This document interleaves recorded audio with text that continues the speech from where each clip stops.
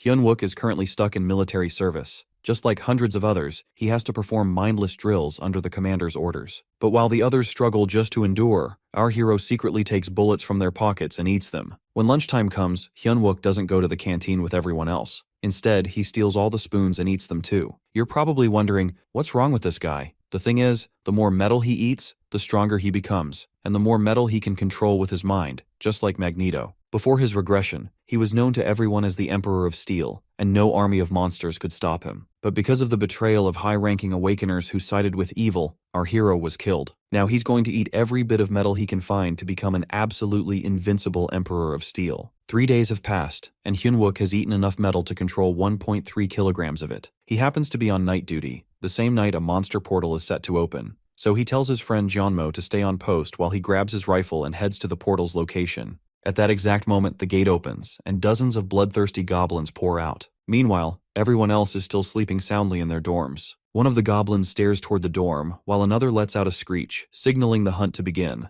But before they can move, one is suddenly thrown back by the force of Hyun-wook's weapon, because he's already standing in front of them. The other goblins freeze, staring at their fallen comrade. Hyun-wook, however, is thrilled beyond words. He's been waiting for this moment for 3 days. But his inner thoughts are interrupted by the sound of a goblin trying to get back on its feet. Manipulating his weapon, Hyun-wook muses that he's always been good with ambushes. Maybe this time it'll be enough to make him level 1. Though he's not thrilled about having to repeat everything all over again, he accepts that this is the life he's been given. As a goblin charges at him, Hyun-wook is more than ready. With a swift flick of his finger, he controls his dagger, slicing clean through the goblin's neck. The hunt has begun. Other goblins prepare to attack him, but Hyun-wook's attention is fixed on the mana core lying on the ground. Knowing the future, he wastes no time. He pulls the core toward himself and swallows it. The goblins freeze, completely baffled by what they've just witnessed. Hyun-wook looks at them with annoyance, mocking them for how badly their mana stinks. In truth, he can consume steel, and since mana cores are made from mana steel, he needs them to grow stronger. At that moment, his system congratulates him for consuming mana steel. Once the absorption process is complete, his mana will increase. He grins at the screen because it means he really can become stronger, and fast. Consuming all these goblins might just make his life a lot easier. He then pulls his bayonet out from the tree, ready to feast on the goblins. A little while ago, when Hyun-wook is with Junmo, they suddenly hear shouting in the distance. Before Junmo can react, Hyun-wook quickly hushes him, lying that he senses metal movement nearby. Junmo stares at him in disbelief. As far as he knows,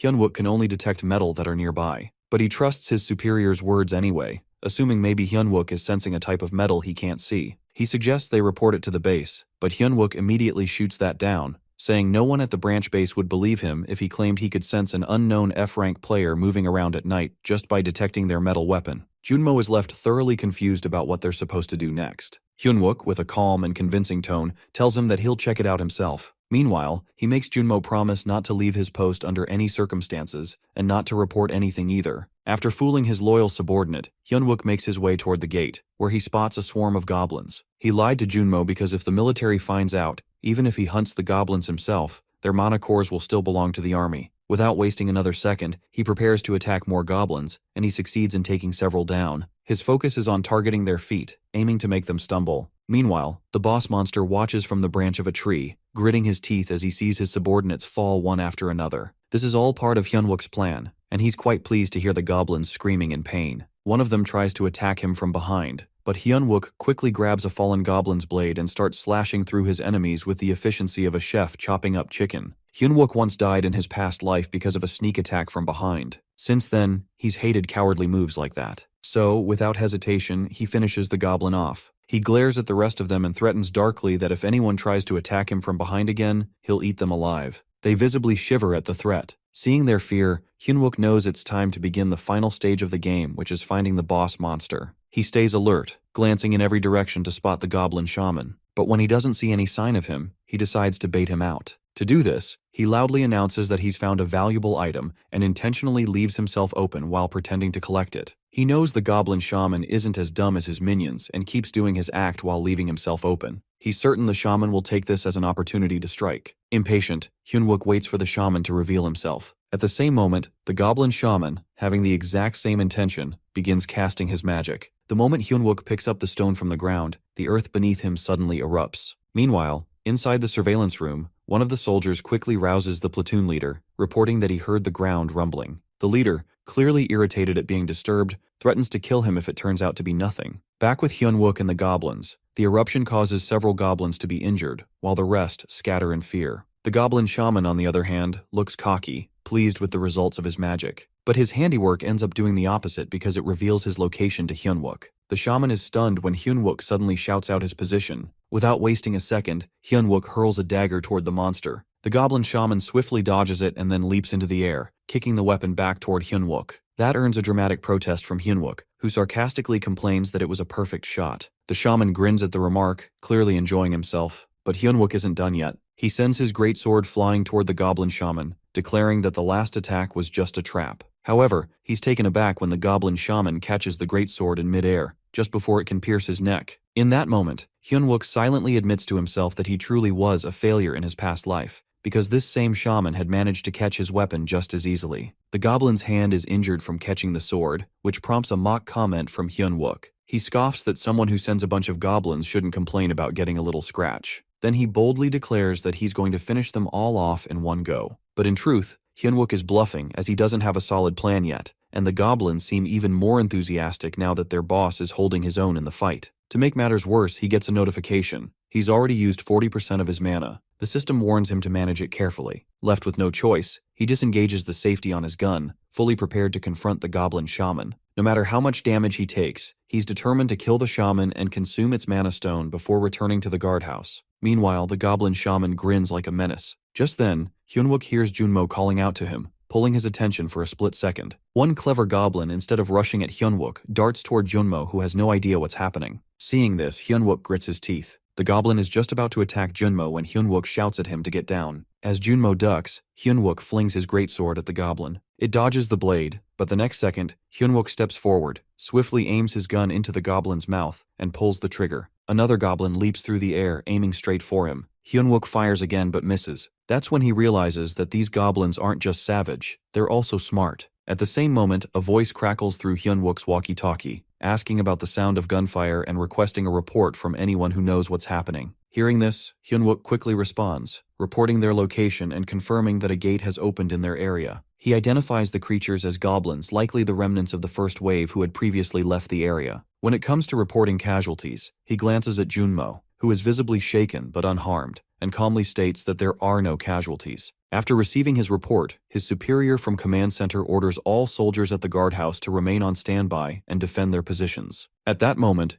Hyunwook immediately realizes something. Lieutenant Seo Yunha will be arriving soon. Seo Yunha, the leader of the AMT Paladins, is already preparing to deal with the gate now that she's aware of it. But Hyunwook has a very different concern. He knows that if she arrives, she'll be able to clear the gate on her own, and every item obtained, including a legendary Grade 1, will legally belong to the military. That item is adamantium, which is the same metal that once made him the Steel Emperor in his past life. If he misses this chance to get his hands on it, he won't have another opportunity to find adamantium for 4 more years. Remembering the final moments of his previous life, he grits his teeth. No matter what happens, he's going to get to it first. For this purpose, Hyunwook understands that the monsters must be dealt with before the AMT Paladins or standby forces arrive. Typically, luring goblins requires a human presence to draw them in. Though Junmo raises a question, Hyunwook doesn't respond. His mind is occupied, analyzing the likely paths goblins might take next in search of prey. The city center crosses his thoughts as a potential destination, but he quickly dismisses it. A place that densely populated wouldn't suit a goblin pack as it's too risky, too exposed for them. Then, a report from the 6th post provides an answer. Goblins have begun appearing there. Hyunwook doesn't hesitate to acknowledge the call, intending to assist, only to be met with resistance. Orders demand every squad remain at their designated post. And from the tone of the reply, it's clear that F-rank soldiers like them aren't expected to accomplish much. The implication carries a mix of disbelief and mockery. Junmo, clearly unsettled, voices concern. The fear of punishment looms. The possibility of confinement to the guardhouse is real. But Hyunwook remains unmoved, knowing the 6th post relies heavily on long-range players, which are mages and archers, who would struggle against close-range enemies like goblins. A protest from Junmo follows, questioning what real impact they could have. Hyunwook, calm as ever, adds that he will also help him with a quiet glance, serving as both an answer and a decision. The sudden realization leaves Junmo stunned, caught off guard. Meanwhile, the 6th post requests backup as their corporal is down. They are told to hold their position. The rapid response unit has already been deployed, but until then, they must defend their post with their lives. Echoing their superiors' grim orders, the soldiers resign themselves to the idea that they're going to die anyway. Goblins have already surrounded the entire guardhouse, leaving no escape. Inside, Soldier turns to his corporal, who is barely managing to stay upright. The corporal admits that he doesn't believe the barrier will be enough to stop the goblins. Desperation creeps in as the soldier pleads, asking when help will arrive or if it's only going to come once they're already dead. He doesn't get to finish the sentence. Suddenly, an eerie silence falls outside. That's when the goblins step back, allowing their boss to take charge. With a twisted command, he manipulates the surrounding rocks and hurls them at the guardhouse. The impact is immediate. The roof begins to crumble, dust fills the air, and panic spreads among the soldiers. They know exactly what's coming next.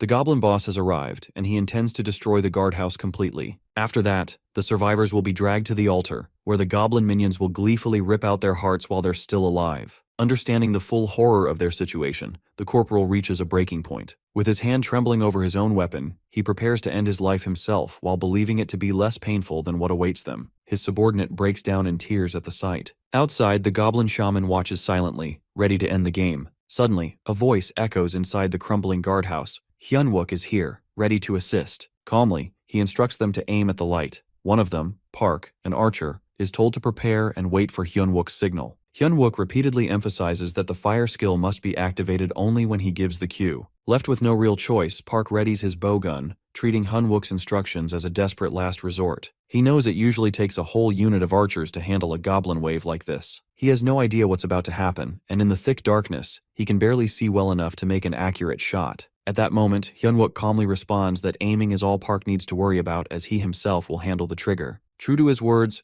Hyunwook takes control of the shot, baffling Park completely. The fire arrow releases from the bow and strikes a goblin that Hyunwook has already pinned down. The very next moment, the arrow explodes within the goblin's body. With this calculated stunt, Hyunwook uses only 1% of his mana, and the efficiency of it brings a flicker of satisfaction as he's found a way to utilize an archer's destructive potential without draining his own energy. Inside the guardhouse, Park is stunned to see his aim hit the target dead on. Watching this unfold, the goblin shaman retaliates with a wave of rocks, launching them toward Hyunwook. But Hyunwook narrowly dodges the attack at the last moment. Unfazed, he calmly instructs Park once again to reload and aim for the light. One after another, goblins fall, roasted by precise firepower. Each kill witnessed by the goblin shaman, who now watches grimly as his forces are turned into cinders. Meanwhile, Park Junmo is assigned the task of locating the boss monster, and he finds himself wondering how he's supposed to do it. Even if he does manage to find the goblin, it would be a suicidal mission before he can even send a signal. Doubts creep in because Hyunwook's intentions seem off. It almost feels like he's planning to clear the gate entirely on his own,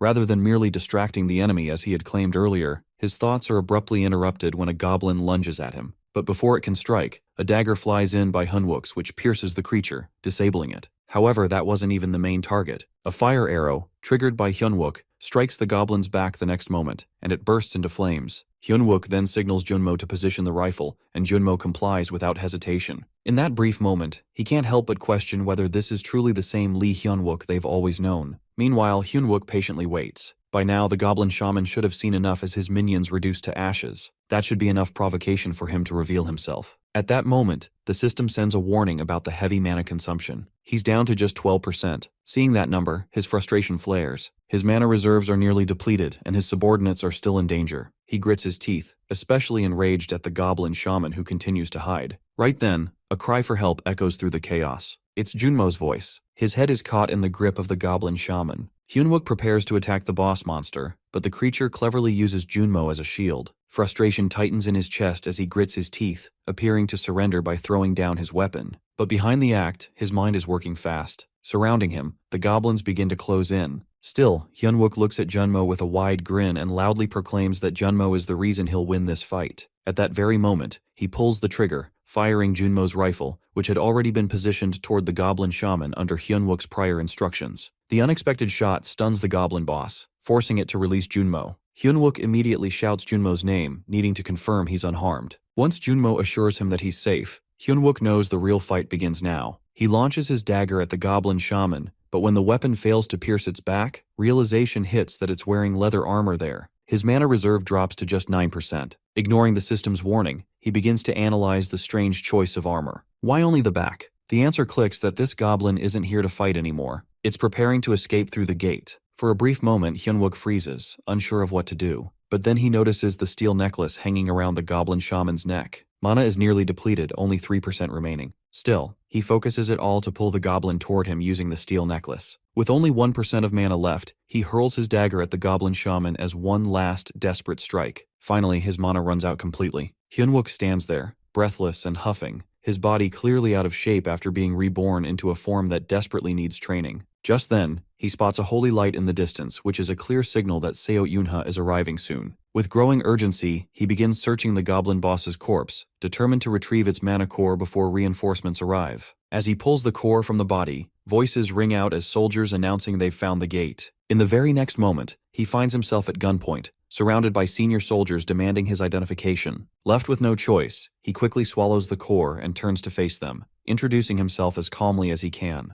Upon seeing him, the soldiers immediately call for a stretcher, assuming he must be injured. Seo Una arrives just in time to witness the scene. She sees the open gate and knows that if it's still active, some goblins must still be lurking. What truly stuns her, however, is the fallen boss monster defeated by ordinary 4 soldiers. She pauses, taking note of the injuries on the goblin bodies. Each wound follows a consistent pattern, too precise and uniform to be from multiple sources. The conclusion is simple. This was the work of one person. Meanwhile, Hyunwook receives a notification that he has successfully consumed the adamantium core. However, his system cautions that absorption will take time since his body is already processing other metal. Still, the news is satisfying. This metal grants him a new magic skill akin to enchantment, and over time, he'll be able to manipulate even heavier materials. As Yuna scans the scene, she notices Hyunwook laughing to himself, which is an odd reaction given the chaos. His amusement only grows when his screen notifies him of yet another ability, the capacity to detect all metal within his sensory range. At the same time,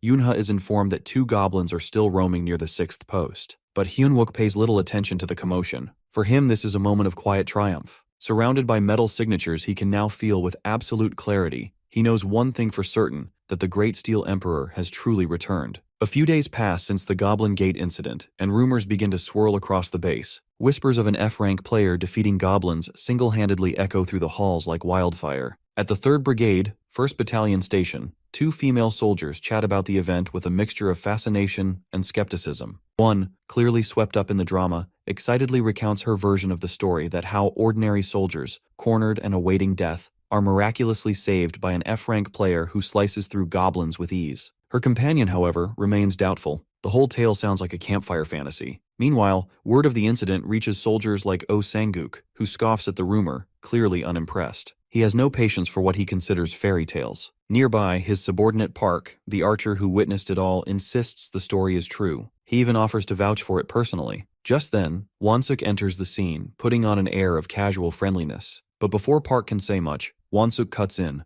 subtly flexing authority by reminding Park that he once dared to lower his hand before Sanguk had accepted his salute. Park, shivering slightly under the pressure, denies the accusation and quickly salutes Sanguk again, trying not to make things worse. Now Sanguk turns his attention to Wansuk, believed to be the next ace of their term, a soldier known for his raw strength, someone capable of tearing down goblins with his bare hands. With a mocking edge, Sanguk asks whether Wansuk could have taken down a raid gate alongside 3 ordinary soldiers. Wansuk answers with a firm and simple no. Oh Sanguk stubbornly assumes that someone else must have struck the final blow after a goblin got separated from the herd. To him, the idea of an F-rank going rogue like that is dangerous because it threatens the very foundation of military discipline. Wansuk's expression darkens into something cruel as he grabs Park's head, unable to tolerate even the possibility that this rumor might disrupt military order. Meanwhile, inside the battalion commander's office, Hyunwook is summoned. He stands before Seo Yunha and her companion, salutes the commander, and waits, still unclear about why he's been called. After all, he knows the military has the power to quietly bury such matters.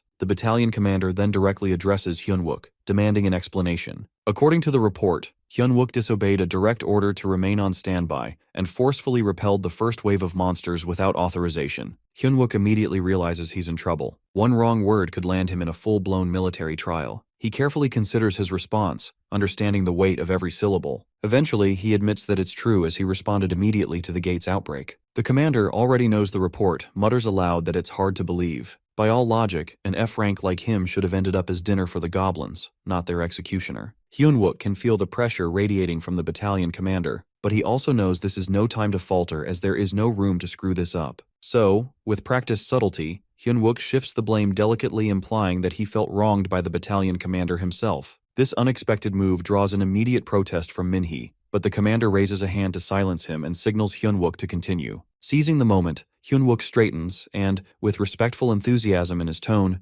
reminds the commander of a lesson once taught during training. His words echo the battalion commander's own memorable speech, one that emphasized how even the lowest-ranking soldier could succeed if they followed the AMT tactical textbook on facing high-level monsters like trolls. The battalion commander pauses, caught off guard by the memory of his own words. Hyunwook reiterates the line, emphasizing that if they are trained to face trolls, then defeating a goblin should be far from impossible for someone like him. He acknowledges that yes, he acted against the command center's orders, but he did so to save the lives of the soldiers stationed at the 6th post. Internally, he feels a flicker of satisfaction. He's given a logical, well-structured answer, but he knows logic alone won't carry him through. Now is the time to press the emotional button that will truly move the commander. He recalls how the battalion commander once preached that a true soldier isn't defined by rank, but by the will to prepare for the worst and give everything in the fight. Continuing with measured conviction, Hyunwook says he merely did what a true soldier should under the commander's guidance. He speaks with genuine reverence, stressing that everything he did while putting his life on the line,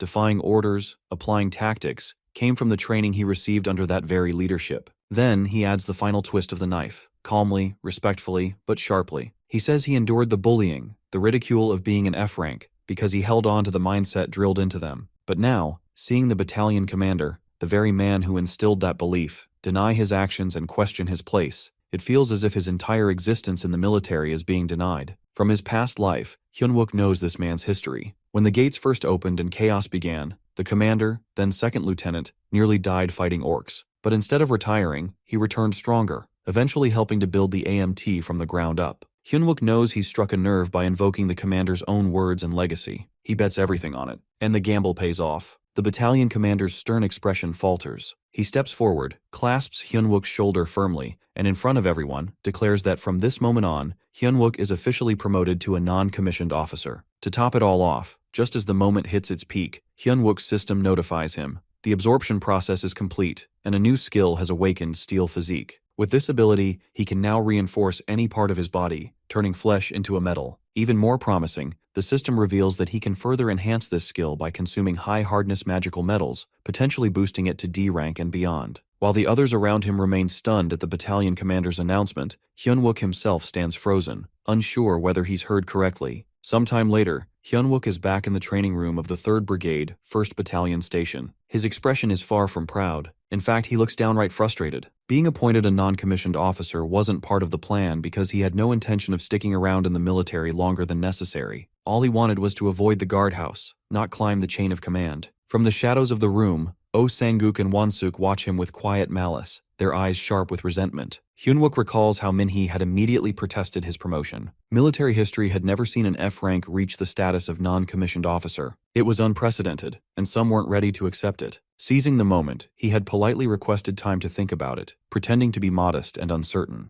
In truth, his mind was already made up. From now on, Hyunwook resolves to keep a low profile. No more attracting attention. No more heroics in the spotlight. His thoughts are interrupted by Won-suk, who casually asks if his bench is empty. Hyunwook replies with a firm no. Sensing the provocation, he questions Won-suk's purpose for being there. But instead of answering directly, Won-suk easily lifts the weights and comments with a mocking grin, how it's surprising that someone as famous as Hyunwook is lifting such a pitiful amount, something that would clearly embarrass their entire unit. With that, all eyes shift to them. Hyunwook glances at Oh Sang-guk and knows instantly that if he lets this slide, Oh Sang-guk will only escalate things, just like in his past life. Besides, he's already decided to keep a low profile but not at the cost of becoming an easy target. Left with no choice, he turns to Won-suk, fire burning in his eyes, and challenges him to a spar. Not long after, word spreads like wildfire that Won-suk, the next term ace, is about to face off against Hyunwook. Soldiers gather around the ring, excitement buzzing in the air. Both step up, boxing gloves on, ready for a showdown. Won-suk's grin says it all that he's more than eager to teach Hyunwook the lesson of a lifetime. The match kicks off instantly as Won-suk lunges toward Hyunwook with raw aggression. At the same moment, outside the fighting arena, Warrant Officer Cheon is visibly annoyed after hearing that Sergeant Choi Young-jun has gone on vacation. He came all this way just to meet him, especially after hearing rumors that Choi holds the potential to become a sword saint. Seeing his superior's frustration, Cheon's subordinate tries to salvage the situation, reminding him that the visit need not be a waste. After all, the next term ace with the barbarian trait Won-suk is present and fighting today. The suggestion catches Cheon's attention, making him pause to consider it. His subordinate doubles down, emphasizing that evaluating Wonsuk could be worthwhile. Better to leave with something than go home empty-handed. Meanwhile, back in the ring, Hyunwook swiftly avoids Wonsuk's furious punches. He remains defensive, weaving and ducking with sharp reflexes. But then, one heavy blow lands squarely, sending him crashing into the wall behind him. Wonsuk seizes the opportunity, rushing in to deliver another strike, but Hyunwook rolls across the floor in a clean dodge, rising swiftly to his feet. He plants himself firmly and gestures for Wonsuk to come at him again, eyes fierce and unwavering. Provoked and gritting his teeth, Wonsuk charges in, unable to resist the bait. Meanwhile, Warrant Officer Cheon strolls into the training hall with his subordinate, who is saying that it looks like destiny itself has set the perfect stage for an impromptu audition. He nudges Cheon, asking for his opinion on the fight. Cheon casually admits that Wonsuk packs a precise punch, but points out that all the power in the world doesn't matter if you can't even land a single hit. His subordinate insists it's just inexperience. Wonsuk just needs to hit once, and it'll be game over. Cheon listens, silently weighing the claim. Back near the ring, Oh Sang-guk watches in growing confusion. Wonsuk hasn't landed a single blow, and he assumes the guy's just going easy on Hyunwook. He shouts at him to stop playing around and go all out. Others join in too, mainly because, let's be real, most of them placed bets on Wonsuk. What none of them realize is that Wonsuk isn't going easy. In fact, he's trying hard, but something feels off. His body's heavier than usual, his legs sluggish. What he doesn't know is that Hyunwook is subtly controlling the metal inside his boots. With every step, it's like Wonsuk is sinking into invisible quicksand. Still, he pushes through, throwing another punch only for Hyunwook to effortlessly slip past it again. Now Wonsuk's face clearly shows it that he's confused, frustrated, and low-key panicking. On the other side, Hyunwook smirks. He can tell Wonsuk feels like he's fighting in a swamp, and he's absolutely loving it. Suddenly, Wonsuk pauses and blurts out that something's wrong with his legs. But Hyunwook just smirks wider and throws back a mocking taunt. Maybe Wonsuk's just making excuses now that things aren't going his way? With a growl, Wonsuk activates his berserker mode, layering it with his body-strengthening skill. His aura flares. Hyunwook is ready for this. Meanwhile, Cheon is taken aback as Wonsuk activates his body-strengthening skill, something that clearly doesn't belong in a casual spar. But what really stuns him is Hyunwook's expression, which is completely unfazed. His experienced eyes narrow, analyzing the scene. This isn't just a rookie sparring match. It's starting to look like a showdown between a raging buffalo and a waiting leopard, one hiding its claws. Cheon comments that this is fun. His subordinate, practically glowing, takes Cheon's amusement as validation. He points out how Wonsuk is proving his worth after all, body strengthening at D rank. That's impressive enough to justify the hype. Back in the ring, Wonsuk's patience hits its limit. Enough humiliation. He charges in and lands a heavy punch, sending Hyunwook crashing into the net of the ring. Oh Sang-guk jumps up, cheering like he's watching the underdog win the national championship. But Wonsuk isn't celebrating. His fist throbs painfully, and he realizes something's very wrong. It feels like he just punched a steel wall with his bare hands. Because he basically did. Hyunwook had activated his strengthening body transformation at the last moment as his arms now hardened like steel. And Wonsuk, true to form, charges like a bull. But Hyunwook dances out of range again, effortlessly dodging. Then, with his feet steeled, he lands a brutal kick to Wonsuk's shin. Truth be told, Hyunwook hates wasting his valuable skills on someone like this. But if beating down this trash soldier helps shut down the bullying, then maybe it's worth it. Everyone is stunned into silence as Hyunwook effortlessly beats Wonsuk to the ground. The air is thick with disbelief, but not for Cheon. He smiles like he's been waiting for this exact moment. Finally, Hyunwook sheds the disguise of restraint and bares his fangs. To Cheon, it looks like a leopard sinking its teeth into its prey's neck, and now he watches with fascination, wondering if the predator will go all the way and cut off Wonsuk's breath for good. But the fight isn't over. Wonsuk, wild with rage and shame, suddenly regains momentum. He grabs Hyunwook and yanks him into the air, convinced that some trickery is at play. He prepares to slam Hyunwook into the ground with every ounce of strength he's got, determined to end this in a single, crushing blow. And in that instant, Hyunwook's calm cracks. For the first time, his expression shifts. Hyunwook fights back, and the intense scuffle continues. Then, without warning, Hyunwook pulls off a flying armbar at the last moment to save himself from the hit. At that, Cheon, watching this, thinks to himself that if that punch had landed, Wonsuk might have broken his own wrist. He realizes that Wonsuk instincts are sharper than expected. As the match drags on, Cheon starts wondering if a regular player like Hyunwook could really defeat a barbarian like Wonsuk. He questions if he's overestimated the guy. Meanwhile, Wonsuk taunts Hyunwook, asking if he really thinks he can crush his arm like that. Wonsuk tries to trap Hyunwook with just his fingers, but Hyunwook uses his strength to twist out of it. Wonsuk roars in frustration when Hyunwook locks him in a rear naked choke. Cheon's face brightens as he nods in approval, thinking that Hyunwook's body conditioning is impressive. Even without using any special skill, he's compressing Wonsuk's carotid artery, Meanwhile, Hyunwook clings to Wonsuk from behind, holding the choke. Wonsuk yells, claiming he just needs to use brute force to throw him off. He activates a D-rank skill which is strengthening body transformation, but it's no use. He still can't break free. A warning flashes before him that he's using the transformation skill in a range beyond his current chokehold. Hyunwook doesn't ease up. He keeps applying pressure. Another warning appears that too much force could damage Wonsuk's own body. One of the recruits nearby, worried, yells to the sergeant that they should intervene because someone like Wonsuk, with his pride, would never tap out. Hyunwook, straining with all his power, thinks this much should be enough to warn Oh Sang-guk. On the other hand, Wonsuk panics inside. He can't believe he might actually lose to someone like Hyunwook. The thought of being humiliated in front of everyone as he is the supposed future ace rattles him. Suddenly, an energy surge flows through him. Hyunwook senses it, surprised, as Wonsuk's muscles swell and his shirt rips apart. With a scream, Wonsuk bursts forth with full strength, but Hyunwook doesn't let go, and Cheon watching is shocked. Wonsuk is using the same D-rank transformation twice in one match. Still, if he doesn't escape this choke, it won't matter. The question hangs in the air that who's the real predator here. Hyunwook tightens his grip even more and Wonsuk's eyes bulge, and then he collapses, unconscious. The soldiers stare, stunned.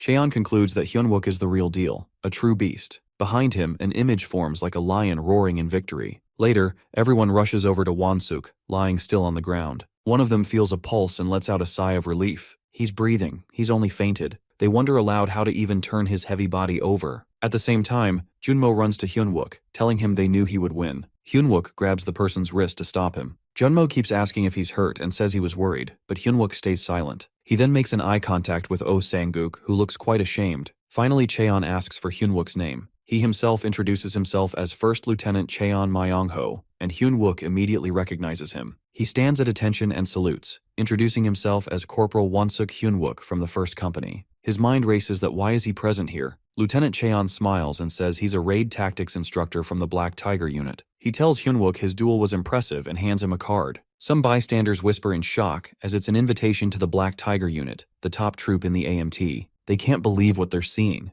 Hyunwook hesitates and replies politely that he's just a regular player. The lieutenant brushes that off, saying ranks are made for ordinary people, and they need warriors like him. Hyunwook sighs inside. All these people are trying to drag him into things. He knows how closed off and political the military world is. The lieutenant still holds out the card, waiting. Hyunwook thinks about the trouble this might bring later, especially with villain groups. But he eventually accepts the card and thanks him for the offer, saying he'll consider it. He salutes respectfully. On the side, Oh Sang-guk clenches his fists and grits his teeth, clearly upset. That night, in the battalion commander's office, a conversation unfolds. One officer asks how the Black Tigers are doing. Lieutenant Cheon replies they're always short-staffed. The commander grumbles that these days, even C-rank soldiers get recruited by guilds. They spend so much time training talent, only for them to be snatched away. He chuckles and guesses Cheon is here for Sergeant Choi Young-jun, but Cheon says he's actually on leave. However, he did find an interesting soldier while he was here. He sips his tea and mentions Hyunwook. The battalion commander, curious, asks again if he's an interesting soldier. Cheon answers that Corporal Lee Hyunwook. Just then, the commander looks out the window and sees Hyunwook running outside,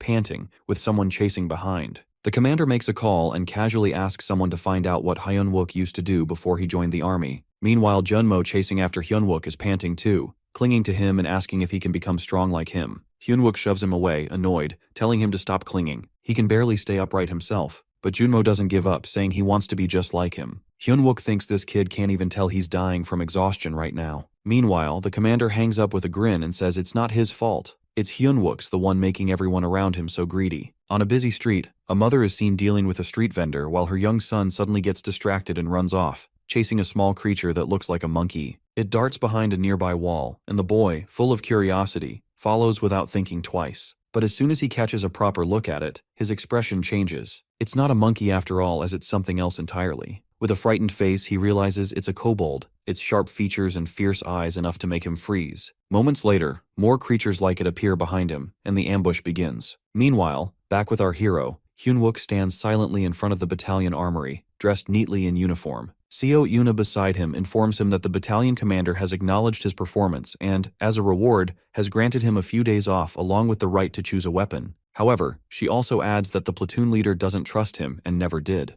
Hyunwook, thinking back to his previous life, remembers how uptight that man always was and figures nothing much has changed. He decides it doesn't matter anymore whether the man believes in him or not. What's important now is the present. Then Seo Yunha turns back and gives him a teasing look, pointing out that he seems quite full of himself. She says that the marking patterns found on the goblins near the gate were all identical, which clearly indicates that Hyunwook managed to stop the first wave of the goblin assault all by himself. She questions if that's even possible and looks at him with disbelief. Hyunwook, gripping a sword, simply states that this is the weapon he's going with. She then warns him not to pick something at random just because she's offering help and advises him to think carefully, saying she's backing him into a corner for his own good. But Hyunwook already knows what he's doing and insists that he likes this one. The weapon he chooses is known as the Cloud Blade. At first glance, it seems like a weak and almost useless item. It absorbs water and releases wet fog, but Hyunwook knows better. He remembers how, in his past life, Sergeant Choi Youngjun became famous using this very sword, and he's confident that its true power will reveal itself in time. In fact, the blade's real name is Dark Hand of the Cloudmaster. He recalls the ancient mythology, where alongside Huang Wung, 3 weather gods descended: Wind Lord, Rain Master, and Cloudmaster. Among them, the Cloudmaster was the one who controlled the clouds and carried a pitch-black hand, known as the Hand of Darkness. Upon closer interpretation, this hand symbolizes blades hidden in the mist,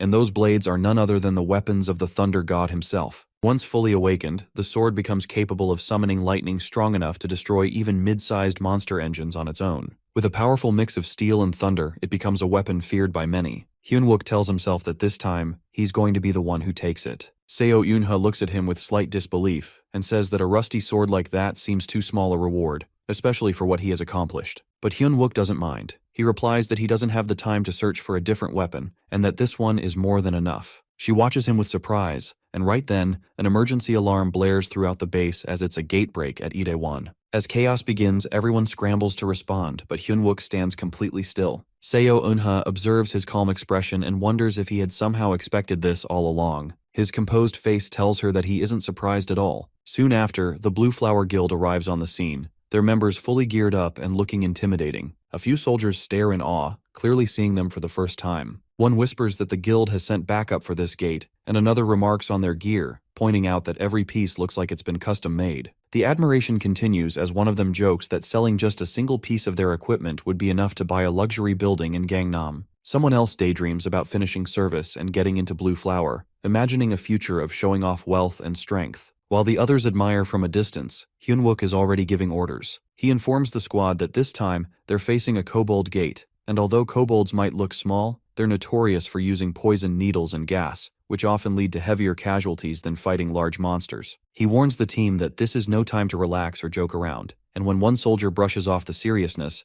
Hyunwook doesn't hesitate to remind him of the danger. He talks about the possibility of kobolds gouging out someone's eyes while they're still alive, and suddenly, the mood shifts. He tells the squad to inspect their gas masks properly, emphasizing how essential they are against poisonous gas. A soldier watching all of this mocks the group and says it almost looks like the trash units are holding strategy meetings now, and from a distance, someone could mistake them for an elite support squad. Another soldier just rolls his eyes. Hyunwook continues giving instructions and calls out to Jincheol, telling him not to be careless even if they're positioned at the rear. He reminds him that many kobolds escape through tight spaces like sewers and narrow pathways, and tells him to have his gas mask ready at all times. But Jincheol responds with a cocky attitude, saying he doesn't need advice from someone like Hyunwook. Hyunwook warns him seriously, but Jincheol laughs and calls him Mr. Commander of City Square. Clenching his teeth, Hyunwook snaps back, telling the squad to stop joking around and return to their senses. He reminds them that this isn't the first time they've faced a real-life threat, and that death is a real possibility. He explains that kobolds are small and agile, which is why they must install motion sensors near underground passages and narrow routes. He gives them 20 minutes to finish the task and then calls out Junmo, assigning him a specific role. As Junmo replies, the others begin whispering among themselves, noticing that Hyunwook seems unusually tense and serious today. Before anyone can react further, something suddenly strikes Hyunwook in the neck. A strange object sticks into his skin,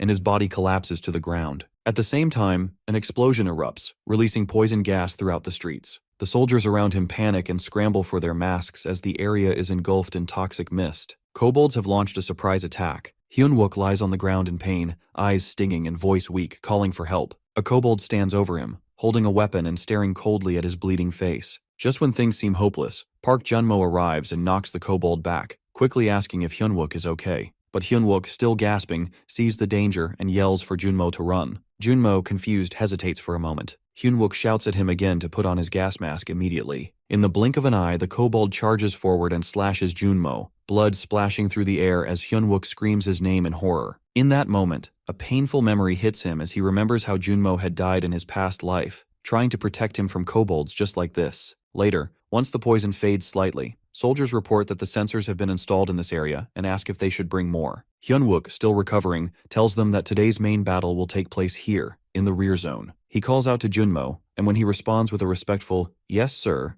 Hyunwook gives him new instructions. He tells Junmo that he'll signal him when the time is right, and when that happens, he should lead the square members away from the operation zone. Junmo looks surprised by the sudden plan, and right then, something unexpected happens. Desertion is announced. Someone is withdrawing from the battlefield without orders, a felony under military law with a 5-year prison sentence in Korea. Everyone freezes in disbelief, but Hyunwook, calm and determined, says this isn't desertion, it's strategy. Announcements echo across the base, grim and heavy. Reports come in from Delta. Zones 1 and 3 report no survivors. Zones 4, 5, and 6 follow with the same fate. Gamma Team checks in, also confirming 0 survivors. Then comes the report from Beta that a kobold nest has been found in Zone B9, with an estimated count of over 200 enemies. Troops begin moving in under wide-range magic formation, and infiltration into the marked point is completed. Once the formation stabilizes, the attack squad prepares to activate the magic circle and stand by. Kobolds, dozens of them, begin surrounding the area, watching with piercing eyes. Hyunwook holds his position and orders everyone to stay ready. Suddenly, one of the kobolds leaps onto the magic circle, slashing at it with its weapon. Instantly, the soldiers open fire as commanded, and the flames erupt from the circle, hurling the kobolds backward with violent force. Without wasting time, another order goes out, to stick motion sensors all the way to the back of the drains. The team scatters and follows the command quickly. In Zone 2, the sensors are in place. In Zone 5, Hyunwook finishes attaching the last one. As he marks the spot with aluminum tape, someone walks up behind him and questions what he's doing. Hyunwook salutes and replies that he's following the manual, placing sensors and marking elemental points. But the man scoffs, calling the entire effort a waste of time. He mocks Hyunwook for taking a kobold gate so seriously, especially when the elite Blue Flower Guild is already on site. This man is Lieutenant Lee Minwi, a mid-class wizard, and his tone is drenched in arrogance. He orders that the first platoon will begin operations in 20 minutes and tells the support squad to get into detox formation, acting as if their role is insignificant. But Hyunwook calmly responds that their assigned mission, as per the vice platoon commander, is to block any monsters that might escape toward civilian areas from the rear. Some soldiers nearby glance over, whispering that the platoon leader is acting up again, but they're more surprised that Private Lee is actually standing his ground. Lieutenant Minwi, clearly irritated, clenches his teeth and retorts bitterly that Hyunwook seems to have forgotten his place, just because the battalion commander has shown him a little favor. He mocks him for being the only one in the barracks with real battle experience, then jabs a finger toward him, claiming he only has one battle under his belt anyway. Hyunwook's face tightens with anger, and it's obvious that Minwi's words have hit a nerve. Just then, Sergeant Choi Seonha, a middle-class caster, steps in. She notices the tension and casually asks if something is wrong. Minwi stammers for a moment, clearly caught off guard. Hyunwook smirks inwardly, knowing this was exactly why he provoked Minwi in the first place. Sergeant Seonha is his weakness, and her presence disrupts Minwi's authority. Minwi tries to play it off, pretending he was only trying to guide the support squad through the site and teach them about real combat situations. He laughs it off and then turns to ask Seonha why she's here. She replies that the battalion commander has requested Hyunwook's presence. That gets Hyunwook's attention. He wonders if it's really him who sent the call. Meanwhile, from a nearby building, members of the support squad are quietly observing the entire exchange through a telescope. Their eyes are focused on Hyunwook and the platoon leader, watching things unfold. Seonha, noticing Hyunwook's frustration, softly tells him not to let Minwi's behavior get to him. He nods, saying he still has more work to do. She offers to finish setting up the rest of the sensors so they can move quickly. Hyunwook grows more anxious by the second. Time is slipping away, and he starts wondering what the battalion commander is really up to. Back on the rooftop, one of the soldiers watching asks if it's even allowed for their attack squad to be deployed in a kobold raid when they're technically under the battalion commander's direct orders. Seo Yunha casually, replying that a commander's orders aren't to be questioned. Soldiers are meant to follow them without debate. At the temporary command post, Hyunwook finally arrives and announces his presence, stating that he was called for. The battalion commander looks at him with a serious expression, and Hyunwook is surprised to find First Lieutenant Cheon Myongho standing beside him. The commander gets straight to the point. He informs Hyunwook that he's assigning him to take the place of Choi Young-jun, currently on leave, and act as the temporary squad leader of the first platoon for the second strike wave on the Kobold Gate. Hyunwook can barely hide his shock. In his previous life, this commander had never even acknowledged him. Why now? He tries to reason with him. He explains that since arriving at the base, he's only worked in the support squad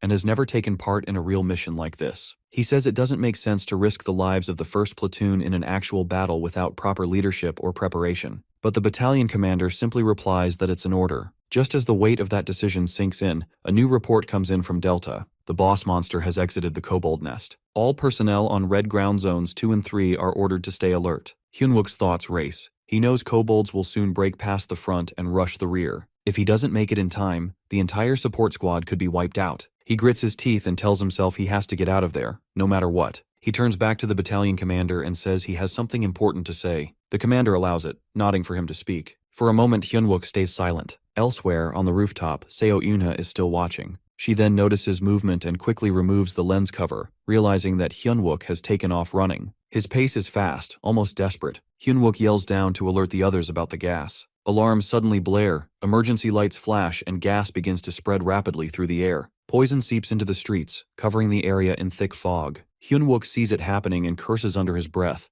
It's happening faster than he remembers. At the temporary command post, Hyunwook approaches the battalion commander with something on his mind. He recalls rumors that during the commander's first mission, every soldier in his platoon had died. That memory alone has always stayed with him. So now, it just doesn't sit right with him that someone like the commander, once respected, is ordering him, a lone corporal from the overlooked city support squad, to risk his life in a combat test. He wonders if the battalion commander, whom he once admired, really sees regular soldiers as disposable pieces on a battlefield. The commander begins to explain that things aren't as they seem, that there's a reason why the attack squad is directly under his command. But before he can finish, Hyunwook cuts in with determination burning inside. He makes it clear that if following orders means sacrificing his comrades, then he won't comply. He's even willing to lay down his life for the mission, but not at the cost of innocent soldiers. The silence between them grows thick, and one of the soldiers yells out that disobeying orders during wartime could cost him his life. Hyunwook knows that well, and still, he can't shake the feeling that if he doesn't go now, the entire rear guard will be wiped out. After a moment,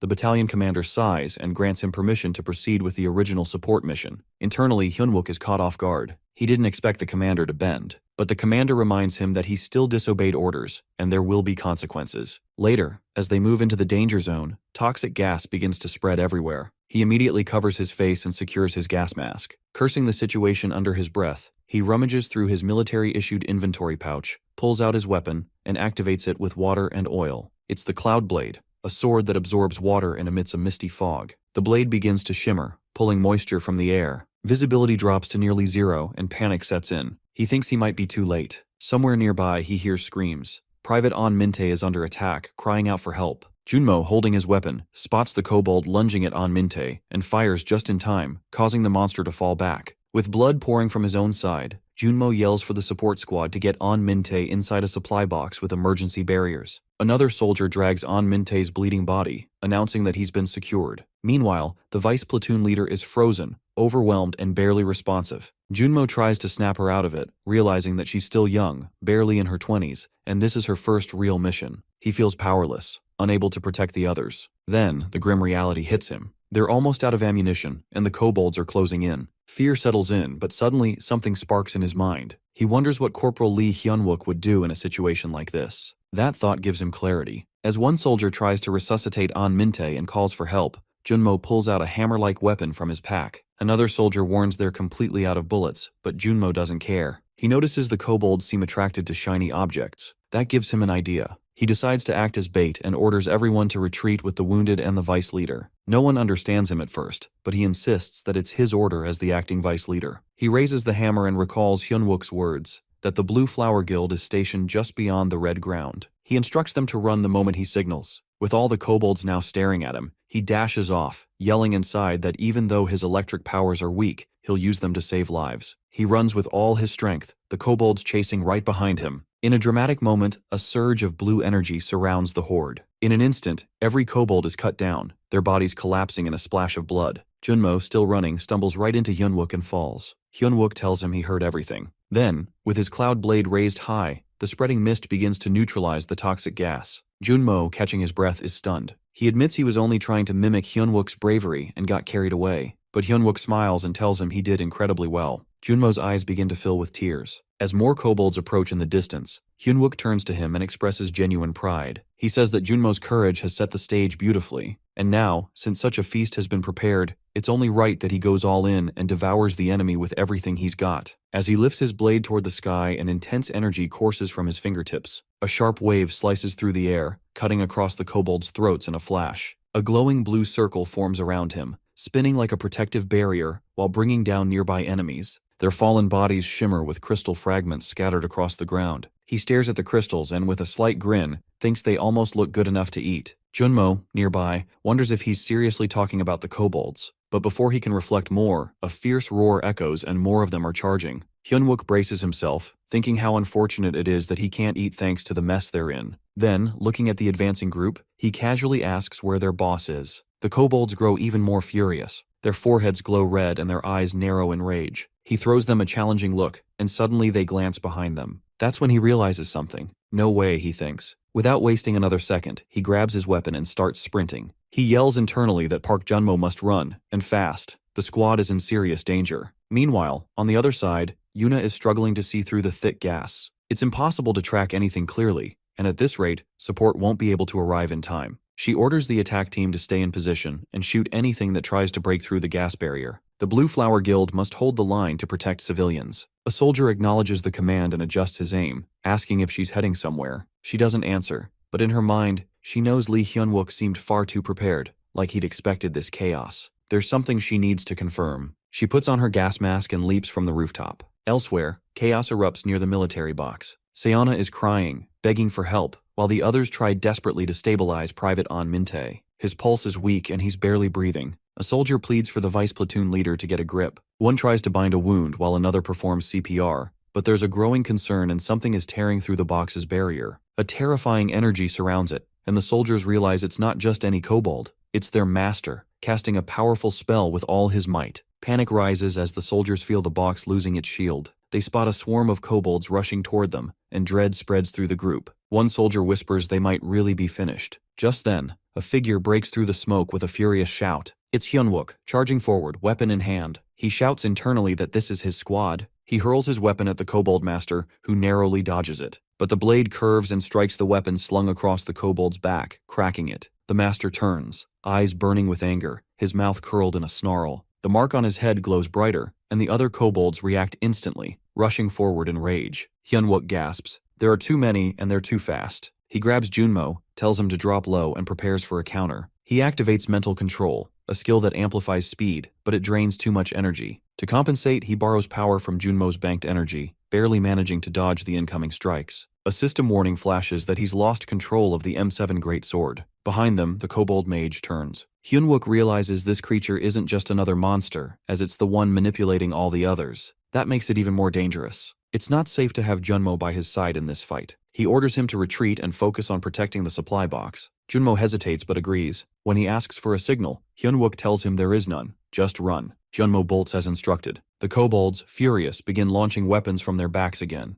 Hyunwook quickly uses mental control to redirect them midair. He dives behind the barrier of the box, watching the final weapon spin toward him. The mage grins from the shadows, but Hyunwook manages to avoid a direct hit. Breathing heavily, he glances at the injured soldiers and sees Junmo rushing over. Junmo reports that An Minte is still unconscious. Hyunwook's heart sinks. He looks around for their medic, Seonha. She's curled in a corner, sobbing uncontrollably. He realizes she's in the middle of a full-blown panic attack. Without their healer, everyone might die. He calls her name, and she lifts her head, her face streaked with tears. He meets her eyes and pleads with her through his expression alone. They're still in the middle of a battle, and lives are depending on her now. Hyunwook turns to her with urgency in his voice, asking if she really plans to live the rest of her life drowning in regret. He knows all too well how terrifying that kind of life can be. While she sobs and looks at him, something stirs in the air. A pulse of energy bursts out, catching the attention of the kobolds from afar. A soft yellow light begins to glow as she finally channels her power. Hyunwook watches her closely and asks how the injured soldier is doing. She admits he's lost too much blood,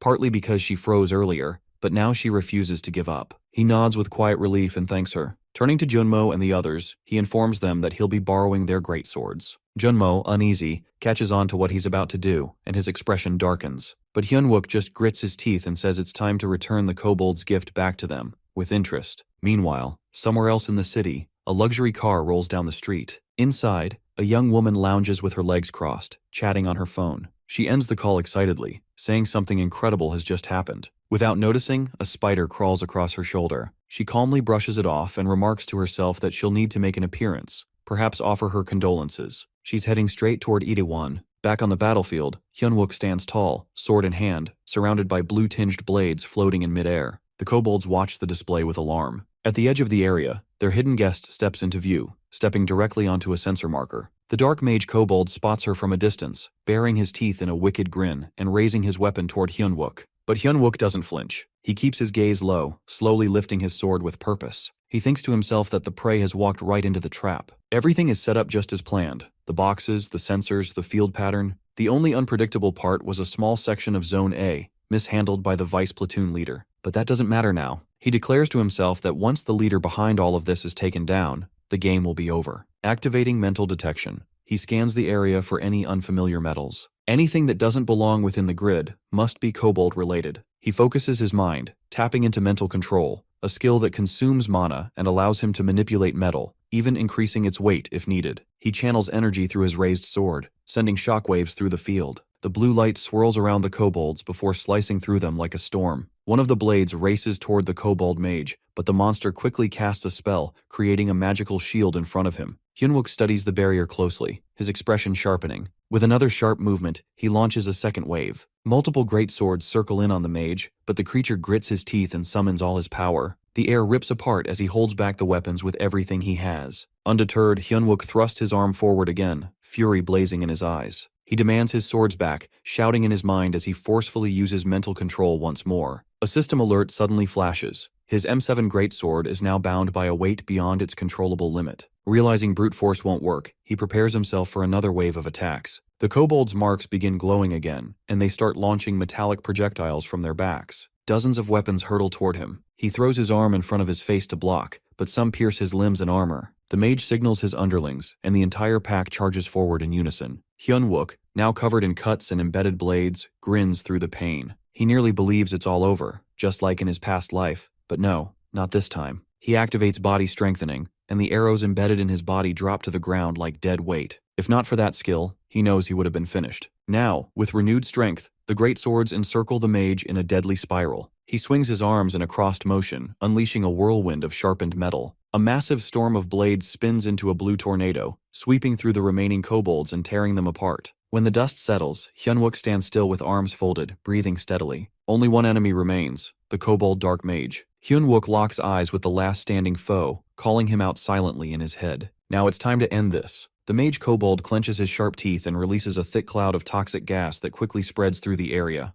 Hyunwook stands right in front of him, shielding himself with his arm. His mind flashes with thoughts of how useless struggling seems now. He remembers how much effort he put into making sure this kobold would be the last one standing. The other square members had already turned their backs on him. They would probably curse him even more now. He starts using mental detection, staying alert, while the kobold remains still. Our guy wonders why there's no movement yet. He lowers his arm slightly, staying alert. Just then, the mage kobold's spell finally activates. A strange energy forms at his feet, gripping them tightly and pulling him to the ground. The kobold grins again, pleased to have caught his opponent. Hyunwook falls and lies there, pinned by the magical grip. Then, his body is yanked upwards into the sky, flung by the kobold like a rag doll. A splash of toxic gas explodes mid-air, scattering over the nearby buildings. The kobold stands below watching, but then our guy's voice echoes. The kobold's eyes widen in disbelief as he sees our guy standing tall again, unfazed. His foot is planted into the ground, and his legs shine with reinforced strength. Blood runs down from the corner of his mouth, his teeth clenched in fury. Memories of betrayal and pain flash in his mind. He's been having too many of those lately. The kobold, weapon in hand, suddenly vanishes.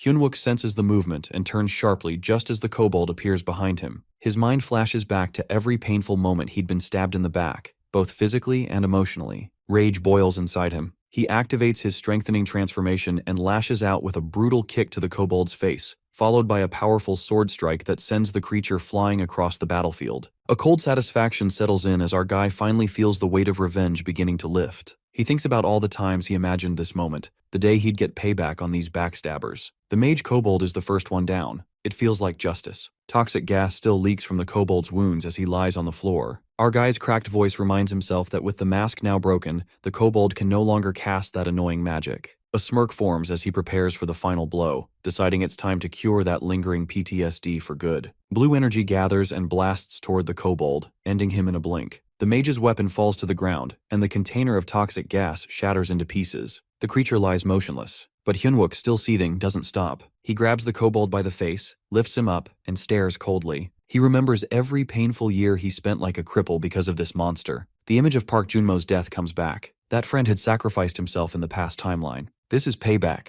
Still gripping the kobold, our guy thrusts the cloud blade into his chest. The blade begins absorbing the blood, glowing as it fills with mysterious energy. Nearby, a dagger lies on the ground. Hyunwook picks it up, thinking the revenge isn't complete just yet. One last move remains. He slashes the kobold's face with the dagger, the same scar the creature once left on his. The kobold finally dies, the cloud blade still buried in his body, continuing to collect the dark energy. When the energy is full, the weapon's hidden power will awaken. Our guy breathes deeply, telling himself that this is the first moment from his past he has finally changed. Toxic fumes still drift through the air, but now he stands beside the kobold's body, eyes catching something glinting on the ground nearby. It's a medal. He picks it up and is immediately notified it's called the Devil's Medallion, Inferno. The name hits him hard. It's a rare item, said to hold the power of the demon races, the highest-ranked medal in its series. Hyunwook feels a chill run down his spine. Why would it appear here? This item, he remembers, belonged to him, the necromancer, the worst villain in human history. That man's undead army had turned the world into hell. Hyunwook reflects on how little was known about him, except for one shared growth trait. Back in his past life, he had hidden his ability to rank up from F because of the necromancer. He'd barely survived that battle at the Blue Lava Golem workshop, and all he'd gotten was a cheap replica of this very medallion, and he wonders why it is the real one here.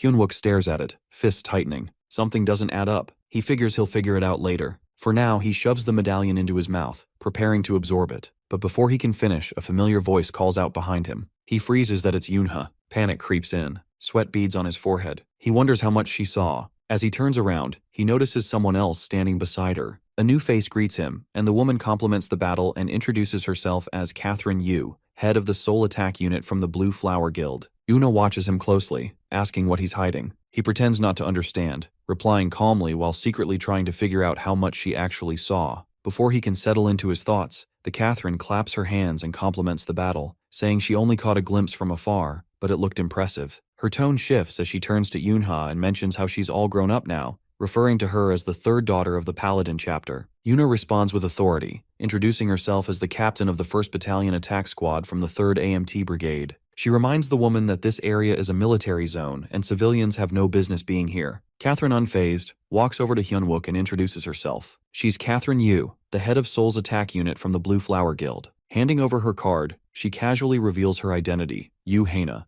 the second daughter of the Blue Flower Guild's leader and an A-rank player. Hyunwook glances at the card, pretending to be surprised, but inside he already knows who she is. In fact, of all the names from his past life, hers is burned into his memory the deepest. She wasn't just some guild leader's daughter. Instead, she had once played a huge part in the destruction of mankind. There's no way he could forget her, even if he wanted to. His memories swirl back to the day Yuna stood in front of him, radiating strength and telling him to stay alive at all costs. That version of Yuna had protected him until her last breath, and it had been Yuhaina who killed her. Back in the present, Yuhaina hints that a great opportunity is within his grasp. He clenches his wrist, caught between old wounds and current confusion. Una keeps her distance but remains firm, reminding Yuhaina again that this is a restricted zone. Yuhaina turns sharply, annoyed by the military formality, saying soldiers should know how to properly address someone of her status. She insists she should be recognized as the department head of the Soul Attack Unit, not just some civilian. The tension between them thickens. Hyunwook stands uncomfortably between the two women, unsure where to look. Just then, a car rolls up with headlights flashing. A moment later,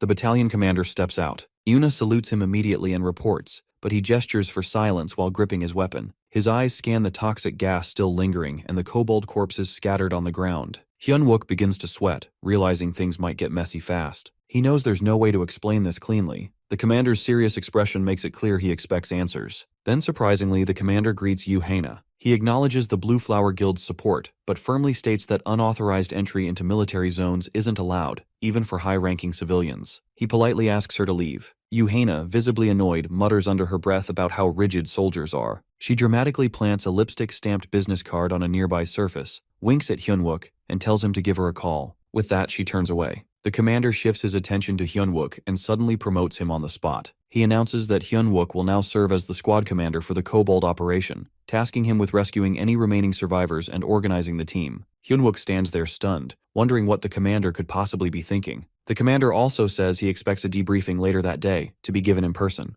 Hyunwook nods, still trying to wrap his head around how fast the situation flipped. He catches Yuna's eyes from a distance. She looks at him, and he looks back, quietly thinking that somehow he managed to escape this crisis, at least for now. A week goes by and it's now the 1st Battalion of the 3rd AMT Brigade. Hyunwook receives a notification that the absorption of the Devil's Medallion, Inferno, is finally complete. His controllable metal weight has increased by nearly 500 grams. A strange sensation builds in his abdomen, something like a hidden chamber forming inside him. He's warned that intense pain is likely. He braces for it, remembering how painful it had been the last time. This body still isn't strong enough. He stumbles into a bathroom, clutching his stomach, barely breathing through the pain. A moment later, someone appears outside the door. He opens it slowly and sees Junmo standing there. Junmo teases him, assuming he's hiding something inside. Hyunwook tries to deny it while holding his stomach, but Junmo keeps joking. Hyunwook insists it's not what it looks like. The Kobold gate that had been underestimated had come at a high cost. There were many casualties. Thankfully, Sergeant Choi Seonha and Private An Min-tae made it out of critical condition and were sent to the military hospital. After that incident, Hyunwook gave up the idea of doing everything alone. He began training the support squad so they could at least defend themselves in emergencies. But this decision came with 2 problems. First, Seonha began bothering him constantly after that day. Second, the material commander started pressuring him to stop working as a non-commissioned officer and become a commissioned officer instead. The commander even claimed that the Itaewon operation proved Hyunwook was the ideal candidate for his vision, a military where rank didn't matter. Hyunwook didn't know why he was being dragged into someone else's dream, but he promised to think about it during his vacation. 3 weeks pass, and the vacation finally starts. On the first day at Seoul Station, he receives another message. He's unlocked a new skill, Breath Room. The skill has 2 effects. One increases the speed of metal absorption. The other allows him to store metal inside his body and release it as a fire breath attack. But achieving this came with side effects, mainly people continuing to assume he's doing strange things in the restroom. He looks at himself in the mirror, feeling the pressure. He knows he's not yet strong enough for the next gate, and the world outside is already asking tough questions. News spreads and people are demanding to know if Seoul Station will be abandoned. The military and authorities haven't given a clear response. Hyunwook feels the weight of it all. If he doesn't improve, he really might die next time. He tells himself that this vacation must be used to prepare fully. Now is the time to truly change the future. Later, Seonha, standing nearby with a cigarette, complains about how long it's been since her last vacation. She struggles with her lighter, cursing under her breath. Just then, she spots Hyunwook and walks up to him, asking if he has a lighter. He stares at her in disbelief and calls her name. Seonha feels a bit embarrassed as she realizes she might have let her real personality slip out. The train arrives and the atmosphere becomes awkward, and for a while, silence lingers between her and our guy sitting beside her on the train. She tries to break the tension by bringing up his vacation, guessing it must be his first one in a while, and that his parents must be happy. But he tells her that his parents passed away when he was a kid. She looks at him with concern, but he simply shares how, although childhood was tough and lonely, adulthood brought him close to people who feel like family. He explains that his friends and co-workers are the ones who constantly push and support him. Calling them comrades feels just right. Their train eventually reaches at Yeongdeungpo. With just 4 days and 3 nights of vacation, he begins thinking seriously about the future. The first step in his preparation is clear that he needs money. A small smile forms on his face as he stands before a massive poster of the Blue Tree Guild that reads, "We support our players." He mentions that the honor of Blue Tree is already a multi-trillionaire, a man named Gordon Precy. With a serious face, he reflects on how Gordon bought powerful people and players, collected high-level gear, and gradually gained full control of the system. Thinking back, he realizes one core reason they lost to the villains was money. Even if matching Gordon's wealth is impossible, he tells himself that having just enough to survive this money game is a must. He already knows where and when the important future events will take place, and which ones will bring in massive profits. As banners of the Blue Tree fill the buildings and streets, he decides that smart early investments could give him an edge. But for that, he needs someone trustworthy, someone who won't cheat him at any cost. Heading toward the Hope Guild, he climbs the stairs, thinking about who he can trust with this responsibility. Just then, a loud voice breaks his thoughts and it's someone's yelling angrily. He pauses and looks toward the noise. A man is grabbing another man by the collar, yelling at him and threatening to hit him. The man being scolded tries to defend himself, saying he's been trying to find jobs, but the other one cuts him off, furious about being offered guard duties at events, calling it humiliating.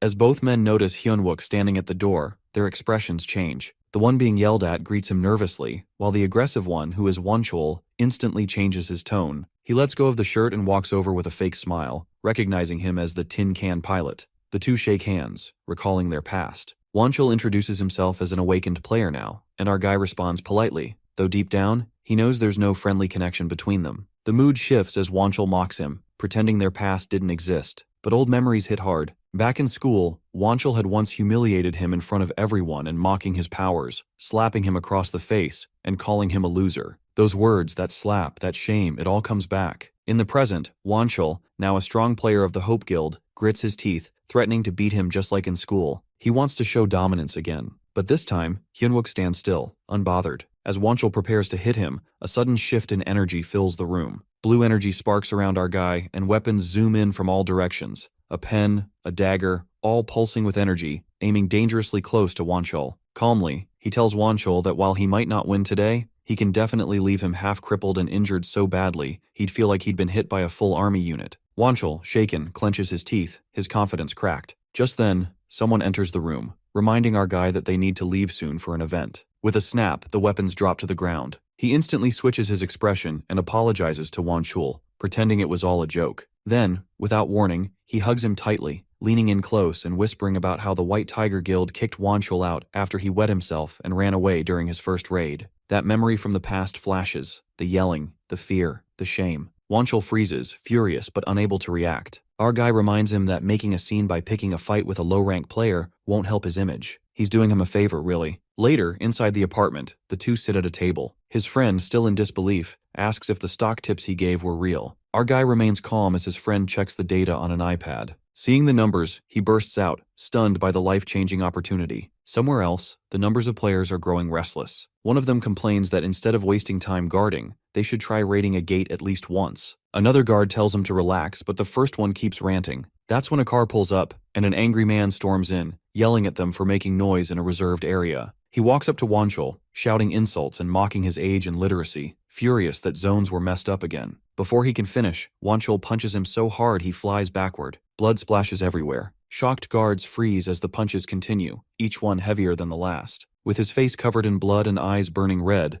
Wanchul stands over the man asking him to search for Hyunwook, yelling with rage. His voice echoes as he screams out the name of Hyunwook and he swears that he'll kill him. Meanwhile, with our boy, Park Cheol-soo mentions that if these stocks really soar like those figures show, it'd be life-changing. However, he admits it's tough to accept so easily. It's a natural reaction that anyone would feel skeptical if someone suddenly claimed to help them make such huge profits. He wonders if maybe someone gave Hyunwook this info just to keep an eye on him. In response, Hyunwook calmly asks if, based on everything so far, Cheol-soo thinks he's trustworthy. Without hesitation, Cheol-soo responds that he does. Still, Hyunwook reflects silently to himself that, apart from the source being his past life, everything he's said is real. He reminds himself that Cheol-soo needs to believe him. Eventually, he just nods and insists it's all true. Right then, Cheol-soo checks a message on his phone and, after reading it, finally accepts that it's legit. Hyunwook tells him that he also wants to hand over his investment to him, 20 million won. It isn't an enormous amount, but it's something his parents left behind. Cheol-soo is surprised and asks if Hyunwook genuinely has faith in him. He thanks him, then adds that nobody in the world is truly talentless nowadays. Talent is simply what people call a superpower. He tells Hyunwook not to be too hard on himself and suggests they just hang in there until their talents are recognized too. Hyunwook thinks to himself that this investment is his way of repaying Cheol-soo for the only warmth he ever received in his past life, back when he had nothing. He knows that in the future, humanity will come into contact with otherworldly beings who can communicate. The technology gained from them will be a game changer in the Gate War. That's why he needs someone skilled in understanding these beings, someone who can share that knowledge with him. Later, Hyunwook walks through Yeongdeungpo Blacksmith Alley. He asks the blacksmith about the price of a mana stone. The blacksmith casually asks how much he has in mind. Hyunwook thinks about how this is his second preparation for the future. With 7 dwarven artisans, he plans to craft his very first master-grade item. He wants to secure these blacksmiths before any villains realize their true value. Soon, he arrives at artisan Kang Jongdu's workshop and greets him. The artisan responds while still focused on crafting a javelin. Hyunwook notices the weapon and realizes it's a javelin made of Ori Halcon. Though it looks rough, it's the same spear that will later pierce the heart of Dragon Terax. He now understands why this rundown shop became the birthplace of a master-grade weapon. Suddenly, a girl appears and, after spotting Hyunwook, throws out a sarcastic remark while calling him crusty. Jongdu scolds her lightly while asking how she could speak to a customer like that.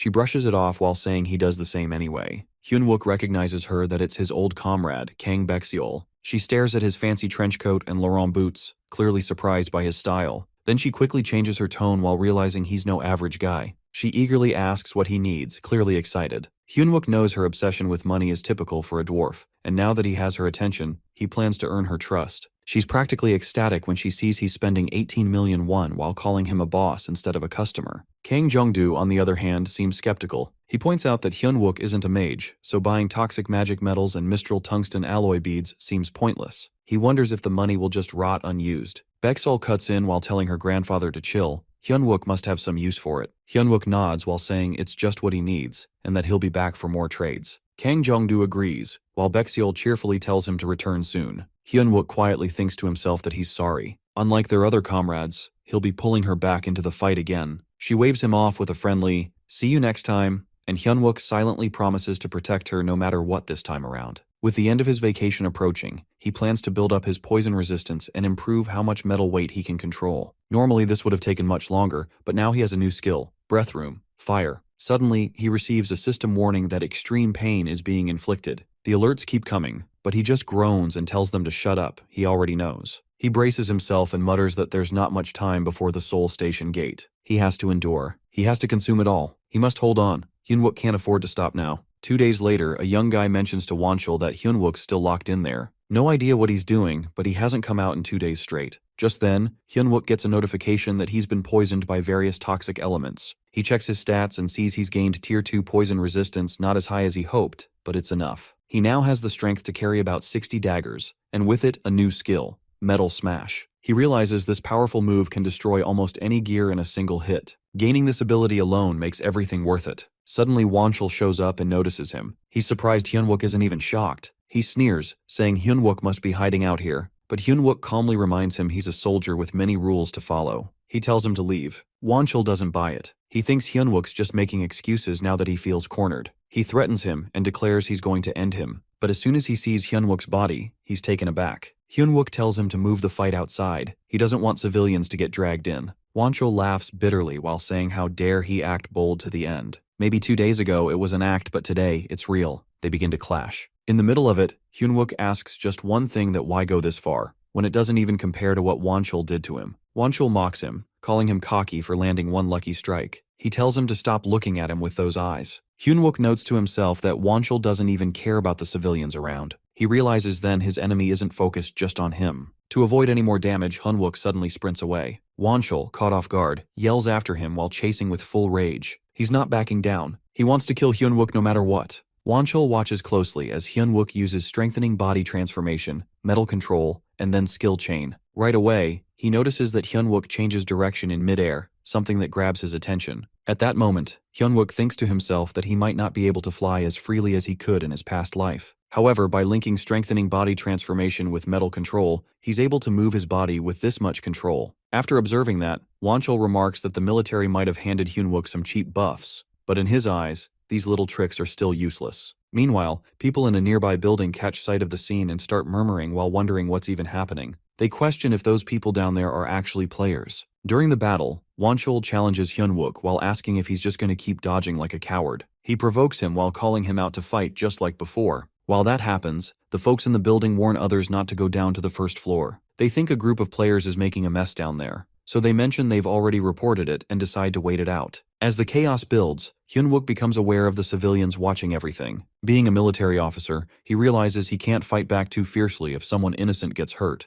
It might mess up his whole plan for the Seoul Station gate. Wonchul, while picking up on this, brings it up and notes how many people are watching them. Then he figures, if the crowd is a problem, he just needs to erase the problem. Hyunwook, now worried, questions if Wonchul plans to destroy the building and reminds him there are innocent civilians inside. Wonchul brushes it off while saying those people don't matter to him. But then he adds that they do matter because to him, Hyunwook and the others are all trash, and the crowd is just part of the same mess. He rants that if they irritate him, they deserve whatever's coming. He tells Hyunwook to squirm all he wants if he's so desperate to stop him. At that moment, Hyunwook snaps. He tells himself that Wonchul crossed the line, and now it's time to end his life as a player. Without hesitation, he strikes Wonchul's leg with force. The hit is brutal, and Wonchul screams in pain. His leg breaks from the impact of Hyunwook's metal smash, and blood pours from the wound. Wonchul backs off while panicking and warning Hyunwook not to come any closer. But Hyunwook, while keeping his cool, says he's going to ask one last time that why is he going this far. Wonchul, clearly unbothered, responds by scoffing at the question. He makes it clear that if something as annoying as a mosquito dares to bother him, he'll crush it without thinking twice. Hearing that, Hyunwook understands something deeper. He believes that someone like Wonchul, who was thrown out from a group of strong players, is only acting out of frustration. He mutters that players drunk on their own ego and superiority never deserve that title because those types always turn into villains in the end. Wonchul, now enraged, snaps and questions what someone as worthless as Hyunwook thinks he can actually do. He mocks him for acting like he's something special, and calls him a nobody. But Hyunwook doesn't flinch. He warns him calmly that he better never show his face again. If he does, next time it won't stop at just breaking a leg. Wonchul freezes in disbelief, clearly stunned by what just happened. Meanwhile, Hyunwook quietly mutters to himself that Wonchul should feel lucky he's dealing with a military officer. He reminds himself that it's true. He can't let someone like Wonchul ruin his opportunity to rescue comrades and bring down the villains. In his official report, he simply explains that he tried to stop Wonchul, nothing more. Later on, at the Awakened Task Force, Hyunwook meets with an officer who points out that his story lines up with what the witnesses claimed. The man notes that Wonchul is known to be both dangerous and cruel, and honestly, Hyunwook got off easy. He adds that it's rare for someone with such a low rank to walk away from a fight like that without even a scratch.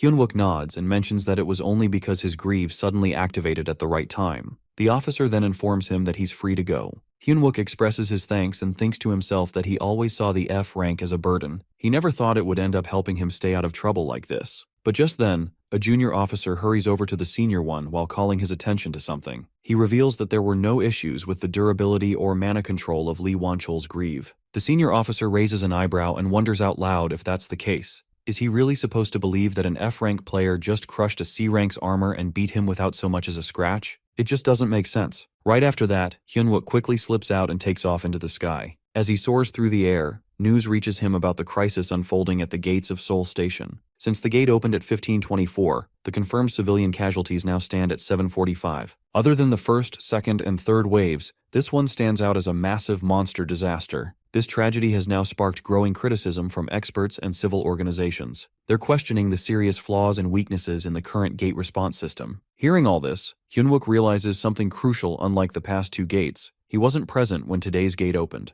That means he's working with limited insight, and unpredictable events could unfold. Among all past disasters, the Seoul Station incident ranks among the most devastating. He wonders whether he can really face something like this with his current progress. Part of him wants to just go wild, break in, and save the civilians immediately, but he holds himself back. He knows there's a villain hiding within all of this, and if the enemy slips away, he'll miss his chance to change what's to come. Now only 2 minutes remain. Suddenly, the vice platoon leader finds him and hurries over. She salutes, clearly upset. She brings up that she heard he was taken to the police station last night and mentions how the whole unit is in a frenzy. Hyunwook asks how she even knew where to find him. She reminds him that he said he had plans at Seoul Station for the final day, but questions why he hasn't answered any of her calls. At that point, Hyunwook starts thinking to himself that Choi Seona wasn't here in his previous life. So what's she doing here now? Could it be because his actions already changed the past? He tells her that his phone got smashed. Now with only 1 minute left before the worst gate in history tears open, tension builds. She sighs and accepts the excuse, but quickly presses him for details about why he went to the police. She wants a full explanation, but Hyunwook knows there's no time for that now. He reminds himself he has to stay focused on the plan. She becomes annoyed by his silence and demands an answer. Right then, he suddenly scatters a handful of beads on the ground. She jumps back, confused and frustrated while asking what he's even doing. She scolds him for dropping something like that right in the middle of their conversation. Then she pauses while staring at the beads and asks what on earth they are. Hyunwook stays calm and simply instructs her that when he gives the signal, she must run toward where the gas masks are located. And in the next moment, he gives her the signal. At Seoul Station, a young girl is with her mother, who is about to leave from there. Her mom tells her to go back, but the girl wonders why she keeps telling her to leave, saying she just wants to see her off. Her mother explains she doesn't want her to get exhausted. Still, the daughter reminds her that they don't even know when they'll meet again. The mother, while trying to stay positive, responds that they'll definitely meet next time. As they embrace one another tightly, a sudden explosion shakes the entire station.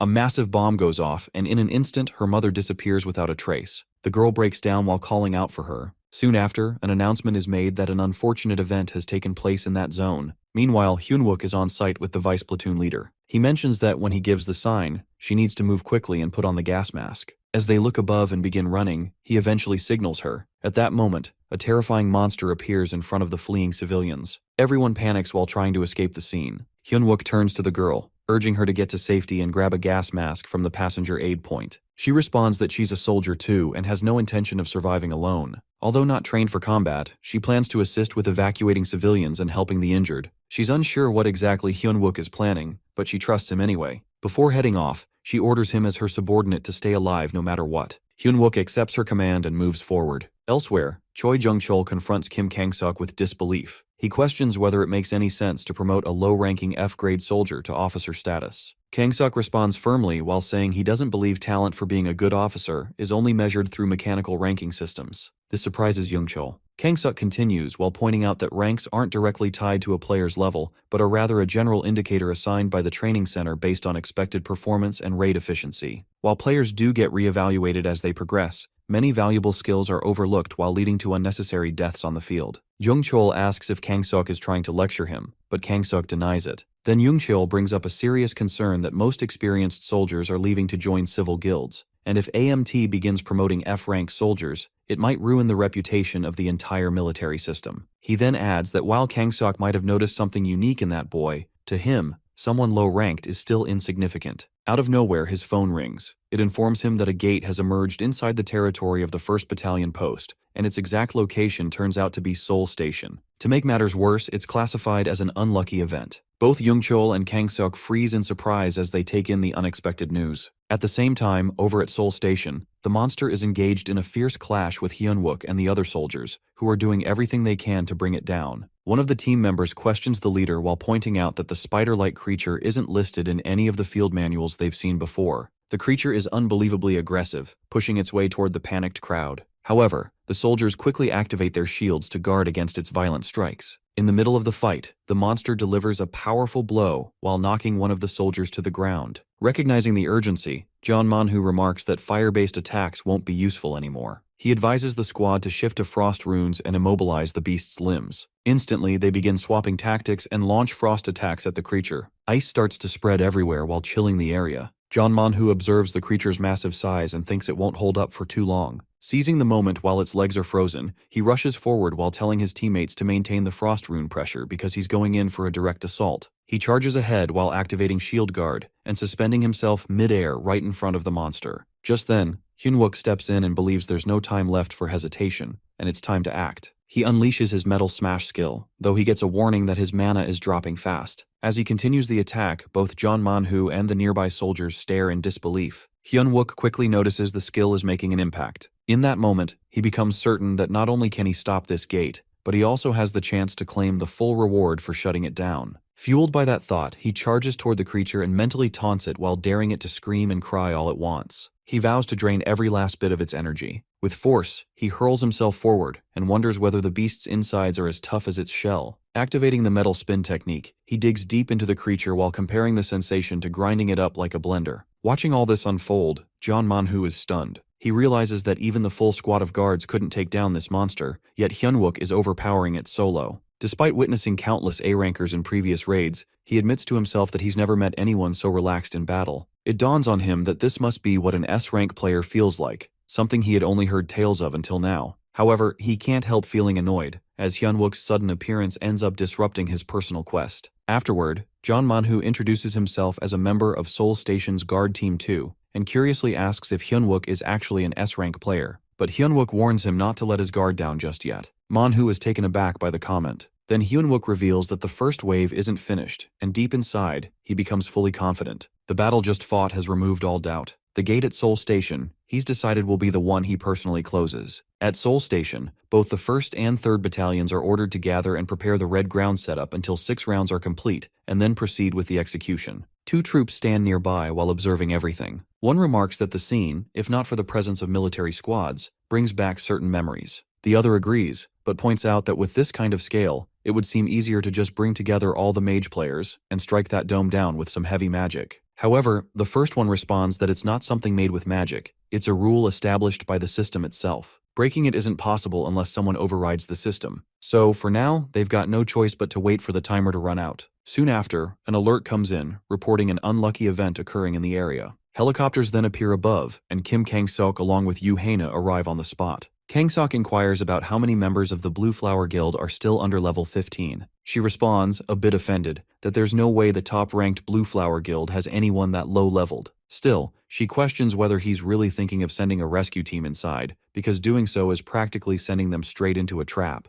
But Kangsok responds firmly, expressing that there are over 800 people trapped inside and he can't just prioritize their own lives over those. Besides, there's still a trump card inside that dome, and that changes everything. Meanwhile, inside the station, Hyunwook is facing the creature head-on. He activates his smash skill, then follows up by triggering strengthening body transformation and metal control. He quickly orders his team, reminding them to do just as they did before, freeze the target. Manhwa nods in response and releases a frost blast. The other troops continue to bombard the creature with one frost blast after another. As they keep it pinned down, Hyunwook once again manipulates the metal with his control ability. He focuses on the beast, keeping its attention locked. He doesn't let up while delivering a sharp metal spin attack that crashes into the opponent with force. But the monster isn't down yet. It rises while letting out a deafening growl. Hyunwook stares it down and mentally tells the creature that if it's finally awake, it can follow its comrade to the same fate. Yet, in the middle of the battle, he's notified that his mana is draining fast. Still, he doesn't stop. He charges forward again and delivers another smash hit to the beast. From a hidden spot, a man watches everything unfold. His thoughts are filled with disbelief. There's no way someone at Hyunwook's level should be able to take down something like a train. He can't understand why a guy like him even ended up at Seoul Station. His plans are completely messed up now, and he never expected his very first mission to fall apart like this. Right after that, the man receives a notification letting him know he's officially failed to complete main quest No. 1. Frustration instantly kicks in and he feels visibly irritated. Meanwhile, Hyunwook glances around and mentions to the guards that it seems like the first wave has ended. He asks them to gather nearby. One of the guards responds with gratitude while admitting they couldn't have held off the first wave without his help. Then, while noticing his strength, the guard comments that he must be a high-ranking player and politely asks for his name. However, Hyunwook stays quiet while offering no response. Noticing the silence, Manhwa checks in with him while wondering if something's wrong. At that moment, Hyunwook begins to think to himself, something feels off. That person isn't here, but he clearly remembers hearing that the guy was assigned as a guard. Then suddenly the vice platoon leader arrives and calls out to Hyunwook. Seeing her, he realizes he had completely forgotten about her presence. He quickly turns to her and inquires whether all the civilians have been safely evacuated. As this happens, Manhwa observes quietly while thinking to himself that S-rank players are usually not required to serve in the military, simply because the government has no way to manage or control people with that kind of power. Seona then explains the situation calmly. Because the spiders were massive in size, they divided the civilians into smaller groups while moving each one into a room connected by tight passageways. Fortunately, no one ends up seriously hurt during the evacuation. But she's not done. She wants answers. She firmly asks for a full rundown of what happened during the first wave and demands every detail to be reported to her. Then she shifts her attention to Hyunwook and directly asks about his military rank. At that point, Hyunwook feels the pressure of time slipping away. He quickly thinks to himself that there's no use handling all of this properly as impossible with the limited time left. He brushes aside the question while expressing that rank isn't what matters right now. What's more important is his growing suspicion that this might actually be a double gate. That thought stuns both Seona and Manhwa. They're caught off guard by the possibility. Hyunwook, meanwhile, keeps analyzing the situation. With over 800 civilians scattered throughout the area, he knows the enemy could easily hide among them. And if the second wave begins while they're still searching, that person will get another opening. So in that moment, he makes up his mind that they need to act faster than him. They can't afford to fall behind again. Then, Kangseok turns to Lieutenant Huimin and appoints him as the field commanding officer for the Seoul Station rescue mission. Huimin, who holds the position of second platoon leader, immediately grasps the weight of the order. Without wasting time, he gathers everyone's attention and urges them to stay focused. Following that, Kangseok speaks again, this time with a serious tone. He shares that it troubles him to send his lower-level troops into a dangerous mission like this,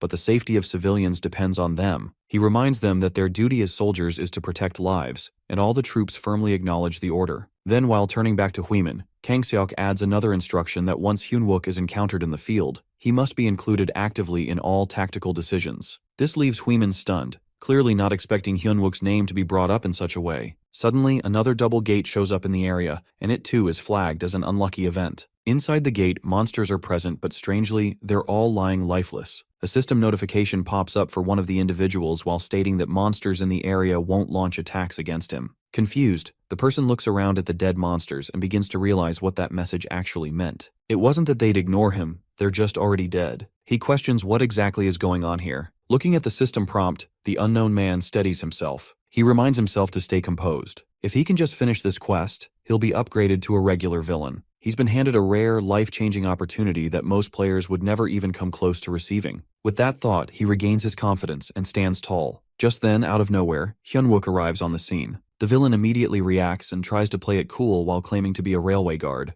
But Hyunwook isn't fooled for a second. He calmly lays out the entire scheme, how the man planned to hide among the citizens, wait for the guards to get wiped out during the first wave, and if other players were mixed in with the civilians, he would pose as a guard to avoid attention before turning on them. Hyunwook remarks how clever the plan was while pointing out the level of thought put into it. The identity of the villain is then revealed, Yang Juseop. He seems surprised and asks Hyunwook who he is and whether they've met before. Hyunwook responds without hesitation. He already knows him well, and doesn't shy away from calling him a villain. Juseop, however, stays composed and warns Hyunwook not to throw around the term villain so openly. He guesses Hyunwook might be an A-rank player and admits he's seen his metal manipulation skills. Still, he believes that confidence alone won't help, and reminds him that ability compatibility matters. He's convinced that those metal beads won't do anything against him, but Hyunwook is already aware of what he's up against. He knows the limits and strengths of both his own powers and Juseop's. Yang Juseop stands before Hyunwook and the other soldiers, his tentacles gripping them tightly. He remarks to Hyunwook, calling him the Great Steel Emperor, while questioning how long he plans to hide, and if he will just watch while his cannibal tree tears the soldiers apart and devours them. He wonders where all that bold talk from before has gone. As they face each other, they begin discussing compatibility, and Hyunwook admits he knows about it too before tossing out metal beads. Juseop ponders what kind of movements these are, thinking this guy was supposed to be a range-type player like him. Meanwhile, Hyunwook keeps moving forward while scattering the metal beads around the area. Juseop comments that there's no chance these attacks will work on him, and questions if Hyunwook has lost his mind for charging in like this. However, Hyunwook keeps applying the metal beads toward him without stopping. Juseop shrugs it off while insisting that Hyunwook can attack all he wants, but none of it will work. Hyunwook notes that it should be enough firewood. Juseop assumes that Hyunwook thinks he can do something if he gets close, but he clearly has no idea about the power of the cannibal tree. He thinks about how his tree will chew off Hyunwook's arms and digest them before anything else. But unexpectedly, the tree fails to digest Hyunwook's arm,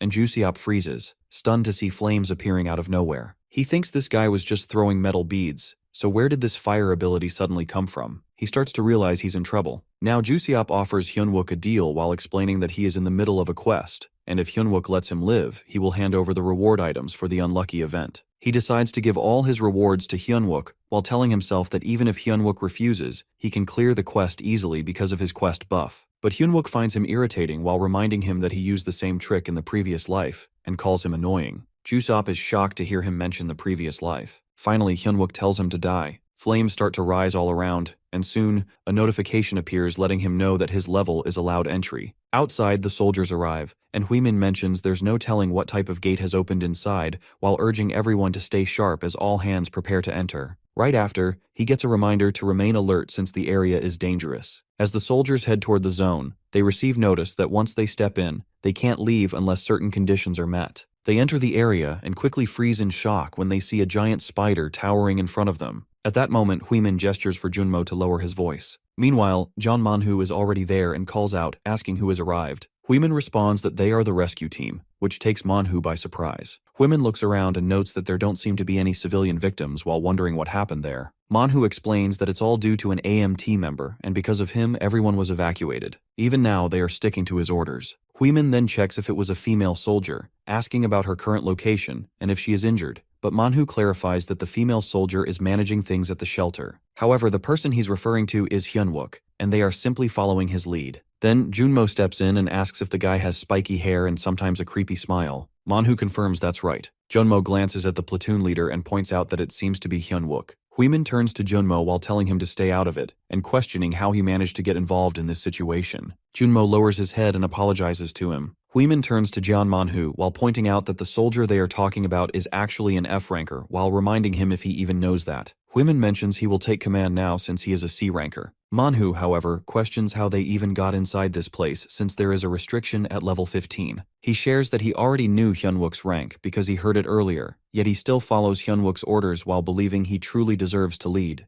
Manhu also mentions he is a C-ranker as well while wondering why he needs to take orders from Huimin. He also brings up that they claim to be the rescue squad, But with this unlucky event happening, he questions how they plan on rescuing anyone while asking if they even have a clear plan or an exit strategy. Huimin responds that for now, they will set up a barricade at the entrance while leaving a narrow passageway and try to hold out as long as possible. While they discuss, Seonha suddenly rushes in while letting him know that they are in big trouble. Huimin checks on her, asking if the vice platoon leader is hurt, but she freezes upon seeing the second platoon leader while questioning why he came here. He tells her he is here to rescue them, but she insists it is not the priority right now, while revealing that the civilians have found out it is a double gate. Meanwhile, the civilians begin shouting while demanding the person in charge to come out and accusing them of lying when they claimed they would survive if they just waited. They ask why the truth about the double gate was hidden from them. She explains it was to prevent chaos, but the people push back while questioning how they are supposed to trust her while saying that the guard was right after all, and claiming they are using civilians as human shields to buy time. The female soldier snaps while asking where they heard such nonsense. One of the men responds that it was the guard with a scar on his nose who told them the so-called truth.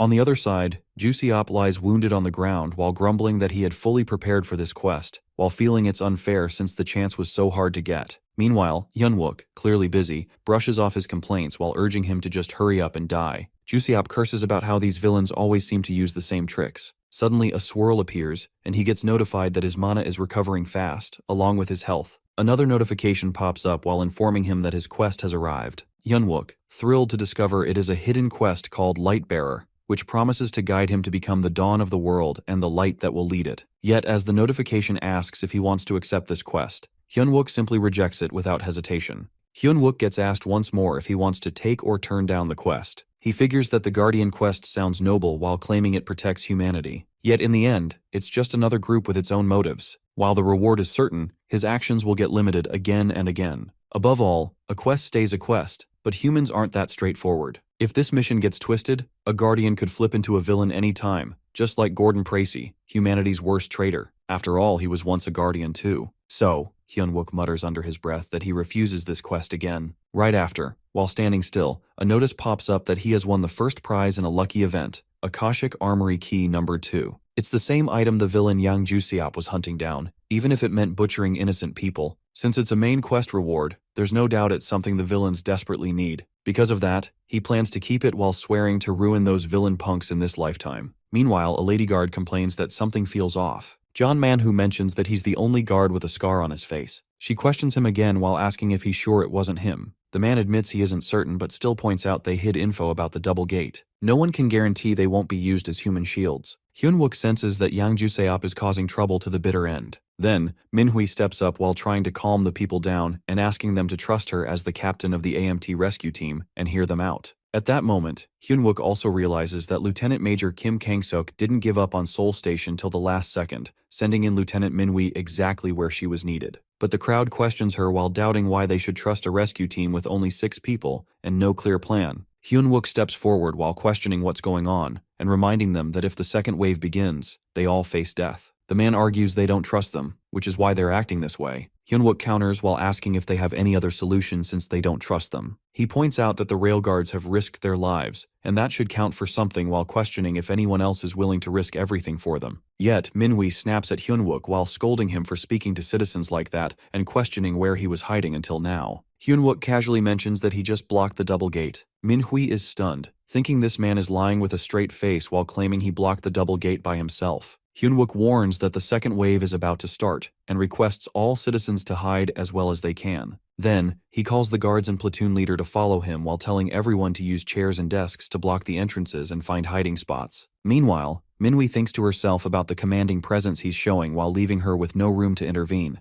wondering if this is really the Hyunwook she knows. Soon, Junmo arrives with Hyunwook's blade and the vice platoon leader's spellbook, and Hyunwook nods and thanks. He then gathers everyone while saying there's something important to share. He mentions that the first wave's spider monster wasn't in the field guide, but with his battle skin and the guard force, they managed to stop it, although it felt weak for an unlucky event monster. Manhwa agrees while noting it felt odd despite being strong. Hyunwook explains it might be because it was only the first wave, and since an unlucky event is still an event, it must come in stages. He warns that in the second wave, monsters using the spider's venom might appear. Minhui, while watching all this, wonders why even the guards and the vice platoon leader are listening so seriously to this so-called loser. Hyunwook points out that keeping this in mind, everyone needs to put on gas masks in advance. Although Seoul Station is large, if the toxic gas keeps spreading, citizens might end up getting exposed to it. Therefore, they must find a way to lure the monsters out to the outside platform, no matter what. He goes on to break down the plan. When the second wave kicks off, they need to catch the monsters' focus and guide them outside. Hyunwook takes it upon himself to handle that part. Meanwhile, the rescue team and the guards will wait outside in groups, ready to strike the monsters that get drawn out while staying behind cover where they can duck and hide if needed. Just like during the first wave, their goal is to lock down the monsters' movements and wait for the right moment. They need to remember to keep their distance, no matter what happens. Once they find a strong position to fight from, Hyunwook plans to tear off the spider's armor while opening the chance for them to finish the job. Hyunwook points out that everyone should aim all their attacks on that weak spot to bring it down. He notes this step as the most important part. For a better chance at pulling off this operation, the platoon leader and vice platoon leader need to guide them from a higher position. If the platoon leader keeps supporting him by using the warp ability, Hyunwook can pour all his mana and stamina into tearing off the spider's armor. Meanwhile, if the vice platoon leader keeps restoring the platoon leader's mana, they could continue using warp until the battle ends. Above everything else, the only person able to sense and handle the dangerous situations for each unit is the vice platoon leader, who knows raid tactics inside out, isn't it? At that moment, Manhwa acknowledges that with this strategy, they should get through without taking heavy damage.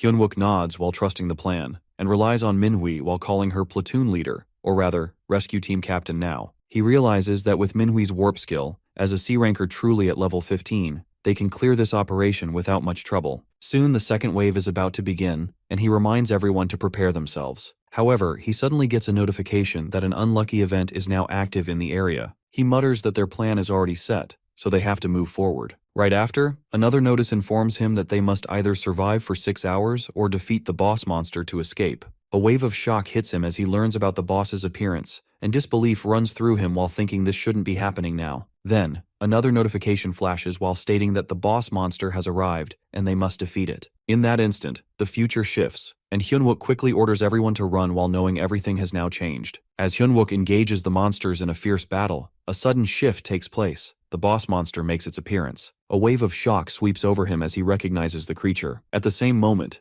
Manhwa tries to understand the chaos around him. He murmurs to himself while attempting to grasp control of the situation. Without wasting time, he orders the others to stay steady and stick to the raid plan while instructing them to lure the beast away from the civilians. Meanwhile, the boss monster charges at Hyunwook. He recalls from memory that this enemy wasn't supposed to arrive until the second wave. A chill of realization strikes him. His actions may have altered the timeline. As they begin clashing, the monster's strike nearly hits him, but he narrowly avoids it. This near miss fires him up. He gathers his will while knowing that failure would mean total destruction. He activates his smash skill, but it proves useless against the boss. Shocked, he attempts a metal skill combo, yet the creature deflects it effortlessly. Frustration builds up inside him. The monster had crushed a pillar in one blow, clearly outmatching normal strengthening body transformation. Suddenly, something catches his attention. The boss appears to be targeting the support pillars. That sparks an idea. Despite the risk, he steadies himself, convinced it's the only option left. From afar, Manhwa watches in disbelief. He questions what Hyunwook is thinking and calls out to him while reminding him of their strategy. But Hyunwook, bloodied yet determined, assures him through his actions that he has a plan. Manhwa's mind drifts back to a past moment.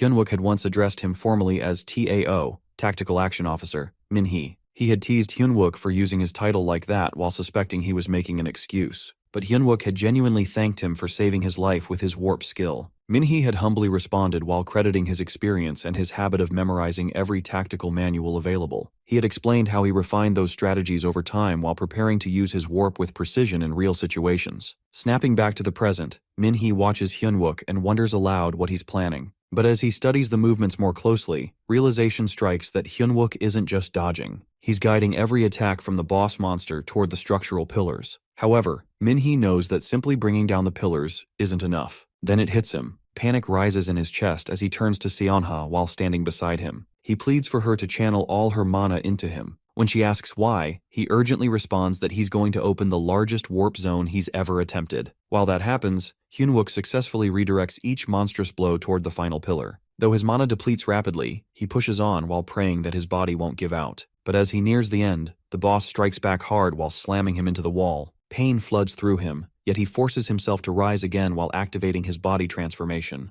Despite that, he is once again overpowered. His body broken, he lies battered against the ruins, but he knows it's complete. The structure is on the brink of collapse. He tells himself the only thing left is to keep the boss distracted long enough. He needs bait. Manhwa, on the edge, yells at Hyunwook to retreat. He warns that activating the warp will drag Hyunwook in too, but Hyunwook insists that it's now or never. Driven by Hyunwook's determination, Minhee unleashes the warp just in time. The resulting explosion destroys the boss monster and causes massive devastation across the battlefield. Catching his breath, Hyunwook praises Minhee while calling him a true partner, but he's on the verge of collapse. As Minhee kneels beside his bruised body, he calls him a fool, yet it's clear there's nothing but respect in his voice. Hyunwook recalls a conversation from his former life. He mentions that numerous comrades were lost during this operation while making him question if he's truly worthy of leading. The girl beside him responds with frustration while calling him irritating and asking if he plans to keep wallowing in such weak thoughts. She questions who even gets to decide what someone deserves and whether he still doesn't believe in himself. Back in the current timeline, he finds himself in the middle of a fierce battle against a monster. Just then, a system alert notifies him that his mana is down to only 3%. He apologizes to everyone around him, but suddenly his mind pulls back a memory, one where that same girl told him that whenever he feels unsure, he should look into the eyes of those who trust and follow him. Taking her words to heart, he raises his gaze. Right at that moment,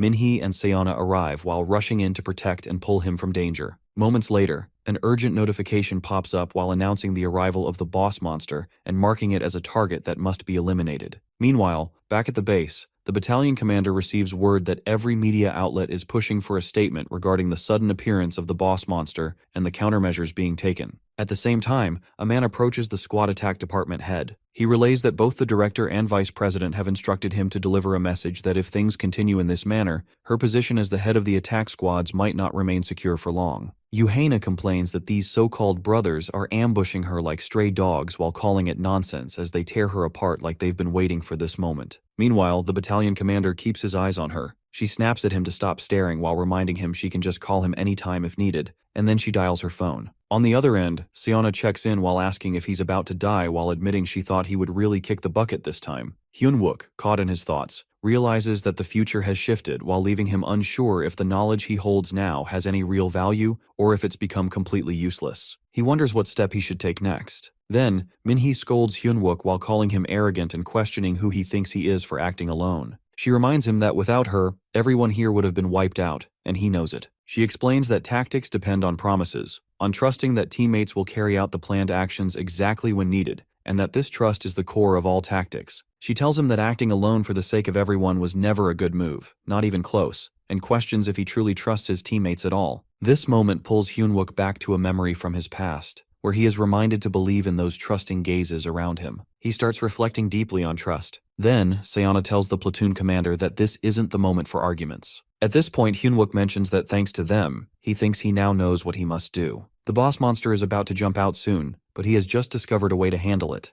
Minhee, however, senses that he's trying to charge in alone once again, and she thinks they need to stick to tactics now. She considers that if she has steel skin, they can manage better. Meanwhile, Hyunwook mentions that they will use electricity, and everyone must cooperate fully for this tactic to work. He gathers everyone's attention and states that from this point on, the heart of the boss monster raid will be Junmo. Junmo freezes in shock upon hearing this. Hyunwook continues while sharing that they have confirmation about the boss monster's appearance and raises concerns about what will happen to the citizens at Seoul Station. He mentions that the military and authorities need to clarify the situation with additional details. The battalion commander responds that they will conduct a briefing immediately, announcing that the secondary rescue team for this unlucky event has already been sent out. People react with shock upon hearing about the deployment of this secondary rescue team, while questioning the decision to send another low-level team when the boss monster has shown up, while wondering if deploying personnel at level 15 or lower is truly their plan to defeat the boss monster. Hyunwook now stands side by side with Seonha while facing off against the monster as they push to bring it down.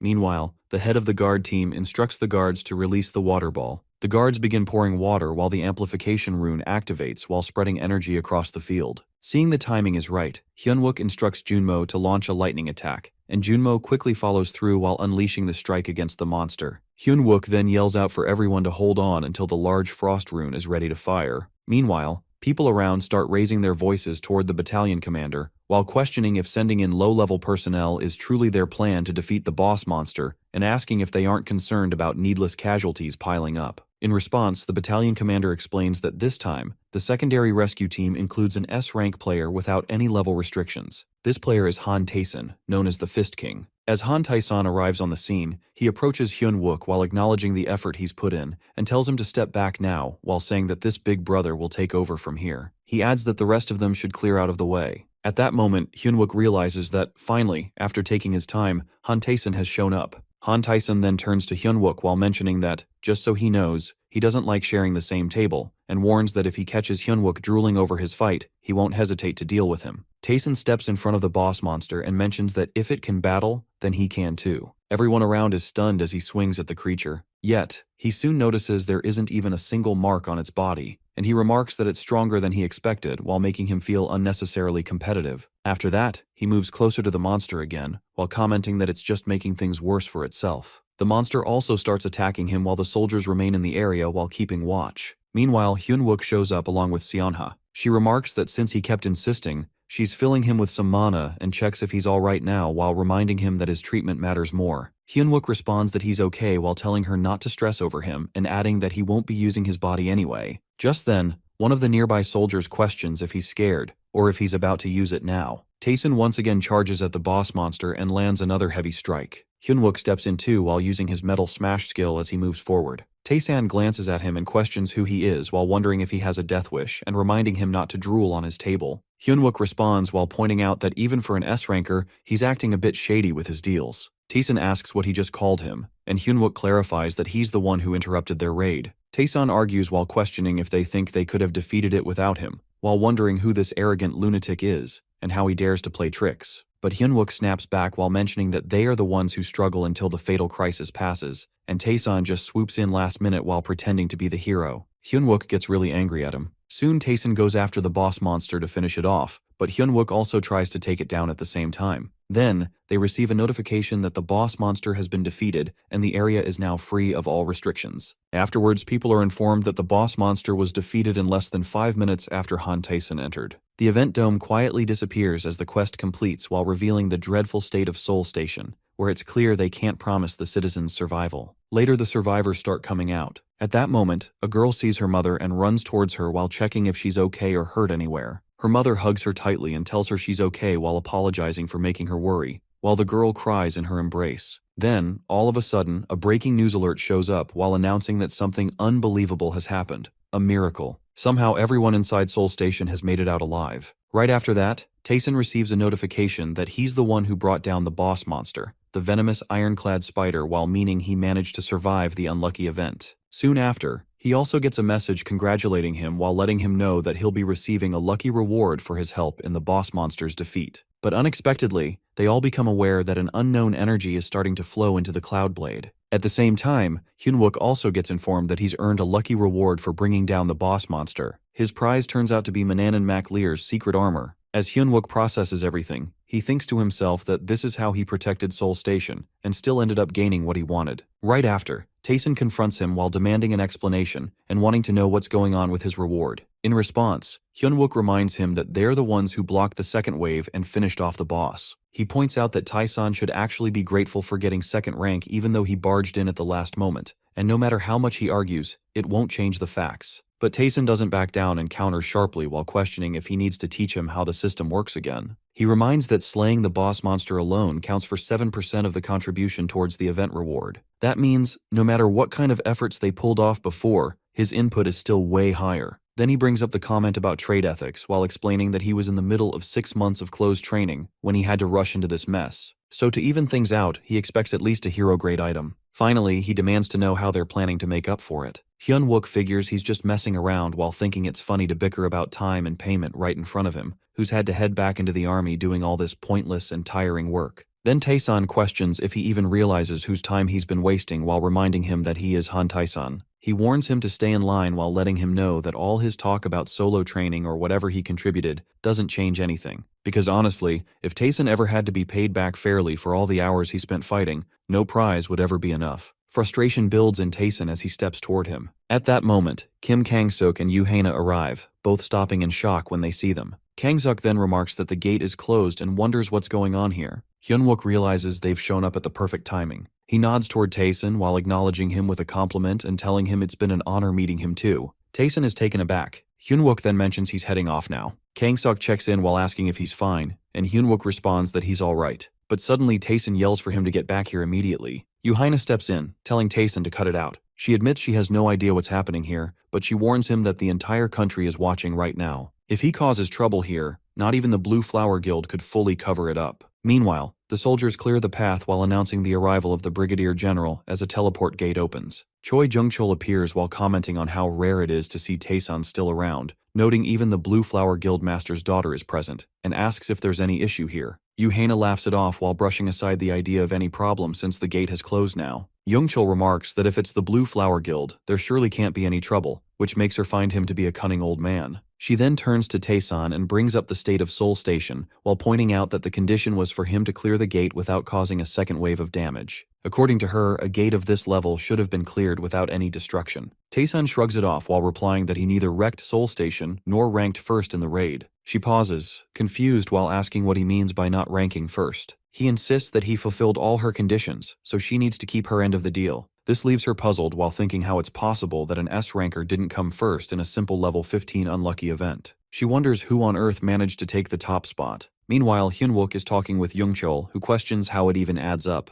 His military files state he can control up to 300 grams, but the report he just received suggests Hyunwook can handle way beyond that. At that moment, Yuhaina suddenly figures it out that Hyunwook is the one who actually secured the first rank. Then Jung-chul turns to him, pointing out that unless the data is incorrect, he's still listed as an F-ranker. He finds the situation rather fascinating and mentions that he'd like to take a stroll and get a full update directly from him. Meanwhile, Haina starts feeling a pounding headache as things keep unfolding in completely unexpected ways right before her eyes. As Hyunwook begins walking alongside the Brigadier General, he tells himself to stay extra alert. After all, Jung-chul isn't someone who can be taken lightly. His abilities have earned him the nickname of a tactical nuclear weapon. But beyond just power, the man is incredibly complex. He's the very individual the necromancer feared most, and someone who had already survived multiple attempts on his life. Soon, Jung-chul calls Hyunwook and requests a full account of the earlier events. Hyunwook immediately realizes what's going on. As he suspected, the Brigadier General is trying to confirm the strange difference between his current performance and what's listed in his official records. He responds by explaining that just recently, after taking down his second elite monster, his abilities had spiked out of nowhere. He received an achievement message titled Dunce's Rebellion. His mana control shot up from just 300 grams to nearly 17 kilograms, and he also picked up a few new skills along the way. Jung-chul nods and brings up how rare achievement systems are just as rare as quests.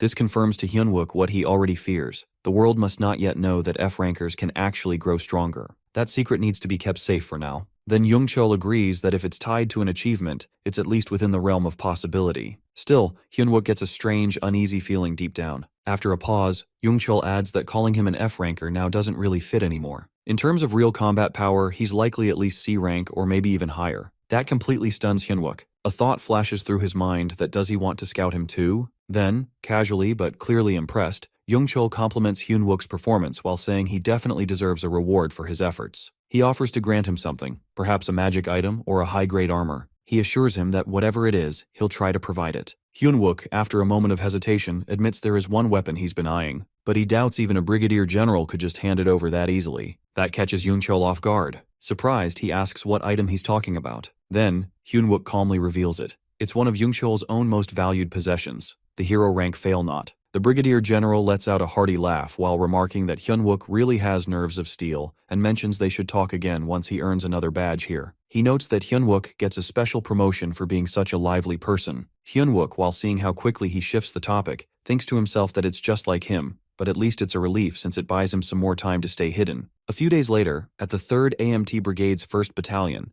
Hyunwook spends time there while working through the secret armor he recently obtained. He reflects that hero rank gear truly takes effort to absorb fully. During this, Junmo arrives and questions him about training, while Choi Min-jae also chimes in while mentioning that they'd prefer to do anything other than another round of PT. Hyunwook finds them bothersome and points out that he's supposed to be a patient right now. However, they insist that he can simply lead from the front while they stick right behind him. In that moment, Hyunwook thinks about how, regardless of what happened during these recent events, what truly matters is the trust they build together. Soon after, An Min-tae approaches, salutes, and reports that after being cleared to leave the Military General Hospital, he's back and ready to rejoin the support squad. Hyunwook thinks about how future reward items will always be important, but he's beginning to realize there are other things around him that matter even more. He thanks Min-tae for coming back safely, and then moves forward to give him a hug. Min-tae, while looking confused, asks why he's being thanked, and Hyunwook responds that it's for showing up right on time for training. As he thinks over it, Hyunwook realizes that while he's living this life with these people, it might not be so bad to let them watch his back for once. With that thought, he turns to the group and signals that it's time to move while telling everyone that training is about to begin. A phenomenon where countless gates violently emerge inside a certain zone is known as a wave. Before long, a wave is set to sweep over Seoul while twisting the city into a nightmare. And the only one aware of this future is Hyunwook. He wonders if he can block the wave alone, if anyone could survive in the chaos. But now, he realizes clearly that he can't manage this by himself. Meanwhile, Junmo mentions that C and lower rankers are barred from using the training center, and folks like them can't train there. But Hyunwook reminds them that they were the ones craving real training. Junmo questions how they can start with something like this, while Hyunwook tells them that since they cleared the unlucky event, there's no reason to hesitate. All of them, except Junmo, even leveled up this time, didn't they? Junmo insists they were just backups back then, and now they need to handle things themselves. Hyunwook responds that if that's the case, then he will act as their backup. Junmo wonders if he truly means it. Hyunwook urges everyone to move quickly, but then the soldiers pause while pleading for help. Hyunwook informs them that the attribute training is starting now. Nearby, two girls notice and think that this is the corporal uncle, the F-rank uncle who carried the blockade mission and the unlucky event. One thinks she imagined he would look more rugged, but that's not how he appears at all. Hyunwook thinks to himself that these kids should find this encouraging, though he wonders why his ears feel so itchy. Later, Seo Yuna instructs the soldier to buy the same number as the workers sent to each company, and they follow her command. She then contacts Hyunwook and mentions that it should be time for personal training. He salutes her and mentions that he came to the PX to get energy supplements for his teammates who are in training. Then, he notices Sanjok and feels irritated while suspecting that he is about to start again. After that, a girl approaches Hyunwook and notes that she heard he earned the Dunce's Rebellion achievement, and Hyunwook admits it. After that, Seo Yunha mentions that the report about his unusual accomplishment sounds convincing. However, she suspects there is something more that he keeps under wraps. Hyunwook wonders aloud about what he could possibly be keeping hidden. She remarks that he moves at odd moments, almost like he already knows what's coming. It feels as if he has information that others don't, or perhaps another purpose in mind. Hyunwook responds that he doesn't quite understand what she means by that. Yet inside, he questions if she truly knows something for her to bring this up now. Still, he decides he won't share anything with her. Meanwhile, Sanjok, while standing close by, explains to Sehee that he hasn't mentioned anything while claiming he said it to someone else instead. Just then, an announcement echoes from the admin room while calling out for Corporal Hyunwook to report immediately. The voice repeats while requesting Corporal Hyunwook to head to the battalion commander's office at once. The broadcast ends while letting Hyunwook know that the battalion commander has summoned him. Meanwhile, Seo Yuna feels annoyed at the timing. She reminds him not to forget while mentioning she isn't sure what he's aiming for, but she keeps an eye on him while telling him to leave now. He listens to her order and responds with a wish for her to have a good day. Stepping out, he feels relieved, thinking he should avoid that stubborn Seo Yuna for a while. Yet, he wonders what this call could be about, since the promotion ceremony is still a few days away. Later, near the battalion commander's office, Hyunwook hears someone inside arguing that this can't be called a test, claiming that sending them there would get all their men killed. Then he knocks on the door. A voice tells him to enter. He steps in, salutes, and states that he has arrived while addressing Brigadier General Jung Cheol. The general acknowledges him while mentioning that Kang Sok contacted him, but he cuts him off while mentioning he will explain it himself. A few days earlier, a red gate appeared in the Shinrim area, with the Blue Flower Guild securing raid rights for it. The general points out the need to get a grip while questioning why they are hesitating when they belong to the same guild. He then shares a story where a soldier from the Blue Flower Guild claims everyone has lost their minds and gone insane, with the Blue Flower's third raid squad confirmed to be wiped out today. The gate has now been marked as Trouble Rank 3. Hyunwook reflects that he doesn't recall such an incident happening. The general then explains that with an entry cap of level 18 or below and a limit of 30 players, the area is known to be a zombie dungeon, where one cannot exit until the raid is cleared. Hearing the word zombie, Hyunwook thinks about whether it could be the necromancer, the commander of the dead army. The brigadier general continues while mentioning that the arrogant Blue Flower Guild sacrificed a group of promising rookies and still failed the raid. Technically, dungeon raiding is the guild's business, so the troops do not have to step in. However, the general believes Hyunwook is the right person to handle this mission. At that moment, Jung Cheol turns to Hyunwook and inquires if he can handle it. Instantly, Hyunwook understands that this event never occurred in his previous life. Moreover, while considering it involves zombies, it might connect to the necromancer. He feels that he must be the one to clear this raid. With that in mind, he agrees to take on the Red Gate. Jung Cheol internally notes that, as expected, this guy truly has nerve. However, Hyunwook points out that before heading in, it's smart to secure every possible advantage. He admits that tackling the Red Gate raid with his current gear won't be feasible. Now, he brings up the failnaught he mentioned previously, while reminding the Brigadier General that if it is handed over, he will ensure the raid's success. Even though the weapon holds outstanding precision and can nullify magic, It's challenging to recover and is typically a one-time use weapon. Because of this, even in Youngchul's possession, it remains a precious tool reserved for desperate moments. Yet, in Hyunwook's hands, with his ability to manipulate metal, it transforms into something entirely different. Youngchul acknowledges that this makes it a transaction rather than a favor, while warning that Hyunwook will carry the full consequences if things go wrong. Calmly, Hyunwook notes that high-stake risks often come with heavy rewards in the end. Normally, senior officers lead dungeon raids, but despite that, the brigadier is putting a regular soldier like Hyunwook in charge. Hyunwook realizes this likely has to do with the general's quiet competition with the Blue Flower Guildmaster Yoo Jae-hyuk. If the mission turns out well, it'll mark a significant win for an ordinary soldier over an elite from Blue Flower. On the other hand, if it fails, they can still claim they were only there as support, so the responsibility won't fall entirely on them. That way, the image of AMT being ineffective can be pushed aside, and Hyunwook can claim a mental win against Blue Flower. Shortly after, the brigadier informs him that he'll be given the fail knot immediately. At that moment, Hyunwook comes to understand that regardless of what happens, the brigadier has placed himself in a position where he gains something either way. As things move forward, the brigadier lets him know that since he'll be too caught up in the raid, his promotion to sergeant will be handled afterward. Frustrated, Hyunwook thinks he has no intention of being used so easily. He then reminds the brigadier that the fail knot was already promised as a reward earlier, so if he completes this mission successfully, he wants an extra reward in return. The brigadier nods and assures him that he'll consider it, as long as the raid is successful. With that, Hyunwook gives his thanks and promises to do everything possible to make sure the mission doesn't fail. Later, when he arrives at the gathering point, one of the soldiers comments that he's a little late while Junmo adds that the C-rank training area isn't anything special. Confidence seems high among the troops, but without warning, Hyunwook instructs them all to gear up. The group seems confused at first. Then he calls his support team and informs them that they're heading out for their first ever independent operation. This news surprises everyone, especially since none of them ever expected or even wished for a solo mission. 2 days later, Hyunwook informs the other soldiers that since they're entering a zombie-type dungeon, they'll be using bullets charged with holy energy. He warns them that these rounds have more kickback than standard ones, so they should handle them carefully. This isn't a simulation anymore, so he reminds everyone to stay sharp.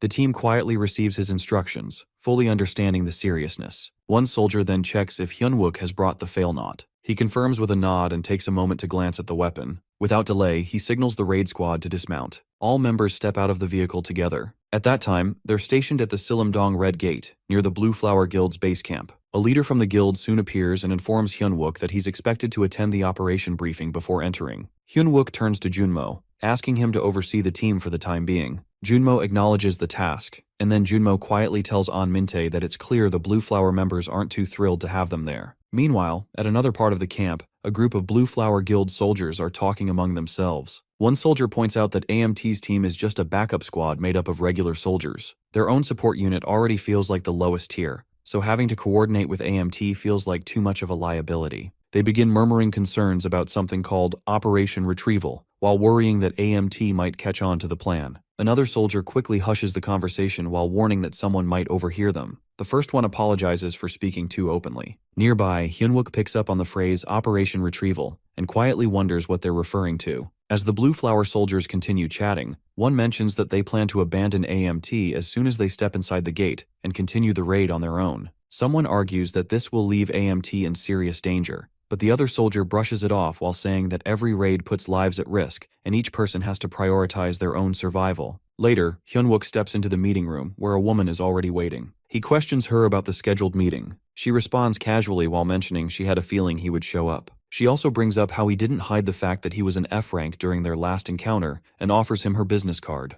As she speaks, Hyunwook realizes that not recognizing his low rank and then handing him her card must have left her feeling awkward. She moves the conversation forward while brushing aside the past and focusing on the upcoming raid. She reminds him that his team is only playing a backup role. According to her, once they enter the gate, AMT should stay out of the way and avoid interfering with Blue Flower Guild's movements. She mentions she called him just to make that clear. Internally, Hyunwook thinks this must be the reason Blue Flower agreed to bring in regular soldiers for support to sideline them completely. But he has no intention of staying quiet and following orders blindly. Calmly but firmly, he lets her know that his team has just as much right to be part of the raid as Blue Flower does. In response, she questions him mockingly while asking if he plans to take on the boss monster. She admits that he might have the ability and courage, but doubts his decision. Before she can go on, Hyunwook cuts her off and challenges her while asking why they shouldn't fight the boss monster. He wonders if she's afraid they might actually win. She laughs loudly, clearly amused, and mocks him further while bringing up the Soul Station incident and implying that it was nothing but luck. But Hyunwook disagrees, and he insists that success had nothing to do with luck. Her tone sharpens as she accuses him of having a death wish. Then, almost tauntingly, she dares him to enter before they do. But suddenly, she changes her mind and tells him he can't go first. She explains that 3 of the current top 100 players are participating in this raid. In her view, his squad should stay behind and not become a nuisance. At that moment, Hyunwook starts wondering if the woman is actually Yu Haina, as she isn't reacting to any provocation. The mention of Operation Retrieval still lingers in his mind, and he realizes there's something more going on, something he hasn't figured out yet. Curious, he addresses her by her former name, but she calmly introduces herself as Catherine. Not backing down, Hyunwook then challenges her with a wager. He proposes that if his team defeats the boss monster before Blue Flower does, she'll owe him something of his choosing. Catherine, however, warns him that he probably doesn't fully understand the weight of making a bet with her. She then raises the stakes that if the opposite happens, he must offer his life to her. Without hesitation, Hyunwook agrees. Deep inside, he thinks that whatever secrets lie hidden within the gate, he'll uncover them and take whatever is being kept away. Afterward, Catherine turns to her guild and gives the order for Blue Flower to head in first. She tells them to prepare, raise their shields, and get moving before AMT catches up. She urges her squad to enter quickly, as the AMT raid unit is set to move in 3 minutes. Meanwhile, over in the AMT formation, Junmo checks on An Minte and asks if he's feeling uneasy. An calmly replies that he's doing just fine. Then, Hyunwook gathers the team and reminds them to stay focused and perform just like they did during their drills. He tells them to control their breathing and be steady. The squad silently obeys and prepares as one. Shortly after, they enter the dungeon. Inside, chaos unfolds quickly. The leader of the Blue Flower troop is the first to fall, crushed brutally by a monster. One after another, their members are overwhelmed and wiped out by the creatures. On the other side, the AMT squad stands firm. As the boss monster, the Zombie King, suddenly emerges, it appears directly in front of the AMT troop. Without delay, Hyunwook instructs the AMT raid squad to shoot at the creature. However, in that instant, he senses something is off. There seems to be a barrier. He quickly tells Choi Taeyong to open fire, yet his mind briefly drifts back to a previous talk they had shared. Back then, Choi had raised a concern, wondering whether their drill training was even effective when modern weapons barely harm monsters and lack the destructive force of high-ranking players. At the time, Hyunwook had acknowledged his point. He had responded that, indeed, they wouldn't be able to inflict any serious damage. Their bullets were almost like rubber in comparison. Still, the purpose behind using rifles in this operation wasn't to kill, it was for the sound. Zombies, although their senses had decayed, still reacted strongly to noise. So while the firearms couldn't take them down, the loud shots could confuse and scatter them while dulling their perception and allowing the squad to maneuver. But right after, one of the soldiers had voiced another worry. What if the zombies inside this dungeon retained other sharp senses as well? That thought now echoes in Hyunwook's mind as he watches the Zombie King. In that situation, their odds of completing the raid grow slimmer, since most of the squad might end up turning into zombies. While this earlier conversation lingers in his mind, Hyunwook yells out to Choi Taeyong to move into position and begin firing. At the same time, he instructs An Mintai to shoot as well. Suddenly, a loud explosion erupts, and without warning, a wave of zombies begins rushing toward the soldiers. Quickly adapting, Hyunwook directs Choi Min-jae, Junmo Sungmo, and Kim Kyungmin to swap their magazines. They swiftly reload, and then Hyunwook resumes shooting without pause, his movements precise and relentless. Observing his outstanding combat skills, Kim Kyungjin starts to believe that Hyunwook must be using a rare grade item. The moment he activates it, all the surrounding zombies disappear instantly while leaving even the Zombie King stunned by what just happened. With the area now cleared, the soldiers finally get a chance to breathe. They rest off to the side, their legs aching and exhaustion visible on their faces. As they catch their breath, they quietly talk among themselves while feeling that, at least for now, the crisis has passed. At first, Hyunwook believes they've avoided danger just as planned, but even so, something still doesn't feel right. The number of zombies they faced was far less than what he had anticipated. On top of that, he notices something strange that the boss monster's name appears glitched in the notification window. Despite his unease, he instructs the soldiers to stay alert while reminding them that the gate hasn't been cleared completely yet.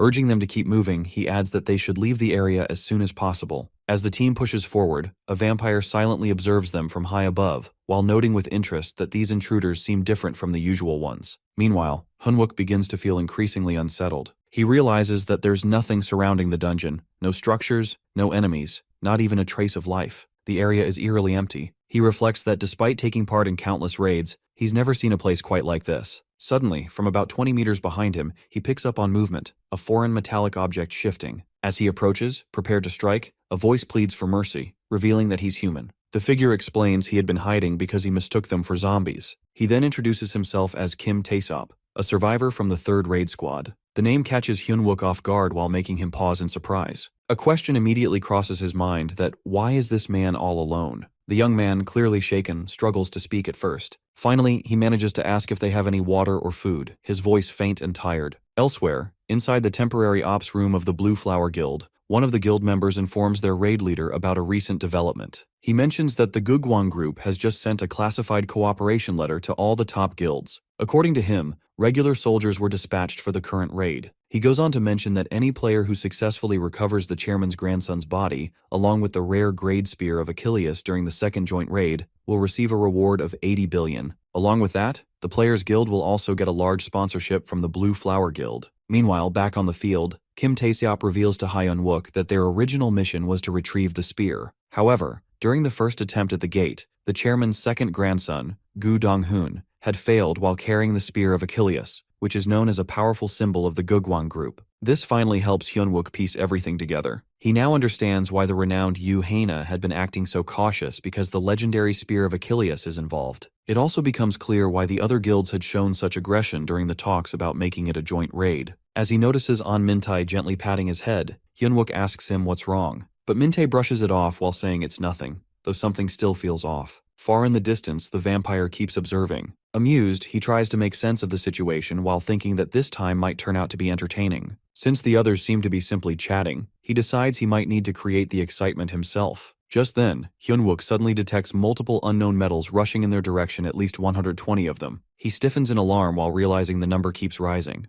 and he realizes that it could turn into something dangerous. Hyunwook senses something is coming, and they don't have much time left. He calls the squad to attention while declaring firmly that they'll proceed with Plan C. He then turns to An Mintae and Choi Min-jae while telling them to ready the equipment and start potion doping. The soldiers immediately obey, each one replying with crisp acknowledgement. They begin consuming mana stars and HP stars, quickly restoring their energy in preparation for battle. Just then, Kim Taesop from the Blue Flower Guild troop stumbles in and notices what's happening. He looks confused while asking what's going on. However, Hyunwook pays him no mind, already shouting toward Junmo that he knows what his role is. Junmo hears him and affirms that he fully understands. Kim Taesop, clearly unsettled by being ignored, raises his voice again. He insists that someone needs to tell him what Plan C is. In his view, he should be informed like everyone else. At this, Hyunwook finally responds. He explains plainly that they are going to run. He warns the man to stay right behind them, otherwise he'll end up turning into a zombie. Still, Kim Taesop doesn't quite follow. He starts to speak again,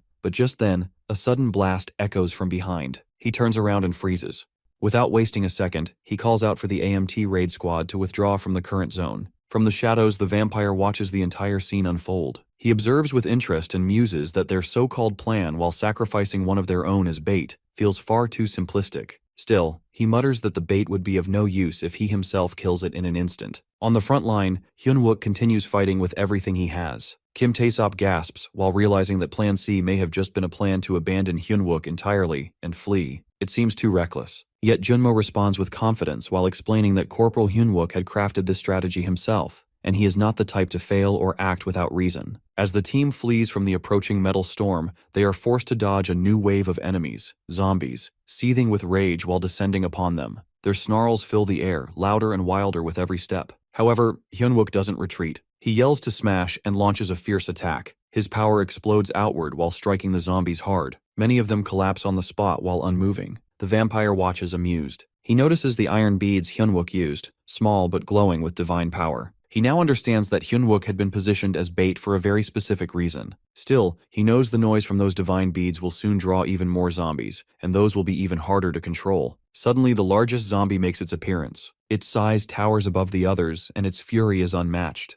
It lets out a monstrous roar while shaking the dungeon. Hyunwook narrows his eyes. Among the incoming zombies, he senses something unusual, a type of metal unlike any other, something of a far higher grade. He realizes in that moment that this might not be a creature at all. It might be a person. He starts thinking that whoever this is, he can't possibly be just another villain. Part of him wonders if it's someone he already knows. His gaze shifts instinctively to the vampire. While he's lost in thought, two flying zombies shoot toward him. He reacts instantly while slashing through them with a precise combo. His attacks are sharp and relentless. Still, more zombies keep coming. He knows he has to keep pushing. The vampire, while watching from afar, starts to doubt his earlier expectations. He reflects that maybe he had expected too much from this fight. Yet the divine-infused iron beads were no afterthought Hyunwook had prepared carefully. Still, the vampire notices Hyunwook's energy fading. He also sees that the shards of the iron beads are now scattered, likely to be used again. Hyunwook gathers his last reserve of strength and unleashes a skill. Steel Rain, Free Fall. Metal shards rain down from above while tearing through the zombie horde. Explosions thunder around them. The massive zombie cries out, and as the blast intensifies, a brilliant light bursts outward. One of the men watching all this in disbelief stammers out his thoughts. He recalls that the plan had been to use one man as bait and run. It no longer makes sense. Another soldier quickly corrects him while pointing out that this was never about abandoning anyone. From the beginning, it had been a deception operation to lure the zombies away from Corporal Hyunwook.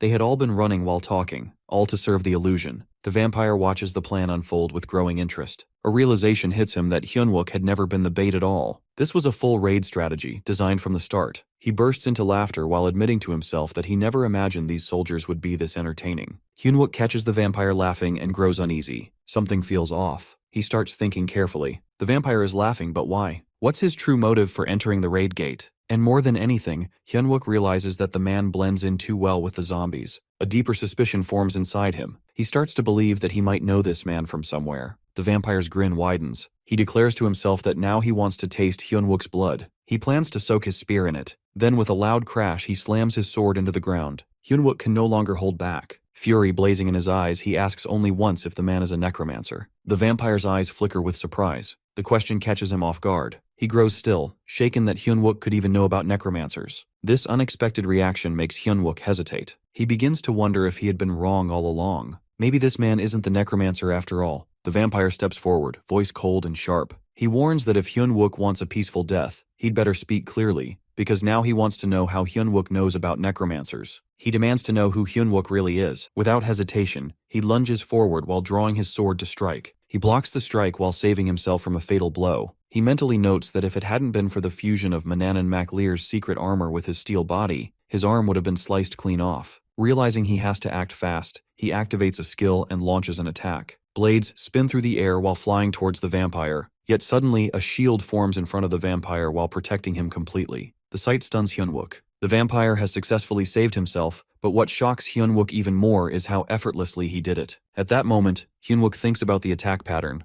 It's far beyond what level 18 is supposed to handle. He becomes more and more certain. This guy has already surpassed the Red Gate's restrictions. As they continue to face each other, Hyunwook demands to know how he even got inside. Meanwhile, the vampire's hand begins to burn. Shards of divine bead embedded by Hyunwook now sear his flesh. Observing closely, Hyunwook notes the vampire's reaction. That confirms it. Only beings harmed by divine power react that way. He realizes what he's dealing with. A player-devouring player. A vampire from the evil tribe that destroyed the AMT. Evidently, his words strike a nerve. The vampire explodes in fury while calling Hyunwook a master at provoking people. He yanks the burning shards from his skin, which begins to regenerate quickly. Then, without giving Hyunwook a chance to respond, he threatens to chop off a limb or two if that's what it takes to make him talk. Hyunwook, while trying to stay calm, focuses on the weapon in the vampire's hand. It's the Spear of Achilles, the very one the Gugwang group is searching for. He concludes that its true powers must have awakened. If that's the case, then even with his steel body and secret armor, he won't survive a hit. He knows the potion effect will only last a little over 2 minutes. He has to end this before then. As he thinks this through, the vampire narrows his gaze and declares he'll break him open if necessary. He launches into the air again while aiming his next attack. Both of them clash in mid-combat.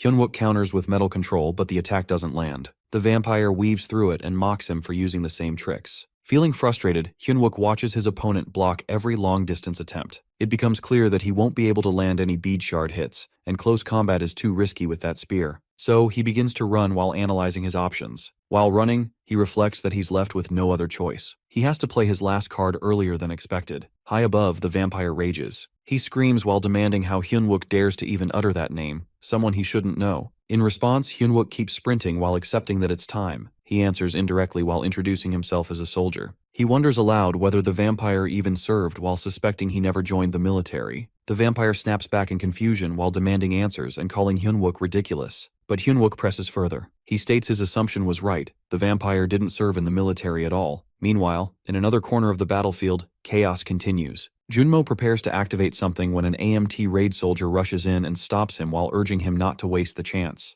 With the boss monster nowhere to be seen, even the raid squad wouldn't survive against the remaining zombies. Another soldier remarks grimly that Hyunwook is likely already dead. They need to hide, but Junmo refuses to believe it. He responds with conviction. Corporal Hyunwook isn't someone who would fall so easily. One of the soldiers demands to know how he can be so sure. Junmo answers that they haven't received the signal yet. Confused, the soldier presses for clarification, just as another soldier arrives and calls out Junmo's name. Junmo responds quickly, and the new arrival tells him to strap a claymore mine to his back before leaving the zone. Junmo checks that is it the KM-18A1? The soldier confirms. If it explodes, it means he used his last resort. When that happens, Junmo must ensure the squad hides immediately. At the same time, Hyunwook's voice roars across the battlefield. He shouts that it's time and yells, "Blast!" A massive explosion follows. Metal shards fly everywhere while burning the vampire. Hyunwook hides for safety, but when he peeks out he sees the vampire, burned but still alive. The vampire howls in rage while demanding how Hyunwook dares to attack someone who was chosen, someone bonded to the spear. He announces that he cannot be killed so easily. However, Hyunwook sees his chance. He leaps back into action and launches another attack while using all of his power. The vampire, overwhelmed, takes several hits. He's shocked. The strikes come so fast he can't even follow them. As he struggles, the vampire mutters in disbelief. The claymore wasn't meant to kill him, and it was only a distraction. Hyunwook's true trump card was something else entirely. Then with a smirk, he reveals his hidden weapon that is an arrow. Hyunwook hears him but doesn't flinch. He responds that the arrow is infused with his own power, and it won't be removed so easily. But he reassures the vampire that he won't die just yet. Now it's Hyunwook's turn to ask the questions. Meanwhile, a member of the Blue Flower Guild, who's been teaming up with AMT instead of sticking with his own group,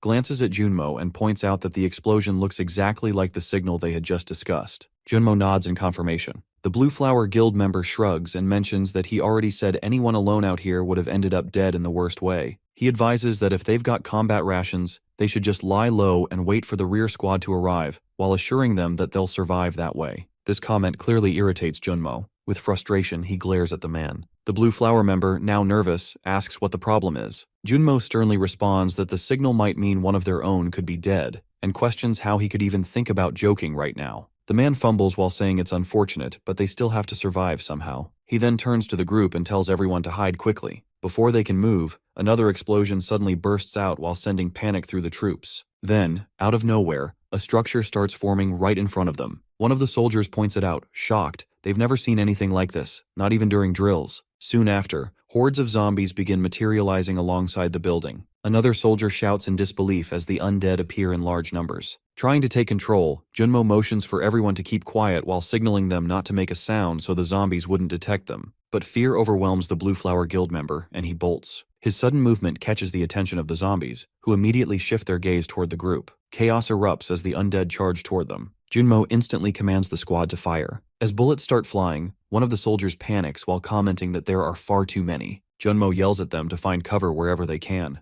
At the same time, Hyunwook is locked in a fight with a vampire. The vampire is pinned against a tree, an arrow stuck deep in his elbow. He struggles to pull it out but fails. The arrow isn't just physical, it's dampening his powers. The pain clearly weighs on him. Hyunwook, while standing nearby, keeps his cool. He doesn't rush to finish the vampire off. Instead, he starts interrogating him. The vampire scoffs at the idea of being killed by something so minor. Hyunwook admits he can't instantly kill him without divine power, but reminds the vampire that endless blood loss can feel worse than death. This comment rattles the vampire, who demands to know how Hyunwook knows so much. When the vampire tries to remove the arrow again, Hyunwook pushes it in further using his magic. He then asks about the connection between the vampire and the second grandson of the Great Gugwang group, while suggesting he might be the one funding him. The vampire growls at the question and flares up, but the increasing pain keeps him from lashing out. Hyunwook grins slightly while noting that the vampire's anger is proof he hit the mark. Encouraged by this, he keeps pressing. Next, he brings up the mysterious figure that the necromancer. The vampire, however, scoffs and shows pity while calling Hyunwook clueless. He explains that the necromancer could be anyone, possibly someone right beside Hyunwook, or even a loved one. Hyunwook notes to himself that the vampire seems desperate for acknowledgement, yet refuses to give clear answers. He guesses the vampire has never seen the necromancer in person. The vampire calls Hyunwook pathetic while mocking him for assuming too much. He mentions that someone as secretive as the necromancer wouldn't show himself or reveal his thoughts even to someone under his command. Hyunwook, unimpressed, throws back a sharp jab while asking if that makes the vampire just a creepy follower. As the two argue, a massive snake slithers behind Hyunwook while preparing to strike. But Lee remains focused. The vampire rages and commands the snake to attack while shouting that Hyunwook knows nothing. Yet Hyunwook, while anticipating this move, quickly impales the snake with a spear and ending it instantly. He casually thanks the vampire for the item while noting he'll make good use of it. In his thoughts, Hyunwook starts piecing things together. If the necromancer had truly awakened, he would have made a move by now. But if he hasn't, why is this vampire so blindly devoted to him? Things aren't adding up. With frustration, he suddenly snaps at the vampire while demanding to know how he even got inside the raid gate. The Blue Flower Guild was guarding the entrance, so how did he slip in alone? The vampire snarls in response while asking how Hyunwook entered when the gate has a strict level cap, as nobody above level 18 should be able to pass. That comment catches Hyunwook off guard. If this vampire opened the gate himself, then maybe one person can indeed manipulate a gate. The vampire chuckles at Hyunwook's shocked reaction, while saying it proves he knows nothing. He warns that the second phase is about to begin. Hyunwook starts noticing changes in the environment. The terrain is shifting fast. He realizes he might lose the vampire and even the fail-not weapon if he doesn't act fast. He rips the arrow out of the vampire just as a new warning pops up that Zombie King's castle has appeared.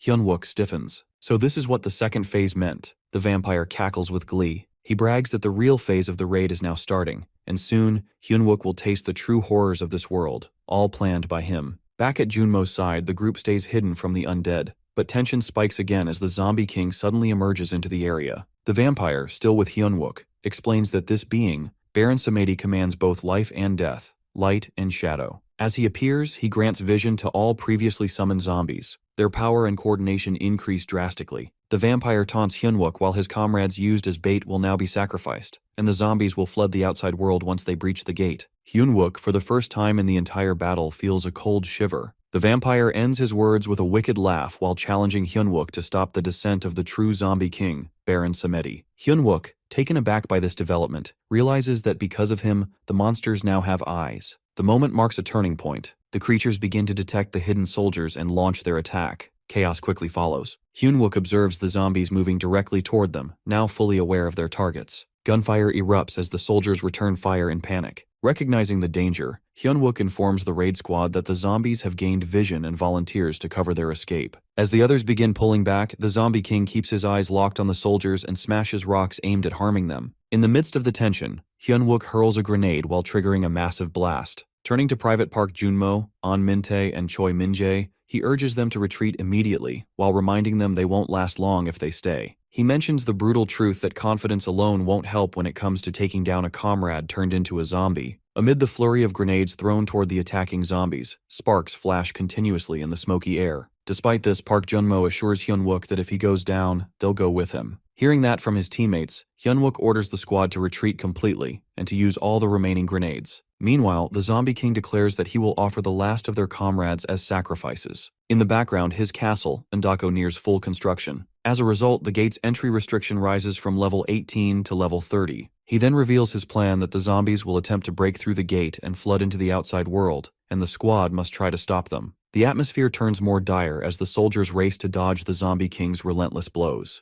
Hyunwook sprints quickly, all the while hearing nearby grenade explosions echo from a close-by building. He considers the claymore mine he placed if it detonates. That would be his final option while signaling to the others that they must hide no matter what. Just as he starts to express his thoughts, Park Junmo interrupts while assuring him that they'll all be waiting, so he must survive and return. Hyunwook responds with certainty that he'll come back while urging them to wait for him. Pushing forward, he races toward the zombies. Holding the Achilles spear tightly, he unlocks it while raising his mana to extreme levels. The zombies flood toward him, but he reminds himself of the promise he made to come back no matter what, and begins smashing through them with sheer strength. At that moment, the Zombie King himself appears in front of him, furious that his descent has been disrupted. His rage is unmistakable. Meanwhile, other AMT members, also retreating, are still under attack. Kim Kyung-jin, oddly enough, carries a large jar while causing Choi Tae-young to question the reason. Kim responds vaguely while stating that he just had a feeling the jar is important to the Zombie King. Despite the situation, they keep running as the zombies chase from behind. Park Junmo then shows up while firing at the creatures and shouting for them to hurry. He reports that the C4 setup is finished and asks An Min-tae to provide cover. Following his lead, Min-tae moves to the front, and together they detonate the explosives. A powerful explosion follows while throwing both zombies and soldiers to the ground. Fortunately, the squad survives. Though shaken, they're unharmed. Looking around, they realize the zombie gate seems blocked, at least for now. But there's a new problem. They're trapped inside the building, and oxygen could run out soon if they stay. Park Junmo notes that they've dealt with the urgent threat and must now locate an exit as quickly as possible. They head off only to be met again by the Zombie King, whose fury hasn't cooled. His gaze lands on the stolen jar and he laughs with dark amusement. Shock spreads through the squad as they confront him. Suddenly, Hyunwook reappears while commanding everyone to halt. Park Junmo feels relief seeing him alive. As Hyunwook faces the zombie king, he mutters to himself that he's the only one allowed to mess with his teammates. The soldiers freeze in surprise for a second. Suddenly, a system alert pops up while warning that a large chunk of mana has been burned in a short span. Only 32% remains. He realizes he's been acting tough, but now he's low on mana and completely clueless about how to beat this terrifying enemy. Now standing face to face with the zombie king, he wonders if the monster is a long-range type. Gripping his spear tightly, Hyunwook rushes in. The zombie king looks furious at the sight of him, but strangely, he doesn't attack. That catches Hyunwook off guard. He starts to think something doesn't feel right. Meanwhile, Park Junmo tells the squad to ready their gear. During the intense fight, Hyunwook keeps thinking that something is off, maybe it's because of that. Just then, the zombie king charges forward and swings hard. Hyunwook clenches his teeth but gets slammed and falls hard to the ground. Anger fills him as the squad stares in shock. Quickly recovering, he tosses mana potions to the others. Rising to his feet, he walks toward the zombie king again, while gripping the Achilles spear tighter than before. He reignites its power, although he's running dangerously low on mana. Then, he calls for Anminte to defend the front line. With him blocking ahead, Hyunwook gulps down a mana star, which temporarily boosts his energy for 5 minutes. With renewed energy, he challenges the zombie king. Activating a smash skill with his spear, he drives it straight at the monster. But the zombie king grabs the weapon mid-air. Hyunwook instantly realizes the problem that it's the barrier. If he keeps wasting attacks blindly, he'll lose all his gear. And with the squad depending on him, he can't afford to back off and look for a weakness. The soldiers stay behind their shields while holding off the monster's pressure. Hyunwook starts thinking again that if the descent isn't fully complete, there has to be some weak spot. But where? Just then, Kim Kyungjin stands with a sword in hand. Park Junmo approaches while asking where the sword came from. He warns him not to mess with dungeon items, since their effects are unknown. Kim calmly responds that they don't have a choice anymore. Even Hyunwook can't leave them behind. Someone has to act. Right as the zombie king charges at them,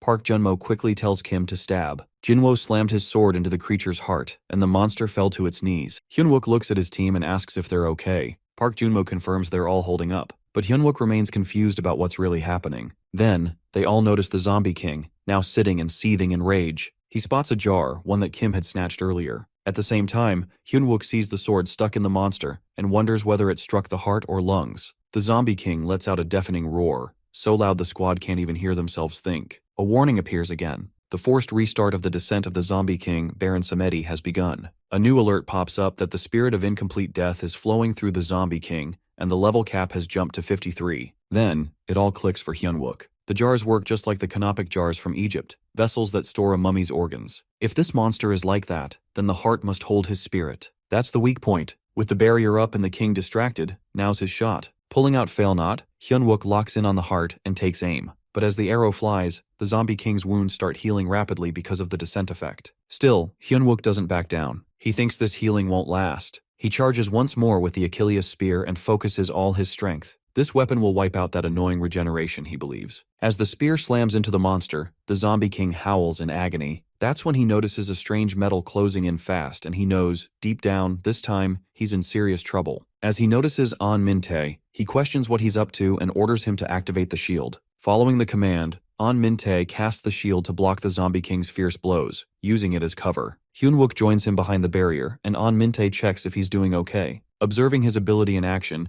Hyunwook is taken aback and wonders about the skill. An Min-tae explains that ever since entering the dungeon, his level has been rising rapidly. The last time he stopped the zombie king's attack, he leveled up and finally unlocked the shield skill. Just like Hyunwook once mentioned, the world standard no longer applies. While he continues speaking, a system alert pops up while letting him know that a level 1 magic shield has been granted. Hyunwook, however, questions how he could rely on an untested skill that might have gotten him killed. An Min-tae responds that he just wanted to protect him. In return, Hyunwook admits he gets it, but reminds him it's his own duty to shield the rest, so he shouldn't push himself too hard. An Min-tae shows gratitude, but Hyunwook shrugs it off while saying he should save the thanks for when they all make it out alive. As the battle presses on, another alert suddenly appears that the descent process has been interrupted. The zombie king now looks more intense than ever. A further warning signals that an incomplete spirit of death is spreading through his body, and soon it will pull him back into death. The creature lets out a monstrous growl. Still, despite his condition worsening, he charges forward while suggesting that this might be his final attempt to drag them down with him. Thinking quickly, Hyunwook tells Choi Taeyang to block the zombie king's view with continuous fire. Choi doesn't hesitate and starts shooting non-stop.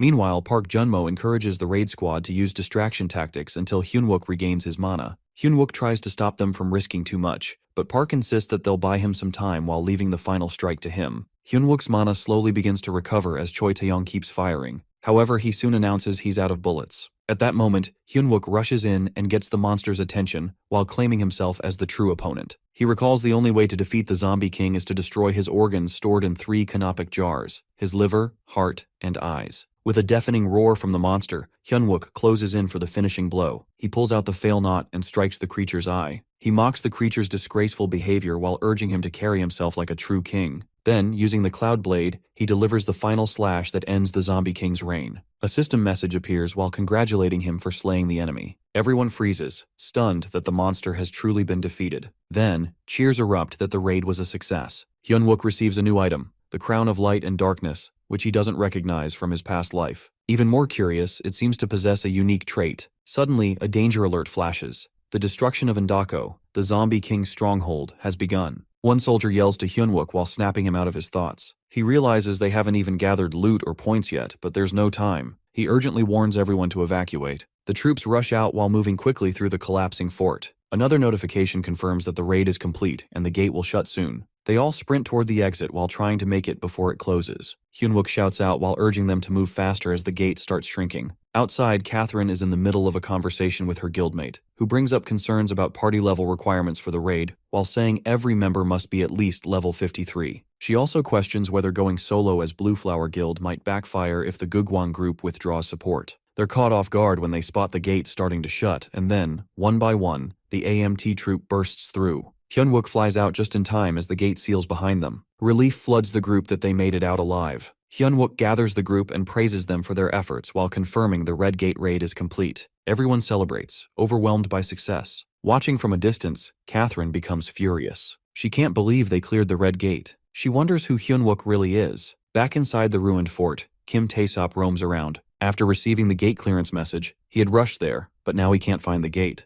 Confused, he searches for the exit, convinced it was right there. Suddenly, a vampire steps out from the shadows behind him. At first, Kim assumes he's a human from the rescue team and tries to speak with him while asking for the way out. But the vampire lunges forward with intense bloodlust while revealing his true intentions. He slaughters Kim Taesop without hesitation, his mind consumed by thoughts of Hyunwook. The vampire vows to take everything Hyunwook holds dear and paint it all with blood. At the same time, Hyunwook gives clear orders for the raid squad to line up in double file. Quickly, they arrange themselves in an organized line while looking like a polished crew. He then walks toward Catherine. As he approaches, she immediately wants answers. She asks about their own team. Hyunwook explains that by the time they entered the gate, everything had already gone wrong. Catherine listens, and then points out that he seems to be claiming success all on his own. Hyunwook responds calmly while hinting that the upcoming gate analysis will confirm the truth. Naturally, his calm words upset her. Her voice grows sharper as she demands to know who he really is. She asks whether he's truly an F rank, clearly shaken by his unexpected strength. He meets her glare and calmly questions if she really thinks his success was only luck. In return, she expresses doubt and says she'll believe everything once the results are out. Then she suddenly changes the topic and asks if he happened to see a spear-type item inside,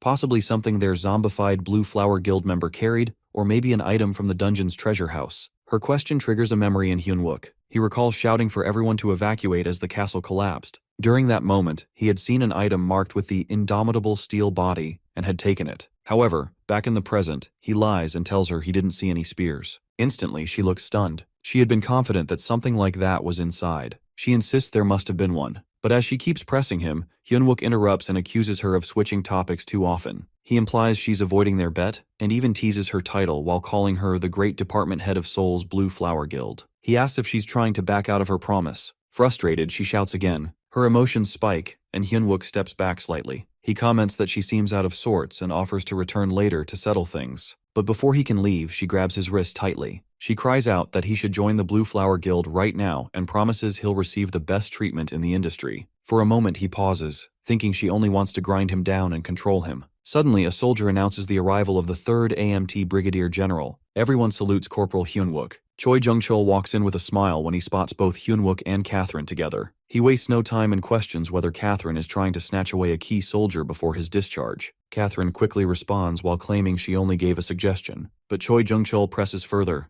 He asks if Blue Flower violated rules and arranged a separate raid. His words leave her in disbelief. She denies it, but he continues while bringing up the Gugwang Group 2 issue and claiming Blue Flower has overstepped multiple times. Then, he announces that he'll file a formal complaint with the Blue Flower Guildmaster. He adds that an official document about this should also be sent to other guilds for discussion. Catherine clenches her fist so tightly in anger that blood starts dripping from her hand. Soon after, Choi Jung-cheol and Hyun-wook head into a private room. There, the Brigadier General bursts into laughter and praises Hyun-wook for achieving 100% contribution in the raid. He admits he never saw it coming and can't wait to witness the Blue Flower Guild Master's reaction. Hyun-wook observes how much the man enjoys watching Blue Flower fail just this once. Moments later, Jung-cheol compliments him again and says it's his first time encountering someone like Hyun-wook. In response, Hyun-wook humbly mentions that he didn't do it alone, and that his squad was with him the whole way. He begins to bring up the promise, but Jung-cheol cuts him off with another compliment and announces that every squad member will be promoted by 1 rank. He also grants Hyun-wook the chance for a rank re-evaluation. Hyun-wook feels uneasy about the older man's sly generosity. Still, he expresses thanks for the promotions, the rank re-evaluation, and the promised reward. He uses formal words, but inside, he knows how clever this man really is. Jung-cheol watches him closely and asks what he truly wants. Without hesitation, Hyun-wook asks for divine-powered weapons for his entire squad. Jung-cheol is clearly shocked by this. He turns toward Hyun-wook and reminds him that the zombie gate has just ended,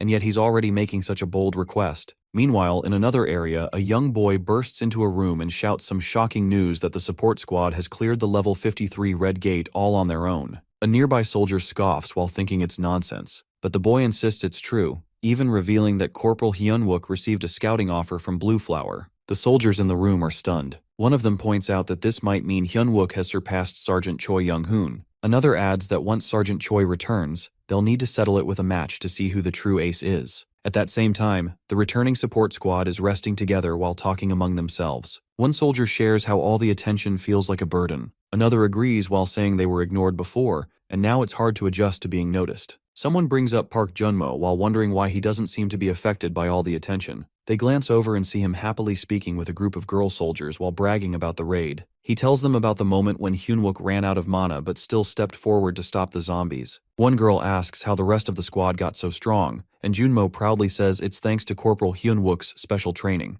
Elsewhere, Hyun-wook is alone in a room while eating quietly. Suddenly, someone bursts in. It's Private Lee Won-suk. He introduces himself and says he has business with the support squad. He quickly falls to his knees and begins crying. He begs Hyun-wook to forgive him and pleads for a second chance. Hyun-wook doesn't turn to look at him. He wonders why Won-suk had to come in now, of all times. But Won-suk remains on the floor while sobbing. A system notification pops up that Hyun-wook is now digesting the Crown of Light and Darkness, which he had consumed earlier. Eventually, Hyun-wook stands and looks at Won-suk. Though he doesn't like him, he realizes the soul wave is coming. Most squads won't survive it. Even one more fighter could make a difference. After thinking it over, he tells Won-suk he'll accept him. Won-suk stares in disbelief, overwhelmed with happiness. But Hyun-wook's expression turns serious. He grabs Won-suk by the collar and warns him to prepare to die. Won-suk looks lost. He doesn't understand what's happening. He stammers and tries to confirm what he just heard. But Hyun-wook shoves him down and growls that it doesn't matter whether he heard it right or not. Won-suk keeps begging while calling Hyun-wook's name, because he wants to survive. Meanwhile, in a dark place, the vampire stands silently. Someone storms in, furious while yelling about all the items lost because of his failure. The man accuses him of not completing a simple gate test. The vampire hangs his head and apologizes. A strange girl appears beside him. She speaks in a creepy voice and says that usually, someone like him would be left to starve and die. But this time, he's lucky. They've been summoned. She licks her lips in a strange, monstrous way and grins with excitement. She whispers that soon, blood will cover the entire Seoul region. Finally, the Soul Wave is about to begin. Kai Baek-jun, the guildmaster of Great Mountain, is on a call with the guild chairman while reassuring him that his judgment is accurate. He brings up the recent failure of the candidate at Seoul Station and mentions that plans are already in motion. Moreover, he's already gathering forces through contacts in the black market. He is determined to track down the key, no matter what it takes. He mentions that the small-time thief seems to use fire in combat, which leads him to believe the person is likely part of AMT. With that in mind, he's planning to trigger 4 gates during the upcoming Soul Wave and then split them up. Afterward, some of his loyal enforcers will be sent to wipe out the 1st AMT battalion. Trying to ease the chairman's concerns, he reassures him not to worry about the situation in Korea. Once the call ends, he turns to the slaughterers while telling them that they've now got fresh prey. One of the vampires, eager for action, asks for orders. He responds that their task is to raid the 1st battalion of Namsan AMT as soon as the wave kicks off and to eliminate everything that breathes. When the vampire checks if there's any specific strategy to follow, he simply mentions they're free to handle it however they like. Their mission is clear: to begin with the military unit and erase Seoul from South Korea's map. Over at the 3rd AMT Brigade's 1st Battalion, the battalion commander begins the promotion ceremony with a formal salute to Hyun-wook and 6 other soldiers who've just received orders for a 1-rank promotion. Following that, every soldier in the unit returns the salute in unison while standing tall with pride. The commander then praises them all for their outstanding service and offers his congratulations. Hyun-wook nods while giving a quick word of thanks. Soon after, the commander remarks that he's always held the belief that if every soldier and officer carries out their responsibilities properly, they can build a healthy and unified barracks culture, one that leaves no one behind. Hearing this, Hyun-wook can't help but think the commander is diving into another one of his trademark long speeches. Still, the commander continues while expressing how their strong military discipline has turned his beliefs into reality, and how genuinely proud he feels. But just then the flow is interrupted. The commander gets a call, his tone sharpens, and he brings up someone named Kaido. He mentions that he'll head over immediately, and then directs the 2nd platoon leader to take charge and finish the promotion ceremony in his place. The platoon leader steps in without hesitation and keeps the event moving. At that moment, Hyun-wook starts to wonder that could this Kaido be Okita Kaido, the Sword Saint assassin who once killed Sword Saint Guk Seongpyo? Memories from his previous life begin to surface. Back then, after receiving intel about Kaido's illegal entry through Busan port, Commander Kim Kang-seok had left the battalion to go after him. Sadly, during that absence, 2 vampires wiped out the entire 1st AMT battalion. It's clear now that the past he remembers has begun to repeat itself. As thoughts swirl in his mind, the 2nd platoon leader continues with the ceremony and reads out the results of the rank advancement. An Min-tae, Choi Min-jae, Choi Tae-yong, Park Seung-min, and Kim Kyung-jin are all promoted to D rank. He instructs them to inspect their awarded weapons and make sure to register them at the local branch office. Everyone quickly complies. While the others celebrate their progress and enjoy the moment,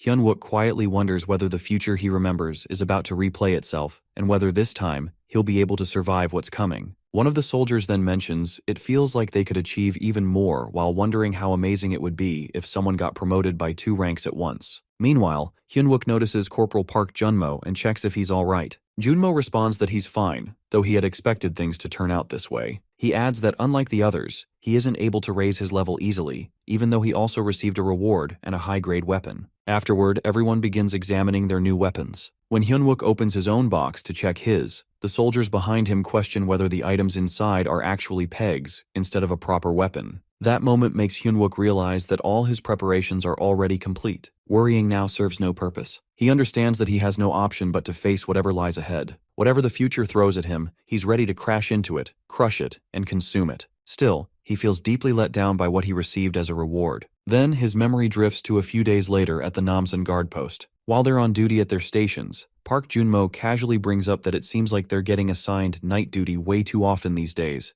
joking that they've become easy targets again. Hyun-wook quietly thinks to himself that maybe it's a good thing the incident hasn't happened yet. Perhaps the changes he made weren't enough to alter the course of the wave. If that's true, then the screen event, the one that will unleash chaos on Seoul, is set to begin today. As they continue standing watch, Park shares that just thinking about the upcoming reward vacation and seeing his grandmother again is keeping him awake at night. He insists he's being completely honest. In response, Hyun-wook asks if he trusts him. Without hesitation, Park answers that he does, fully and without doubt. Then, Hyun-wook tells Park Junmo that they're leaving their post from this moment. Park is stunned to hear that. Just then, a woman walks over and asks An Min-tae and Park Junmo if they're staying awake. They both answer that they're not sleeping. She casually brings up how they've been getting assigned night duty way too often lately, and checks if they're doing all right. Park responds that he's fine. After that, he adds that Hyun-wook mentioned this is also part of their training, so they didn't really have a choice. The woman responds with a light comment, saying that Hyun-wook clearly believes in their abilities, which is why he gives them such tasks. She encourages them to stay strong.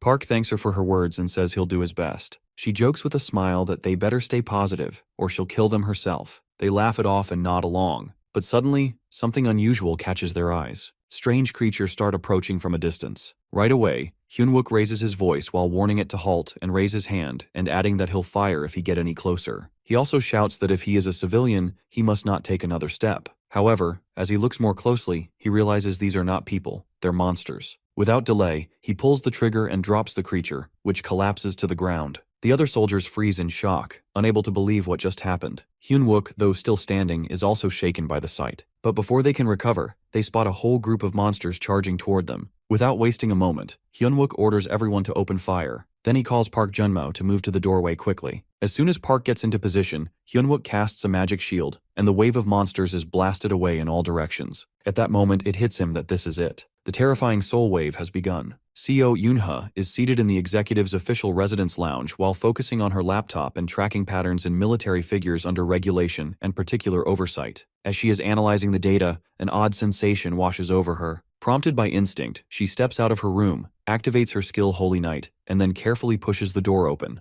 At that moment, a chilling scene unfolds before her eyes that numerous snakes slither through the space while grabbing the military executives. The sight leaves her startled. As she tries to grasp the situation, a vampire suddenly appears in front of her. Caught off guard, she is struck by his sudden blow and collapses onto the ground, injured. With a cold tone, he remarks that he has finally located her, the third daughter of the Holy Knight Order's captain. He keeps attacking her without pause, but she gathers her strength and lands a solid kick on his face while sending him staggering back. Without hesitation, she follows up with a series of fierce hits while forcing him to retreat even further. Though wounded, she questions his identity while wondering if he might be a player. While observing him, she realizes that the parts of his body touched by her holy energy were scorched, and yet his recovery speed is impressive. This makes her wonder who he truly might be. He, however, responds with indifference while claiming there's no purpose in learning his name since her fate is sealed. Despite the threat, a smirk lingers on his face. He remarks, almost playfully, that it's unfortunate to end the life of someone so beautiful. Before she can react further, her eyes widen in disbelief. Just behind her, a gate has appeared, and with it, a wave begins. The vampire then questions if she's truly lost in thought while he's standing right in front of her.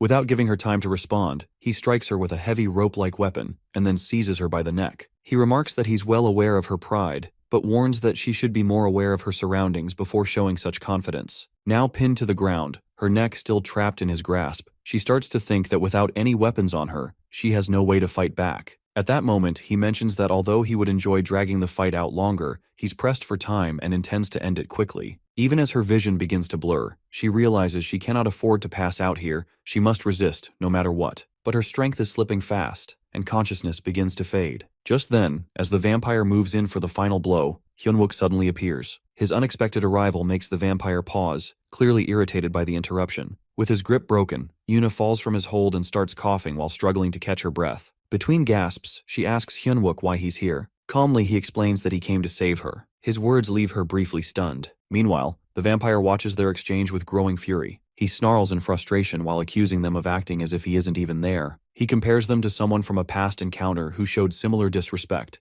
an insult he hasn't forgotten. His hatred for military officers becomes clear as he expresses his disgust while calling them rats. However, Hyunwook stays composed and firm. He declares that this time, the vampire won't be getting away. That only fuels the vampire's rage further. The monsters keep forcing their way through the gate, their numbers growing steadily. Inside, the soldiers start exchanging thoughts while mentioning that the rapid response unit should arrive shortly. At the same time, those stationed near the entrance begin to worry while fearing the door might collapse any moment under the pressure. Just then, a lady steps forward while offering support. She calmly assures them that she'll handle the mana flow and encourages them to grit their teeth and endure just a bit longer. Her presence brings a brief moment of hope. Soon after, the rapid response unit finally arrives, moving swiftly into their assigned A2 formation. As they take position, the goblins appear stunned by the unit's sudden arrival and precision. Meanwhile, a lady vampire suddenly shows up, her tone casual yet chilling. She wonders aloud why the zombies are still lingering. As she steps into view, all the soldiers freeze in shock while recognizing her terrifying presence. Amid the tension, some soldiers whisper to each other in panic, while realizing that even the rapid response unit didn't manage to scream before being taken down. Fear starts to spread among them, as they begin to think they won't survive this. With a cold smile, the lady vampire mocks their reaction. She notes their silence and calls them dull while claiming that if they're that boring, then they don't deserve to live. Her words send another wave of dread through the troops. But then, unexpectedly, she notices Choi Young-jun approaching,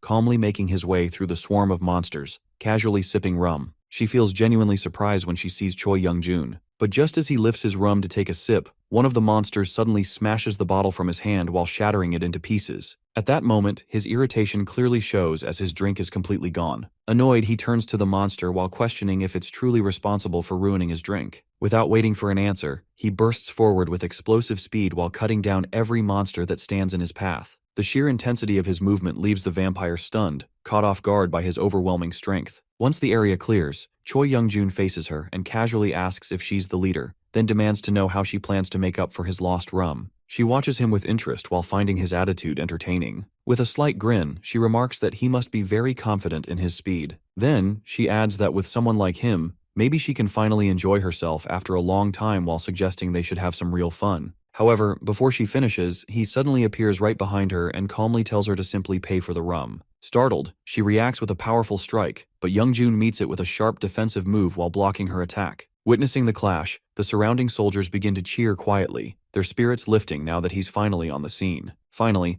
Choi Youngjun looks at the vampire with a firm expression and remarks that if she doesn't bring back his rum, he'll be cutting off something else, and that will be how he settles the debt. The vampire becomes startled after recognizing him. She nervously asks if he is truly Choi Youngjun, since she had heard he had been deployed elsewhere. In response, Choi Youngjun explains that he was ordered to do something, he completed it, and now he is back. Then, without any concern, he repeats his question about the rum. This casual attitude frustrates the vampire girl, and in anger, she calls him insane. Immediately after, she attacks Choi and shatters the weapon in his hand. Then, she turns her rage on the other soldiers and strikes them too. As a result, several of them fall to the ground, and even Choi loses balance for a moment. Nevertheless, he quickly regains his strength. As she dashes toward him again, she wonders when he had moved into that position. At that moment, Choi Youngjun grumbles about losing his buzz because of her. He blows on his knife to power it up and requests a bayonet. Just then, a soldier warns that a normal bayonet may not be effective against her. Another soldier adds that she appears to be a vampire. Choi becomes confused and points out that zombies don't talk, so she can't be one of them. While they are talking, the vampire girl sneaks behind them silently while gripping her sword tightly. She looks furious and thinks to herself that Choi Youngjun's strength proves why people call him a strong candidate for the next Sword Saint. Therefore, she decides to fight him using her top speed. She challenges him to try stopping her if he can even see her movement. Suddenly, a girl soldier notices the vampire and shouts a warning. Choi immediately turns around and realizes that the vampire is right behind him. Luckily, he blocks her attack just in time and counterattacks. At the same time, the soldiers begin to panic while thinking they might be the next target. However, Choi protects them all and slams the vampire against a wall. He then explains that he was trying to control his body's pace to stay drunk longer, but now the buzz is completely gone.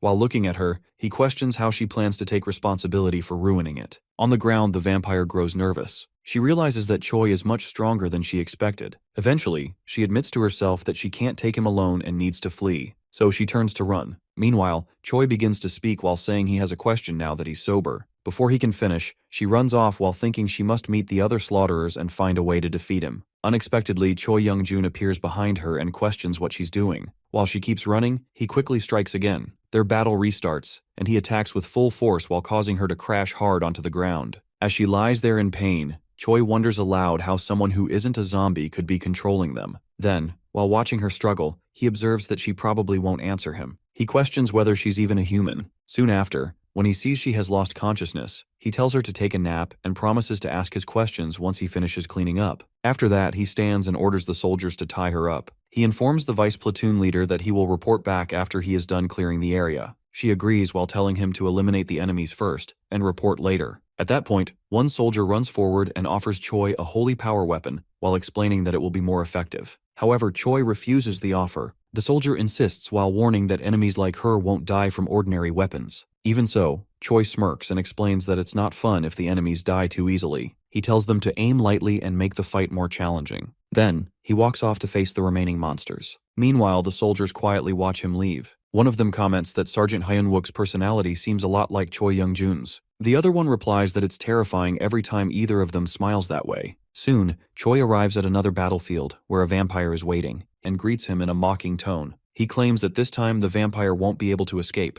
The vampire becomes furious upon hearing Choi's voice and starts cursing him. Without delay, they begin to fight, both using weapons with great power. During the battle, Choi destroys the ropes formed by the vampire's powers. Hyunwook warns the platoon leader that monsters are coming out of the gate and heading for the barracks. He urges them to secure weapons and protect the soldiers. The platoon leader responds by identifying the enemy as a vampire and wonders aloud how to fight back without holy power. Hyunwook explains that trying to fight and protect someone at the same time would only put them at a disadvantage. They definitely need a holy weapon. After thinking it through, the platoon leader recalls how well Hyunwook has performed up to now. Then she firmly orders her troops not to die while giving a strict command. Back on the battlefield, the vampire shouts at Hyunwook while saying they should have fought together instead of sending someone else. Hyunwook, however, keeps smiling without a trace of fear. He joyfully says it's great that the vampire is still alive. This confuses the vampire, so he explains that if he's still breathing, then it means his boss doesn't know about him. He guesses that the vampire must have survived by reporting his failure as just a small mistake. These words infuriate the vampire even more. Hyunwook then adds that he has been annoyed for a long time about letting the vampire escape and promises to finally end it properly this time. Upon seeing his calm confidence, the vampire warns him not to take him lightly. Right after, he transforms into a monstrous figure and declares that with his new equipment, he is on a completely different level than before. He mocks the holy power beads while calling them useless. He proudly shouts about his expensive mana tanks and swears that Hyunwook won't even be able to touch him now. He threatens to tear him apart all by himself. In response, Hyunwook activates his special item, the Crown of Light and Darkness, and releases his Aura Saint. His weapon instantly transforms into a giant holy power weapon. Watching this, the vampire becomes shocked and starts thinking that Hyunwook just turned a useless item into a divine weapon out of nowhere. Finally, Hyunwook looks straight at the vampire and declares that today, he will tear him apart with holy power. With a smile on his face, he prepares to end the fight. As he listens to the vampire talk so much, he guesses that the enemy must be scared. Because of that remark, the vampire becomes furious and threatens to rip apart Hyunwook's mouth. Right after that, their battle begins again. They both pull out their weapons and start attacking each other with full force. Then, the vampire swings his long rope while aiming it at Hyunwook. At that moment, Hyunwook realizes that if the attack hits him directly, he will probably die. Now he finally understands why the vampire looked so confident earlier. However, in close range, Hyunwook figures out that the whip's advantage turns into a weakness. Even though the vampire stands there with a confident grin, Hyunwook doesn't back down. Instead, he uses his weapon to slice through all the ropes flying at him. While doing so, he thinks about the skill called Indomitable Steel Body and tries to land an attack. Unfortunately, he still gets hit and falls to the ground.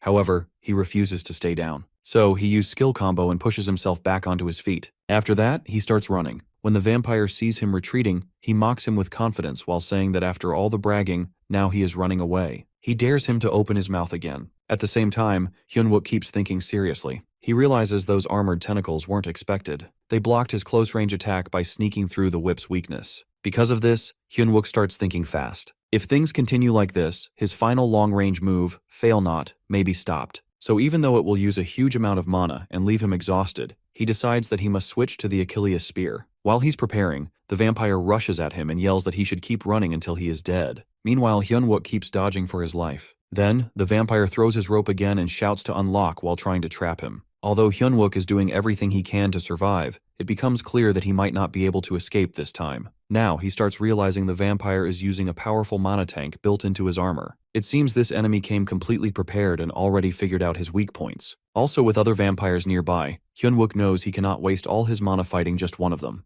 At that moment, the vampire notices Hyunwook's hesitation. So, he grins and taunts him again. He asks if Hyunwook now realizes how helpless he is. He dares him to open his mouth like before. Still, Hyunwook keeps thinking calmly. If that's the case, then he knows he needs help. So, he quickly calls into his microphone and shouts for Choi Taeyong. The vampire looks confused, not understanding what's going on. Suddenly a bullet hits him from behind. The impact is strong, and he falls to the ground, completely shocked. It turns out Choi Min-jae has fired the shot. He shouts that Private Choi Taeyong attack has landed. Then, he warns that because of the gunfire, their location may now be exposed, so they must move to another spot quickly. Now the vampire is badly injured and bleeding. Still, he screams in anger while swearing he'll kill them all. When Hyunwook sees this, he doesn't hesitate. He runs toward him while shouting that he should just die already. Then while using all his strength and skills, he drives his weapon straight into the vampire's body. While the vampire lies dying, he starts thinking in disbelief. He wonders how this could be happening since he believed he was the chosen one. He tries to guess who Hyunwook really is. He even questions if he's a ranker. Then Hyunwook walks up and replies calmly. He says that for someone like him, who always acts superior, he'll tell the truth that he's just an F ranker. Hearing that, the vampire can't believe it. While blood pours out of him, he shouts over and over that it's impossible to lose to a lowly F ranker. Eventually, he repeats it one last time before his body disappears, completely defeated. Afterward, Hyunwook watches everything in silence. Then, he picks up what's left of the vampire. Considering how long absorption takes, he decides to eat only half now and save the other half for later. Right then, another soldier runs in and alerts Sergeant Hyunwook that a skeleton army is now attacking Barracks No. 2. Hyunwook asks about the plan. Taeyong quickly explains that they can't count the number of skeletons, and at this rate, he doubts anyone will survive. As things get worse, Hyunwook rushes off. Just then, a giant skeleton shows up,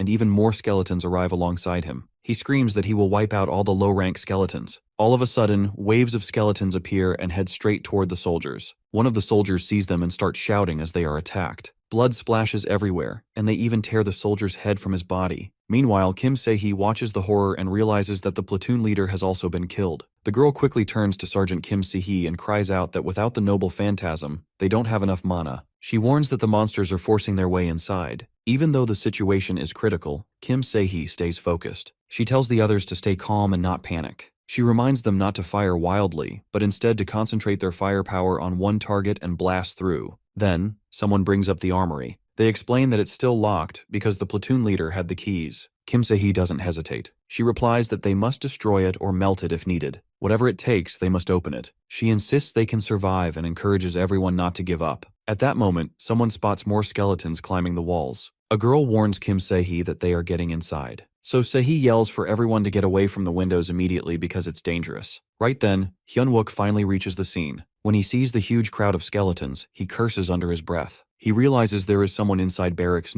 two they can't afford to lose. Deep in his heart, he hopes that Kim Se-hee is still alive. Inside the barracks, Se-hee stands in place. However, she doesn't notice the massive skeleton behind her. Just in time, Hyun-wook sees the danger and shouts Se-hee's name. At the beginning, Oh Kang-mok quietly wonders whether they really need to open the gates in order. He thinks that if they just rush in all at once, they might finish quickly. In response, Carol calmly shares that she only holds on to the hope of survival. Naturally, this confuses him, and he immediately questions what she truly means. Then, Carol explains with a cold tone that humans seem adorable when their hope gets crushed. Soon after, the captain brings up an update to Carol while pointing out that it appears the entire infiltration team is already dead. This revelation completely shocks the vampire Oh Kang-mok. Right away, he turns toward both of them while demanding an explanation. The captain calmly continues while explaining how they had removed all communication devices and functioning cameras during the mana scattering and reached the rendezvous point, but no one showed up. A moment later, Oh Kang-mok reminds him that they earlier claimed the Mountain Army and Sword Saint candidate weren't present. In response, the captain admits that this was what they had believed before the infiltration. However, Oh Kang-mok doesn't stop there. He questions again, this time about the girl Seo Eun-ha, who is the daughter of the Holy Knight Order's captain.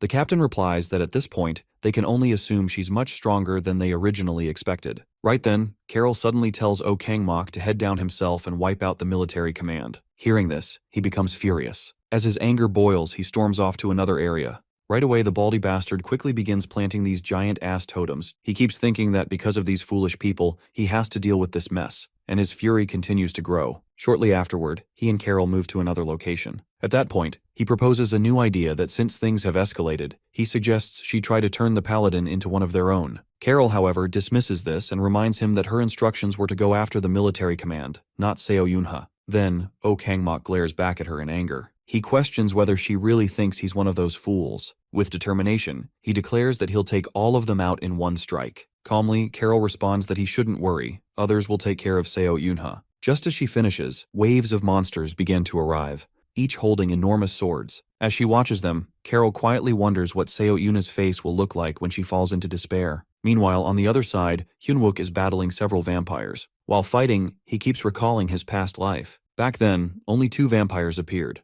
but after facing the earlier fanatic, he isn't sure how many more might come now. This current situation doesn't match his memories. If barracks know 2 is already under attack by an unknown vampire, then someone as vital as Kim Se-hee must be protected at all costs. Without delay, he engages a group of skeletons. As he runs forward, one of them turns to look at him. He immediately uses all his strength and skills to attack. One by one, the skeletons begin to fall. Throughout the fight, he keeps repeating in his mind that Kim Se-hee must still be alive. That hope drives him forward. At the same time, a massive skeleton quietly sneaks up behind Kim Se-hee. Suddenly, a nearby girl shouts out to warn her. Quickly, Kim Se-hee turns and sees the huge figure. Without hesitation, she strikes back and scolds the creature for entering the women's barracks completely naked. Then, just in time, another force slams into the skeleton while breaking it into pieces. From a nearby window, Hyun-wook witnesses the whole scene. The shattered remains of the skeleton scatter before him. Without wasting a moment, he rushes inside and calls out while checking if everyone is safe. However, once inside, he's surprised by what he sees that all the vampires are already dead,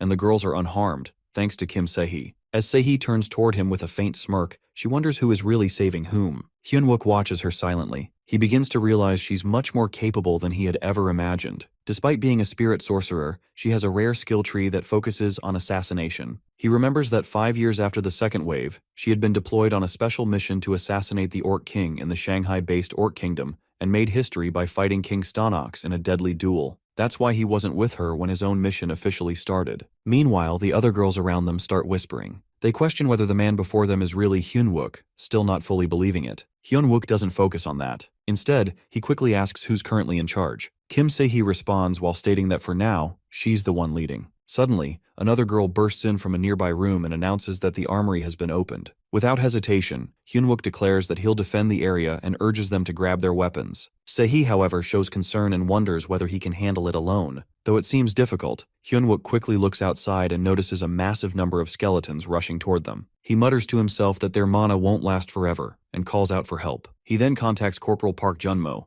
Junmo replies right away while confirming that most of the personnel from the barracks have already been armed and evacuated. Hyunwook praises him for a job well done. Junmo adds that the platoon leader has already moved to barracks too. Suddenly the skeletons start storming in at full speed. Just when it seems they'll break through, Seo Yuna arrives. She looks directly at Hyunwook and instantly recognizes him. She approaches and asks whether he's handled the vampire. Hyunwook nods and tells her it's already been taken care of. Se-hee steps forward and informs Seo Yuna that the personnel in Barracks 2 will soon be fully equipped. Hearing this, Seo Yuna starts assessing the situation. She realizes that Hyunwook is managing Barracks 1 while supporting Barracks 2, and coordinating everything. Clearly, he has a full grasp of what's happening. As the two of them exchange glances, a wave of skeletons appears in the distance. Suddenly, Seo Yunha notices something and points it out that it's a totem. Hyunwook recognizes it too, a powerful item embedded with several devil medallions. He realizes they need to move fast before anyone else gets to it. He notes that the platoon leader from earlier wasn't acting alone. Seo Yunha agrees and mentions that even though she doesn't understand how they're using monsters,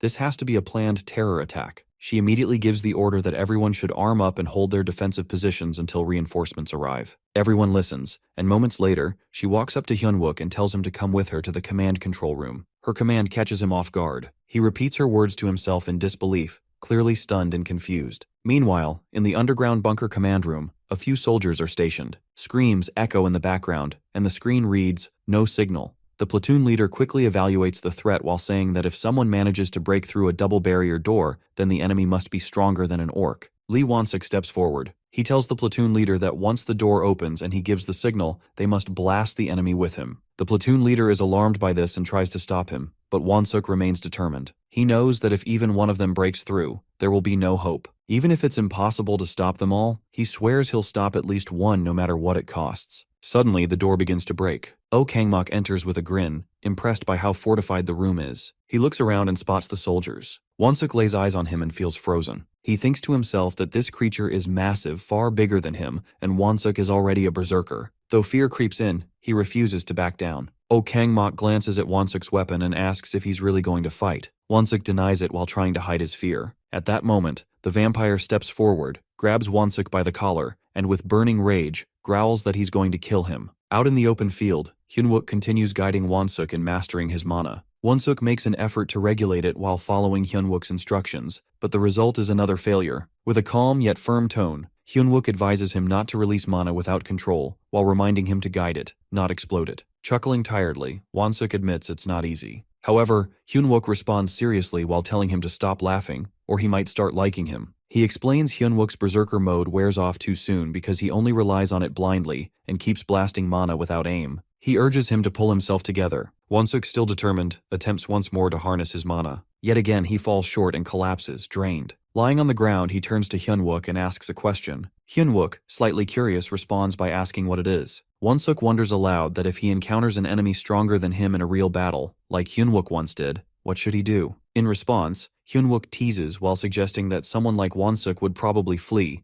as that would suit his nature. Shocked, Wansuk protests while insisting he's not like that, but Hyunwook stands by his words. Frustrated, Wansuk denies it again. Seeing his spirit, Hyunwook tells him not to run. He tells Wansuk to face his enemy directly, like a soldier, and defend the comrades behind him. In that moment, Wansuk is brought back to the present while facing a vampire in real time. He had been recalling Hyunwook's lesson. Filled with fear, he still whispers to himself that he can't retreat now. Wansuk launches his attack while declaring his intent to end the vampire. He quickly orders Lee Min-hee, a wizard, to transport them elsewhere using magic. Obeying, Min-hee conjures a teleportation portal, and Won-suk drags the vampire through it. They reappear at a different location. The vampire, confused, questions the sudden change. Won-suk, now fully in berserker mode, explains he needed more space for a real fight. The vampire mocks him again, but Won-suk, while focusing deeply, attempts to control his mana once more. Internally, he begs to succeed, and this time he does. Realizing his success, he notes that he can now sustain the second level of berserker body strengthening, just like Hyunwook had taught him. As the battle escalates, Won-suk and the vampire clash with full force. Meanwhile, underground in a hidden bunker, Hyunwook and Seo Yunha rush through the corridors while preparing to face more vampires. Hyunwook thinks aloud about their priority, the totem, but is confused about why Yuna went to the control room. Before he can finish his thought, a wall in front of them explodes outward. From the wreckage, Won-suk and the vampire emerge. Won-suk, beaten and bloodied, is dangling in the vampire's grip. Hyunwook, shocked and alarmed, calls out his name. On the ground, a battered Won-suk, with blood on his lips, manages to say he told Hyunwook he's not someone who runs, but then the vampire cuts him off mid-sentence while slamming his face into the floor. Annoyed, the vampire mocks him for talking too much. Seo Yuna cries out in horror while demanding to know what the vampires want. Hyunwook, his expression hardening, turns to Yunha. He politely asks her to proceed to the control room. He instructs her to locate the totem and quickly organize forces to remove it. As for him, he says he will stay behind and take down the vampire. Una is stunned by his seriousness. The vampire, now noticing Yunha, laughs mockingly. Realizing she's the daughter of the Holy Knight Order's captain, he's thrilled while saying she's saved him the trouble of tracking her down. Yuna nods to Hyunwook, saying she'll follow his plan, but tells him firmly not to die in order. Once she departs, Hyunwook looks at Won-suk lying on the ground. He admits he never liked Won-suk's brute force approach. Still, even someone like him gave his all, simply because of one thing Hyunwook once told him. Feeling the weight of that, Hyunwook decides that if he has any pride, he must fight now, no matter what it costs. The vampire scoffs at Hyunwook's resolve while calling him crazy. As the vampire charges, Hyunwook moves swiftly while dodging low and positioning himself behind him. Caught off guard, the vampire turns just as Hyunwook releases a barrage of magical arrows into his back. Wasting no time, Hyunwook grabs his weapon and strikes. However, the vampire suddenly activates his armor steel stakes, the indomitable steel body. With his transformation complete, his body becomes nearly invincible. Hyunwook's weapon barely leaves a scratch. Mocking Hyunwook's efforts, the vampire calls him out for having only cheap tricks. He taunts him about revenge before landing a powerful punch. Hyunwook is sent flying but lands firmly on his feet. Looking toward Won-suk again, he becomes momentarily distracted. The vampire reappears behind him while attacking suddenly. Hyunwook dodges, barely avoiding serious harm. The vampire questions if he plans to just dodge forever while calling him a coward. He unleashes relentless strikes, but Hyunwook continues evading.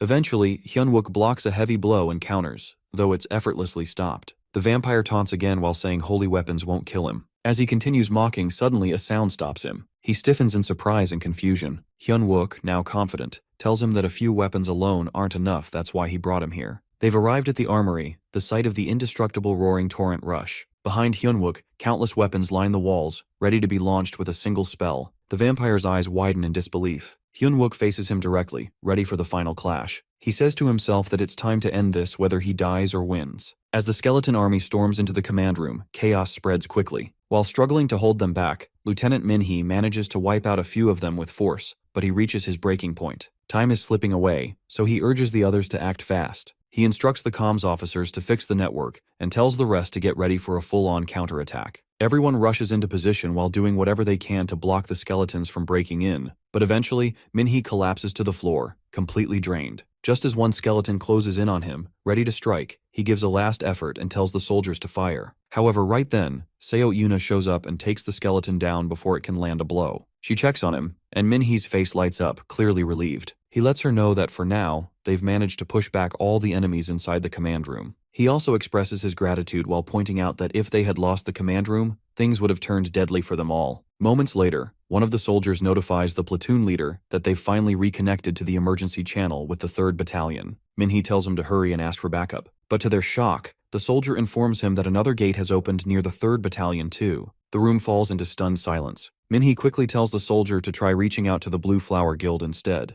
Unfortunately, the soldier reports that multiple gates have opened in their area as well. After that, he instructs them to reach out to the 5th and 6th Battalion. But the soldier informs him that all nearby forces and major guilds have confirmed the same thing, that gates are opening everywhere. Right now, everyone's asking for support from each other, and the situation feels like total chaos, almost like staring into hell itself. Both Seo Yuna and Minhee are left stunned by the news. Then suddenly, a video feed from the 12th emergency transmission flickers to life. The battalion commander appears on screen while speaking from a helicopter and explaining that he's on his way back to base, but it'll take a little time, so he asks for patience. He then checks in while wanting to know the current status. One of the soldiers updates him while explaining that several gates are showing up at once across the camp, and even the major guilds are in crisis, possibly due to outside interference. On top of that, most of the higher-ranking officers and executive members are missing, and there's suspicion that they might have been assassinated. Hearing this, the battalion commander asks if there's anything else worth reporting apart from the current mess. The soldier replies that's everything for now. Then, the commander brings up the fact that there are 2 platoon leaders present, and questions whether there's any possible strategy to turn things around. At that moment, Seo Yunha steps forward and mentions she has something to bring up. He allows her to continue. She admits that, while it might seem strange given the current state, she suggests handing over temporary command to Hyunwook. Minhee is completely caught off guard by her words, unsure of what she's thinking. The commander then questions her reasoning and reminds her that she's been openly doubtful and suspicious about Hyunwook's actions up until now. She responds that his unusual choices so far did call for concern, and until now, that's how she felt. Meanwhile, deep inside the restricted zone of the 1st Battalion's armory, Hyunwook is locked in an intense battle with Kangmok. He calls out his opponent by name while referring to him as the unbreakable O Kangmok, and points out that every weapon he's gathered was meant just for him. Kangmok, a bit puzzled, asks how Hyunwook knows his name. But Hyunwook doesn't stop. He simply challenges him, wanting to find out who falls first, him or Kangmok. It's clear he wants to end this once and for all. Suddenly, all the weapons begin flying toward Kangmok, powered by Hyunwook's mana, which slowly keeps dropping. Still, Kangmok looks down on him while finding the attempt weak. He remarks that, while Hyunwook did put in a lot of effort, it's not enough to bring him down. He even dares him to try harder while mocking him to give everything he has. As the pressure builds, Hyunwook's mana keeps falling with each weapon strike. Yet Kangmok remains amused, almost enjoying the fight. He keeps taunting Hyunwook while saying that every single person who once believed they could beat him with pure power ended up dead. Then, in a final push, Hyunwook gathers all his strength and goes for one last blow. But Kangmok doesn't hold back either. He counters with fierce attacks of his own, still seeing Hyunwook as weak. He reminds him that those who once thought they were strong enough to defeat him never survived. With his mana draining rapidly, Hyunwook throws his spear with full force, determined to end it, even as his energy nears its limit. Hyunwook, while breathing heavily during the fight, asks Kangmok if he's actually enjoying this. Meanwhile, back at the command post, where the battalion commander is still in conversation with Seo Yunha, he opens up about his earlier doubts. After watching Hyunwook's actions closely and noticing his strange behavior recently, he had suspected that Hyunwook might be part of the Blue Guild, sent from another country to bring down AMT as a spy. But now, his thoughts have changed. He admits he's sure that Hyunwook isn't a spy. In fact, he's been one step ahead in handling every threat so far. From the Itaewon Goblin Gate to the sudden chaos at Seoul Station, and even the Red Gate crisis, Hyunwook has always been right in the middle while playing a key role in solving each incident. And it's not just about strategy, he's also gone out of his way to make sure others survive and get rescued. Back in the battlefield, Hyunwook is still clashing with Kangmok. His mana is down to just 1%. A sudden thought hits him that if the bunker falls, he won't even be able to protect his comrades. But even if they're lost, he promises himself that he'll return and recover their bodies. In this life, he refuses to be the only one who survives. Then, the scene shifts again. The battalion commander turns to Seo Yuna while saying that, after reviewing everything and understanding the current situation, he believes Hyunwook is the right choice. He agrees with her idea. Just then, by chance, Hyunwook arrives. The commander turns to him and lets him know that they're assigning him temporary command of the 3rd Anti-Monster Brigade, 1st Battalion. Hyunwook asks if the command includes access to the armory. The commander confirms it and then asks if he can change the tide. Hyunwook tightens his fist, accepting the responsibility. At that moment, he realizes that it's time to strike back. With resolve in his voice, he immediately yells the command, "Blast!" Meanwhile, on the battlefield, chaos erupts. Opponents clash violently, and the barracks defense line turns into a storm of conflict. The bone-chilling cries of skeletons fill the air as they swarm in overwhelming numbers. At Barracks No. 1, a soldier shouts to activate the magic circle. Flames erupt everywhere. Some skeletons burn in the blaze, but they keep pouring in. One of the soldiers grits out that this battle feels endless. At the same time, more undead head toward Barracks No. 2, where female soldiers are stationed. Suddenly, someone yells that the 2nd floor has been breached and orders a retreat. Female soldiers quickly raise their guns while firing to slow the incoming threat. Then, Sehee rushes to Catherine and urges her to get to the upper floor. Catherine, visibly distressed, explains that they couldn't save the people on the 2nd floor. The skeletons were just too many, and she warns they can't hold out much longer. Meanwhile, at the guard post, Choi Young-jun is locked in battle with the undead. Other soldiers nearby call out in worry while asking if he's alright. He growls back in frustration while asking if he looks alright, his injuries clearly severe. As more skeletons surge toward him, he mutters that the totems make them difficult to kill. Oddly enough, a twisted grin spreads across his face that he's actually excited. Back in the command room, Hyun-wook discusses the situation with his companions in the bunker command and control center. He mentions that while the skeletons and zombies aren't dangerous individually, the massive number that came through the gate is equivalent to a full division. He warns that the main camp will eventually collapse under such pressure. Min-hee, while realizing the risk, proposes that they establish a base in the bunker and hold their ground. However, Hyun-wook quickly disagrees while leaving the others surprised. He explains that if they avoid the threat now, the monsters will evolve into a strategic army of death, guided by those who planted the totems. He warns that if they reach down Namsan, hundreds of thousands could die. Min-hee presses him that what should they do then? In response, Hyun-wook gives a direct order that the assault squad leader must search for the totems with the guard post personnel. Woonha stares at him, stunned, and questions what they'll do about the zombies. Hyun-wook outlines his plan that they will open the guard post and lure all the skeletons and zombies into one place. Min-hee shouts in disbelief while warning that if both monster types gather, they'll be wiped out. But Hyun-wook stays calm while telling him that if they work together, the monsters will be the ones destroyed. Min-hee stares, shocked while asking if he really means it. Back at the guard post, Choi Young-jun is arguing over the microphone while questioning why he should receive orders. He curses the totems and complains about the idea of searching all of Namsan.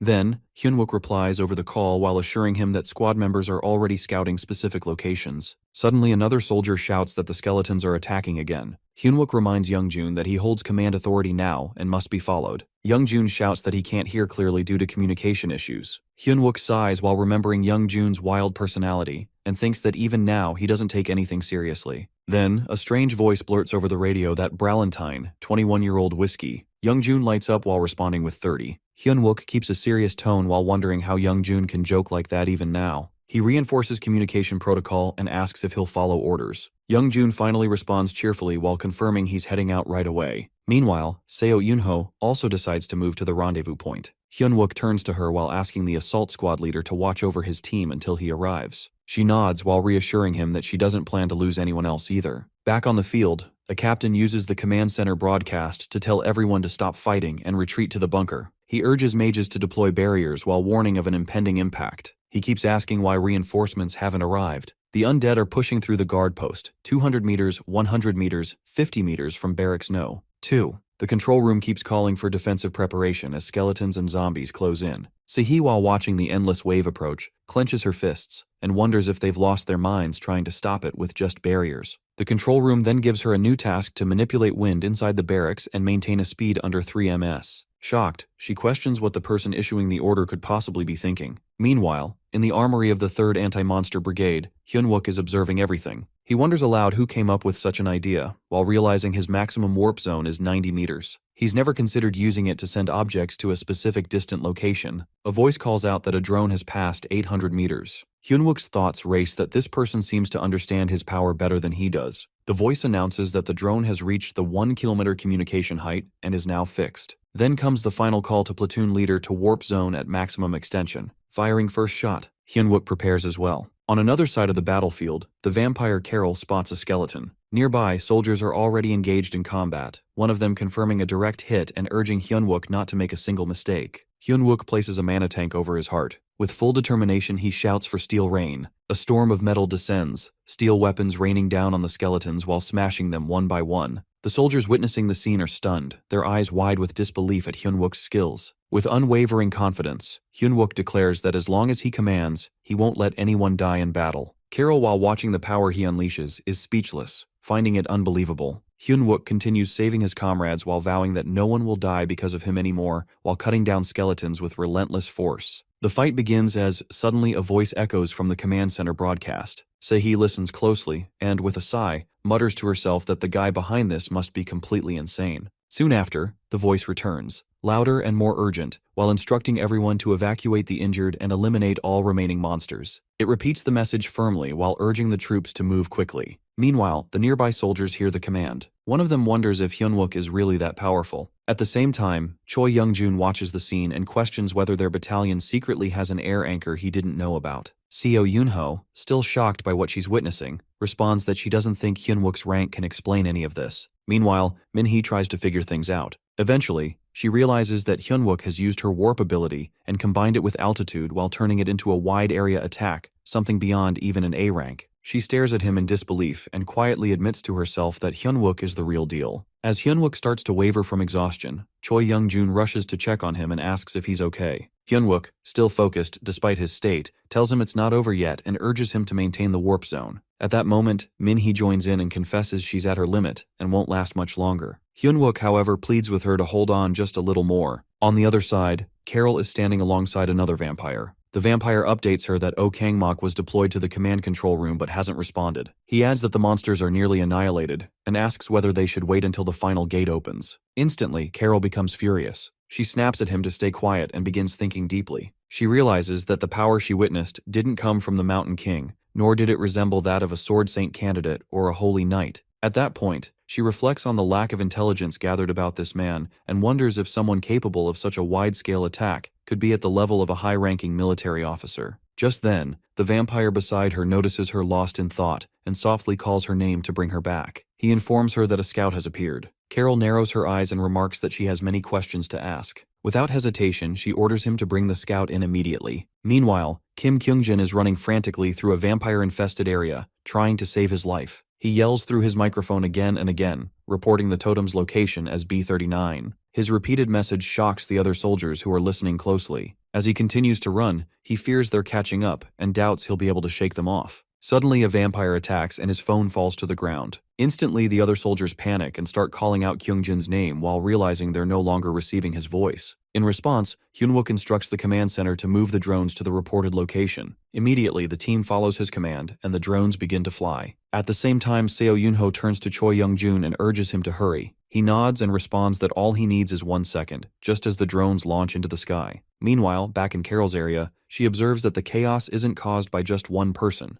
Nearby, the soldiers are locked in fierce combat with vampires. One of them warns that their location might be compromised. Quickly, another soldier orders everyone to switch to all-round guard. Then, a large monster appears in front of them. A soldier shouts a warning that enemies ahead and tells everyone to raise their shields. Without delay, they do so, trying to protect themselves from the incoming attack. At the same moment, Seo Yunha raises her shield to block the monster. As more enemies begin to appear, the battle becomes even more intense. She yells for everyone to keep their distance, warning them that it's haunted armor, and any part that gets touched will rot away. One soldier checks on Corporal Minte, who replies that he thinks his shoulder is dislocated. Another soldier then spots more incoming monsters and warns the group. In a hurry, one soldier turns to Yunha and asks what they should do. Without hesitation, she tells them to stay close behind her. They follow her command while trusting her experience. She raises her shield and activates a special ability, Holy Dome. She informs them that, for about 7 minutes, they'll receive the blessing of holy power within the dome. She adds that if they find an opening during the battle, they should leave the area and continue locating the totems. One soldier expresses doubt while worrying that the enemies are too strong and wondering whether one person can handle them alone. Yunha firmly responds that she's more than enough. With determination, she steps forward and activates her power, Holy Light, then begins using her full strength against the monsters. She fights fiercely, even climbing on top of a giant monster and slashing down with her sword. The other soldiers watch in awe. One of them wonders if this is how holy knights usually fight. Another admits he doesn't know either, but now he understands why she's called a berserker when she holds a sword. As Seo Yuna continues the fight alone, she suddenly senses something strange. The holy light fades and the power disappears. While flying in the air and preparing to strike another monster, she realizes the holy dome is vanishing. At the same time, the soldiers inside the dome, who were feeling safe, notice the change and begin to worry. Moments later, Seo Yuna falls to the ground, her sword still in hand. Dust settles all around her. At that moment, Carol walks toward her. As Auna sees her for the first time, she softly murmurs to herself that finally, she gets to see it, the arrogant face of a holy knight. Kim Kyungjin is still at the vampire site, struggling to survive, while Choi Young-jun rushes to rescue him. Without wasting a second, he flies into the air and heads toward the spot where his partner is trapped. Soon, he reaches the area and immediately spots Kyungjin standing close to the vampire. At that moment, he yells out that he's found him, and then bursts forward at full speed. He slashes through the air and swings his sword with force while slicing off the vampire's hand. Blood gushes out quickly and Kyungjin collapses onto the ground. Right after that, Choi Young-jun starts noticing a strange, heavy smell. He begins to wonder if it's smoke, but something feels off. It doesn't even feel like he can breathe properly. Suddenly, everything around him vanishes into darkness. For a second, his mind drifts away, but immediately after, he pulls himself back and rushes to check on Kim Kyung-jin. He shakes him while calling his name and asking if he's alright. He even jokes that if Kyung-jin dies, Hyunwook won't give him the whiskey he was promised. Just then, a powerful force strikes again from the vampire, but Choi Young-jun still manages to protect Kyung-jin. As he turns back, he mutters that the vampire is too slow. However, another strong blow lands and he stumbles slightly. When he looks again, he realizes the vampire is actually keeping up with his speed. At the same time, the vampire glares at them both in anger. He recognizes Young-jun and notes that from his sword speed and reflexes, it makes sense why the infiltration team was defeated. However, he insists it's all useless, claiming no sword can hurt him. He then offers Young-jun an option, not death, but a chance to join them. The vampire claims that with vampire powers, Choi Young-jun could rise to the top and become one of the chosen. While speaking, he begins surrounding Young-jun with an eerie force. This, however, only fills Choi Young-jun with anger. He interrupts and demands to know how the vampire plans to pay for ruining his A-rank uniform. The vampire finds him foolish and grumbles that talking won't make him understand. Then he whispers something about the soil of Acheron. Suddenly, the ground starts changing beneath them. Strange substances rise from the floor, and Young-jun notices the earth getting mushy. When he turns back again, he sees Kim Kyung-jin slowly sinking into the ground. He quickly yells out for him to snap out of it. Observing the scene, the vampire explains that their feet are now trapped, and the more they struggle, the faster the earth pulls them down. Choi Young-jun becomes frustrated. He wonders what he should do while carrying Kyung-jin and still trying to fight. As he mutters this, the vampire overhears and mocks him, asking if those are his final words. Meanwhile, the two of them keep sinking deeper into the mushy soil. Desperately, Young-jun attempts to use his skills to break free, yet the vampire reminds him that stabbing won't work against him. At that point, both soldiers float helplessly, unable to escape. The vampire takes advantage of the moment and mocks Young-jun's exposed back while calling it a weak point for someone known as a Sword Saint candidate. Hearing that, Young-jun murmurs in frustration while realizing that the vampire keeps targeting his back. The vampire grins while explaining that a wound on the back brings shame to a swordsman. He adds that he'll finish this properly and looks toward Kim Kyung-jin, who continues to sink. He scoffs at the idea of having considered someone like Kyung-jin as a potential recruit. Now he finds the thought embarrassing. Meanwhile, Young-jun smirks again and whispers that Kyung-jin won't be pulled into this mess. He thanks the vampire for falling into his trap so easily. The insult hits hard. The vampire yells that he's had enough of Young-jun's bluffing and claims that Choi Young-jun is just unlucky to be facing him. But Young-jun isn't shaken. He smirks and questions whether the vampire has ever seen a sword slash at the speed of light. This taunt makes the vampire even angrier. He growls that he's tired of listening to this madness and declares that he doesn't need a lunatic and he just wants Young-jun dead. As the vampire attacks, Young-jun smiles knowingly. He activates his full power, and his body begins glowing with bright yellow light. Then, at full speed, he darts toward the vampire and lands a powerful strike. The vampire screams in pain, unable to stop the attack. As the dust settles, Young-jun regains his balance while the vampire's body falls into pieces. Blood spreads across the ground, and it's clear that the enemy is finally defeated. Looking down, Choi Young-jun mumbles to himself that he used a sword without divine power, so the pain must have been worse. Even then, it wasn't enough to fully end it. He knows he must destroy the totem next. Meanwhile, the vampire groans and curses him while calling him a lunatic and accusing him of cheating. Choi Young-jun grins and mocks the vampire's filthy mouth. He wonders how someone like that held back all this time.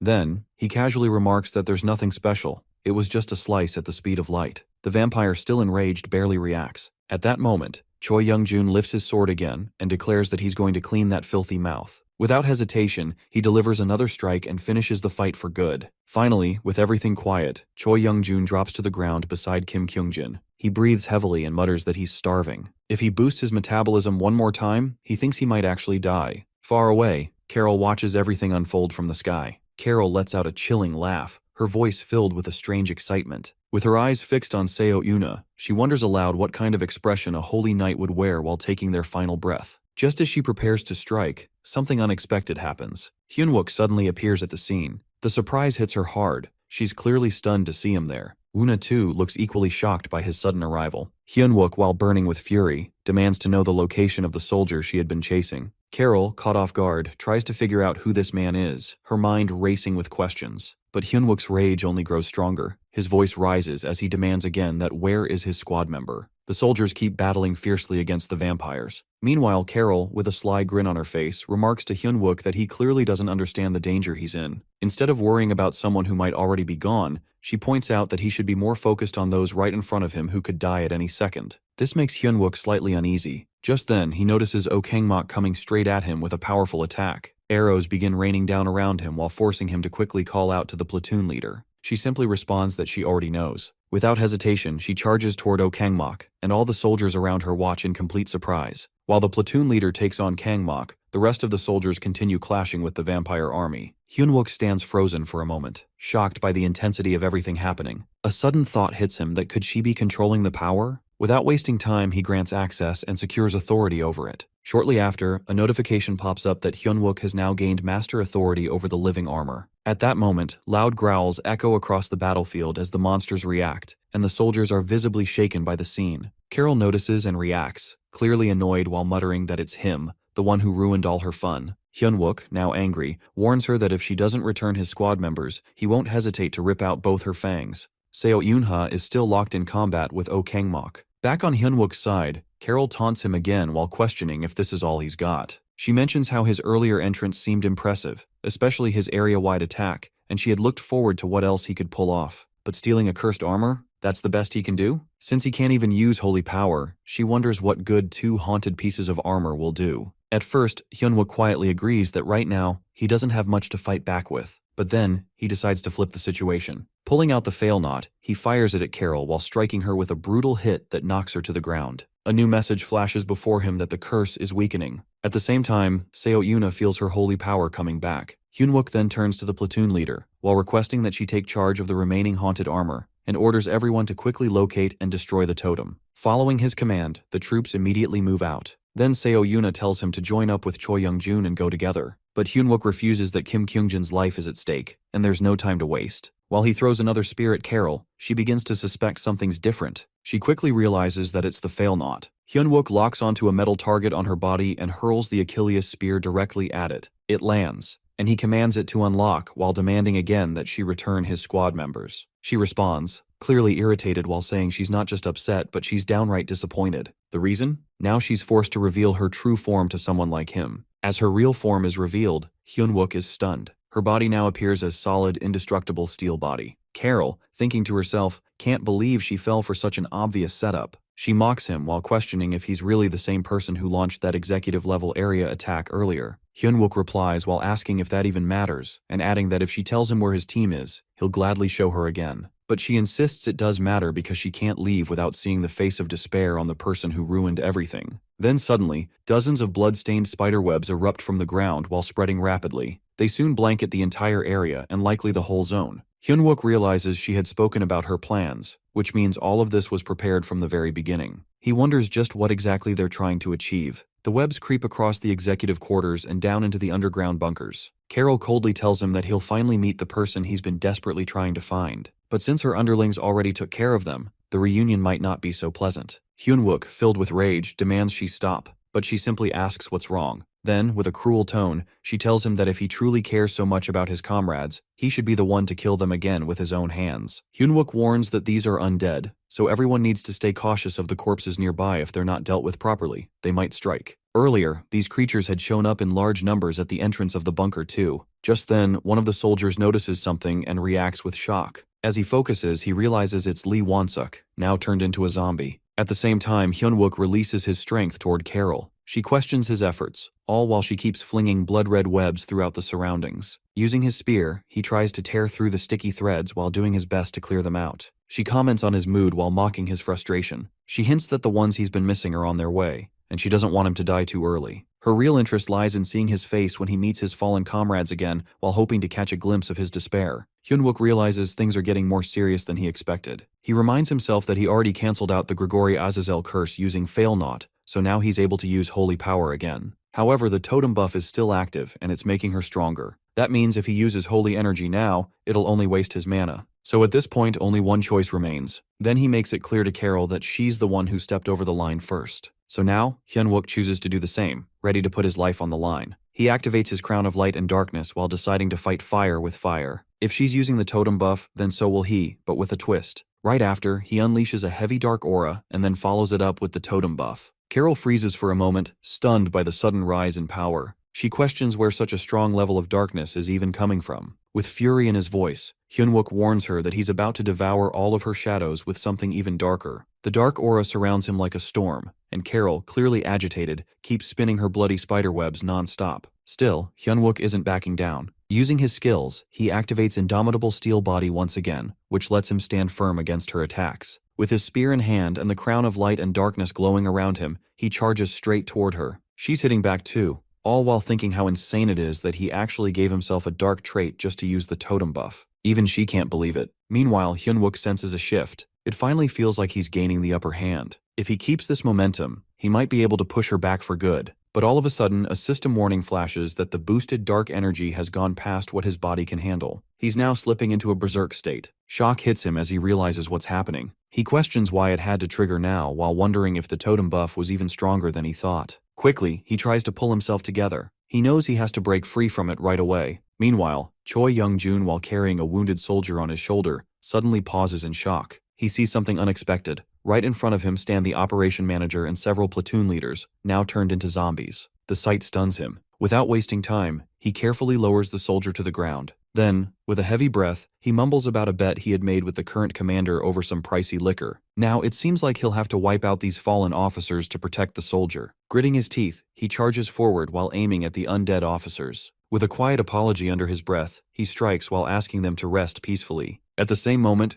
Hyunwook is locked in an intense battle with Carol. Both of them keep pushing their limits while throwing out every skill and bit of energy they've got. Hyunwook stays focused, firmly set on ending her here. Carol mocks him while pointing out that he's already losing control under the effects of darkness, that how could he possibly win like this? Still, he keeps swinging his spear while cutting through her sticky spiderwebs one after another. Each clean strike only adds to her frustration as she watches him tear down her traps like they're nothing. Suddenly, Lee Won-suk appears in front of him, now completely zombified, and joins the fight. Hyunwook reacts fast while delivering a powerful strike toward both of them. Carol, clearly irritated, vows to end both him and his comrade in one blow. As the battle rages on, Hyunwook wrestles with Won-suk, eventually grabbing him by the neck and ending him. But right after, a wave of realization crashes into him that what is he even doing? He forces himself to focus while trying to shake off the dark haze clouding his mind. However, as he tries to pull himself out of this state, more zombified soldiers start surrounding him. They reach out for help, but their presence only adds to his confusion. They try to stop him, but in a burst of rage, he grabs Won-suk again. At that moment, a system alert flashes that his fury has surpassed its limit due to the overwhelming dark energy. He's furious beyond reason, but then, a new notification appears. He's met the rare conditions needed to unlock a hidden attribute linked to his item. Instantly, he steadies himself, now standing tall and confident in front of Carol. He's rewarded with Hellfire mode. Seeing him in this new form, Carol freezes. Even as a vampire, she's never witnessed a power like this. Something feels seriously wrong, and instinctively she tries to back away. She needs to escape, but it's already too late. Hyunwook rushes in and strikes. At that moment, a memory resurfaces, one where countless people are sinking into darkness. Trying to steady himself, he reminds himself to stay focused. If he lets the shadows drag him in, they will completely devour him. He knows he cannot allow that. With renewed resolve, his presence becomes stronger and more unshakable. Meanwhile, Carol grows furious at his change. With anger flaring in her eyes, she insults him and launches another attack while claiming that she'll rip him apart. Hyunwook, however, swiftly evades her assaults. She keeps striking over and over, but he continues to dodge them with sharp precision. When she attempts to trap him using her spiderwebs, he burns them all away. Seeing this, she reacts in disbelief, stunned that he could destroy her web so easily. Without wasting a moment, Hyunwook aims his magical arrow at her and fires. The arrow strikes her not once, but twice while causing her to bleed. The impact catches her off guard while she's still in the air, and she begins to fall. As she descends, Hyunwook prepares to finish her. Regaining a bit of control mid-air, she realizes she can't overpower him physically. Elsewhere, on the battlefield, Yunmo and his team are searching desperately for the totem. He commands his unit to speed up their search while reminding them that Sergeant Choi, platoon leader, and Sergeant Hyunwook are putting their lives at stake. They must do everything in their power to help. Suddenly, one of the soldiers yells out after discovering the totem. Hearing this, Junmo quickly gives instructions that everyone is to pull out their holy weapons and set up the C4. He then turns to An Min-tae and asks if he can hold the shield. An Min-tae, calm and fearless, affirms that he will endure just like everyone else who is risking everything. He then activates his holy shield, and the rest gather behind it. Junmo then encourages the group to combine their strength. He plans to power up the holy sword using holy energy, and the C4's explosion, synced with the sword's strike, should destroy the totem. However, he warns them of the danger. If they can't withstand the blast, they might all perish. With clenched jaws and unshaken will, they brace themselves. Just then, a towering boss monster emerges, the gigant haunted armor, guardian of the totem. Its terrifying presence shatters the soldier's shield while sending waves of dread across the battlefield. Back at the fight, Carol continues to struggle against Hyunwook and realizes that she's losing. In frustration, she decides there's no other option. They'll have to abandon the buff and smash the totem. If the totem breaks, Hyunwook will lose his berserk state too. She believes the gigant haunted armor will finish the rest in one blow. Noticing that the monster has already appeared, she retreats and commands it to destroy the totem. While the gigant haunted armor begins striking the totem, Hyunwook, still overwhelmed by his berserk state, charges toward Carol. They continue clashing mid-air while exchanging strikes and dodges. She angrily tells him to stay away, but he throws the fail knot at her with full force. The attack lands while knocking her down to the ground. Hyunwook approaches her and pulls out an arrow stuck in his chest. Though wounded, Carol mocks him while claiming he made a foolish choice. She tells him that breaking the totem was his last chance to end his berserk state on his own. Now, she believes he will turn into a monster who endlessly seeks death. According to her, his comrades, who once tried to save him, will give up and attempt to kill him instead. She wonders aloud what expression he'll wear when that time comes. While she keeps taunting him, Hyunwook takes an object from her chest and stabs her again with an arrow. Knowing she's at her end, Carol gives a bitter laugh and remarks that she'll be watching his downfall from hell. But just then, a powerful shockwave sweeps the battlefield. The totem has been destroyed. Hyunwook, while standing tall, answers her with calm confidence. She thinks his comrades will give up on him, but he believes the opposite. They'll risk everything to bring him back, just like he did for them. As Hyunwook finally overpowers Carol, her body turns to dust and vanishes into the air. Shortly after, he gazes at the object he retrieved from her chest and consumes it without hesitation. Meanwhile, the destruction of the totem causes a massive impact across the battlefield. A soldier rushes to Junmo while informing him that Park Sungmo has survived, while An Minte is injured. At that moment, Hyunwook arrives at their location. The soldier checks on him while asking if he is all right. With a light smile, Hyunwook responds that the core objective has been achieved and urges them to regroup with the platoon leader quickly, as the boss monster is close to awakening. Just then, blood spills from his mouth and he begins to cough violently. As he kneels, he mutters to himself while wondering if he had pushed himself too far this time. Suddenly, the boss monster emerges, clearly targeting Hyunwook. He immediately warns the support squad to evacuate the current area. The monster, now fully visible and unified in form, strikes at him with a weapon. Hyunwook activates his skill, Indomitable Steel Body, but it fails. With growing concern, he realizes that the attack was rejected. As the strike approaches, he silently admits that he cannot stop it. Junmo, filled with fear, shouts his name. Just as the weapon is about to land, it misses entirely while striking the ground beside him. Hyunwook opens his eyes in disbelief, shocked to find himself unharmed. Looking up, he sees the battalion commander standing tall while having subdued the boss monster with the help of his wild beast druid underling. Relief spreads among the soldiers and Junmo, grateful for the timely arrival. The battalion commander remarks that thankfully, he wasn't too late. Spotting Hyunwook, he mentions having heard about his access to the battalion's arsenal, though he hadn't expected Hyunwook to move the entire thing with him. While Hyunwook eats another item in his hand, the commander observes that the battalion terror incident seems to be over for now and requests a brief report. Hyunwook steps forward and salutes, then begins his report. He explains that the incident involving the 3rd Anti-Demon Brigade's 1st Battalion was a planned assault by 5 players. 4 were eliminated, and 1 was captured. During the mission, most military leaders went missing. The remaining regular troops' casualties must still be assessed, but all remaining monsters should be dealt with soon by battalion forces. Therefore, as of 6:37 hours, he declares the battalion's anti-terror defense successful. The battalion commander is pleased with the report while expressing that Hyunwook's reports always bring him the kind of news he hopes for. Junmo, still uneasy, wonders aloud whether everything is truly over. He points to the sky while noting that the sun should have risen by now. However, the sky remains dark. Hyunwook then shares news the commander might not want to hear. Shock spreads across the commander's face as Hyunwook continues, while stating that based on the number of gates he observed near Seoul when he took command, it's clear that the battalion terror event and the assembly zone of evil were only the beginning. Their actual objective was to trigger the feared 4th wave, and the starting point is none other than Seoul. A wave of dread passes over the soldiers and the commander upon hearing this. In frustration, the commander realizes the enemy's true motive was different from the start. He orders all personnel to return to base and prepare for reassembly. He instructs Hyunwook to take charge of the preparation. Suddenly, Hyunwook collapses unconscious as his eyes close. The commander and Junmo cry out his name in panic while calling him repeatedly. Now the time is in past of Hyunwook. Here he is seen teaching soldiers about the villain's next target. Choi Young-jun raises his hand and asks how Hyunwook is so sure that the 5th wave will begin in Singapore.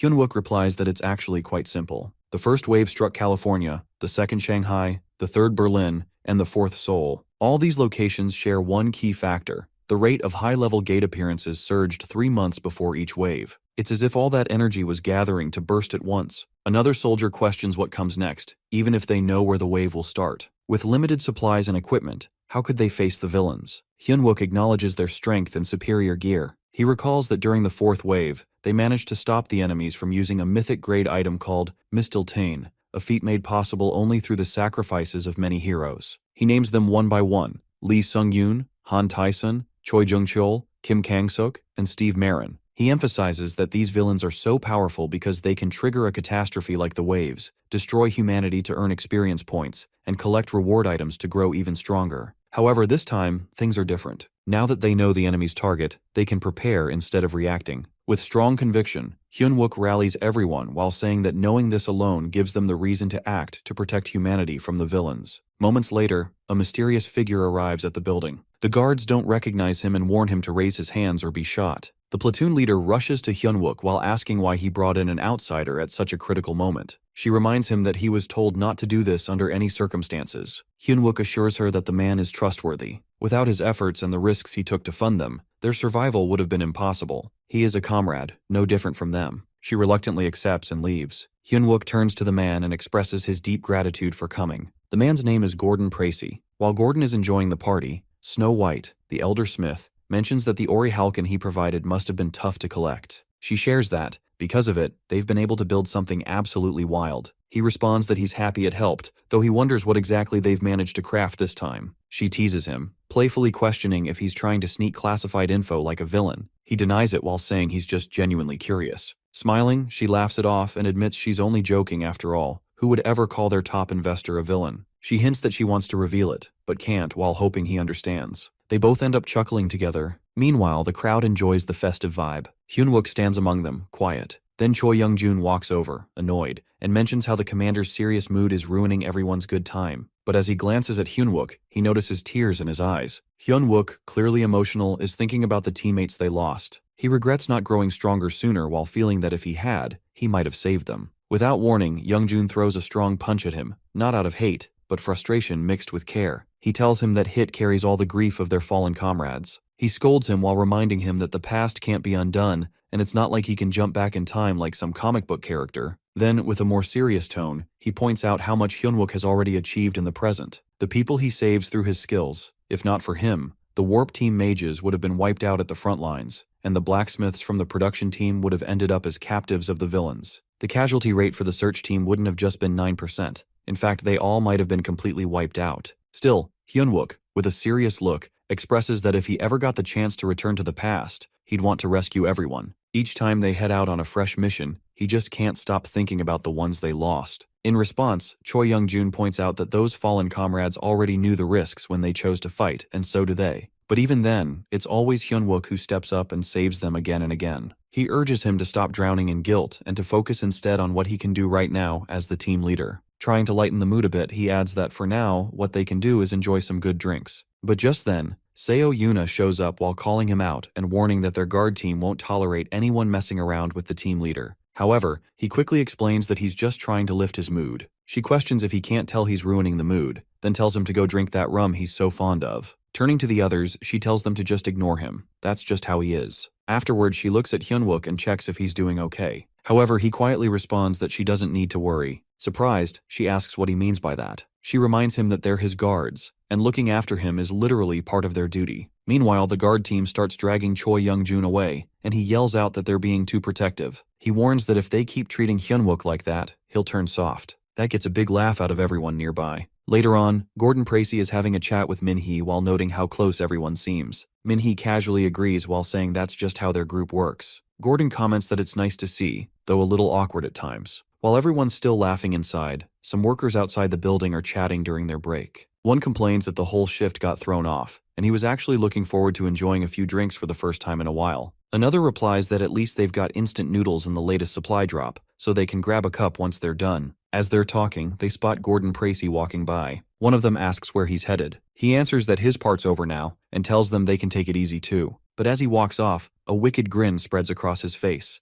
and in his mind, he thinks that their roles end today as well. Suddenly, chaos breaks loose. A swarm of monsters and villains bursts into the area. Panic spreads instantly. Someone yells that intruders have arrived. Everyone is caught off guard, frozen in confusion as they try to understand what's happening. But in the middle of all the shock, Hyunwook's voice cuts through. He shouts for everyone to get into position while snapping them back into focus. Right after, Hyunwook orders his team to get the VIP, Gordon, out of the area first. But then, one of the members informs him that the VIP is missing. That news leaves Hyunwook completely stunned. Soon after, it becomes clear that Block C is already locked down, and Block A is also shut off. However, Blocks B and D are totally out of control. Reporters on site mention that the enemies are moving like they're familiar with the entire structure of the building, and at this rate, they won't be able to hold their ground much longer. Taking in the situation, Hyunwook quickly makes a tough call. He tells everyone to leave the base behind and shift into evacuation mode. He decides to stay behind and buy them some time. Then out of nowhere, one of the villains steps into view, clearly annoyed by the chaos. He complains about the noise and questions why they had to bring in an entire army while thinking just a few executives could have handled it. He finds the whole thing overkill and even mutters that Hyunwook is seriously creepy. Suddenly, a trumpet sound echoes through the air while catching Hyunwook's attention. One of the soldiers recognizes it immediately and alerts that it's the necromancer's signal. This means their primary target becomes the source of that trumpet sound. On top of that, other team members start confirming what everyone feared. There are high-ranking villains involved in this attack. The captain informs everyone that they're facing a full-scale assault from the villain army. Right after that,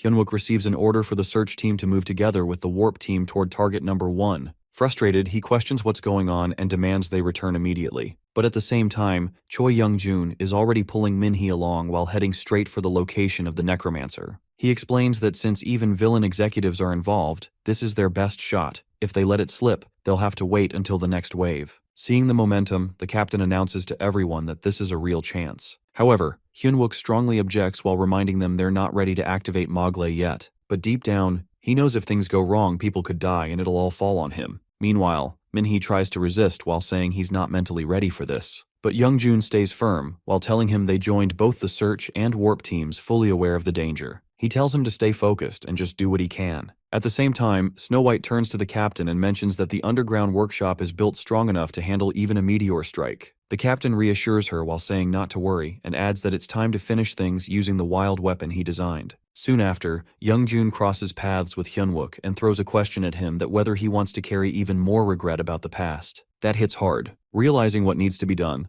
Hyunwook finally gives in and instructs the production team to activate Mogle and brace for impact. Then he gives another command to the search team to protect the warp team, and once the warp circle is up, evacuate the area right away. Without hesitation, everyone follows his orders. Then, Hyunwook declares that they're taking down the number 1 target today, the necromancer. With that, the whole team jumps into the battle while launching a fierce attack against the enemy. One by one, they begin to secure all the key areas. Meanwhile, someone approaches Snow White and brings up the earlier issue, asking if she hadn't said the repairs weren't fully finished and if she did it intentionally. She calmly admits it while explaining that she told him because otherwise, Hyunwook would have thrown away this once-in-a-lifetime chance just for their sake. Right after, a warning flashes while showing that the metal control has gone past its safe limit. At that moment, Hyunwook realizes the weight of the situation, that if he messes up, even a little, he might end up hurting his own team with his own hands. But even with that pressure, he locks onto the necromancer and keeps his focus. In his mind, this single attack needs to protect everyone. He can't afford to miss. Then, with full resolve, he activates Mogle.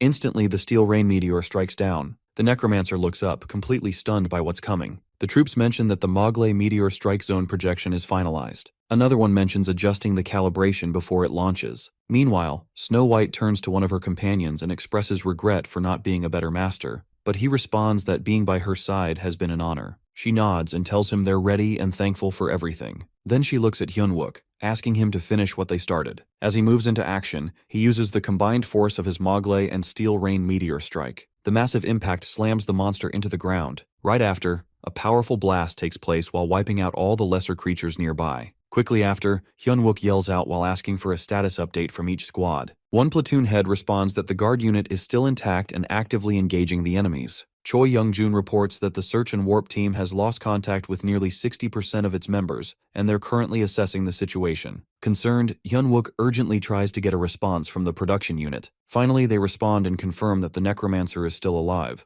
although he's seriously hurt. Hearing this, Young-joon remarks that the meteor strike did have an effect. Now realizing that this could be the final opportunity, Hyunwook decides it's time to finish things for good. He instructs the guard unit to step into the fight and clean up the remaining beasts and villains. One of the platoon leaders questions why he's heading out on his own without backup. Hyunwook explains that their current strength isn't enough to handle the monsters who've broken into the hideout, so the guard team is needed there. Meanwhile, Seo Yuna begins to trail behind him. When one of the guards questions her, she simply says she's following her team leader. As Hyun-wook moves forward, thoughts race through his mind that if he takes down the necromancer now, it might finally be over. The long-awaited freedom of humanity is almost here. Right after that, buildings begin to crumble one after another, while Hyun-wook keeps focusing his meteor strikes only on the necromancer. Without holding back, he unleashes all his weapons in that direction, while slamming the necromancer hard against the rocks. As the dust settles, Hyun-wook steps closer while facing the enemy directly. Though the necromancer's expression looks like he finds the situation unfair, Hyun-wook confronts him with cold eyes. After all, someone who has wiped out tens of billions can't possibly act like this isn't deserved. Just as the necromancer seems like he's about to speak, Hyun-wook cuts him off, not wanting to hear any excuses. Then, without hesitation, he delivers the final blow, while confirming that target number 1 is officially dealt with. Almost instantly, news of the necromancer's defeat spreads, and everyone starts to notice something strange, that the undead monsters have stopped in place. It becomes clear that his defeat has halted their movement. Picking up on this moment, Choi Young-jun urges the troops to aim all remaining firepower at the leftover villains. He reminds them that this is the moment they've been fighting for, the day humanity takes back its freedom. Motivated, everyone starts pouring in their attacks, energy-focused and sharp. Meanwhile, one of the enemy villains stares in disbelief, clearly overwhelmed. She mutters about how frustrating this situation is and can't hide her shock as she watches Hyun-wook take control. At the same time, the other monsters begin roaring wildly, louder than before. But just then, an alert comes through, and it confirms that the necromancer's hidden ability, Soul Download, has been activated. But right after that, everyone suddenly witnesses something terrifying. The necromancer's soul transfers, and he comes back to life once again. With a dark presence surrounding him, he declares the rise of darkness. In that moment, the night of death is announced, and a deep chill spreads through the air. All the people on the battlefield freeze in shock, unable to believe what they're seeing. Hyun-wook too feels a wave of frustration wash over him. It becomes clear that the necromancer had been playing him from the very start, simply waiting for the perfect moment to reappear. A sly grin forms on the necromancer's face while making the situation even more unsettling. Soon after, the soldiers start reporting that monsters are coming back to life, even the ones that had been completely crushed by the meteor strike. The horror returns as they rise again, stronger than before. But instead of ordering a counterattack, Hyun-wook urges the others not to fight back and just retreat. He knows resisting now is pointless. Suddenly, Devour is activated, and the necromancer lunges at him with violent force. At the same time, Hyun-wook begins powering up. He pushes his body transformation to its limits. Jinwo blocked the hit, but the force was so immense that it sent him crashing into the rubble.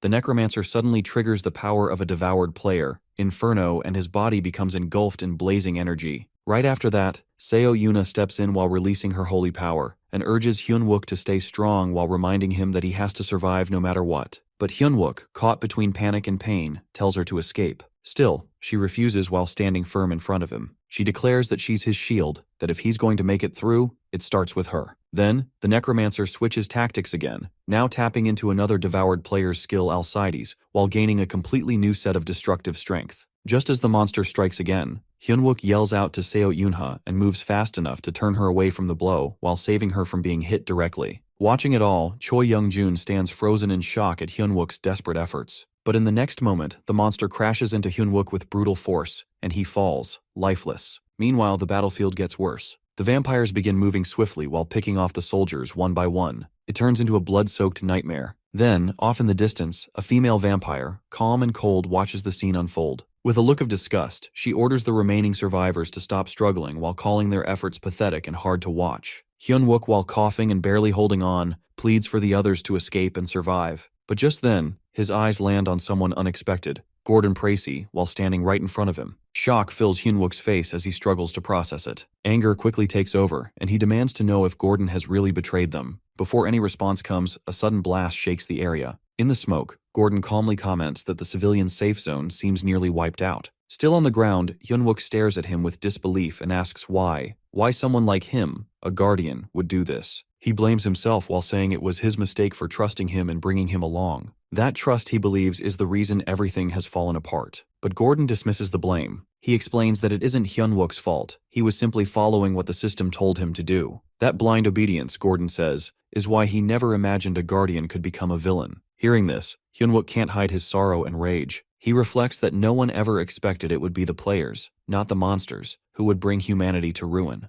In response, Gordon almost mocks him while referring to him as the so-called last hope of humanity, the great Steel Emperor, Hyun-wook. He claims that it's not monsters, but the chosen divine beings like himself, who have now delivered judgment on mankind. Hyunwook glares at him, filled with regret. He mutters that Gordon sounds more like a villain pretending to be a god. If only he had understood the path to growth even a little earlier, then someone like Gordon would never be standing in front of him like this now. At Seoul, every soldier is already stationed when a woman arrives, desperately pleading to be let inside because her daughter is still there. However, the guard refuses while explaining that entry isn't allowed not just for her, but for anyone. Meanwhile, at the Gyeongbokgung Command Center of the National Gate Response Committee, the leaders are deep in conversation. They admit there's really nothing they can do at this point. One of them brings up the need to start preparing for life after the wave. During the discussion, Kang Seo-yoon raises her hand and questions them while wondering if they're seriously planning to turn their backs on over 1 million people trapped in the wave zone. The committee members clarify that it's not what they mean, but they emphasize the situation.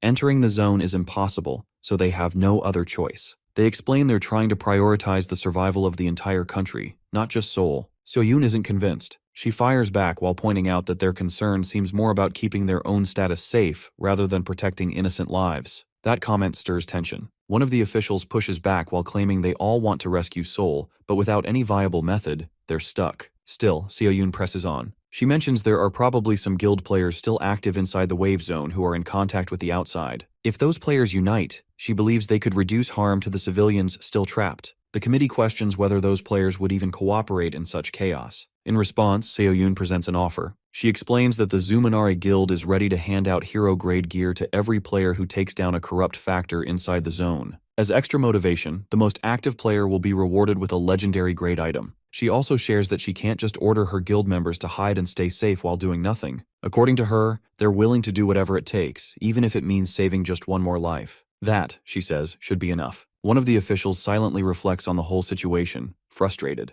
The idea that solving a national disaster might come down to throwing money and rewards at it feels like nonsense to him. But for now, it might be their only shot. Deep inside the underground bunker of the 3rd Anti-Monster Brigade's 1st Battalion, the battalion commander approaches Hyunwook while asking if he's holding up all right. Hyunwook nods and brings up a point. He's got an idea. He mentions hearing that the terrorist suspect they had in custody has managed to break out. The commander confirms it while calling it a serious issue. At that moment, Hyunwook's thoughts begin racing. He knows the detention area is built using mana stones and layered with barriers meant to restrain players. Unless they're S rank while escaping solo should be impossible. So the only conclusion left is that there's a traitor working from within the military. At the same time, Seoul is falling apart under the monster assault. Criminal players, while including that same terrorist suspect, are running wild across the city. The shelters that were built to protect civilians from monsters have now become even more dangerous with these outlaws on the loose. To make matters worse, even the troops who took the least damage still need a lot of time before they can gear up again for deployment. The commander turns to him and asks what exactly he's suggesting.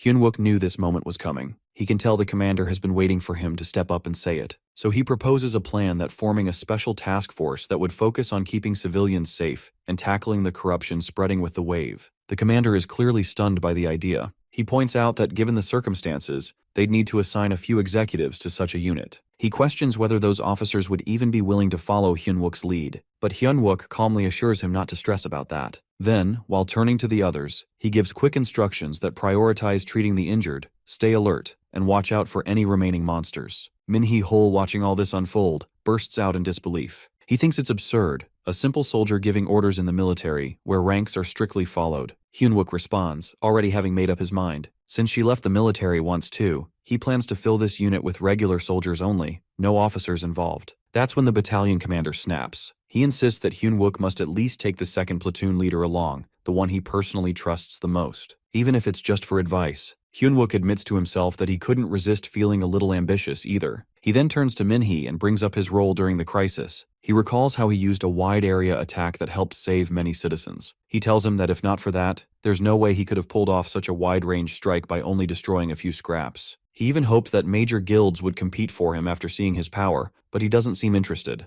Just then, Min-hee stops him mid-sentence. He asks if he truly meant to bring her on board as an advisor. That, he says, changes everything. At the same time, soldiers are yelling out warnings to the crowd while telling everyone that the flames are now spreading toward the mountains and urging them to evacuate quickly. Soon after, Hyunwook reaches Sehee. He brings her a message from the commander that she's been selected to join the special unit. Hearing this, she can't help but sigh internally. With her military service almost done, she wonders why she's still being dragged into all this. Part of her just wants to lay low and stay out of trouble until it's over. When Hyunwook contacts her again, she instantly recognizes the voice and thinks that it's that meddlesome guy again. He informs her about the new assignment, but she acts like she can't hear him. Still, he simply tells her that his job is done. He's passed along the message. Even as she keeps pretending she didn't hear it, a bad feeling creeps over her. Something tells her that her peaceful last days in the military are about to get completely ruined. Deep down, she really doesn't want to be part of this. After that, Hyunwook heads over to Choi Young-jun, who's hiding under a bed. Before Hyunwook can even start, Young-jun cuts him off, already refusing to listen. He snaps that whatever it is, he wants no part of it. After everything he's gone through for the Valentian 30, and with his service nearly over, he's done. He doesn't even want to hear a word.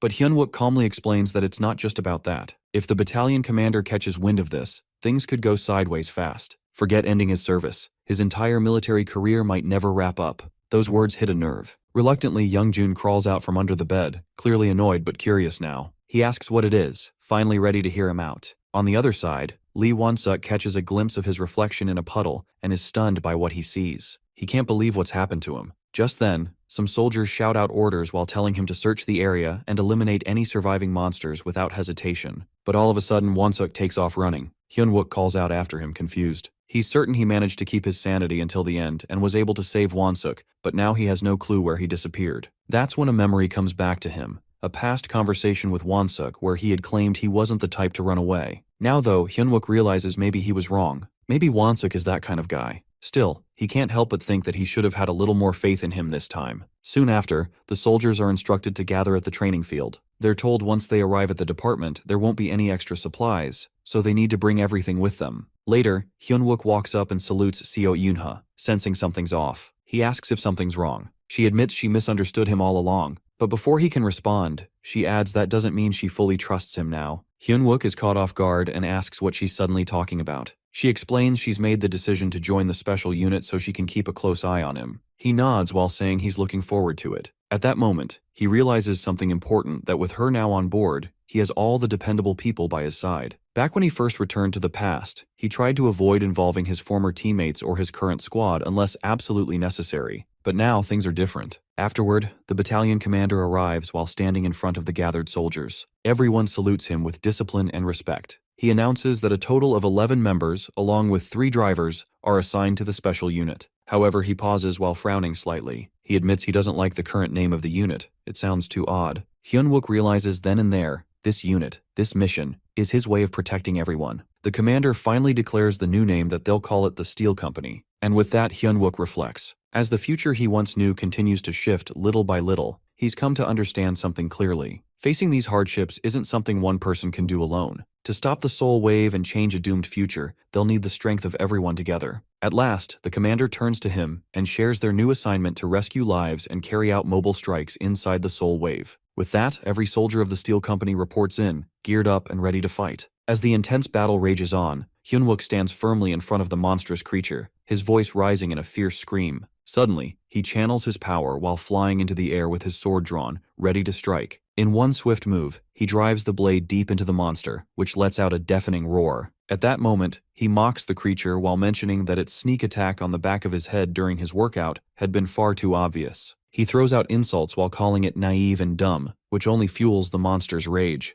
Without delay, the monster prepares to launch an attack. Hyunwook quickly reacts by swinging his sword and shouting to unlock his power. Instantly, the monster opens its mouth wide. As Hyunwook rushes toward it to strike again, his sword lags behind, and he ends up flying straight into its open jaws. The beast snaps its mouth shut while swallowing him whole. Inside the dark, damp interior, Hyunwook begins to sink. However, he grumbles about the monster's foolishness while pointing out how predictable it had been. He feels thankful for being swallowed because now he has the chance to end things swiftly. Since he already used strengthening body transformation to block the digestive acid, he prepares his final move. Without hesitation, he releases an explosive attack while yelling, "Smash Bomb!" A powerful blast erupts inside the monster's body. In the aftermath, monster's gut explodes in every direction. Catching his breath, he notices a golden card in his hand. He thinks the terrible breath had been worth enduring for this reward. With a smug look, he lets flames flicker from his hand and quietly reassures himself with confidence. Just then, a notification appears in front of him while congratulating him for unlocking a new skill through Trait Awakening, Metal Bending. He stares at the message in confusion while trying to understand what this new ability means. Almost immediately, another alert follows while warning that using metal bending disables his hardening skill. Even so, he remains satisfied. He looks at his hand and feels ready while whispering that his preparations for the soul wave are finally complete. Right after that, another message appears while stating he has acquired mana steel. A rush of energy overwhelms him, and he shouts with a fierce grin. Looking at the mana-infused item, he mutters that it's been a long time, so now he'll enjoy this feast without holding back. He consumes the power with eagerness. Days later, the National Gate Response Headquarters broadcasts an emergency message. The voice echoes across the city while warning that the gate will cover all of Seoul, and this is not a drill. They repeat the alert so everyone can hear. Meanwhile, skeletons begin pouring into the streets while threatening civilians everywhere. On one road, a lone child sits helplessly, and countless skeletons rush toward him. Suddenly, a vehicle speeds onto the scene. Soldiers jump out and immediately begin firing their weapons at the enemy. One commander yells for the troops to block the street where the monsters are advancing. The child, frozen in fear, watches wide-eyed. Just then, Junmo appears beside him while kneeling and checking on him. The boy brightens up and happily calls him master. Another soldier nearby observes this and mutters in frustration about how Junmo always goes too deep. Meanwhile, someone calls for Kim Se-hee. She is seated, focused on her high-level skill use, and she promptly responds. As the fighting intensifies, Se-hee steps forward. She unleashes a massive blast that sends many skeletons flying through the air. The number of enemies begins to fall. Watching this,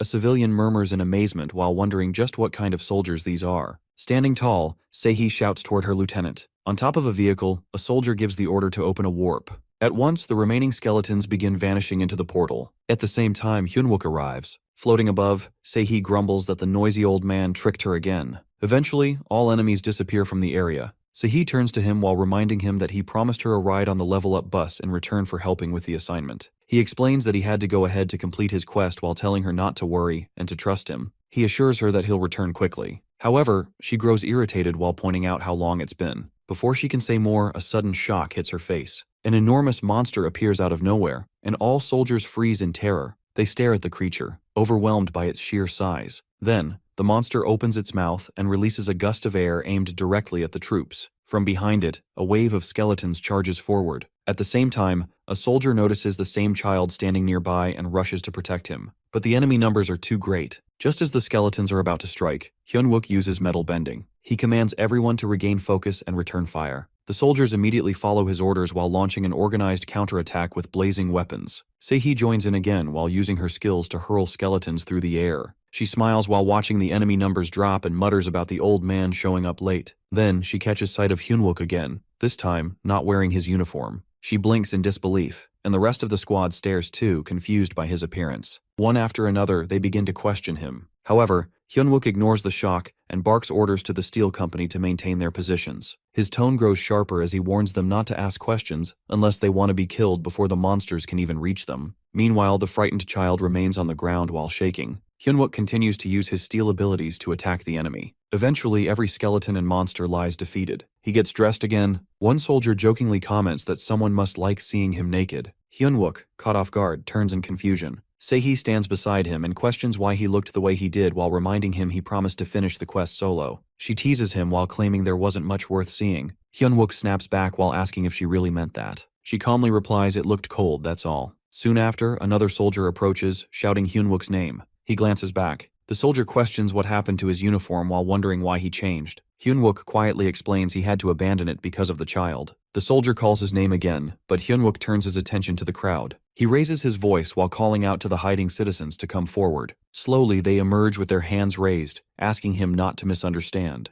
They explain they couldn't enter the shelter and were looking for another place to hide. Hearing this, Hyunwook appears stunned and quietly repeats their words. At that moment, the child spots his father and rushes into his arms. The man thanks the soldiers with emotion while saying that although everything seemed hopeless while meeting people like them, gives him relief. The other soldiers look on, speechless. Then Hyunwook speaks up with a strange tone while asking if it really feels like a relief. The man looks confused and asks what he means. Before he can say more, steel objects fly toward the crowd. Alarmed, the man begs him to stop. However, Hyunwook shouts smash while unleashing a violent force that sends the people flying. The child watches in horror as his father is caught in the blast. Instantly, soldiers begin shouting. One demands to know if Hyunwook has lost his mind. Another calls his name while pleading for an explanation. Yet Hyunwook rushes forward, pulls the child aside, and murmurs bitterly that he truly despises betrayal. While the child sobs uncontrollably, he warns everyone that it would be better not to test him again, unless they want to face the same fate. However, one of the nearby soldiers quickly notices and shouts out to stop him while demanding he put the kid down. Immediately, he orders all forces to take aim at Hyunwook. In response, every soldier points their weapons toward him, filled with confusion and fear, as several civilians already lie lifeless on the ground due to Hyunwook's earlier attack. Meanwhile, another soldier steps forward. He calls Hyunwook insane and questions how a soldier could ever do something so horrifying, killing civilians. Urgently, he shouts again while telling him to release the child. Despite the pressure, Hyunwook remains firm. Then, calmly but firmly, he explains that the people lying there are not ordinary civilians. According to him, they are players in disguise and hiding dangerous weapons from another world. At first, the others hesitate, unsure whether to believe him. But suddenly, more disguised individuals appear and start yelling that Hyunwook is right. They cry out in desperation while explaining how they were kidnapped and how their companions had been murdered. As the chaos unfolds, the soldiers stare silently, overwhelmed by what they're seeing and hearing. Then, Hyunwook turns to the child in his grasp and commands him to stop pretending. He addresses him by name assassin Kim Hakyu. Right away, the child's expression shifts. His glowing eyes give away his hidden identity. Coldly, he pretends not to remember Hyunwook, but it doesn't fool anyone. Moments later, he drops the act and lunges forward in attack. Enraged, Hyunwook responds while declaring that he remembers him clearly while recalling how he already defeated him in a past life. With that, he rushes toward him. Instantly, Kim Hakyu turns and begins running, desperate to escape.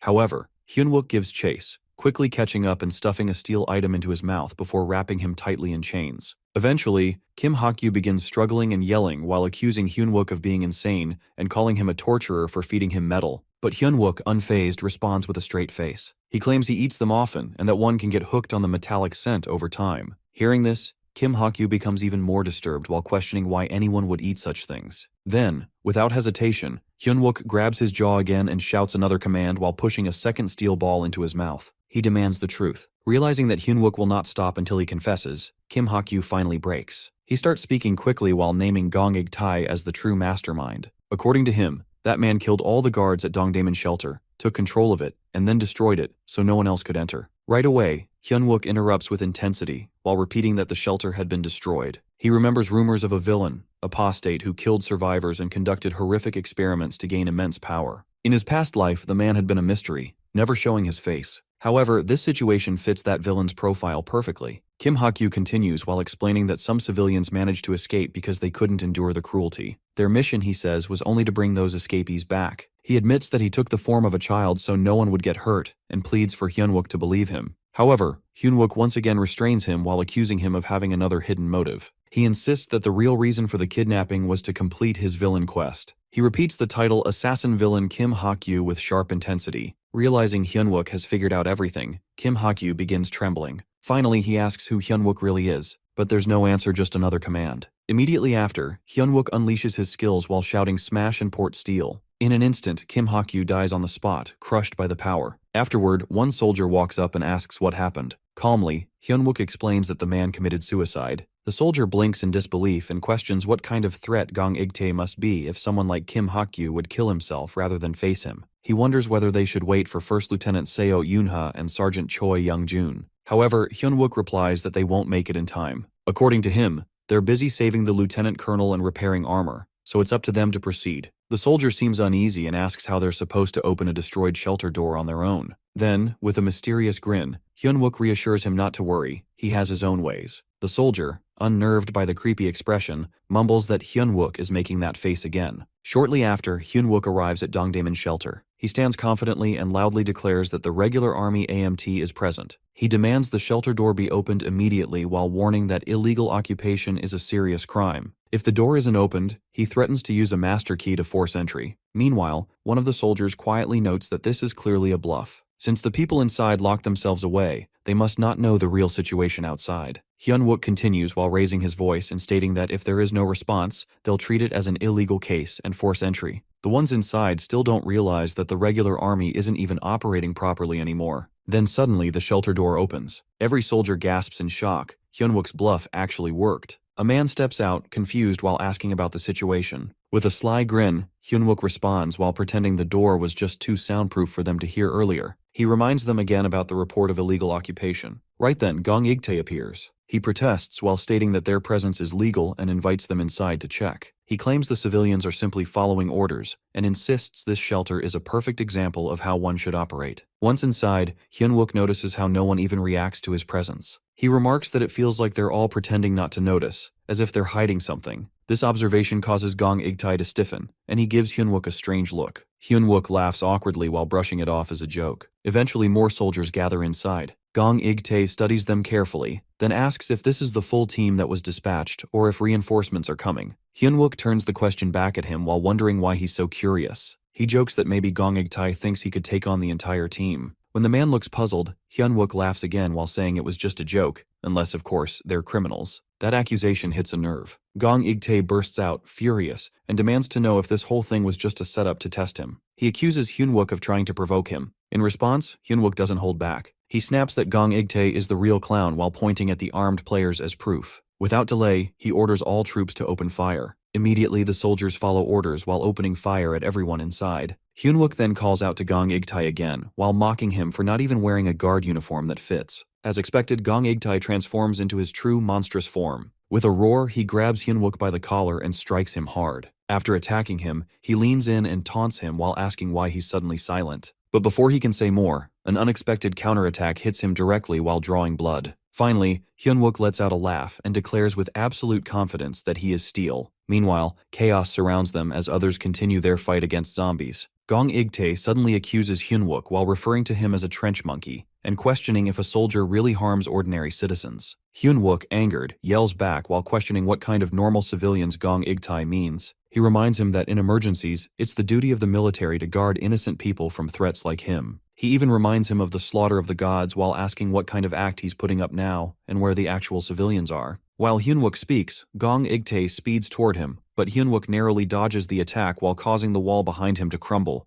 Quickly reacting, Hyunwook launches an arrow, yet Gong Igtae catches it barehanded. Hyunwook then accuses him of destroying the shelter just to run experiments on live people. Gong Igtae, clearly offended, retorts that Hyunwook's claims are nonsense. He explains that the shelter had already reached full capacity, yet people kept pushing in more civilians. He blames the guards, stating that if it weren't for them, players like themselves wouldn't have had to worry about starving before the wave even hit. He reminds Hyunwook that as a player too, he should understand while losing someone like them would be a national loss. Hyunwook pauses for a moment while recalling someone else once saying something similar. Gong Igtae continues while insisting that risking their lives every day should earn them better treatment. According to him, everything he did was driven purely by logic. At that moment, Hyunwook finds clarity and leaps forward with a clenched fist while saying it no longer matters if Gong Igtae is an apostate, he'll defeat him either way. But Gong Igtae easily halts the punch, lifts Hyunwook in the air, and coldly warns him to know his place. He grabs Hyunwook with both hands, spins him downward, and slams him onto the ground with full force. Being a creature made of stone, the impact is crushing. Yet Hyunwook refuses to be defeated. He rises while using his ability, metal bending. His hand transforms into solid metal as he punches Gong Igtae. Activating a second skill, hardness, he continues striking Gong Igtae's face repeatedly. The stone mask finally cracks and blood begins to spill. Gong Igtae, now overwhelmed, pleads for him to stop. As Hyunwook halts, he notices people approaching, weak, frail, and clearly suffering from long-term hunger. A woman holding a child pleads with him for help, while insisting they obeyed everything they were told and saw nothing. This sight deeply shocks Hyunwook. He silently reflects on Gong Igtae and questions whether the man was truly an apostate. Could it really have all been about food shortages? If so, why was he abducting people? Suddenly, he spots Gong Igtae, now returned to his human form while holding a person by the neck as a hostage. With a trembling voice, Gong Igtae demands to know what more is expected of him. He claims that all he wants is to survive and asks if that is truly wrong. His expression turns twisted with desperation. Hyunwook, now fully convinced of Gong Igtae's intentions, realizes he is not the apostate. As Gong Igtae mutters again about doing everything he was told and starts to say the word apostate, his head explodes on its own. Blood splatters as his body collapses while terrifying those nearby. Fuming with anger, Hyunwook mutters to himself that the real apostate is still hiding somewhere here. Later, Junmo arrives and reports to him with a pale face. He informs that out of the 32 players involved in the unlawful seizure of the shelter, 21 were killed, while the remaining 11 were taken into custody. Noticing Junmo's trembling, Hyunwook asks him what's wrong. Junmo admits in a shaken voice that no matter what they did while killing people, even criminals is still difficult. Trying to calm him, Hyunwook gently taps his shoulder and reminds him that it never truly gets easier. Still, in times of disaster, if they don't act, they won't be able to protect the innocent. He urges Junmo to remain strong as it's their responsibility as soldiers. Together, they head to where a group of civilians has gathered. One man demands to speak to whoever is in charge. When Hyunwook asks who it is, Junmo answers that he is Park Gil-sung, a member of parliament. Another man standing beside him introduces himself as Lee Hongil from the Merchants Association. He insists on talking about the ration distribution first. The two quickly begin arguing. Park Gil-sang claims that, as a parliamentarian, Hyunwook should listen to him. Lee Hongil counters by pointing out that Park stayed silent during the shelter's illegal occupation, and questions why he's suddenly acting important now. Meanwhile, Junmo notices an old man assisting a civilian nearby. He politely offers to help, but the elder insists on doing it himself. He believes that since the soldiers already saved his life, he must repay the kindness. With fear in his eyes, the old man warns that something dangerous is approaching. He tells Junmo he couldn't speak earlier due to gong igtai, but now he can hear a beast-like breathing getting closer. He pleads for it to be checked quickly before harm is done. Worried, Junmo wonders if something may have snuck into the shelter. Elsewhere, the civilians' argument continues, each pushing to become the new shelter representative. Park insists that his position gives him that right, but Lee questions his motives while saying his silence during the crisis speaks volumes. As Hyunwook watches, he begins to suspect the apostate may be using the fear Gong Igtai caused to quietly seize power. With Gong Igtai, the puppet, now dead, the easiest way for the enemy to gain control would be through becoming the shelter's representative. He questions whether it's one of the two arguing men,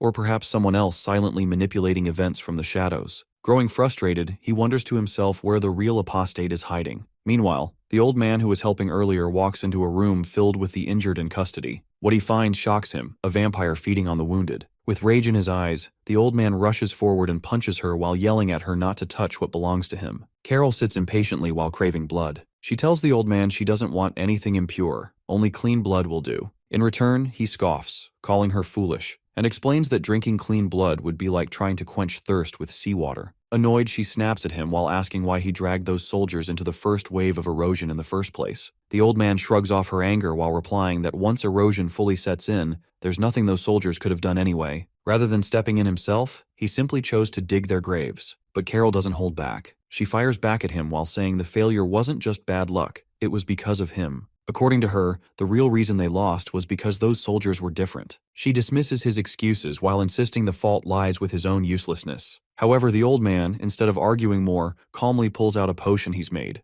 With a smug tone, he tells her that now everyone's lives rest in his hands. Meanwhile, in another part of the shelter, Hongil sits down for a bite. Suddenly, Park Gil-sung shows up with a few others. One of them confronts Hongil while questioning why he handed out supplies without proper checks. Park Gil-sung assumes Hongil just acted out of personal hunger. But Hongil, unable to hold back, raises his voice. He gestures toward the hungry kids around them and demands to know how anyone could ignore their suffering. Moved by their pain, he had rushed to hand out the rations before they were fully accounted for, while choosing compassion over caution. Hongil accuses Park Gil-sung of trying to manipulate them using the food supply as an excuse, just like Gong Igtai once did. In response, Park questions him back while asking what he really thinks a member of parliament is. He warns Hongil not to throw around baseless claims like that again. Now, his words are more composed, and he's clearly trying to reinforce his authority. Honestly, it wouldn't be strange if someone began to suspect either of them of being an apostate. Meanwhile, near the spot where the rations are being handed out, Park Junmo quietly asks Hyunwook if they could also get something to eat. But Hyunwook turns him down. He explains that someone is hiding behind Gong Igtae, and if that person decides to use poison,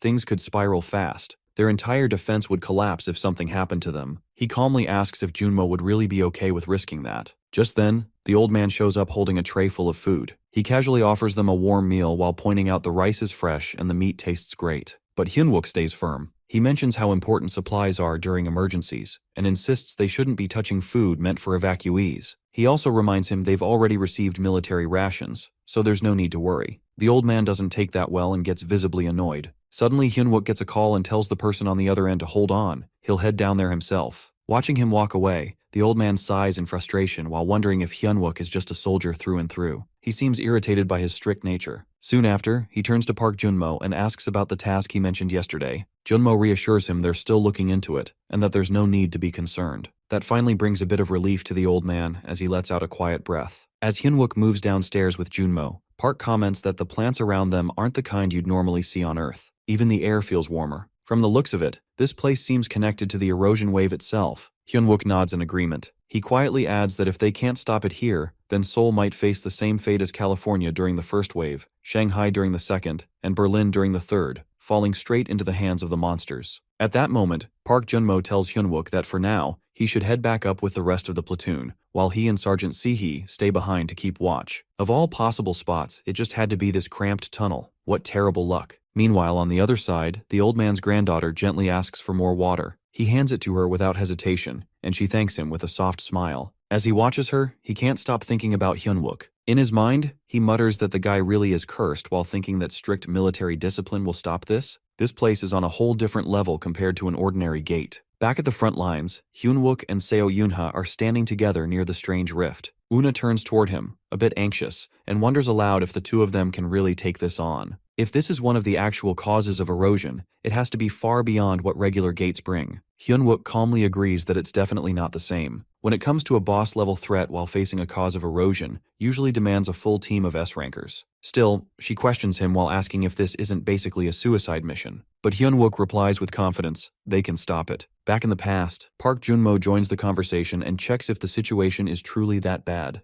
But Hyunwook shakes his head and explains with a small smirk that, in fact, this might be good luck for them because this time, the ones stuck with misfortune are the monsters. The monsters let out loud while threatening growls as they closed in. In the middle of the tension, Hyunwook turns to Sehee and explains that since the creatures have made their nest in this tunnel, they've got only one route to come through. That means their job is simple, they just need to guard this passage. Sehee doesn't hesitate. She rushes forward with force while activating her skill and lands a solid, powerful punch on the nearest monster. But Hyunwook, while raising his voice over the chaos, tells him to begin pulling back slowly. Still, he quickly adds that it's not a retreat. They're just being pushed back for now. More monsters start to pour in, and it becomes clear that they're erosion beasts, creatures deeply affected by the corrupted surroundings. But Hyunwook knows their weakness. As soon as they move outside the eroded area, their defense drops sharply. Without wasting time, Hyunwook calls out to Sehee while letting her know he's going to spin the marbles, and in the meantime, she should compress the wind to boost its speed as much as she can. The goal is to take out all the monsters in one strike. With his resolve hardened,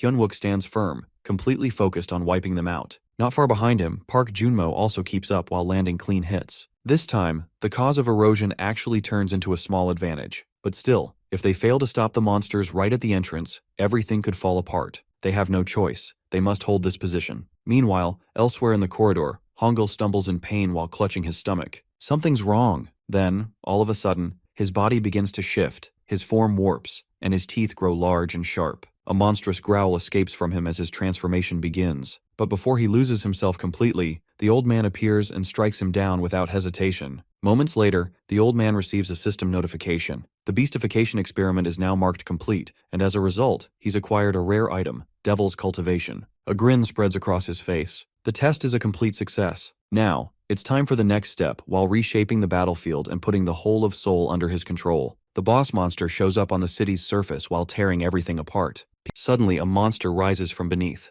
Even the soldiers stand stunned, unable to react right away. For just a brief moment, the creature, the same one Hyunwook remembers from his past life as the cause of erosion, appears massive beyond belief. Its size is enough to trigger earthquake warnings, and its huge body easily rises from the ground to the surface. Meanwhile, Hyunwook calls out to Sehee while urging her to compress her wind again and knowing what's coming next. Soon the appearance of the boss monster, Dokaibi, Doodle, is officially confirmed. The creature lets out a loud growl that shakes the air. As Hyunwook moves closer, he suddenly feels the pressure. It's nothing like seeing it from afar. Just the roar is enough to make his whole body freeze. Everyone around is in shock while struggling to grasp the situation. Seo Yunha turns to Hyunwook and questions whether the two of them can really take it down, especially when it usually takes an S-rank party. But he responds with confidence. Based on what he knows, the monster is currently using its full power just on the surface, which keeps them safely out of range for now. This first cause of erosion, he believes, is a rare opportunity granted by fate. With no time to waste, he tells her she'll have to give it everything she has, every bit of mana. If she can create the strongest wind possible, they might have a real chance. Their only hope is to wear down its head. If they manage that, everything could be over. After that, Hyunwook signals her to strike, and they both throw themselves into an intense battle with the boss monster. Meanwhile, the old man quietly observes the fight from a distance while standing beside Carol. With a twisted grin, he comments on the situation while mentioning that the boss of the cause of erosion has finally shown up. He shows a cold interest in watching how miserably the soldiers are falling. Carol, confused and frustrated, questions his motives. She reminds him he once mentioned everything would end once the boss appeared, so she doesn't understand why he's heading back for another look. But the old man, in a serious tone, points out the flaw that led to their downfall in the past. According to him, they were wiped out because they ignored the finer details. Their belief that nothing below S rank could harm them made them careless, and that blind confidence got them all wiped out. He admits he doesn't share that naive belief and coldly tells her to stay quiet and follow him. Elsewhere in the shelter, a soldier approaches and curses Jinwoo.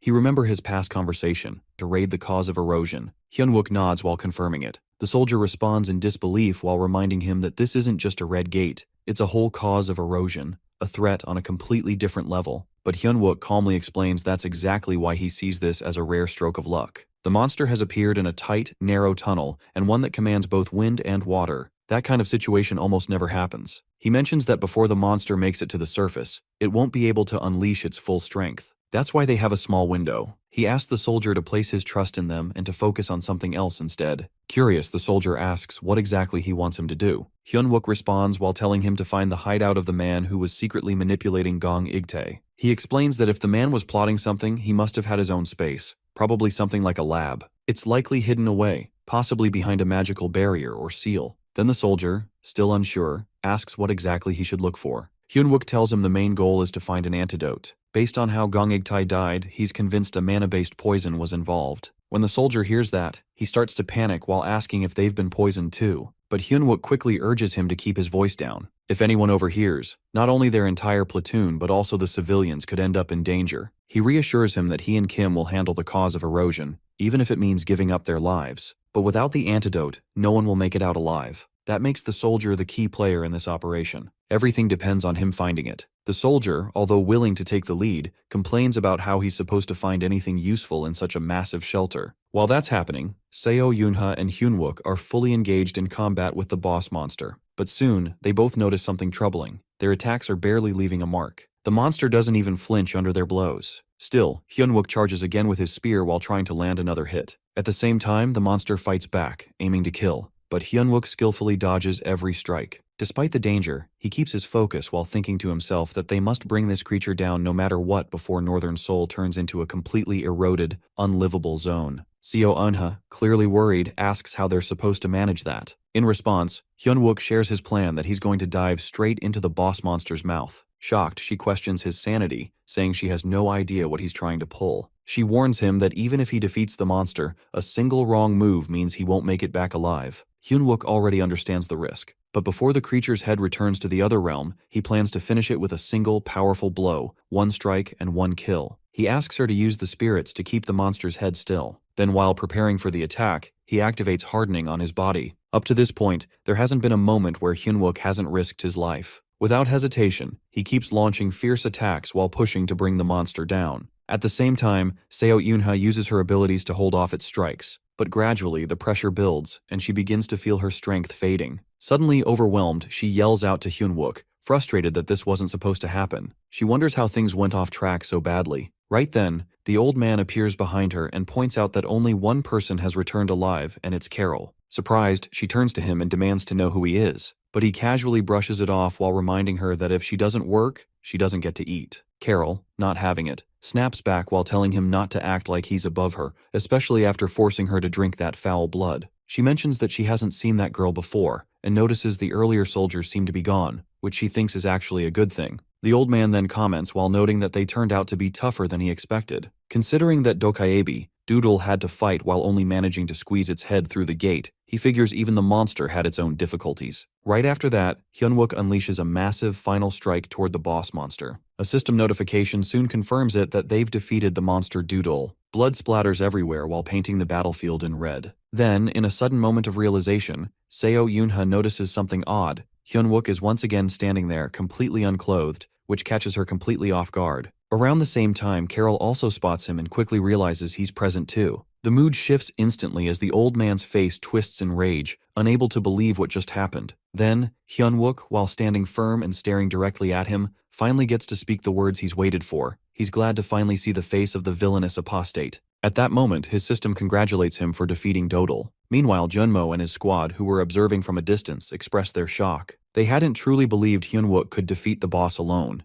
A fellow soldier remarks that he would honestly believe it if Sergeant Hyunwook was ranked S. However, he adds with concern that if everything Hyunwook said turns out to be true, this place could soon turn into chaos. The fear spreads among the citizens. Sensing the danger, Junmo calls out a warning not to lower their guard. Then, Kim Si-hee notices something odd, that Hyunwook is naked again. Shocked, she starts to comment, but he quickly interrupts her while stating that now isn't the time to worry about such minor things. She responds, irritated while pointing out that him ending up naked constantly is not a small matter. Still, Hyunwook, while burning with energy, says it's nothing compared to what they're about to face. Carol tries to flee, but the old man beside her stops her and demands to know what she's doing. Clearly, Carol betrays him as she exclaims that she wants no part in this madness anymore. But Hyunwook catches up to them in a flash while attacking the old man. Though the old man blocks the strike, he urges Si-hee to take care of Carol. He mentions that she might be the one who escaped from the military, and if the reports are accurate, Si-hee's compatibility with her might. Before he finishes his sentence, the old man attacks him, who is another vampire. As he turns around, he's struck hard and slammed to the ground. However, he feels nothing. Smirking, he challenges the old man while asking if that was the best he had. The old man, now surprised, realizes that Hyunwook has turned his entire body into steel. Smiling wickedly, he says that it's time to test how long Hyunwook can endure. Elsewhere, Si-hee finally catches up to the fleeing vampire girl. She demands to know what she meant by compatibility. Furious that she disappeared mid-sentence, Si-hee lashes out while saying that if she's going to say something cryptic and run off, she shouldn't speak at all. She warns that she's in no mood and demands they end this quickly. The vampire responds coldly that she has no plan to stick around with any of them. She just wants to wrap this up. Meanwhile, Junmo discovers the hidden lab where the vampires and monsters have been contaminating the water. Standing near the old water reservoir, he realizes that it has been turned into a lab. Examining the pipes, he curses under his breath while wondering how long they've been adding poison into the water. He suspects that countless civilians may already be affected. Frantic, he begins searching for an antidote while thinking that the mastermind must have kept some for his own use. Then, something clicks in his mind. Only the corpses inside the test tubes had been untouched. His eyes widen. He glances at the water tank, dread creeping over him and unable to guess his next course of action after realizing the reality of the situation. Back on the battlefield, Hyunwook manages to break free and launch a ranged attack at the old man. The old man dodges it easily while mocking Hyunwook with laughter. He questions whether Hyunwook is stalling for something while noticing his hesitation. Hyunwook, short of breath, pretends to be worn out. The old man sneers while assuming that Hyunwook isn't as sharp as he thought. But Hyunwook recalls something from his past life. That apostate had always been cautious, rarely entering battles himself. So why now? There must be a reason he's fighting so recklessly. Perhaps Hyunwook thinks he's just trying to buy time. The old man then admits, while attacking, that once all the refugees fall under his control, no amount of planning will matter. In response, Hyunwook charges at him with a spear while shouting for him to give up. Back where the civilians are gathered, the situation worsens. Some of them begin mutating into monsters. Soldiers scramble to contain the chaos. Junmo commands his troops to fire, urging them to keep a safe distance between infected and uninfected people. The fight intensifies as transformed civilians attack others. Suddenly, Junmo and other arrive from the lab as he orders his squad to keep their distance from the monsters while protecting the civilians. When one of the monsters is about to attack the woman and her kid, he quickly sprays it over the infected, and slowly, they begin turning back into humans. Relieved, he murmurs that Hyunwook's prediction was right. He remembers the conversation where Hyunwook insisted that the enemy had likely prepared a large stock of antidote. Though it had sounded absurd at the time, Hyunwook had argued that if the poison causes transformation, then the villain would surely prepare a backup in case he lost control. And now, it was all proving true. Junmo looks at the tank and realizes that Hyunwook had filled it with the antidote all along. Back in the battle, the old man stares at a system screen in shock. Turning to Hyunwook, he erupts in rage while realizing his grand scheme has been ruined. Meanwhile, Hyunwook grins to see the same screen. Enraged, the old man transforms into a massive feral wolf and slams Hyunwook to the ground again. He promises to torment him until he begs for death while claiming he'll sever his head and display it. In that moment, Hyunwook calls his cloud sword, still lying far away. Using magic, it flies into his hand at lightning speed. The weapon strikes, though the old man deflects it. Furious, the old man snarls and swears to destroy not just Hyunwook, but all his comrades while promising to gut them and stuff their bodies like hunting trophies. But Hyunwook mocks him while calling him a Dr. Mutt, while saying that all his clever tricks and strategies have crumbled. With sharp defiance, he growls that he'll reduce him to nothing but a barking beast. As Kim Si-hee is engaged in battle with Carol, it becomes clear that Carol holds the upper hand. She moves far too swiftly for Si-hee to counter properly. Both of them continue exchanging blows, and during one of her attacks, Carol questions what part of Si-hee even makes her a worthy opponent, given her sluggishness. Just as Carol is about to land a finishing strike, Hyunwook's cloud blade erupts and pushes her away. The blast originates from the clash between Hyunwook and the old man nearby. Startled, Carol stops, disbelief flashing in her eyes. She murmurs to herself in shock and hurries off to investigate. Sehee, while watching her retreat, shouts after her in frustration while questioning where she's going and urging her to return. Meanwhile, Hyunwook now stands tall with his weapon in hand. He hurls a mocking remark toward the old man. However, he soon bursts into sinister laughter and responds with scorn while claiming he can see through Hyunwook's attempts and won't be tricked by such lowly mind games. For a moment, Hyunwook doesn't understand the old man's words. Next moment, without wasting another second, Hyunwook becomes intensely focused and charges at the old man. Within a blink, he appears behind him, too fast for the enemy to even register. Striking from behind, he accuses the old man of being mentally fragile. He activates his technique, Dark Hand of the Cloud Master, fall while unleashing it with all his strength, which finally injures the old man. He closes in once more, declaring the fight's conclusion while leaving the old man in terror. Yet suddenly Hyunwook's body weakens. His system warns him that he can't sustain the force of the power, Dark Hand of the Cloud Master. He angrily shouts while blaming his weapon for being insatiable despite all the power he's fed into it. He wonders aloud how Sergeant Choi Young-jun ever managed such a wild beast of a weapon. Seeing his condition, the old man grows gleeful and mocks him while asking if he brought out a weapon beyond his limits just for show. Meanwhile, the Moonlight Song also activates, while the old man taunts him further while calling him a worthless trench monkey and claiming it's the end for him. Suddenly, Hyunwook's surroundings twist.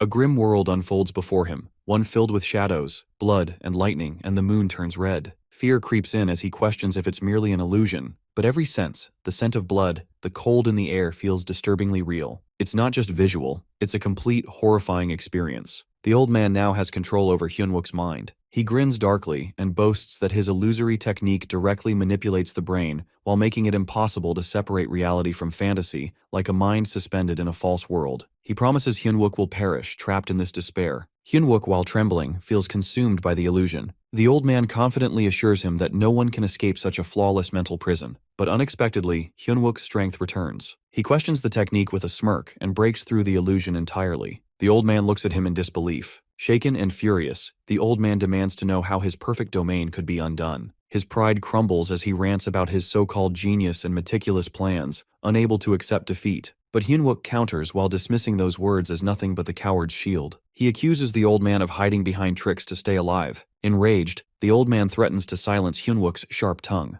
At that moment, he gets a warning from his system that both of his weapon's attributes are not compatible. Hyunwook glances at his stat window and grumbles about its timing. He reflects that if he truly feared death, he would have never chosen to regress. The old man, clearly annoyed, lashes out again while asking if Hyunwook really plans to sacrifice himself. He wonders aloud whether Hyunwook ever stops to think. However, Hyunwook becomes energized by the thought of finishing this once and for all. He laughs while recalling how in his past life he had planned endlessly to survive, yet everyone still died. According to him, that's all that cowardly planning can ever lead to. To fear death is to be weak. Without hesitation, Hyunwook triggers a skill strong enough to kill the old man and himself. Laughing, he tells the old man they'll both fall together. His strike lands, and the old man collapses while Hyunwook remains standing. He breathes heavily and reflects aloud while calling himself someone who was once a coward, now driven mad. He blames them for turning him into what he's become. Elsewhere, Carol continues running and confirms her suspicions while getting involved with the soldiers was a mistake. She recalls the moment Hyunwook launched his suicidal attack and how he had looked back and laughed at her. It leaves her shaken. She wonders if this group is made entirely of maniacs trained for war. Her body weakens rapidly, affected by the tainted blood she consumed earlier. She desperately mutters to herself that she needs fresh blood. Then she spots what appears to be an ordinary human nearby. Thinking they're defenseless, she lunges only for her strike to be stopped. To her shock, the person blocks her effortlessly and counters with a swift blow. The mysterious figure scolds her for attacking from behind and questions her honor. They calmly declare that if she is truly strong, she'll meet her end here.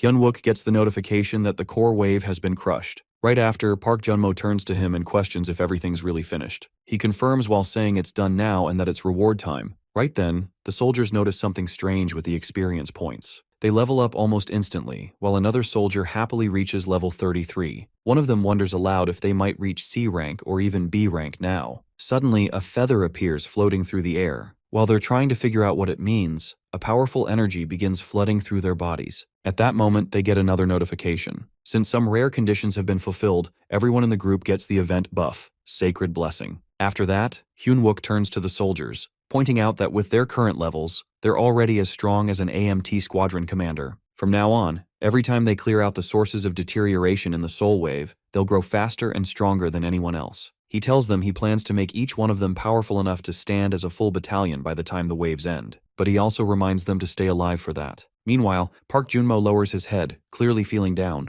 However, Hyunwook notices and tells him to lift it. He mentions that they're the same, both struggling to level up, and he shouldn't feel bad about it. He just needs to wait. Hyunwook promises to make him stronger than the rest, and then asks if he trusts him. Junmo quietly responds that he does. Hyunwook smiles softly at that. While they're still talking, all of a sudden, a sharp object crashes down from the ceiling. Park Junmo shouts about his well-being. Right after, the group begins wondering whether the thing is a steel pillar or some kind of weapon. One of the soldiers comments that it really looked like a sword, but Hyunwook steps in and confirms that it definitely is a sword. He then explains that it's not just any ordinary weapon someone can wave around. It's actually the legendary blade that once earned him the title Steel Emperor in his previous life. Back then, he had put everything on the line to collect 13 rare sword pieces. After gathering them, he took them to the skilled blacksmith, Kang Seol-hee, who forged them into one powerful weapon, stronger than any other. While feeling nostalgic, he thinks how it feels like ages since then. Just then, a message pops up while informing him that the weight of the Mogley fragment has been sealed. He walks up to the sword, clearly pleased to see it again. Then he shrinks its size and sees it. Right after, he instructs everyone to wrap things up quickly and get ready to move to the next spot. Time's short, and the whole place is packed with valuable magic ore. To him, it might as well be a treasure cave. One of the soldiers wonders how much all of it might be worth. Hyunwook responds that the amount could easily buy out an average guild. He tells them to grab a couple of duffel bags and start packing. Later, while moving through the building, Hyunwook walks up to Sehee and checks on her. She responds that she's fine, that small injuries like hers heal fast. She also brings up something he mentioned earlier about her matchup with the vampire, that he only said it because she was at a disadvantage and should back off. But Hyunwook clarifies that it's actually the opposite. There had been a clear path to victory for her. She's surprised to hear that. While looking at her injuries, he tells her that she might have been thrown off a bit since she'd only fought monsters before this. A duel between players doesn't come down just to rank or matchups. She has a sharp instinct, and he's confident that if she faced the same fight again, she'd instantly get what he meant. Then, while encouraging her to stand up, he urges her to keep going. She quietly tells him she let the enemy go, while figuring that if the vampire hid fast enough, finding her during the disaster would be close to impossible. But Hyunwook reassures her. Before the vampire had a chance to vanish, he had already planted a chip in her. Though he can't pinpoint her exact location, he can still track her general direction. If they start now, they might be able to catch her before the wave ends if she's still alive. Meanwhile, the same hooded figure stands beside Carol, thoughts racing in her mind. She doesn't understand why she wasn't killed earlier,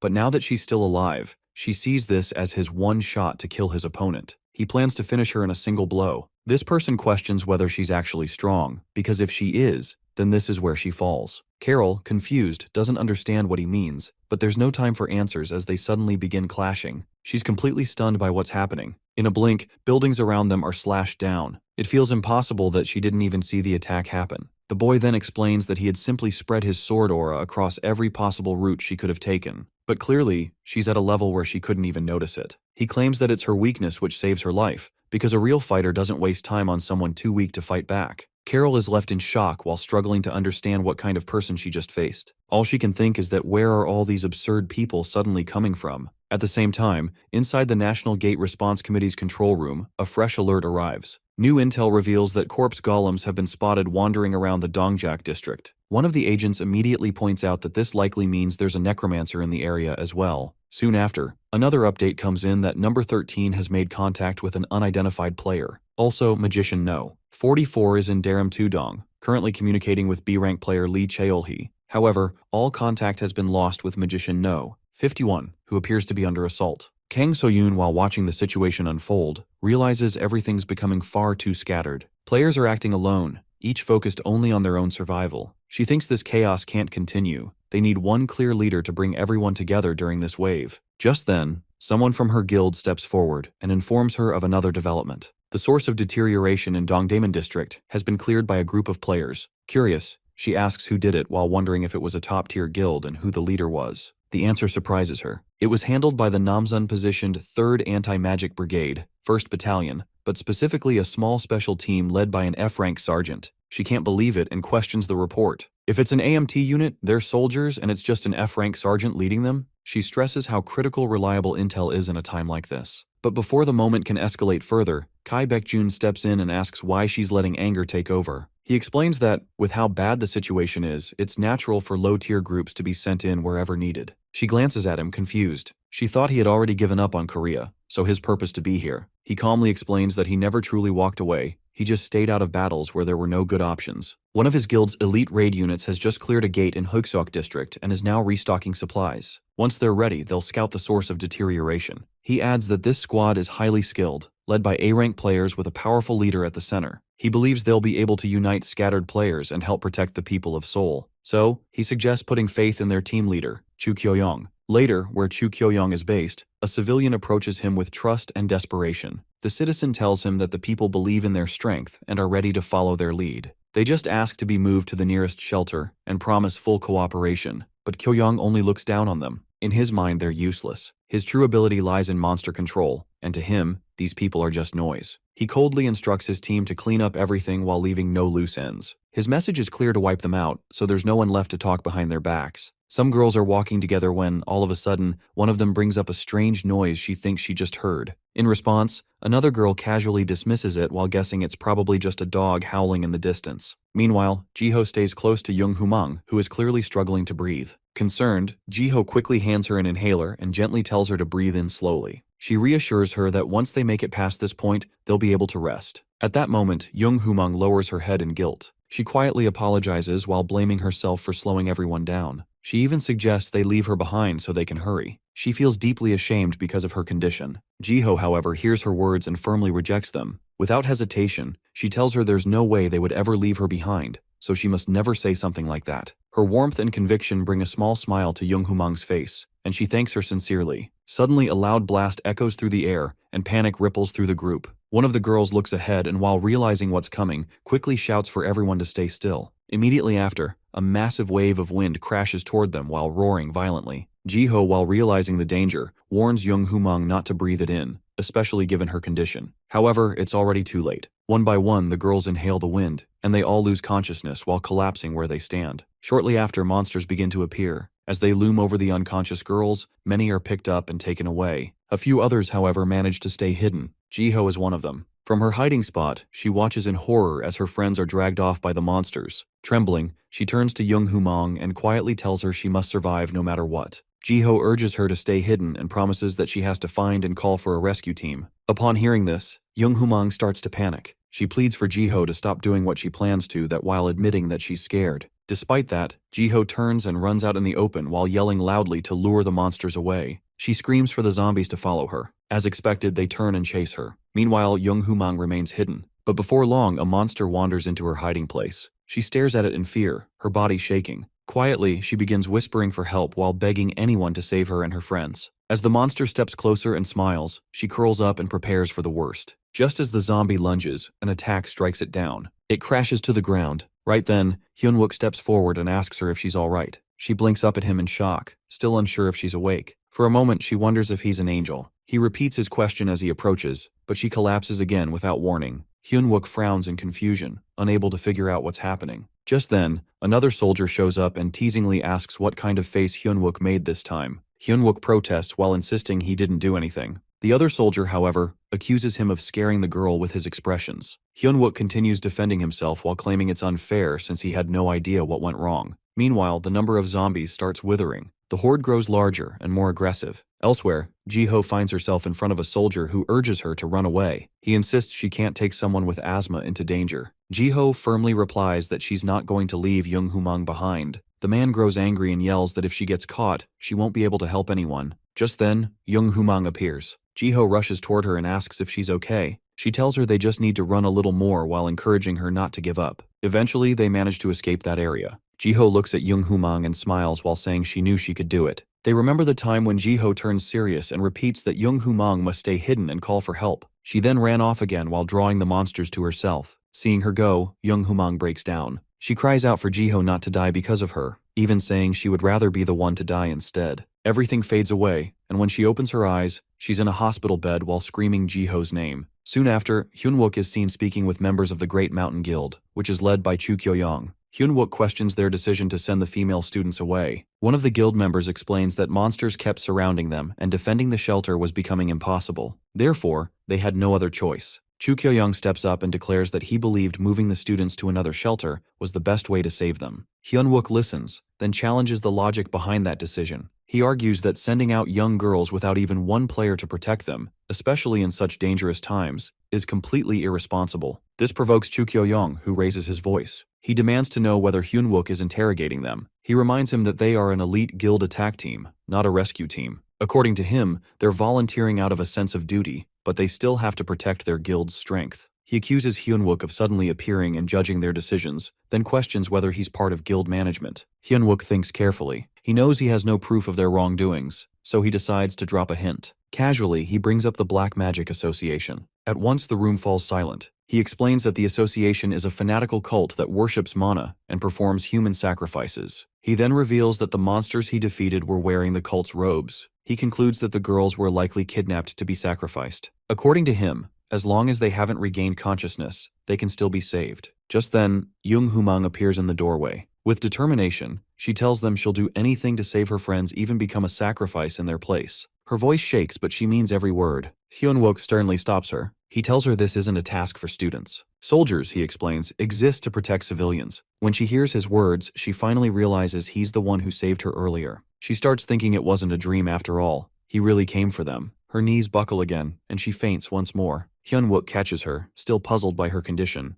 Another soldier rushes in and accuses him of doing something again. Hyunwook insists he didn't do anything this time either. Then he turns back to Chu Kyoyoung and asks what their plan is now. Chu Kyoyoung responds with a question of his own.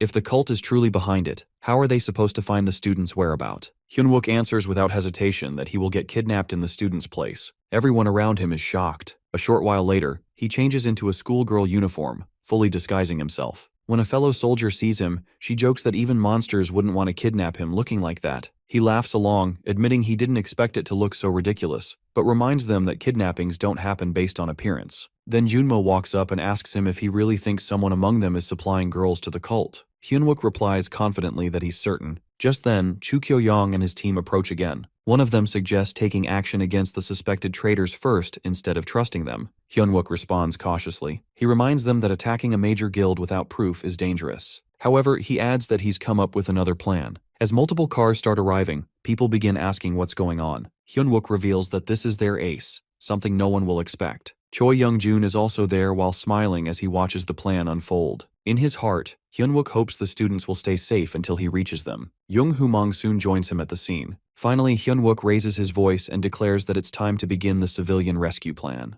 They begin executing their plan, and soon after, Hyunwook starts running down a road, just as expected. At that moment, a zombie appears, grabs him tightly, and proceeds according to the plan set up. Meanwhile, Chu Kyoyoung's team is quietly observing from a distance. One of them leans in and questions whether it's really okay to just let Hyunwook and his people roam freely. According to him, if those people start digging around too much, they might end up uncovering the guild's secret connection to the Black Magic Association, and if that happens, things could spiral quickly. In response, another team member brings up that they've already eliminated the first cause of deterioration, so he proposes that they might as well finish the job by getting rid of Hyunwook and his team now. As they continue watching, the zombies begin attacking Hyunwook. However, when the undead take a closer look at him, they pause in shock for a moment, unsure of what they're seeing. Chu Kyoyoung, already irritated, warns them not to be foolish. He reminds his team that Hyunwook likely has a separate hidden unit supporting him. If they act carelessly, not only could they get caught, but even their leader Chu Kyoyoung himself might end up in trouble. On the other side, the monsters successfully kidnap Hyunwook as planned.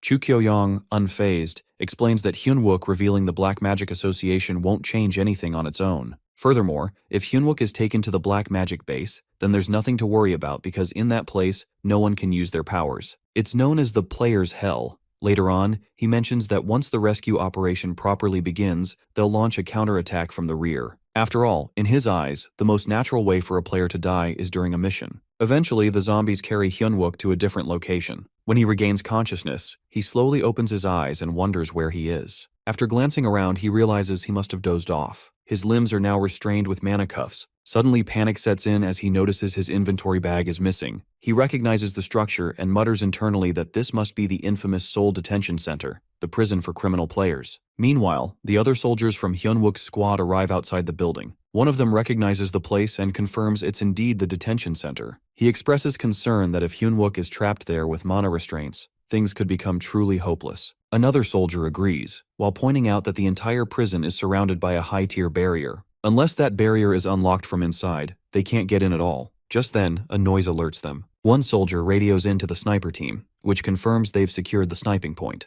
They ask if the mission should proceed. The lieutenant stays composed. He reminds the team that this operation belongs to Hyunwook, and he's always thinking ahead. Because of that, he assures them it's part of the plan and instructs everyone to hold their positions. Back inside, Hyunwook reflects on his decision and admits to himself that he might not have fully thought it through. He acknowledges that he's now in a really dangerous position. Soon after, voices from nearby rooms reach his ears. One man grumbles about having to clean up after others constantly. He gestures toward a person sitting quietly while wondering why he's been like that all day. Lee Wanchul brushes off the question and tells them to leave the man alone while claiming the Black Magic Association already dealt with him. He warns the others not to stir up useless trouble. However, someone raises doubts. They're unsure whether they can really trust the association to fake their deaths and hand over new identities. There's a lingering fear they might get stabbed in the back. In response, someone confidently explains that they'd never let betrayal slide. Besides, they aren't restrained either, which gives them leverage. Soon a prison door creaks open and inside are the captured girls. The men rush in while wasting no time. One of them picks up Jiho as she tries to escape, screaming for help. He barks at her to shut up and mocks the reason behind collecting the girls. Lee Wanchul quickly steps in again while telling him to stop stirring up unnecessary problems. The angry man snaps back while questioning whether Wanchul thinks he's in charge.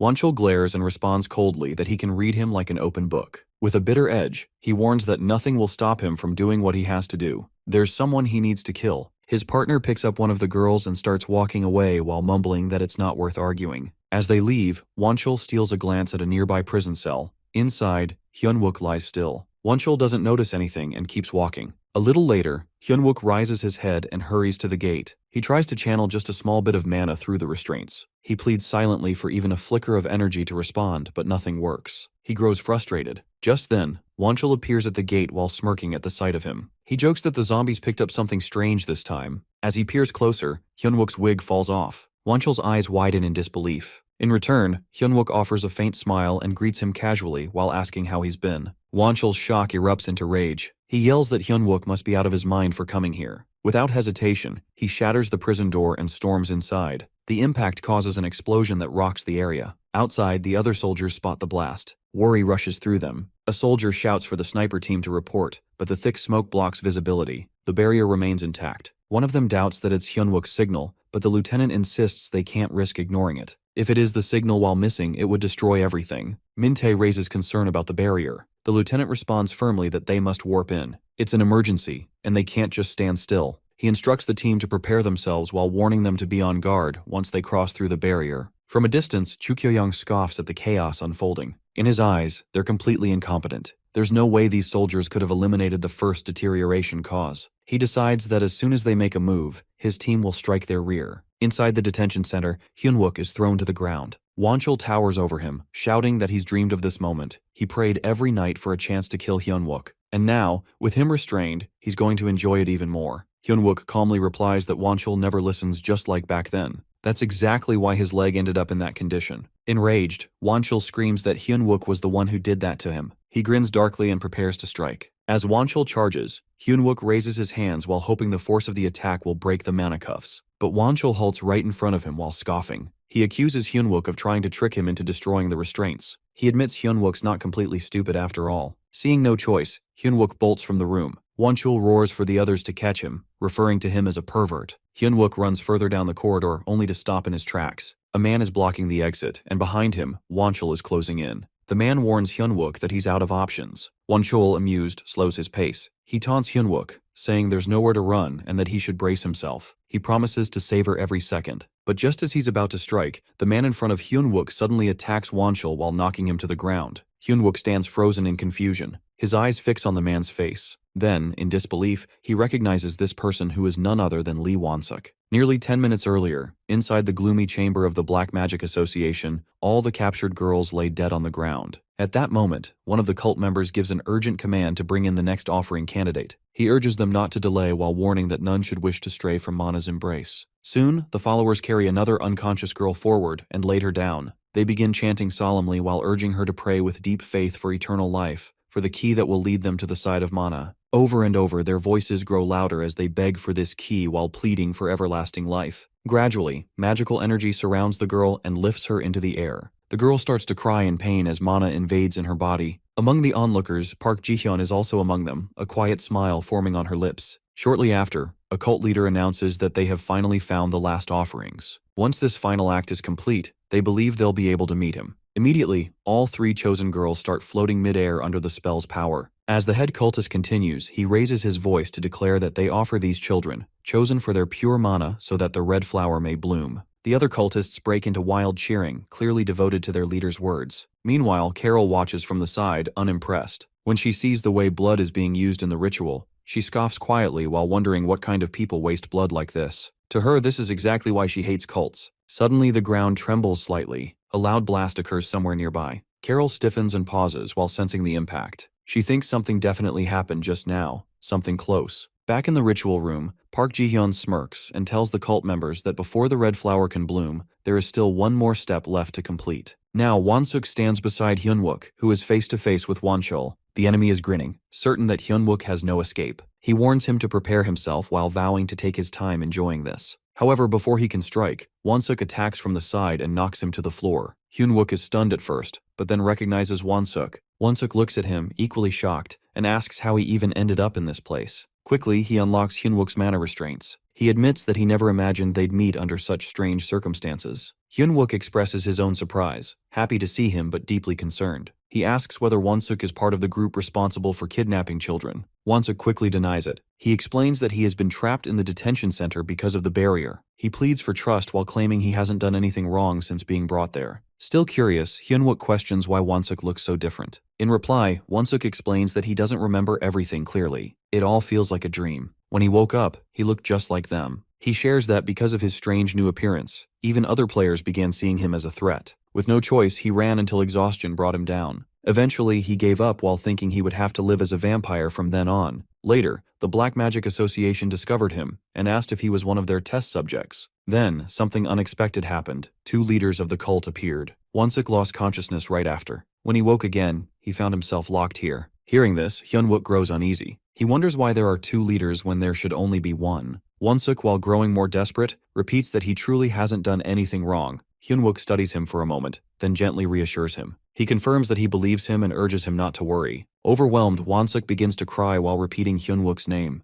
Just then, the door locks behind them with a heavy sound. Both of them turn in alarm. Hyunwook demands to know why the door is shut and tries to force it open. Then he looks back at Won-suk and gives him a direct order that they will separate from here. Hyunwook will head up to the top floor, and Won-suk must find and disable the barrier activation device. He also informs him that the AMT is standing by outside, ready to support. Won-suk nods firmly and replies that he can do it. Hyunwook places a hand on his shoulder, gives a final look, and takes off running. Moments later, the door bursts open again as members of Kyo-young's team rush in. One of them confronts Won-suk while accusing him of standing in their way without even offering his name. But Won-suk roars like a beast while terrifying them. He recalls what Hyunwook told him earlier, that he hadn't been reported for desertion yet, so technically, he was still under Hyunwook's command. If he ran again, Hyunwook would personally kill him. With determination, Won-suk yells out his identity loud and clear. Private Lee Won-suk, 3rd Anti-Monster Brigade, 1st Battalion, Attack Platoon. Meanwhile, Hyunwook races toward the top floor, thoughts racing through his mind. He knows he has to move fast or the children could be lost. He keeps his movements cautious, but then something hits his senses. A foul, sickening stench of blood fills the air. He covers his nose while realizing that this much blood can't be from 1 or 2 people. It must be dozens. When he arrives, what he sees horrifies him. The entire floor is littered with bodies. He instantly realizes that the Black Magic Association has been slaughtered. However, something still feels wrong. As he steps further into the room, he spots the cult's leaders near the altar surrounded by the remains of children. They notice the weapon in his hand and growl while demanding to know who dares approach this sacred place. Hyunwook is scared to see it as he dashes away from them as fast as he can. A powerful explosion rocks the building while filling it with thick dust and debris. He hides among the rubble while breathing heavily. Nearby, a small girl, who is barely able to speak as she begs for help. Her voice is weak. She's in terrible condition. From across the wreckage, Park Ji-hyun sees Hyunwook trying to stay hidden. With a twisted grin, she taunts him while saying he hides like a rat. She offers him a quick death if he comes out now, but almost immediately, she changes her mind. Instead, she decides it will be more fun to hunt him slow. Outside, the soldiers are already present while working hard to rescue the girls. Suddenly, one of them urges Minte to raise his shield and move forward. In response, Minte points out that the barrier is still intact. At that moment, the same soldier raises his voice and commands everyone to stay alert. Since they have crossed the barrier using warp, he warns, there's no telling what might happen next. Meanwhile, Ko-young watches from a distance. Although the assault operation is underway, he notices someone yelling and causing confusion. He finds it pathetic and thinks to himself that there's no way these people could have possibly taken down the first cause of deterioration. As soon as the enemy moves, he tells his team they will strike from behind. At the same time, Junmo and Mintai is ready to act on their plan. They remember what Hyunwook ordered them before leaving for the operation. Hyunwook turned to a soldier and revealed that they would use a deception operation. The soldier, clearly surprised, repeated the word deception. Looking back at Ko-young's army, Hyunwook explained that the Great Mountain Guild was undoubtedly linked to the Black Magic Association. Even so, neither side was able to attack recklessly. After all, they were a guild, and his group was a military unit. Therefore, the moment the battle started, the guild was bound to aim for their rear. That was why, he continued, they would pretend to be weak and give the guild a chance to attack first. In doing so, they would have a definite and just cause to retaliate against the Great Mountain Guild. Then, Minte raised a valid concern. Creating justification for an attack on such a powerful guild might have sounded smart, but the plan had a serious flaw. Hyunwook would be heading into the rescue operation alone, and the rest of them would not be able to match the enemy's firepower. However, Hyunwook gave a confident smile and assured him not to worry. All they needed to do was buy time. He reminded the soldier that he was the key to the operation and called him lieutenant. Hearing that, the lieutenant sighed and realized that once again, everything depended on him. Without further hesitation, he agreed. Now the deception operation begins. Soon after, the soldiers move forward and launch their weapons toward the enemy. At the same time, Ko-young and his partners prepare for battle. Among them is Sehi, who immediately joins the fray. As the fight erupts, she grabs her opponent by the neck with her weapon. She warns him not to move unless he wants to lose his head. Then, she orders him to send a signal confirming that the assassination succeeded according to plan. A moment later, a member of Ko-young's team receives the signal. He informs the team leader that the sniper assassination signal has arrived. Hearing this, Ko-young grins and gives the order for the strike team to move in. They begin advancing quickly, weapons in hand. Shortly afterward, a soldier announces that they've safely secured the sniper team. He then shouts Minte's name. Minte, fully aware of what the lieutenant had told him earlier, opens the shield and responds with agreement. The soldier wastes no time and orders everyone to fire. Immediately, the attack begins. Both sides clash in a fierce battle. Many of Ko-young's team members fall to the ground. Realizing this, Ko-young is stunned. He wonders aloud how the soldiers had figured out his plan. Angrily, he calls in the sorcerer team, and his comrades respond right away. They begin using their powers to try and break through the shield created by the soldiers. As he watches the battle escalate, Ko-young refers to a previous event. He plans to report the seniors that how all members of the AMT were burned alive, and the blame was placed on a Black Magic Association player. It was, in his view, a clean report. Now he instructs his partners to kill them all. Without hesitation, his allies do exactly that. Meanwhile, the soldiers continue fighting back. One of them shouts that the sniper target is acquired and confirms that backup is on its way. Ko-young, upon hearing this, becomes furious. He wonders where the foolish assassination team has gone. Then, while noticing tanks approaching, he orders his team to block them. However, he suddenly realizes that a warp has opened and questions how the soldiers managed to get over there without being noticed. Without delay, another soldier orders everyone to get into position and open fire straight ahead. A wave of explosions follows. Although the opponents raise their shields to defend themselves, they start suffering injuries. At that point, Ko-young fully realizes what's going on. The soldiers had planned this from the very beginning. Outraged, he shouts that he, the attack team leader, will destroy them all for mocking the Great Mountain Guild. Without warning, he launches himself into the air and unleashes a powerful blast. A violent whirlwind forms as Ko-young roars in fury. The soldiers start to panic. One of them anxiously asks when Hyunwook's hidden card will finally come into play. Meanwhile, on another battlefield, Wonsuk wipes out all remaining members of the Mountain Guild. Blood stains the area around him. Then, he presses a button while triggering an alert. A voice announces that the barriers surrounding the facility will now deactivate. In that moment, Wonsuk recalls Hyunwook's words. He remembers how Hyunwook once told him not to run away, to fight bravely and protect his comrades. If he did so, Hyunwook had promised, his comrades would protect him in return. With that memory, Wonsuk comes back to his senses. He clenches his fists and shouts that he will never run away again. Back near the whirlwind, the soldiers find themselves in danger as massive rocks rain down. Ko-young continues his furious assault while shouting that he'll rip them apart. Just then, he notices someone approaching.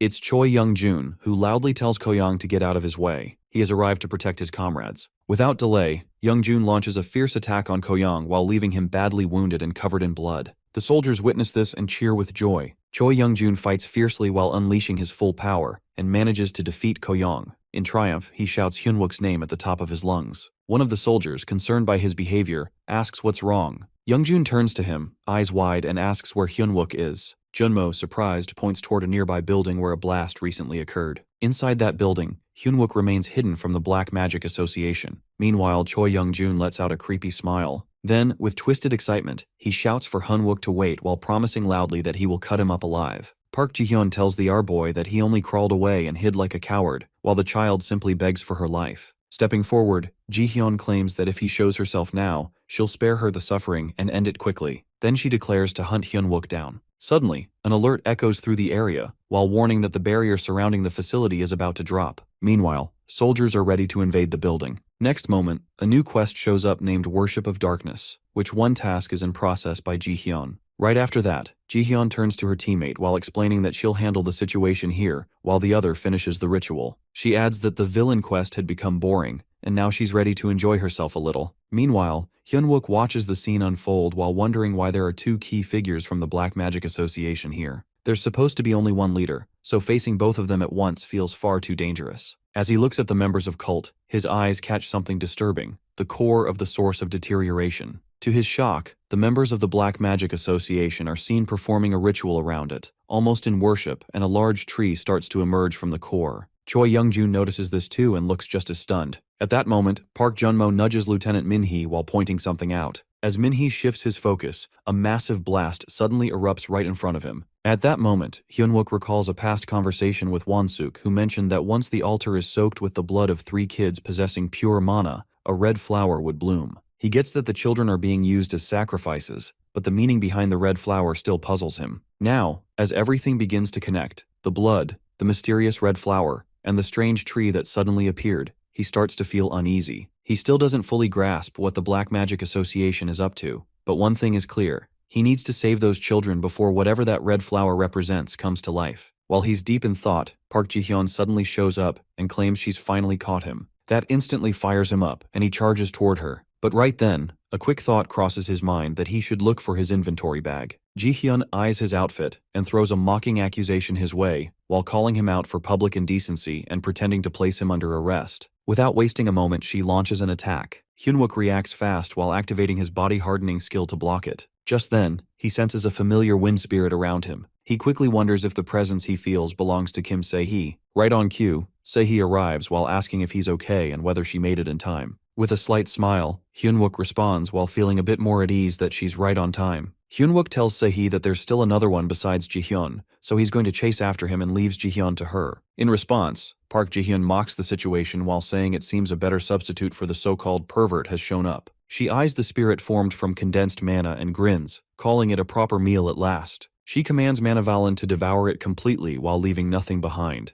As Se-hee rushes in to confront her, Ji-hyun swiftly evades the strike and counters with her own. Seeing this, Hyunwook warns Se-hee to be cautious while getting close to her. Once Ji-hyun gets a hold of someone, she drains their mana and then unleashes the full power she's gathered. Hearing this shocks Se-hee, but before she can say anything, Hyunwook adds that she needs to stay alert from both near and far distances. Then, without wasting time, he mentions that he'll go rescue the kids. Before leaving, he reminds her of what he once told her, that there are no fixed matchups or guaranteed advantages in a fight. What matters is to keep searching for a way to win, no matter what. Se-hee nods and assures him she understands while telling him to hurry, while she takes care of things here. With that, she charges toward Park Ji-hyun again. Ji-hyun, still feeding off mana, sarcastically wonders how much energy a spirit holds and laughs while saying she's still eating, and that it tastes just too good. Se-hee questions Ji-hyun while asking if all of this really feels entertaining to her. In response, Ji-hyun just laughs while showing no concern, and mocks her by saying that so many spirits have come to welcome her. She keeps laughing, even throwing out sarcastic thanks as if she's enjoying every second.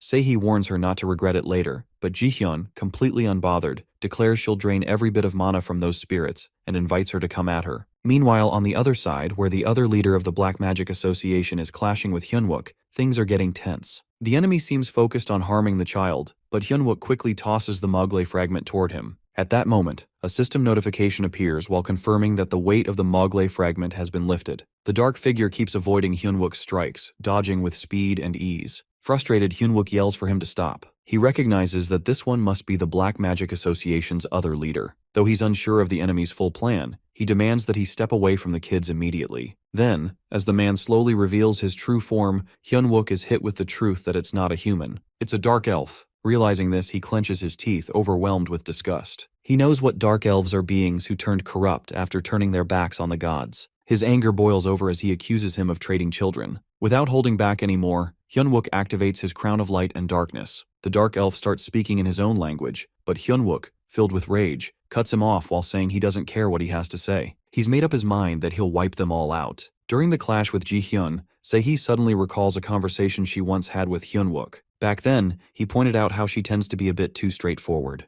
Curious, she questioned whether being honest was actually an issue. He mentioned that it wasn't just her. Most soldier-type players shared the same trait. According to him, military players are trained based on their individual skill sets, which is why they usually follow instructions by the book. But when real danger strikes and there's no way around it, he wonders what one is supposed to do when the textbook doesn't offer a solution. Now, back in the middle of the fight, Ji-hyun manages to briefly trap Se-hee's spirits. With a hint of disappointment, she mutters how she had hoped to enjoy the battle a bit longer. However, Se-hee doesn't let up and keeps launching her attacks. Ji-hyun continues cutting down the spirits that cross her path, clearly unimpressed. She thinks it's dull to fight weaker opponents and craves a challenge closer to her own level. So while changing the pace, she switches things up and brings up a new kind of game, hide and seek. In the next moment, she triggers her skill, and everything starts crashing violently to the ground. Se-hee scrambles to dodge the falling debris while trying her best to stay unharmed. Confused, she wonders what kind of trick Ji-hyun is pulling this time, especially since her vision is now blocked completely. That's when it hits her. Ji-hyun has activated Manhwa.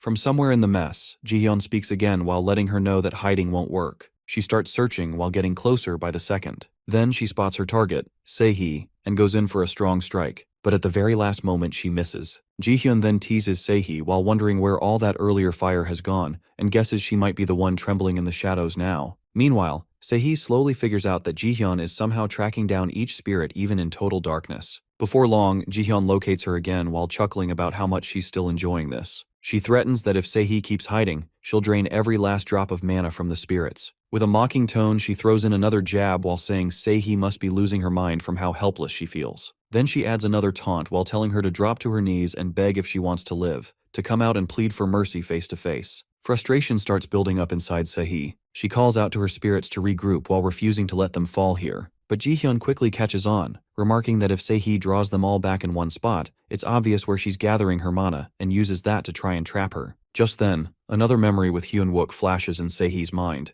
Back in that conversation, he had pointed out something brutally honest, that when there's no chance of winning head-on, the only option left is to use every single tool available. When she asked what that meant, he gave a real example that if she couldn't overpower someone from the front, then aim from behind and take them out in one clean move. He had questioned the logic of fairness in combat between players. According to him, it's foolish to expect rules in a life or death match, especially when facing someone who's committed who knows what kind of horrors. In war, survival comes first. Forget what the textbooks preach. Fairness doesn't matter when your life's on the line. Only those who let go of that idea can actually survive. Back in the present, Ji-hyun suddenly grabs hold of one of Se-hee's spirits. But within moments, she realizes it's not Se-hee's actual body. Surprised, Se-hee watches as the spirit slips out of Ji-hyun's grip. Next moment, she catches Ji-hyun off guard while attacking and restraining her with her weapons. Anger flares in Ji-hyun's voice as she lashes out while calling Se-hee a coward and questioning how she dares to call herself a soldier. But Se-hee doesn't back down. She throws the insult right back at her while laughing at the hypocrisy. She mocks the idea that someone like Ji-hyun, who drowned everything in darkness, hunted down mana like a mosquito, would dare lecture her about cowardice. Se-hee, without backing down, thinks to herself, so what if she's a soldier? There isn't a single one who would bother fighting fair against people like Ji-hyun, the kind who kidnap kids and trade them away. She channels all her power into one final blow. Her attack lands clean while sending Ji-hyun crashing hard into the dirt. Standing above her fallen enemy, Se-hee stares down with a cold look while thinking that from now on, if she has to deal with people like this, she won't hesitate to become an assassin. Meanwhile, in a different part of the battlefield, Hyunwook is locked in a fierce clash with another figure from the Black Magic Association. He's just as furious, especially after confirming that this person is involved in the child trafficking scheme too. It turns out his opponent is a dark elf, Cerberus. Without hesitation, Hyunwook unleashes metal bending while aiming his ability straight at the dark elf with deadly intent. He mentally vows to wipe them all out. As the enemy prepares to strike at Jiho, Hyunwook rushes in just in time. He lands a heavy punch, knocking the attacker back and stopping the blow meant for Jiho. Right then, Choi Young-jun appears on the scene while calling out to Hyun-wook. Hyun-wook glances over while nodding slightly, as if he's been expecting him. In that moment, Choi turns against Hyun-wook, his eyes sharp, and lets them know he's found exactly who he came for. Hyun-wook urges Choi Young-jun to relax and pay attention, but Young-jun snaps back while calling him crazy while claiming no sane person would have acted like he did. As he steps closer, Cerberus rushes ahead and destroys the tree without even using mana. Hyun-wook stands there stunned while realizing this guy is way more dangerous than he thought. Then Young-jun moves toward him again, full of rage. He threatens to take Hyun-wook's life while calling the others his precious children his pride, his hard-earned result after surviving in this cursed place. But Hyun-wook calmly reminds him that this isn't the moment for such things. Meanwhile, all of this chaos stems because of the evil mind of Hyun-wook. A little while ago, Kang Baekseol told her grandfather she had never seen so many hunted armors in one place before. Her grandfather, Kang Jong-do, responded that he knew they were usually boss monsters found only in gates ranked B or above, so collecting this many was impressive. Then, Baekseol turned to Eunha while wondering if they could really change these however they wanted. Eunha confirmed that was exactly why they had come to get those monsters, and to save the two of them. Baekseol admitted she had thought he was just some rich guy, but now realized he was also a high-ranking soldier. But her sister cleared that up. It wasn't just that. Next, Baekseol walked ahead and noticed something surprising. The armor was made of Ori-Halcon alloys, which was unbelievable. Even more shocking, there were magical links tying the helms to the swords. Her grandfather warned her not to run, or she would trip, but she kept moving. Just then, Eunha caught sight of Young-jun behind them. She turned and questioned where he thought he was headed. He mentioned to her that he planned to take a bit of time for himself after coming back from his mission, especially with so much still on his plate. Right after returning from leave, he was thrown straight into combat deployment and a civilian rescue. It was just too overwhelming. He admitted that, unlike the quieter times during the waves, real rest was now rare. But still, he asked for at least a little time for himself, or maybe even just a drink once in a while. At that moment, Hyun-wook reached out to Eunha as the platoon leader. He informed her that they had finally picked up a signal and checked if she had brought the blacksmith he had asked for. She responded that they were currently inspecting the hunted armors. Hyun-wook reacted positively while requesting that she have them deactivate the magic links on some of those armors first. He also told her to grab the armor and weapons from the armory and come back them up. Plus, she needed to bring Young-jun along. However, Young-jun refused outright. He argued that after back-to-back missions, he had been constantly in combat for an entire month and wasn't willing to jump back in. Meanwhile, a soldier started moving some belongings, and another one asked if it was Young-jun's private stash. The reply confirmed it was while warning that if he found out, it might not end well for them. But with a teasing grin, Hyun-wook added that while packing supplies, they had accidentally included the box of alcohol he had been guarding for 2 years. He joked that if they didn't make it back from this mission, they might never return it. Hearing this, Hyun-wook simply remarked that there wasn't much choice. Young-jun just needed to come help them out. But Young-jun flipped out while demanding what he meant by that. He freaked out over the missing box while calling it his babies, and warned that he would lose his mind if they didn't return it. But then, all of a sudden, the signal cut off. Now furious, Choi Young-jun is absolutely livid with Hyun-wook while blaming him for how his precious stash got smuggled away. During the clash, Choi Young-jun accuses Hyun-wook of drinking while pointing out that he must have had some. But Hyun-wook denies it while explaining that he doesn't touch alcohol, especially not while on duty, and tells him not to start an argument. Still, Young-jun insists he caught him drinking last time. Right then, Cerberus begins growling something in its own tongue and a monster emerges from his hand. At the same moment, Young-jun suddenly grabs Hyun-wook by the neck and even bites him, clearly not holding back. But before things can go further, the Dark Elf launched a sudden barrage of spikes without hesitation. Young-jun reacted instantly, punching the incoming projectiles, but there were too many to handle. He and Jinho kept dodging and shattering the spikes as best they could. In the chaos, Jinho activated the Mowgli fragment, sending it forward to slice through and block. Together, both of them start coordinating their hits while keeping Cerberus under pressure. As Hyun-wook barely avoids a powerful hit, he mutters that he nearly died on that landing. But Choi Young-jun, without any sympathy, snaps back with a cold remark while questioning why he didn't. At that moment, Hyun-wook realizes there's no point trying to reason with him right now. Their focus needs to stay on the fight. Just then, Young-jun spots a young girl nearby and wonders if their enemies are the ones responsible for what happened to her. Hyun-wook notices his reaction and looks at him surprised. Without saying much, both of them feel the same rage. Whoever hurt those girls, they're going to pay. Hyun-wook quickly lets him know he'll provide support from a distance. Then, while counting down together, 3-1, they rush toward the enemy. Young-jun moves straight toward Cerberus, and Hyun-wook shouts at him to take him down. The energy shifts as Young-jun gets closer, ready to finish Cerberus off. At that moment, Hyun-wook actually feels a spark of happiness while thinking the fight might soon be over. But suddenly things take a sharp turn. He notices just in time that the enemy is far stronger than expected and is preparing to strike, an attack that could be deadly. As Youngjun heads toward Cerberus, a sudden strong gust of wind sweeps through the area. Right after, Hyunwook becomes aware of an intense buildup of mana around them. He instantly senses that if the battle stretches out any longer, things might turn worse.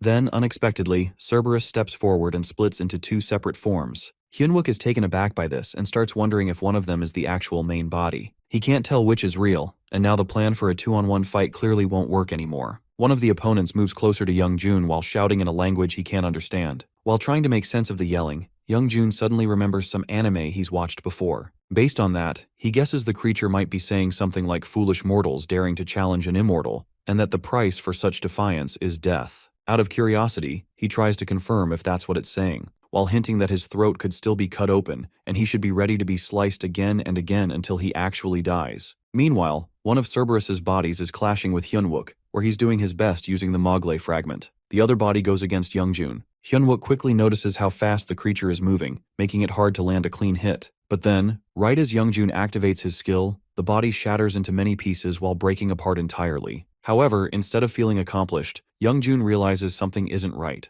It's not that the fight was easy, it's that his blood sugar is dropping fast. He knows if he doesn't get some alcohol in him soon, it might turn dangerous. So, without wasting time, he grabs a bottle from his bag and takes a swig. Just as he's drinking, out of nowhere, Cerberus appears again while standing right in front of him. Youngjun manages to slip past the opponent's attack just in time. Right after, Hyunwook moves in and swings at the enemy, but at the same moment, the opponent lands a powerful counter that sends him crashing to the ground. He quickly realizes the impact was so intense that even his hardening ability couldn't handle it. Moments later, a system alert notifies him that the mass from the Mogley fragment has now been sealed. As the enemy stands in front of him, Hyunwook pushes forward again, and Cerberus is caught off guard by his sudden approach. Meanwhile, Youngjun watches and casually remarks that, while Hyunwook is pretty impressive for a human, he's still just that, a human. From now on, he adds, it's time to feel the real fury of an immortal. While mimicking the opponent's language, Youngjun wonders why the creature suddenly stopped talking right when he was in the middle of translating for him. Then he casually mutters that, thanks to our boy, he's completely out of alcohol now. And honestly, it doesn't matter if the opponent's immortal or not. If anyone messes with his booze, they're going to suffer for it, even if they can't die. On the other side, Hyunwook keeps battling the enemy while throwing in a sharp jab about how long it can keep grinning like that. Then, without hesitating, he hurls the Mogley fragment toward it. The hit slices the opponent clean in two, but surprisingly, it still holds a lot of power and keeps laughing. This reaction irritates Hyunwook even more. Seeing the elf laugh again sparks frustration, and a thought flashes through his mind. It's definitely hiding something. Just as he suspected, this one can regenerate too. The opponent keeps laughing non-stop, its voice echoing around them. Meanwhile, Youngjun moves in on Cerberus and strikes him hard with his spear. At the same time, Hyunwook starts piecing things together. With the way mana is overflowing and the rapid healing, he realizes this creature really does seem immortal. But then while thinking back on all the battles he's fought, he reminds himself that monsters often fake their true nature. It's a common trick that they act invincible just to hide a weak point. If neither of the two bodies is the main one, then something's off. That's when he notices something strange, that the same spot on a body, once injured again, doesn't heal. That's when it clicks. The one-eyed creature didn't split to confuse them.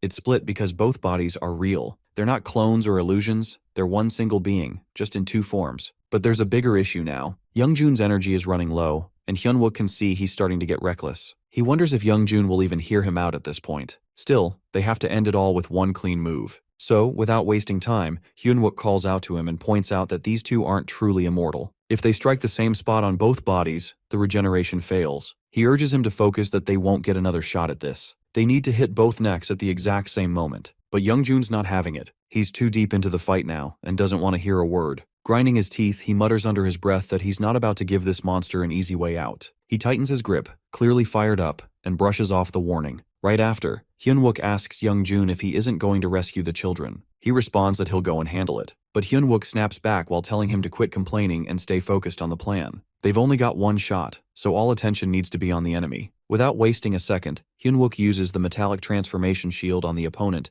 and signals Youngjun to strike. He then charges in, grabs the enemy by the neck, and Youngjun follows up by slicing straight through it. Right after, they both receive a notification saying that the source of deterioration, the boss monster, has been eliminated. Another message confirms that the rate of deterioration has now slowed down a lot. In that moment, Hyunwook is informed that they managed to stop the second source of deterioration before the boss monster appeared. If they keep taking out these sources like this, then the soul waves might actually be the first ever to be fully defeated in human history. After the fight, Youngjun calls out to Hyunwook and asks if it's finally over. Hyunwook replies that yes it is. They had a rough time, but somehow pulled through. He adds that thanks to Youngjun, despite his usual refusal to follow orders, they've cleared the hardest part of the mission. But then Youngjun walks up to him, looks serious, and demands to know where his babies are. Hyunwook tells him to calm down, that the area near the supplies is safe, and questions if they really need to get into this right after winning. However, Youngjun doesn't back off. He says no one ever claimed they'd truly won. No one ever said it was over. When Youngjun, who is perched on Hyunwook's shoulder, suddenly tries to take him out. Just then, Wonsuk shows up, and Hyunwook calls out for him to stop the chaos. But instead of jumping in, he simply questions what the two of them are doing. Youngjun, while struggling a bit, admits he can't get his weapon to land a hit. In response, Hyunwook mentions, half-jokingly, that he hasn't touched his booze, only sniffed it once. But before anything more can happen, Hyunwook notices something strange as Youngjun suddenly slips off his shoulder and drops to the ground. Surprised, he looks down and sees him lying there. Still conscious but completely drained, Youngjun murmurs that he is exhausted from running around so much and, since they have saved the kids, he will get his revenge after a nap. At that moment, Hyunwook realizes something. Even though Youngjun is wild and hard to handle, he is also someone deeply dependable. It reminds him of someone from his previous life, someone familiar in spirit. With a small nod, he acknowledges the effort and mentally tells him to rest well. Soon after, they receive a new notification. It is a reward for taking down the Dark Pastor, an ancient coin once offered by his worshippers. It is labeled as a relic from an underground kingdom. The moment Hyunwook sees it, he thinks it has to be from the gnomes. These gnomes, creators of the legendary Hextech, were known more through their relics than presence. In his past life, they had never actually appeared, and their artifacts were beyond pricey but also incredibly useful. He figures the coin could probably be traded for a rare ancient gnome item, and instantly decides not to consume it by mistake. But just then, another system message pops up, congratulating him that he has absorbed a Devil's Metal Legion. That surprises him. He grins, realizing that it has taken a bit of time to fully digest. Along with that, he unlocks a new skill, Signal Core, from absorbing an elite-grade item. When he opens the status window, he is stunned by what he sees. He now has access to Centurion Force, a power that lets the user control others and form loyal followers. Up until now, his ability hasn't really involved creating any kind of army, but now it finally makes sense to him how that necromancer has been able to command such a massive force. Smiling to himself, he thinks he will continue absorbing every bit of strength from his enemies moving forward. Meanwhile, Wonsuk glances at Youngjun and checks if he is okay. Hyunwook casually reassures him while explaining that he always dozes off when he is worn out. At the same time, Youngjun, still clutching the gnome moonshine in his sleep, mutters something about not letting go. With a small laugh, Wonsuk picks him up and slings him over his shoulder. He then reminds Hyunwook that the fight isn't over below and asks if he plans on helping. But Hyunwook, without much concern, declines. He believes there is no need. Meanwhile, on the other side where the rest of the soldiers are gathered, Choi Taeyong instructs everyone to get ready for warp. Reinforcing the front lines has become tricky now since the caster's position has been revealed. Just then, another soldier rushes over and urges him to move quickly. But Taeyong hesitates while mentioning that their comrades are still stuck out there. At the same time, Kyoyong's followers are shouting orders while pushing their troops to wipe out the enemy completely. One of the soldiers nearby wonders aloud if they can really manage this, clearly filled with doubt. The other responds bluntly that since their leader is gone and their mission's a failure, there's no chance they'll be spared. If they want to survive, they'll have to take down some of the others first. Not long after, they're stunned to see a terrifying monster blocking their path, and fierce fighting breaks out all around. The chaos gets worse, until a truck suddenly pulls up. The soldiers immediately light up with relief as they spot Yuna stepping out. Calmly and without hesitation, she announces that violence against the military during a disaster is enough reason for summary execution, and she's beginning the process now. Back on the other side, Wonsuk turns to Hyunwook and points out that even the attack platoon leader has shown up, so where exactly is he planning to go? But Hyunwook isn't paying full attention. Something doesn't sit right with him. He wonders why Carol hasn't moved to the next source of deterioration. It doesn't add up. As they walk together, things suddenly escalate. Sehee appears out of nowhere while aiming straight at Wonsuk, ready to strike him down. But Hyunwook steps in just in time to block her. She demands to know why he stopped her, convinced Wonsuk is the same vampire who caused them pain before. Hyunwook tells her to stay calm as he's on their side now. Sehee backs off while guessing he must have his reasons. Hyunwook quietly appreciates her restraint and promises to explain things properly later. He acknowledges her efforts while pointing out that thanks to her, all the pastors are gone, and now they just need to clear out the cores. According to him, the second source of deterioration is done. That's when Carol steps forward from behind, her voice cold and mocking. She warns them that their real nightmare is just beginning. Next moment, the flower has been bloomed and the real disaster begins. At that moment, they get a notification that deep in the underworld, Cerberus angered by the damage to the gates of hell, and he will rise again. Monsters begin pouring out, and the air becomes sharp and painful. Hyunwook, Sehi, and Wonsuk clutch their heads, overwhelmed by the screeching noise echoing in their ears. Through the haze, they spot Carol standing right in front of them. Her eyes burn with madness as she declares that this is the moment she's been waiting for. She wants them to bleed, to suffer, and to watch as Soul is consumed by hellfire. Right then, Cerberus fully emerges, surrounded by blazing flames. The whole area is filled with destruction, fires rage, and violent winds whip through everything. Hyunwook watches the scene unfold, and a heavy thought settles in his mind that this might be the worst disaster they've faced yet. At that moment, Hyunwook raises his voice while calling out to Sergeant Sehi. He urges her to get the children away as fast as possible, while thinking they must stop the final sacrifice no matter what happens. Without wasting time, he starts running toward the monsters, determined to protect the kids at any cost. Meanwhile, Carol watches his fearless charge, and her anger rises. In frustration, she yells out while questioning who gave him permission to act like that. Just then, as Hyunwook rushes forward to strike, he charges a failnaught at her. She screams, completely confused and alarmed, struggling to understand what's happening as the arrow follows her everywhere. Suddenly, arrow pierces her body and knocks her down to the ground.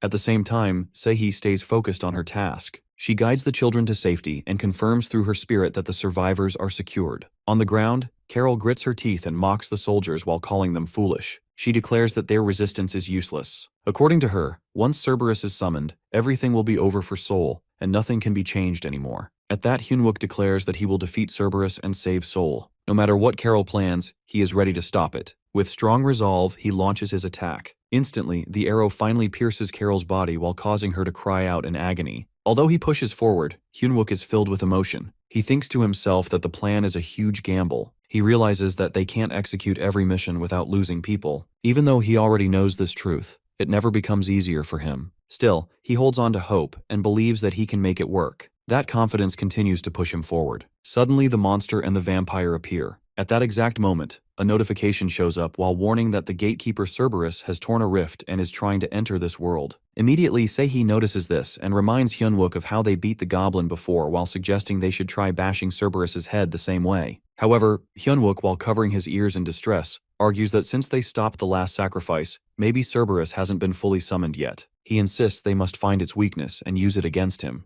Sehi, still glancing back, doubts whether finding a weakness would even help. She wonders if they could do anything with it even if they discover one. Just then, Cerberus lets out a terrifying roar, and bright lights start bursting in the sky. All the soldiers spot the lights and their shock is clear. As Cerberus approaches, his twisted and horrible face fills them with fear. Even so, Hyunwook stays strong. He tells himself that he has been preparing for something like this for a long time. In his heart, he knows he will make it work no matter what, even if he has to make great sacrifices. Meanwhile, Cerberus keeps roaring, and the lights grow more intense. Then, a loud explosion shakes the entire area. Because of the monster's arrival, unbearable noise spreads across the battlefield. Huge flashes of light terrify everyone as the soldiers struggle to protect themselves. Just then, Sehi turns to Hyunwook and offers him her encouragement. She believes he can do something. She pushes him to take action. Without hesitation, Hyunwook shouts out Steel Company Plan B. He orders his team to activate the lightning rod plan to fight the boss. As strong winds swirl around, it becomes harder for anyone to stand firm. He gives directions to the platoon commander and Junmo to head to Point A. At the same time, he orders all company members to start deploying weapon crates. He warns them that things could go terribly wrong, and some of them might not survive,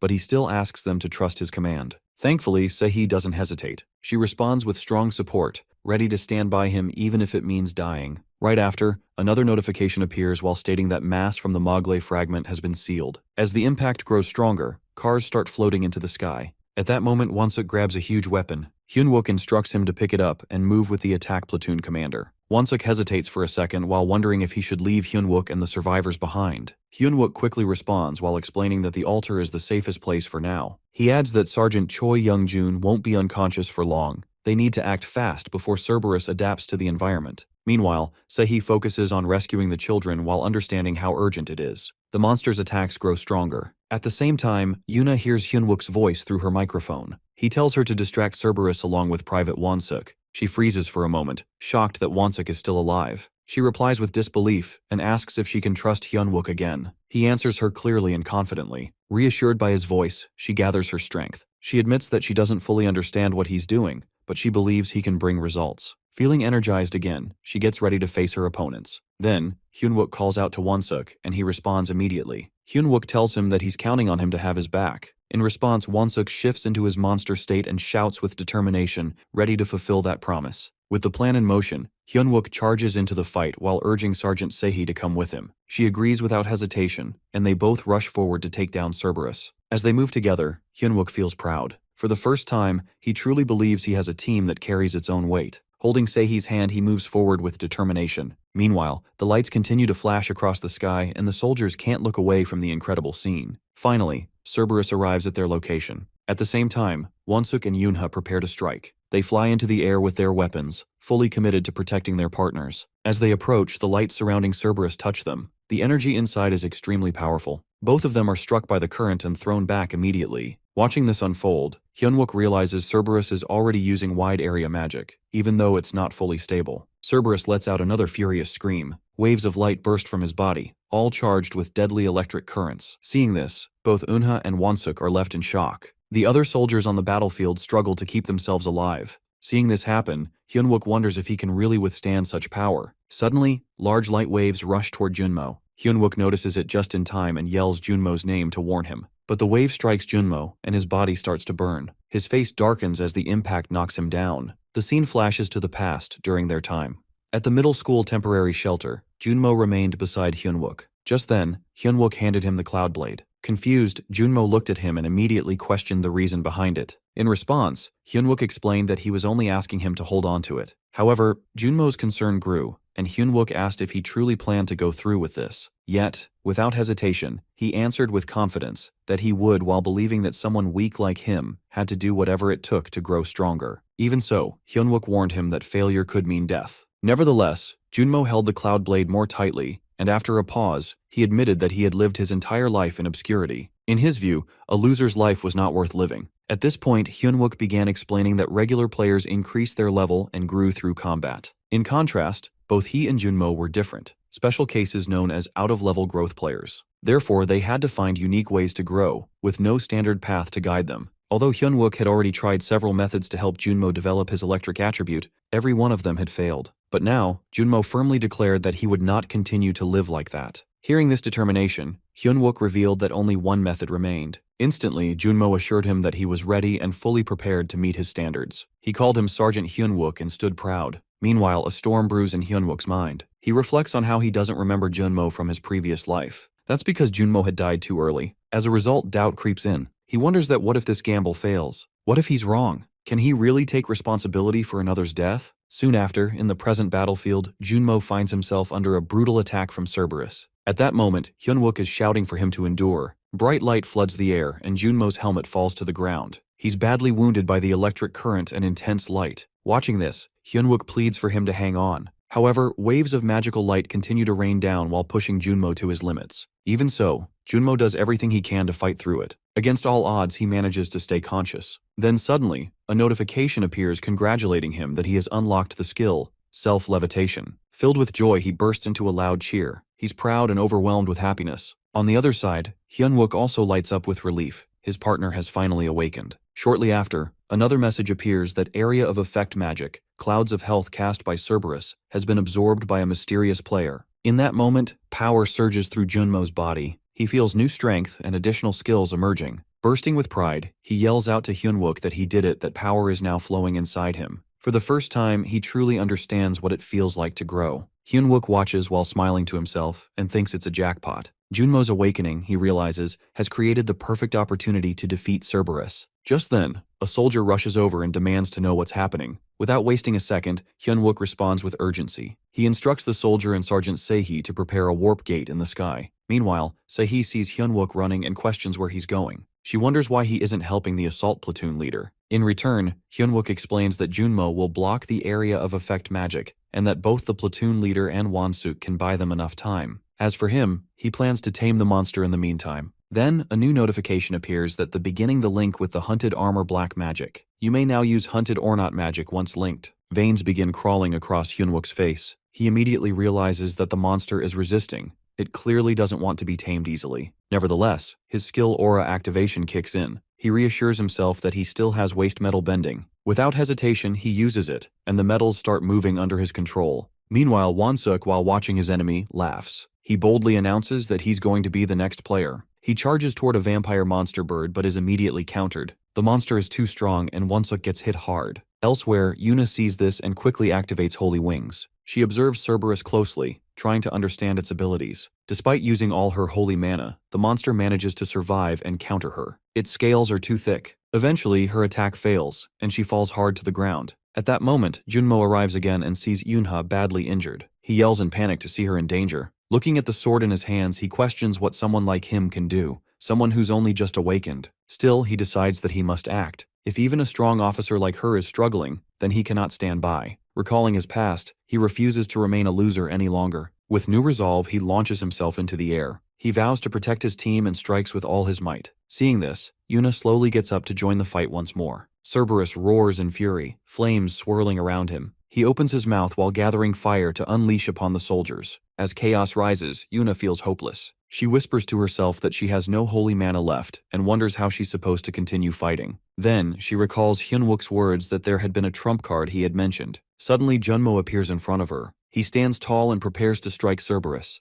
As beams of light blast toward him, he raises his sword, pushing through them. He glances back and checks on Yuna while asking if she's all right. Completely stunned, she stares at him, unable to process how he's standing there. Cerberus, still enraged, launches another blast. Junmo quickly warns Yuna to get behind him. He admits that he doesn't know how much electricity he can absorb, but he's ready to try. Fire builds in Cerberus's mouth again, and Junmo recognizes the danger. He urgently tells Yuna to find cover. At that very moment, another message appears that mass from the Mogley fragment has been released. The battlefield becomes filled with fire and repeated explosions. Still, Junmo refuses to give up. He launches another attack, determined not to fall. Although the soldiers fear Cerberus's growing strength, something changes. Suddenly Hyunwook appears once more. Seeing him, both Eunha and Junmo feel relief and hope. Hyunwook praises both Junmo's and Yuna's efforts. Looking at him again, he shouts his name and asks what it felt like to face a boss monster. Junmo responds that he could handle it as long as Cerberus doesn't use flame magic. Hyunwook laughs quietly and instructs him to keep distracting the monster. Then, Junmo lifts his sword and yells maximum electricity output. Hyunwook, filled with energy, also roars to go. The final stage of the battle begins. Again, a system alert informs him that mass from the Mogley fragment has been released. The battlefield becomes a sea of flames. Without delay, Junmo flies into the air while wielding his sword, now glowing with electricity and light. He unleashes the energy toward Cerberus. The monster is now directly looking at him. On the other side, Hyunwook moves in fast, ready to end it.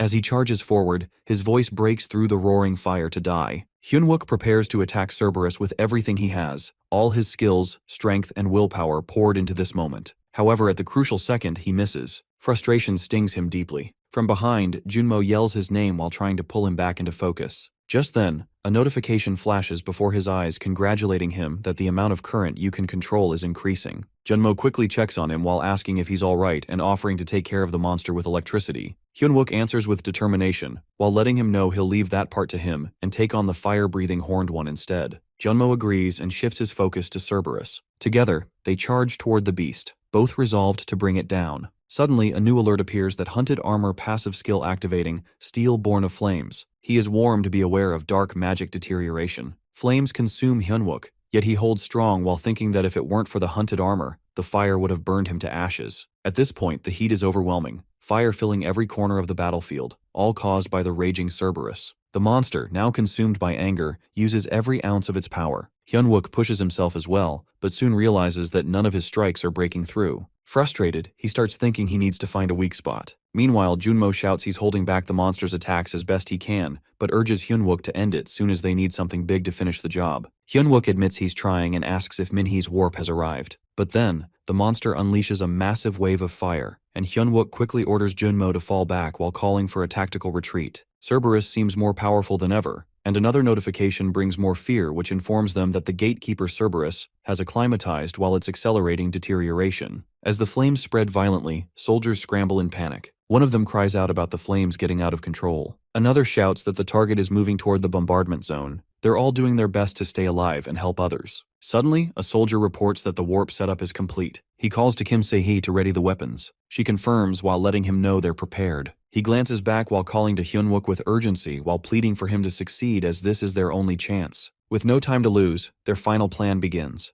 A helicopter descends through the heavy fire, and chaos takes over as both flames and lightning waves crash through the area. Junmo continues struggling with the cloud blade while holding the monster. Meanwhile, Hyunwook comes speeding in, weapon in hand. He shouts at Junmo to move aside, then charges forward and strikes the monster, yelling for it to work already. The attack lands, but only slightly wounds the creature. Cerberus, instead of weakening, draws in more power. Hyunwook's frustration grows deeper. He realizes its skin, its strength, even its speed. Everything is beyond what he expected. The monster is adapting. It's getting stronger. He must act fast to find its weak spot. Then, he observes more closely and notices something that the horned head is guarding another one that seems incomplete. Cerberus should have 3 heads, each using fire, electricity, or toxic gas. But only fire and electricity are being used during their fight. Hyunwook realizes that it means the left head, still incomplete and guarded, could be the weak point. As he figures it out and starts running while calling out to Junmo that he's found it, he tells him to keep distracting the monster while he aims for the left head. Almost instantly, another notification flashes to inform Junmo that his used electricity has exceeded the required amount. It also helps him to unlock a skill. Junmo sees it and responds with all his strength while ready to face the monster with his new skill. He continues pulling Cerberus's attention while Hyunwook makes his move. Back with the soldiers, they watch this unfold. One of them reports that the target is just 5 kilometers from the bombardment zone.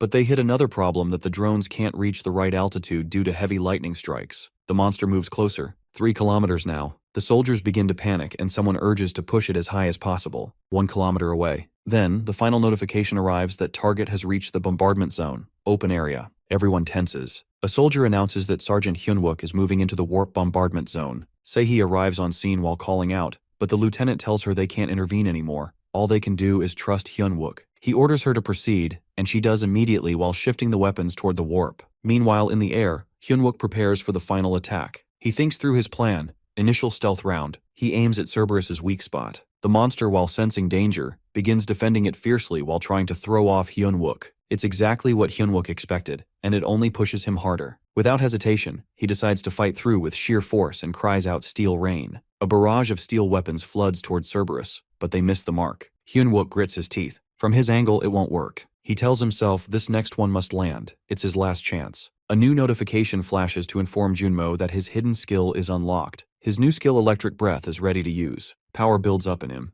Junmo, still struggling against the waves of electricity, yells now is the time. Hyunwook catches the moment and acknowledges it with a grin, praising Junmo in his mind. He never doubted him. Finally, with everything he's got, Hyunwook releases the final move. A massive laser beam bursts out from him. He directs it straight at Cerberus's weak spot as the monster is also ready with its attack. Hyunwook then roars to Mugwai and commands a maximum release. The monster counters with furious fire, flames as well. At the South Korea Guild, all members are already gathered. Suddenly, loud voices echo across the room as someone warns of irregular mana waves appearing from an unknown source. According to them, it's suspected to be the emergence of a second boss monster. At the same time, news arrives that all Taesin Guild members, who were supporting nearby shelters, are now unreachable. Kang So-yoon grows furious. With frustration, she yells out while demanding to know what Ko-young is even doing during a situation like this. Just then, a calm yet familiar voice reaches her ears. It's Cheon Myung-ho. He greets her while noting that it's been a while since they last met. She turns sharply while recognizing him not only as the Black Tiger Unit's Cheon Myung-ho, but also sarcastically referring to him as the Presidential Secretary of National Gate Strategies. He responds without tension while remarking that he carries many titles and she can use whichever makes her comfortable. Then, he brings up the real reason for his visit, that he wants her cooperation. She expresses her anger while pointing out how the government had done nothing to help with the wave. She believes they only protected their own while ignoring everyone else, and now they're asking for her cooperation. Cheon Myung-ho listens without interruption. After a short pause, he explains that the number of players in a nation is directly tied to its strength on the international stage. He reminds her that no wave has ever been defeated by man,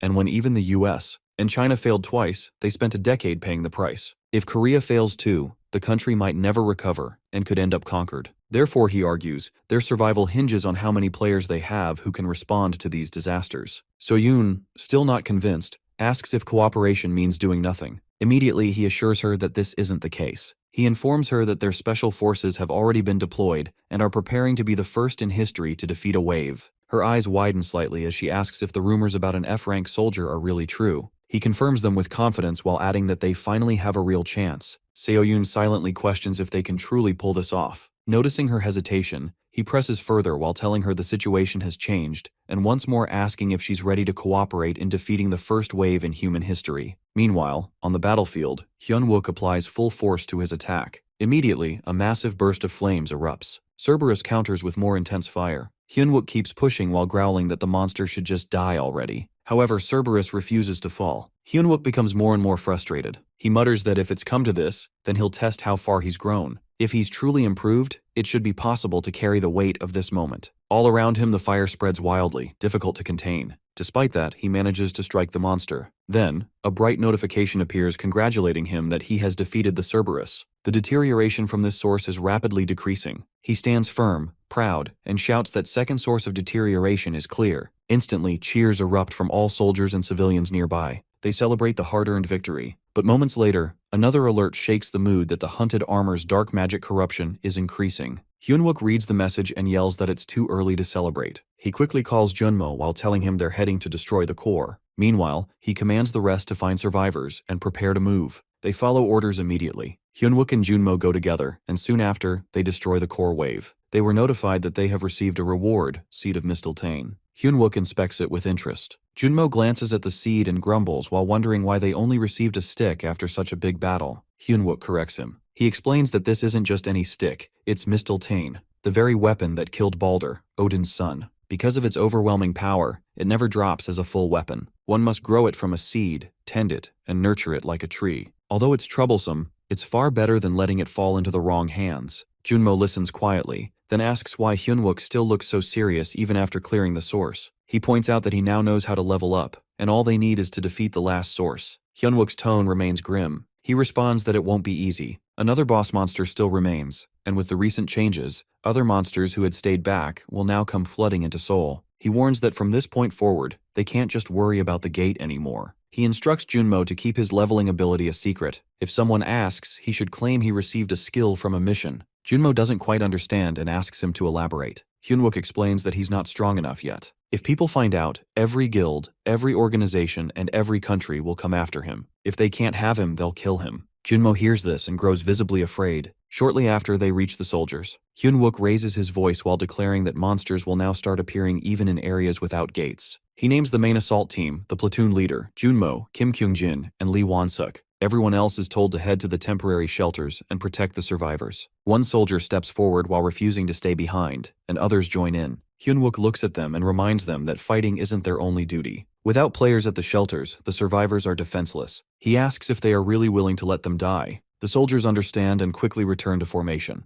Hyun-wook commands everyone to mount up. They'll leave as soon as they're all aboard. Just then, he receives a call through his mic. A voice checks in that it's Cheon Myongho. Hyun-wook confirms he's listening and asks if his request has been approved. Myongho responds while telling him it wasn't easy. The battalion commander even put his own position on the line. Hyun-wook silently thanks the commander for his obsession with rare items. Myongho continues while explaining that the president has granted full access to all military armories except the presidential one. No player in AMT history has ever received such permission. Hyun-wook thanks him and makes another request that a caster should be stationed in each armory to cast warp spells. Myongho informs him that the Zumanara Guild has also granted access to their arsenal. Kang So-yoon chimes in over the channel. She introduces herself again and mentions that they're in contact with several A-rank and even S-rank players. She offers to bring them in to help. Hyun-wook responds urgently while telling her to act fast as there's no time to waste. Suddenly, voices from the guild begin shouting that a monastorm has been confirmed. The source is identified, and it's growing fast. One member yells that it's nearly 20 times larger than a normal gate. Seo-yoon gasps and demands to know how that's even possible. She stares at the growing threat in disbelief. At the same time, fire erupts again on the battlefield. Loud noises boom across the sky. From a hole in the air, a massive hand begins emerging. The soldiers freeze in horror. A terrifying new monster starts to generate. A portal opens, and the monster continues forming. Then, a warning message appears that Beelzebul is attempting to enter this dimension. Meanwhile, Cheon Myongho reaches out again. He speaks to Kang So-yoon softly while asking if she truly believes they can stop it. Another notification appears that his advent is delayed due to the incomplete deterioration. Still, fire rains down. The massive monster keeps trying to push through. Watching it all, Hyun-wook, he vows to himself that he'll be the one to end the soul wave. While sitting alone, Youngjun starts recalling the voices of the kids who used to call him Teacher Youngjun. They had asked if he was really joining the army, if he would be battling monsters. To them, it all sounded exciting, almost like living inside a video game. He questions how they could ever think the army was something fun. He had been going to war to shield innocent ones like them. Next moment, these kids turn into corpses as one of them darkly asks him that if he was meant to protect them, then why didn't he? That question hits him the hardest. He was looking at the monster who killed those monsters with wide eyes. The memory haunts him, especially the thought of the children whom he had failed to save. Next moment, he wakes up from his nightmare and a fellow soldier checks on him while calling him. Youngjun, still dazed, asks where he is and what became of the kids. The soldier informs him that none survived except for one. Still trying to grasp everything, Youngjun wonders what Hyunwook was doing a time like this. But the soldier explains it was a surprise attack, and there wasn't much Hyunwook could have done given the sudden chaos. Then he finally looks at the disaster on the road. At the same time, Junmo, who's with Hyunwook, urges him to move quickly. They're being chased, and there's no time to waste. Hyunwook also adds that they must reach the meeting point as planned. At that moment, a monster is about to attack. Wonsuk steps up to confront an enemy, full of bold confidence. He introduces himself while claiming to be the squad's future ace. With no hesitation, he charges in to land a powerful hit. Just then, Seo Yunha joins in too, ready to fight. Both of them slash monsters one by one. Suddenly, they receive an alarming update that the King of Hell, Beelzebul, is trying to break into their world. Luckily, his appearance is being held back due to an incomplete collapse in the dimension, while giving them just over 5 minutes before his full arrival. Choi Youngjun sits with one of the soldiers as he gets updated about the situation. The soldier mentions that several A-rank players are gathering due to the third source of deterioration. Youngjun, not looking too interested, just nods and tells him to get some booze. Confused at first, the soldier questions him, but Youngjun insists that he just wants his drink. Eventually, the soldier points to a nearby box filled with his liquor. Without hesitation, Youngjun walks over and starts drinking. Looking surprised, the soldier remarks how strange it is for someone about to head into battle to be drinking. He brings up how they're all about to fight together, and it feels unfair. But Youngjun quickly clears up any misunderstanding. He isn't planning to go with them. He's going in alone, just like always. He then explains, ever since he reached A rank, he prefers to fight solo. His reason is simple. The others are too slow and only hold him back. They don't understand how terrifying it is to protect someone when every second matters. With that, he moves forward toward the enemy. One by one he slashes monsters like vegetables. Hyunwook notices him breaking away from the formation and calls out while asking where he's headed. But Youngjun, clearly furious, lashes out while accusing him of putting his hands on what he calls his precious babies. Referring to his drink, he brushes off the concern and tells him to move aside. He's doing what needs to be done. Hyunwook grows more annoyed, but deep down he understands. Ever since Youngjun lost all his students during an old mission, he's never worked with a team again. That pain still lingers, and Hyunwook wonders how he's supposed to manage someone who's still trapped in that trauma. Meanwhile, the monsters are right behind them while closing in fast. In the chaos, Youngjun spots a child who's moments away from being killed by one of the creatures. Without pause, he dashes forward and slays the monster while saving the child just in time. Youngjun gently tells the kid not to cry as he pulls him away from danger. After making sure the child is safe, he crouches down and asks where the others are, and if his parents are nearby. But instead of replying, the kid steps closer and hugs him tightly. Feeling the small arms around him, Youngjun quietly asks if the boy is okay. In that moment, old memories begin to flood back. Faces of children from past missions, ones he couldn't save. That pain resurfaces, and frustration starts to build inside him again. Meanwhile, Hyunwook continues yelling while reminding him he's not allowed to break formation during an operation. He walks over while eyeing the boy, and questions who the kid is. He even points out how Youngjun usually keeps his distance from children, often saying they make him uneasy, but this time is different. Youngjun firmly responds that they're not leaving the kid behind. He explains that the child has no one left, and it doesn't feel right to send him alone to a shelter that might not even be safe. Hyunwook, however, shakes his head. He argues that they're up against Beelzebul, the king of demons. They can't protect a kid while fighting a threat like that. Still, Youngjun doesn't budge. He pushes back while saying he disagrees. He reminds him that shelters have already proven unsafe. Sending the child alone might be no different from abandoning him to die. Hyunwook presses further while pointing out the bigger picture. If they fail to destroy the final source of deterioration, Seoul will collapse, along with everyone in it. But Youngjun quickly counters. He brings up how all the A-rank players are gathering at the site. If that's true, the kid will be safer here than anywhere else. He challenges Hyunwook whether he is wrong. At that point, Hyunwook realizes something clearly, that Youngjun isn't just being difficult. When it comes to children, nothing ever changes Youngjun's mind, that much is clear. Eventually, Hyunwook gives in and tells him they'll bring the kid along, but only under certain terms. They'll take the child to the rendezvous point, and from that moment on, Youngjun alone will be responsible for looking after him. On top of that, Hyun-wook lays down one more rule that Youngjun must follow every single command until the soul wave crisis is handled. Youngjun agrees, though not without attitude. He mutters that he'll decide later whether to actually obey or not. But Hyun-wook doesn't let it slide. He repeats himself firmly. Every order means every order, no room for exceptions. Feeling irritated, Youngjun snaps back, calling him annoying, but still agrees. With that settled, Hyun-wook announces they're moving out and need to pick up the pace. However, there's one issue that the kid refuses to let go of Youngjun. Even as they get ready to leave, the child keeps holding on tightly. Watching this, Hyun-wook smirks and thinks that maybe this works out well after all. At least for now, this kid might be the one thing keeping Youngjun in check. Meanwhile, on the other side of the battlefield, Chu Kyo-young stands among the fallen bodies of soldiers. One of their phones begins to ring,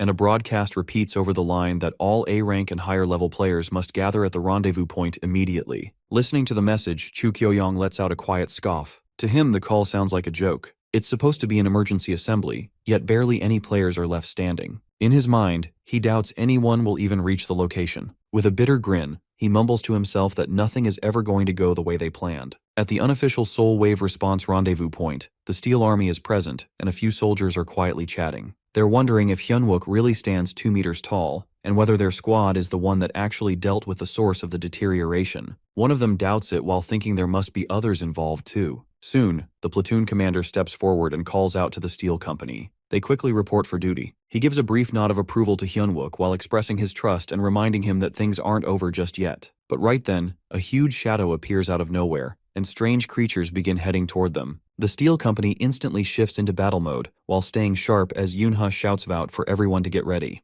However, the commander quickly stops them while telling them to stand down. Turns out it's not an enemy, but an ally. He casually admits he was only checking how prepared the unit really is. The whole squad is caught off guard when they realize it's Chu Kyo-young of Great Mountain standing before them. He casually remarks that the military is just a training ground for players, and finds it irritating when soldiers interfere with their missions. His tone doesn't sit well with the platoon commander, who walks up with an angry look and questions if Chu is mocking the military. He even hints that he'd prove how serious he is if needed. Meanwhile, Youngjun tries to cover the kid's eyes while thinking this whole argument is something too dirty for him to see. The commander adds that Chu should consider it a favor that the military isn't allowed to harm civilians, but Chu throws it right back while implying that the commander's just afraid of losing his troops. Before things heat up even more, Hyun-wook steps in and questions what they're all doing, clearly trying to calm the tension. Her further questions if Kyo-young is here on behalf of his guild, while asking if they should take his actions as the official stance of Great Mountain. That instantly annoys Kyo-young, and he snaps back while demanding to know who he even is. What gives an ordinary soldier the right to interrupt?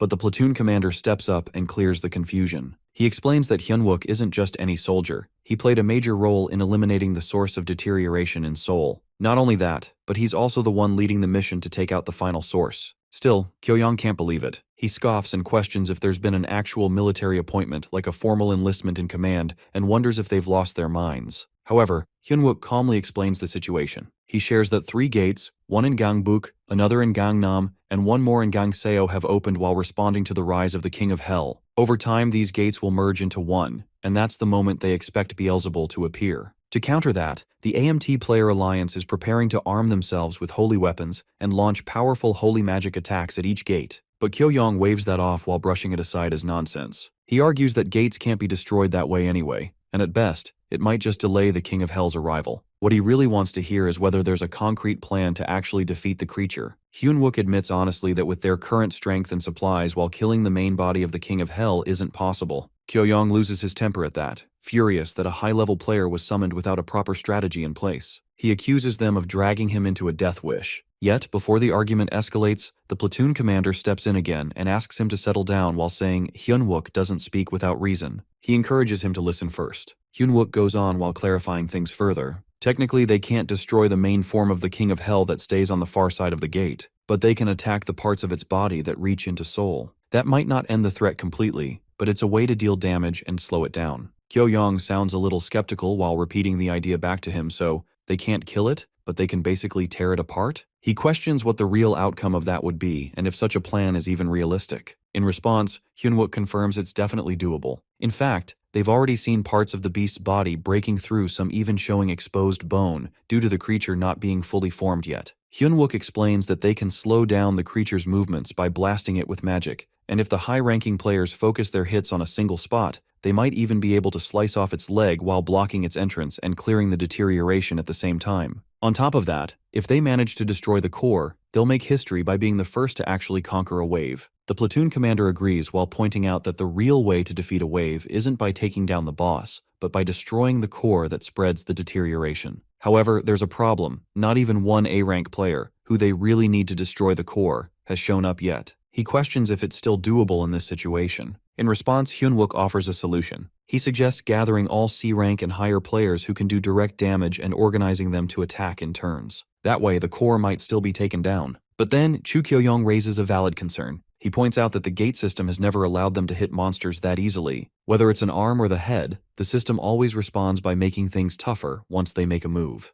Hyunwook then wonders out loud what other option they have. He asks if there's anything that allows them to strike all three parts at once. At that, Kyo-young can't help but mock him by saying it's clear he has no real experience in this kind of situation. However, the platoon commander quickly defends him. He explains that experience doesn't mean much when it comes to Hyunwook. After all, he's the one who cleared the Red Gate and Seoul Station, and he did it all as an F-rank. Kyo-young looks surprised and questions it while thinking it's got to be a lie, and saying it's starting to sound way too fake. But then Hyunwook calmly admits it, he really was F-rank. Still, the main issue right now is that attacking all three targets at once isn't realistic. He points out that not even one other A-rank besides Kyo-young has shown up for this. Then he asks if Kyo-young knows why that might be. Hyunwook pauses for a moment while thinking to himself that, what's wrong with this guy? He really has no clue, does he? Meanwhile, Kyo-young casually responds while acting like it's not his concern. Maybe all the others ran off to hide or have already been taken out. Either way, in his eyes, there's only one real option while attacking all three gates at the same time. So, he declares he'll take one on his own, and the rest of them should just figure out how to handle the others. Inside, he's already scheming. If he steps up and takes one gate himself, no one can say anything when he eventually starts picking them off one by one once they're all scattered. He then mocks the others while asking if they're too scared to attack with their weak squads. Still, he confidently adds that he'll take control as the representative of the Great Mountain Guild. Hyunwook, while seeing this bold move, finds it surprisingly impressive. It gives him a sense of reassurance that Great Mountain is stepping up. He calmly tells Kyo-young that he's looking forward to seeing him take the lead. It's a good sign, just like Kyo-young said that they'll move ahead with a simultaneous assault. Since he's now acting as the face of Great Mountain, they'll hold him to his word. In return, their side will decide the team placements. Soon after, the strike teams are formed. The first squad is assigned to Gangbuk, the second prepares to hit Gangnam, and the third gets into position for Gangseo. Team A includes Kyo-young, Minhee, Hyunwook, and Sehee. Team B consists of Seo Yoonha, Choi Youngjun, and Junmo. Before things get serious, Youngjun kneels beside the kid, gently instructing him to stick close to the soldiers and not to wander away from the adults, no matter what happens.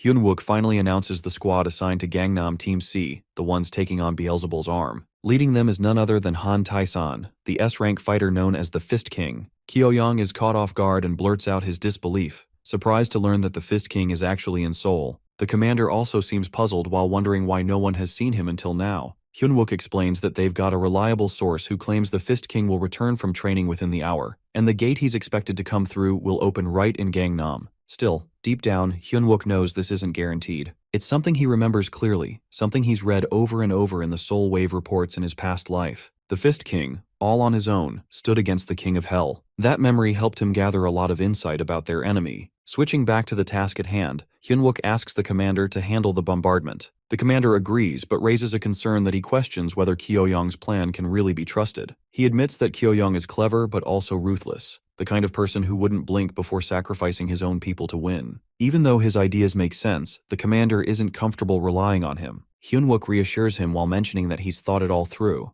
That's exactly why he placed Kyo-young in the same team as himself to keep a close watch. The commander is thankful and also a bit guilty. He apologizes for putting so much pressure on Hyunwook, but Hyunwook calmly responds while saying he's had plenty of chances to grow through all of this. This wave is his opportunity, and he's going to give it everything he's got. Impressed, the commander gives the signal to begin. The order goes out, and the soldiers launch a full assault. Explosions light up the area as monsters start charging through, taking the hits but pushing forward. Hyunwook then tells the platoon leader to take Sehee and Kyungjin and head to Point P. They immediately follow his command. Right after he calls for Team B to move into action, they begin advancing as ordered. Turning to Kyo-young, Hyunwook says that the two of them will approach the gate together. Since there are monsters nearby, they'll need to move carefully. Kyo-young casually responds while stating the obvious, of course there are monsters around. But then, without warning, things take a dark turn. Suddenly, Kyo-young gets close and swings at Hyunwook. His voice drips with sarcasm as he mutters that it'll be such a shame if a showy F-rank soldier ends up dead during the mission.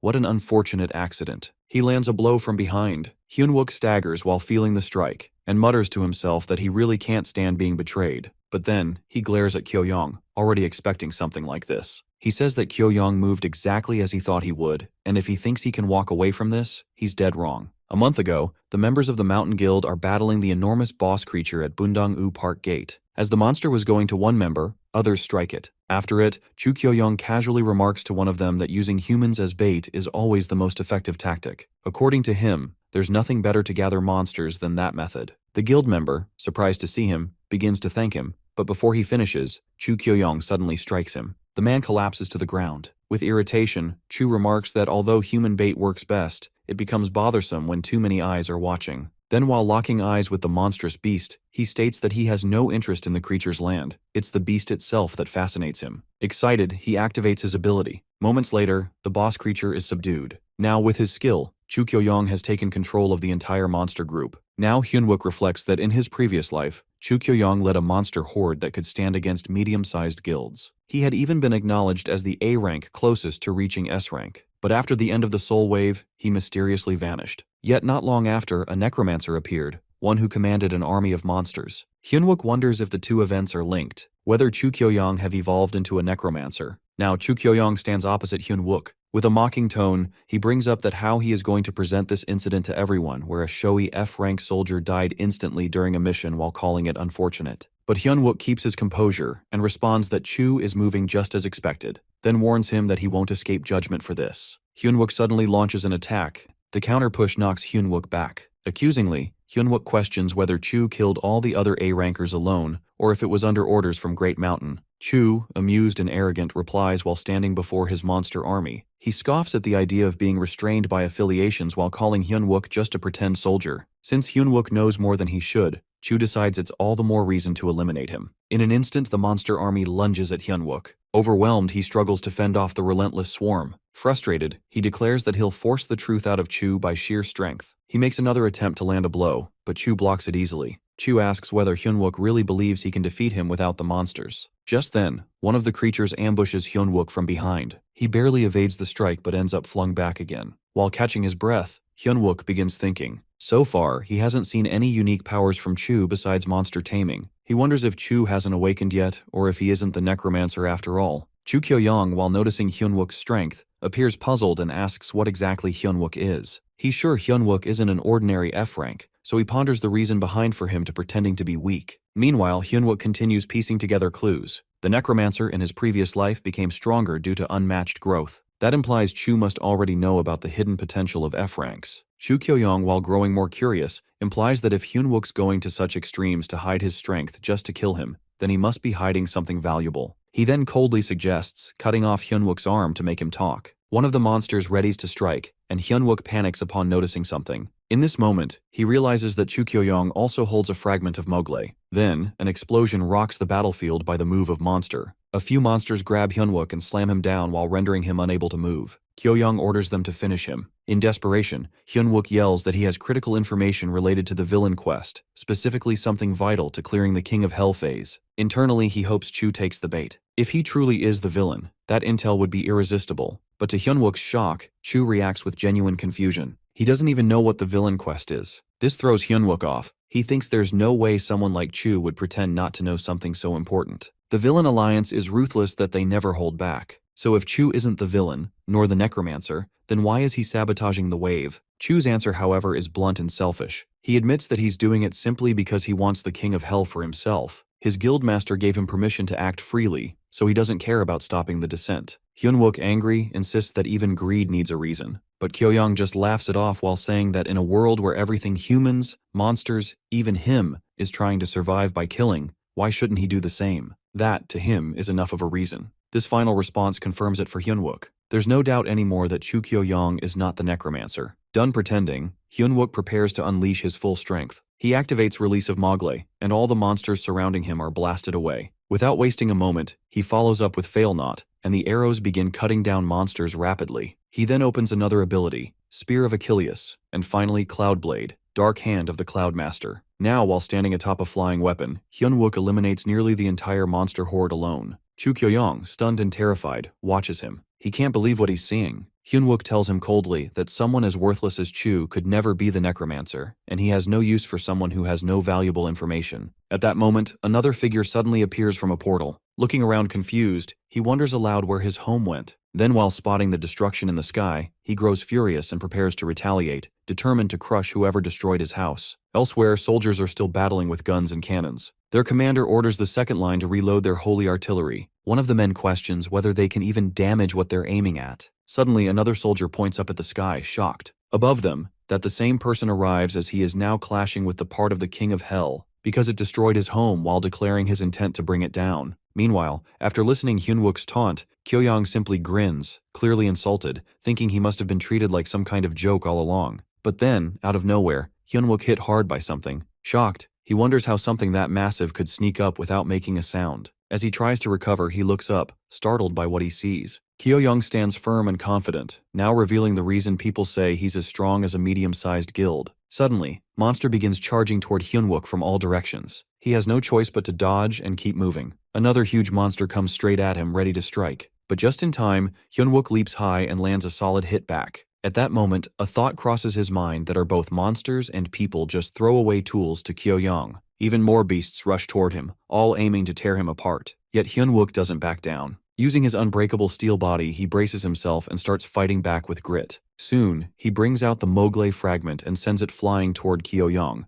But strangely, it veers off, not touching him at all. Watching all this, Kyoyong scoffs while thinking the army these days is nothing but a joke. He remembers they told him Hyunwook was a F rank, so he assumed he might be a C rank at best. But now, while watching his orc and ogre troops get destroyed, he starts to reconsider. As Hyunwook keeps tearing through monsters, Kyoyong starts to realize something. This guy even managed to block a tentacle from the ancient beast, Jacalopterus. That's not something a low-rank fighter can do. He starts to guess Hyunwook might actually be at least A rank. He thinks it always seemed off that someone so weak had such heavy influence. He wonders if Hyunwook really believes a single A rank can stand against him. Then, with a cold grin, Kyoyong orders all the monsters to group up. They start swarming together. He gets ready to show Hyunwook just why people call him an A rank who is nearly S rank level. And with that, the battlefield turns into a nightmare, his sea of monsters closing in. Hyunwook wonders if Kyoyong really summoned every single monster under his control. But instead of planning to battle all of them, he makes up his mind that he's going straight for the kill him instead. As he pushes forward, Kyoyong confronts him, while pointing out that he isn't foolish enough to think that everything would end just by targeting the leader. They clash, Kyoyong closing in while Hyunwook counters with his spear while ducking and weaving through the strikes. Then Kyoyong throws out a mocking question while asking if Hyunwook truly believes his power comes from just commanding a few creatures. But Hyunwook fires back while calling him the fool and accusing him of not knowing how to properly handle the Mogley. That hits Kyoyong hard. He freezes as he notices the Mogley fragment zooming toward him while trying to grab it in time. However, Hyunwook calmly reveals that his real target isn't Kyoyong at all. In the next instant, he unleashes the fail knot while catching Kyoyong off guard while he's busy clutching the fragment while trying to protect himself. Hyunwook then pulls out a small pouch from his pocket. Kyoyong, now alarmed, demands to know if he even understands what he's holding and angrily commands him to hand it over. But Hyunwook already knows that it's the monster heart inventory bag, the one where Kyoyong had stored all the hearts he collected. Kyoyong grows desperate, warning him that if the contents are released now, all the gathered monsters will go berserk, and both of them will be torn apart. Hyunwook, caught off guard by his words as he realizes something. He doubts the monsters are after him at all. In fact, they likely have a bone to pick with their so-called master first. As the mob of creatures begins to close in, Kyoyong tries to reason with him while insisting he won't be able to take down the King of Hell without his help. Hyunwook simply replies that he'll give it a shot, but he refuses to team up with someone who betrays others. Frustrated, Kyoyong accuses him of lying about being an F rank while saying that's just how humans are, deceitful, selfish, violent. But Hyunwook shuts him down while claiming that's not the whole truth. Not everyone is like him. Then, without hesitation, Hyunwook opens the pouch.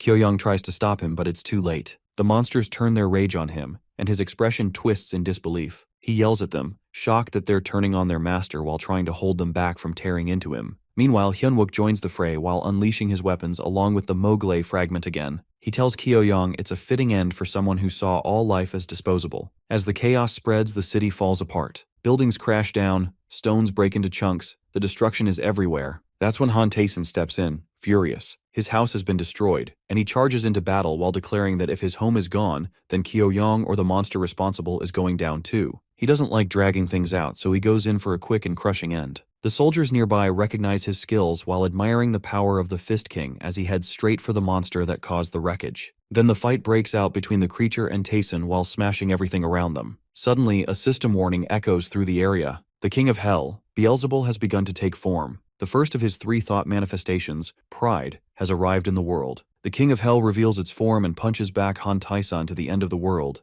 Now finally his first of 3 form, Pride, has been emerged. Next moment, Han Tayson rises to his feet while wondering whether all the civilians in the area managed to escape, or if they've all perished. Either way, he figures there's no one left to worry about. With that thought, he makes up his mind that he's going to take down the King of Hell. It's been a long time since he's let loose like this. At the same time, Beelzebul strikes with fierce and piercing blows, but Han Tayson remains unfazed. Han Tayson stays focused. Standing in the middle of Seoul's Gangnam district, he feels anger rise that this was where he once dreamed of owning a home. Now it's in ruins, and the monster standing in front of him seems to care about nothing. He charges forward, determined to tear him apart. Down below, the soldiers shout to each other while urging calm. They try their best to keep backing up him as he goes head-to-head with the enemy. They hang in there, determined to support him in any way they can. Meanwhile, the battle intensifies. Han Tayson and Beelzebul clash in a brutal fight. At one point, Beelzebul manages to grab Han Tayson by the neck, nearly crushing him. Next moment, Beelzebul has unattached himself from the tree coming from the portal. Just then, Tayson spots something that is wings. He suddenly wonders if this is the monster's real form. At the same time, in the Gangbuk area where Strike Team B is stationed, Yuna turns to Youngjun. She instructs him to hit the King of Hell's right arm with the fastest sword energy he can manage. She plans to follow up and deepen the injury. Then, Park is supposed to strike with electricity. Everyone is told to stay sharp. They'll move soon. Youngjun, while hearing this, alerts her to brace the front shield as another monster charges at them. All of a sudden, a new creature bursts from a flower while catching Strike Team B off guard. Reacting quickly, the platoon leader orders everyone to get behind her. As they fall back, she activates her ability, Holy Dome, while shielding the entire squad from the sudden threat. As she activates her ability, all the soldiers find safety within the dome. The creature that emerges turns out to be another form of Beelzebul, Envy. It fully takes shape and reveals itself to the world while adding more chaos to the battlefield. Meanwhile, over in the Gangseo region where Strike Team A is stationed, yet another form of Beelzebul appears, this one known as Gluttony. It too shows its true form without holding back. The platoon commander, while seeing the threat, instructs the team to strengthen the Holy Protection Zone. Without delay, the squad casts the Holy Barrier while aiming to hold off this monstrous version of Beelzebul. Back in Gangnam, Beelzebul grabs Han Tae-san by the neck again. The Fist King struggles, trying to shout at him to stop, clearly bothered as his face takes damage. However, Beelzebul keeps unfazed by his pleas. Han keeps muttering in frustration while wanting him to let go, especially since his face is getting messed up. Still, Beelzebul doesn't back off. Han Tae-san, anger flaring, throws back a sharp remark, clearly not happy about his injured looks. The clash between the two continues with full force. Then suddenly, a huge explosion shakes the area while lighting up the battlefield. Amidst the smoke and heat, Han Tae-san promises to get revenge, not backing down an inch. Beelzebul just stands there while smiling while still gripping his neck, as if enjoying the whole thing. Tae-san pushes forward again while realizing just how thrilling it feels to go all out like this after such a long time. But even as the excitement rushes through him, he can't help but wonder that whether this guy ever run out of steam. Meanwhile, Beelzebul bursts into laughter, clearly amused, while Han is watching, feels his irritation growing by his laughter. Right after that, the part of Beelzebul that Han Tae-san had just struck starts to regenerate, which really begins to get on his nerves. He thinks to himself that once he fully adjusts to fighting at his peak, this monster is done for. But suddenly Beelzebul traps him using his foot, which completely disgusts Han Tae-san. He glares up, clearly annoyed, and tells him off for putting such filthy feet on him. Still, he decides to keep going as this fight won't end until one of them falls. During all this, Beelzebul keeps laughing non-stop while ready to strike him. Next moment, he tries to strike him with his claw, which Han struggles to block.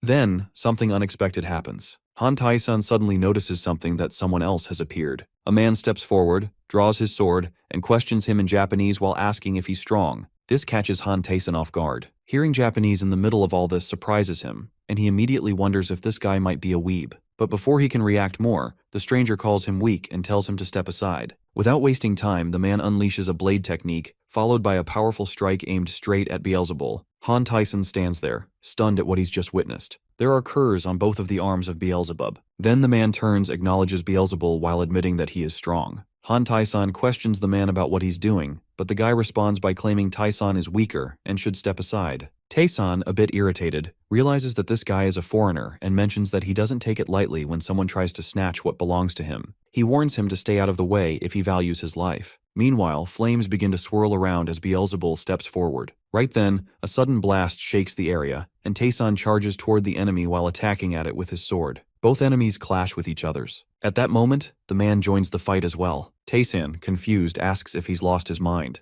The man, unfazed, remarks that Taesan's weakness has saved his life twice already, and if he keeps pushing, he might be the next target. Just then, Beelzebul, who is burning with dark power, lets out a chilling cry, and next moment his smile turns sinister. The man seems stunned after getting a proper look at the king of hell. Taesan realizes something's off. Beelzebul has been holding back its true power all this time. While the intense clash between three of them continues, the demon slams the man into the ground while causing the earth to crack and rubble to rain down. As the nearby buildings start to crumble, he mutters that though he's usually lazy, this fight is forcing him to be relentless. The man, slightly tense, admits it's been a while since he felt this nervous. He then performs a blade mystery technique, slicing into Beelzebul's hand, but the sword is pierced through the portal. Beelzebul opens with his power. Observing this, Taesan suddenly understands that Beelzebul had been countering with brute strength so far, but now it's shifting its body while trying to avoid hits. It's trying to protect something. That's when the man realizes there's a core or a hidden weak point inside it, and if they don't destroy it in the next 2 hits, things will get out of hand.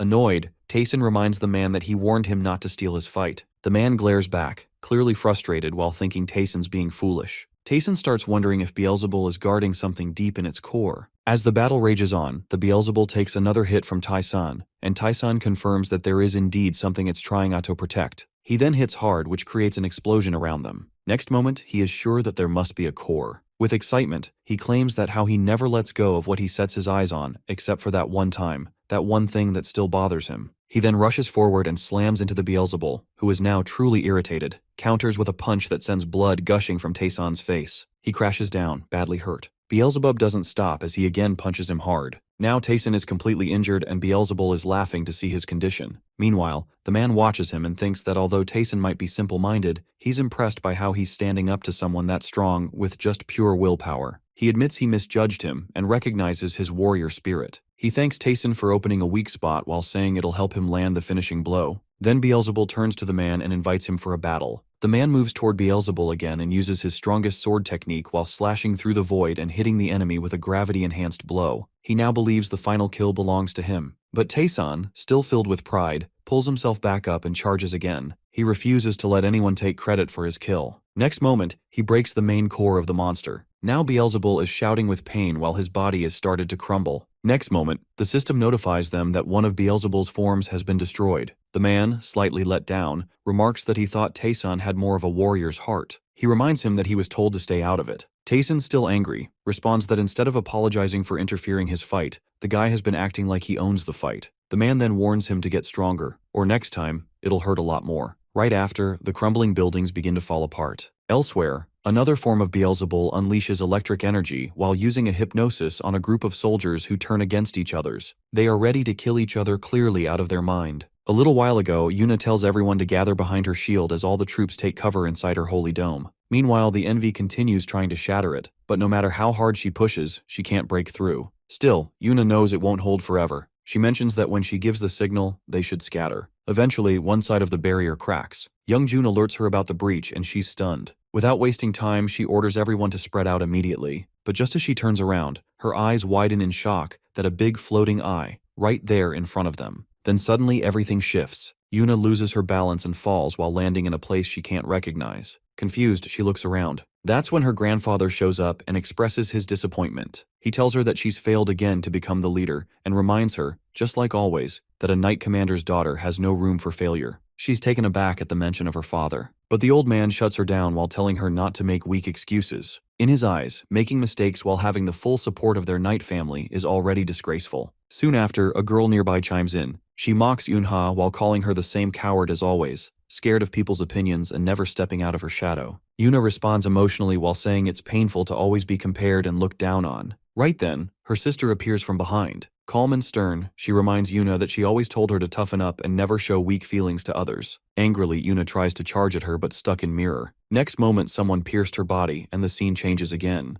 Now, Yuna finds herself in the duel hall, right in the middle of the student leader selection. Standing across from her is none other than her sister. Meanwhile, elsewhere, Junmo is also looking at his mirror image with evil dark eyes. He steps in while questioning Park Junmo about what he's doing, wondering if they're in some kind of gym. Junmo throws the challenge back at him while asking if he's ready or not. Then Junmo's powers awaken. The crowd watching is thrilled, eager to see how a so-called awakened loser fights. But Junmo quietly remembers Hyunwook's words to keep his secret hidden. One of the bystanders scoffs at him, mocking his loyalty to Hyunwook and calling it pathetic, even saying it's in his blood. Still, Junmo finally charges at Hyunwook, who keeps asking if he's serious or just playing around. The spectators shout at Junmo while pushing him to stop dodging and actually fight. Feeling guilty, Junmo apologizes and says he'll improve. His other form grows more annoyed while calling him foolish. Things quickly spiral, and now everyone's clashing in chaos. Even the onlookers get swept into the air. Finally, his other form challenges him that it's about their moment to prove that no one should take them lightly. Meanwhile, outside of their conscious world,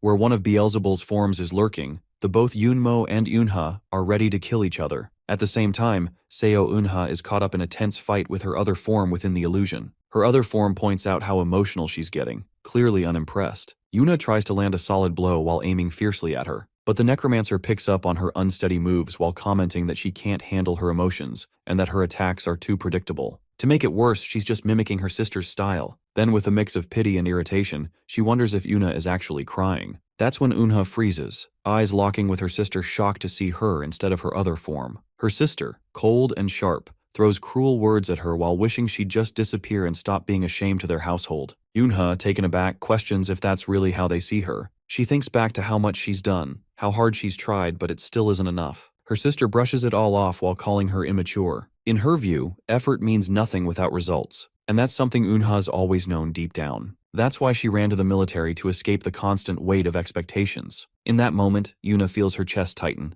She's nervous, shaken, but her sister stays calm, coldly reminding her once again to bury those weak feelings. On the other side, Park Junmo is locked in a fierce clash with his other form. The two trade blows, surrounded by chaos, as others join the brawl around them. In the middle of the fight, they both hint that it's time to prove who really stands on top and who's just been pretending all along. During the exchange, his other form turns to Park Junmo while questioning if he also wants to show off like the others. Junmo admits he doesn't want recognition like this, not in a way that feels forced or empty. Hearing that, his other form grows annoyed, and the tension between them quickly turns into a full-on fight. He throws in a sharp remark, saying that if Junmo keeps acting like this, he'll stay a nobody forever, just a weakling in everyone's eyes. But Junmo holds his ground while explaining that Hyunwook told him to wait, that the right moment hasn't come yet. In response, his other form takes the face of Hyunwook, who urges him to be honest. He asks him to admit that deep down, Junmo probably resents him the most. Hyunwook asks him to admit that he hates the way he's made Junmo grow, only ever pushing him when it was convenient. Even when Junmo risked everything to awaken his abilities,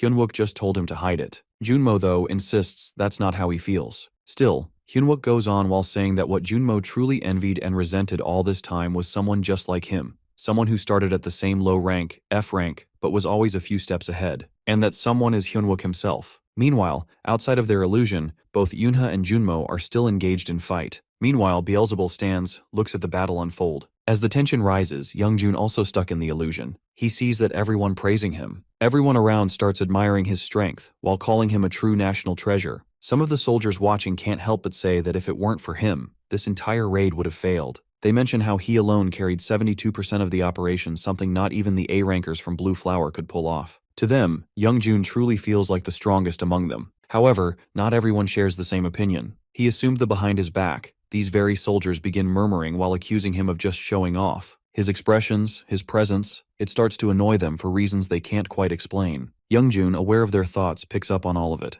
He turns his attention to a figure that looks exactly like him. He mentions he's used to hearing things like that while brushing it off at first, but the fact that this person shares his face only makes it worse. Frustration builds inside him. The idea of something that looks just like him whispering in his ear starts to feel unbearable. It gets under his skin in a way he can't ignore. Fueled by anger, Youngjun lashes out while launching a powerful blow at his other form, cutting him in several pieces. Now he is fully awakened, looking at Envy. He was furious at her for making him like this. Now he is determined to kill her. As this strike lands, he thinks to himself while wondering what part of this twisted version of him he can destroy, just to feel a bit more at ease. Meanwhile, Eunha battle with herself continue. Yuna's other form reminds her countless times to keep her emotions hidden. To her, emotion weakens one's stance, speed, and power. According to her, Yuna's just copying someone else and will never truly match her sister's level. She believes that emotions are ruining Yuna's sword path. These remarks push Yunha over the edge. Anger boiling inside her, she charges toward her other form. Luckily, she manages to dodge the attack just in time. Fueled with rage, Yuna questions whether such force is really enough to close the gap between her and her sister. They clash again, both attacking with everything they've got. The entire area shakes with heavy bursts and shockwaves from their battle. But amid the chaos, her other form takes a sharp breath while observing Yuna's beaten state. She harshly remarks that she won't tolerate any more of this. She demands Yuna stop whining and figure things out on her own. It's time, she says, for Yuna to stop clinging to her like a shadow. Those words hit Yuna like a bolt. Shock floods her face. She can't believe her own sister is saying such things. When she turns to look back at her, her sister continues while shouting that she'll never catch up if she keeps copying others. She repeats herself over and over while telling Yuna to just give up. With a swift motion, her sister rushes at her, sword in hand. At that moment, Yuna feels completely shattered inside. Maybe, she thinks while giving up really is the only option. She freezes, lowering her weapon. Her other form doesn't hesitate. She strikes, and her sword pierces into Yuna's body. Blood spills from the wound. Elsewhere, Hyunwook's false form stands face to face with Junmo. The tension's thick when Hyunwook accuses him while claiming that he's the one Junmo has always hated most. Junmo immediately denies it while shouting back in frustration, but Hyunwook notices the struggle in his expression. Junmo's on the ground, broken but still breathing. With a smirk, Hyunwook remarks that Junmo still has a long way to go. He tells him to keep hiding his feelings until the right moment comes, until he calls on him again. After lying still for a bit, Junmo slowly rises. He asks how much longer he's supposed to stay in the shadows after risking everything. As he speaks, light starts radiating from him. Hyunwook sees the change and realizes that Junmo is finally embracing his true self. Junmo admits the truth. He was always jealous. He wanted recognition, just like Hyunwook, but no matter what, he was always behind. Hearing this, Hyunwook grins. He tells him that people like him give him chills, the kind who act like they don't want what others have, but are twisted deep down. He charges forward at full speed to attack. Junmo, now fully enraged, gets ready to strike back. Hyunwook's confident look fades as he senses the shift in Junmo's power. Back at Yuna's side, her other form yells at her again while wondering why she's just standing still. Una, still hurt and drained, quietly mutters that she has already let go. She's done chasing someone else's shadow at the cost of her own identity. She no longer wants to become someone else. She wants to be herself. Her other form, infuriated, barks back. What could Yuna possibly do on her own? She's nothing,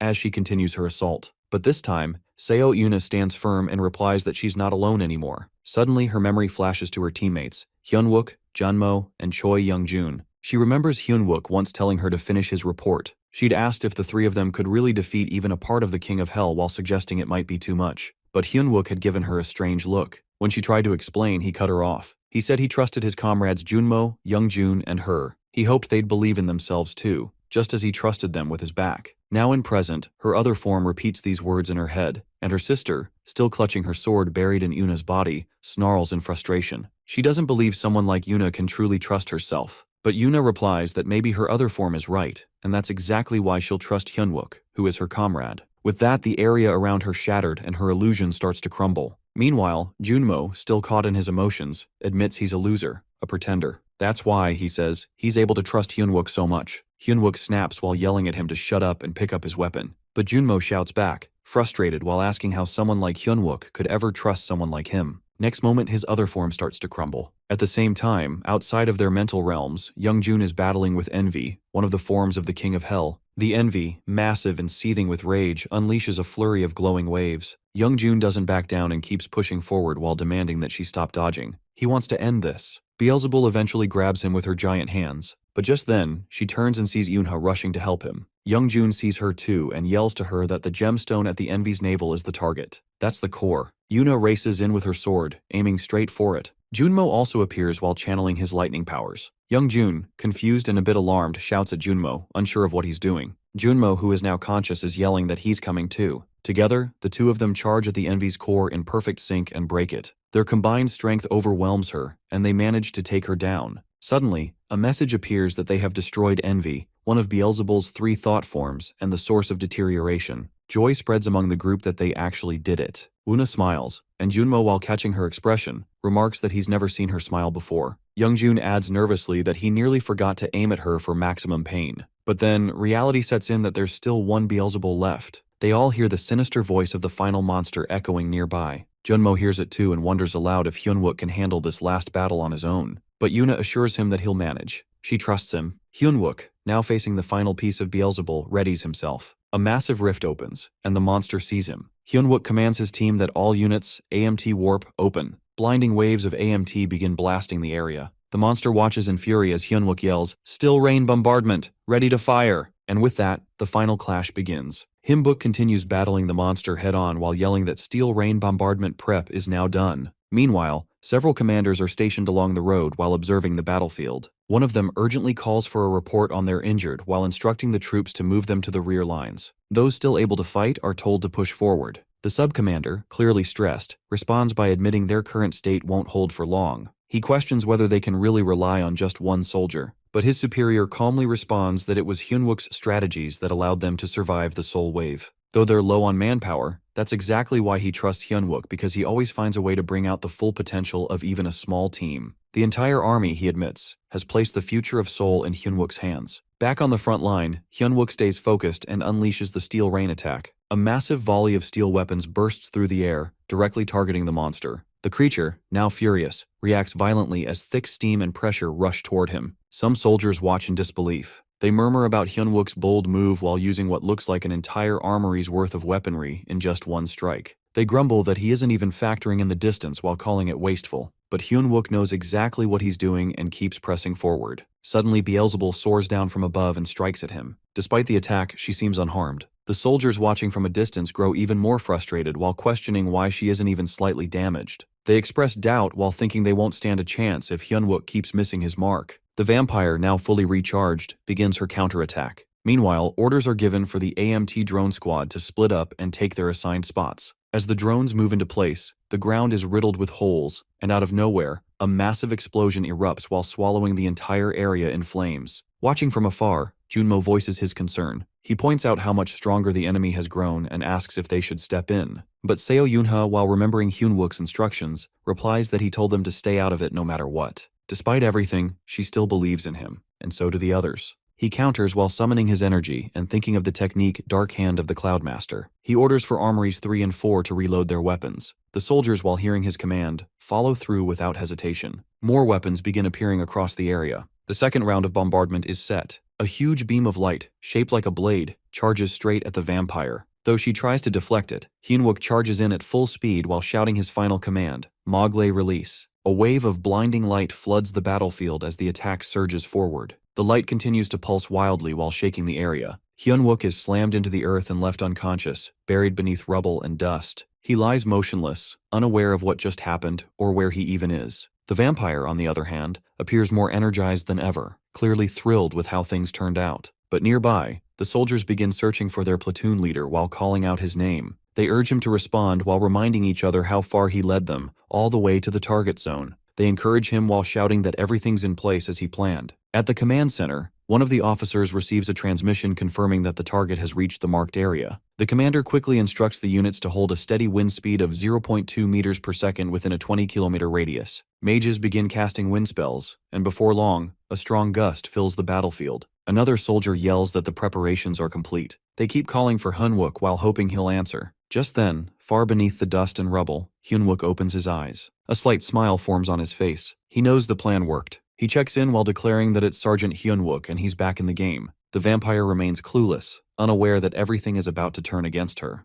Grinning, Hyunwook warns her silently that it's going to hurt. He launches his final attack. Waves of steel and wind fuse together and surge at the vampire in one massive strike. She's pierced by the light-forged blade and overwhelmed by the wave of force. He shouts again while daring her to try dodging this. His final command echoes across the battlefield. Come, Steel Rain. And then, the sky opens. A storm of 1,000 swords rains down while crashing toward Beelzebul while shaking the ground and sky alike. The Steel Rain has begun. The surroundings are left in ruins from the sheer force of the attack. However, once the dust settles, Hyunwook notices Beelzebul still standing unharmed, and shock spreads across his face. The platoon commander demands a situation report. One of the soldiers yells that Beelzebul's thought form remains fully active. It consumed all their weapons. Beelzebul turns to Hyunwook now. Hyunwook, not backing down, retorts with determination. He remarks that he has already studied Beelzebul's feeding behavior and that his greed will cost him. Then, he charges forward and unleashes Metal Smash directly onto Beelzebul's abdomen. He tells him this is what happens when metal is consumed without proper burning. Beelzebul falls to the ground, and Hyunwook declares the fall of the cursed soul wave. He hurls another arrow toward him, but to everyone's shock, Beelzebul devours that as well. Suddenly, Beelzebul counterattacks. Hyunwook, caught off guard, fails to avoid the strike. The impact is devastating while tearing through the area. Witnessing the destruction, the platoon commander issues a command to abort the mission and orders all units to retreat immediately. The attack's magnitude stuns everyone. Kim Min-hee notifies the commander that there's no sign of Hyunwook. Meanwhile, Yoona and Choi Youngjun prepare to enter the field. Yoona insists they move in. They need Hyunwook alive for what's ahead. Just then, Hyunwook rises again, activating his skill Mogle. He commands it to release, then charges at Beelzebul once more. Regaining control of the battlefield, he instructs all units to hold their ground. Turning to platoon leader, he directs her to warp as close to the thought form as possible. Min-hee, startled, questions the order, but Hyunwook insists that they cannot fall back now. If they do, nothing will stop Beelzebul, and the entire city along with its people will become his meal. Flashes of Beelzebul's earlier attack cross Hyunwook's mind. With urgency, he urges them to act fast. The platoon leader nods in agreement while assuring him the weapons are in place and encourages Hyunwook to make it count. With renewed resolve, Hyunwook vows to finish the mission. He once again calls upon steel rain and steel pours from above, yet Beelzebul absorbs every arrow once more. Meanwhile, the soldiers' drones approach the target. Min-hee confirms the drones have reached the closest possible range, though their noise will soon give them away. While still engaged in battle, Hyunwook responds that it's fine. He tells everyone to hold steady. He'll warp in and dive toward the creature himself. That, he believes, is the only way to destroy it completely. His plan is to enter its body and detonate it from within using Tsar Bomba. However, just as he prepares to strike, Beelzebul uses a teleport and lands a deadly blow. His attack pierces through Hyunwook's chest. As the rest of the unit engage in a fierce battle against the monstrous Beelzebul, chaos unfolds across the field. Now Beelzebul is standing while Hyunwook is laying unconscious and injured on the ground. Suddenly, a soldier yells while requesting a report from Lee Min-hee. Another immediately responds while shouting that Lee Hyunwook has collapsed after Beelzebul pierced through his chest. The shocking news spreads like wildfire while leaving everyone stunned.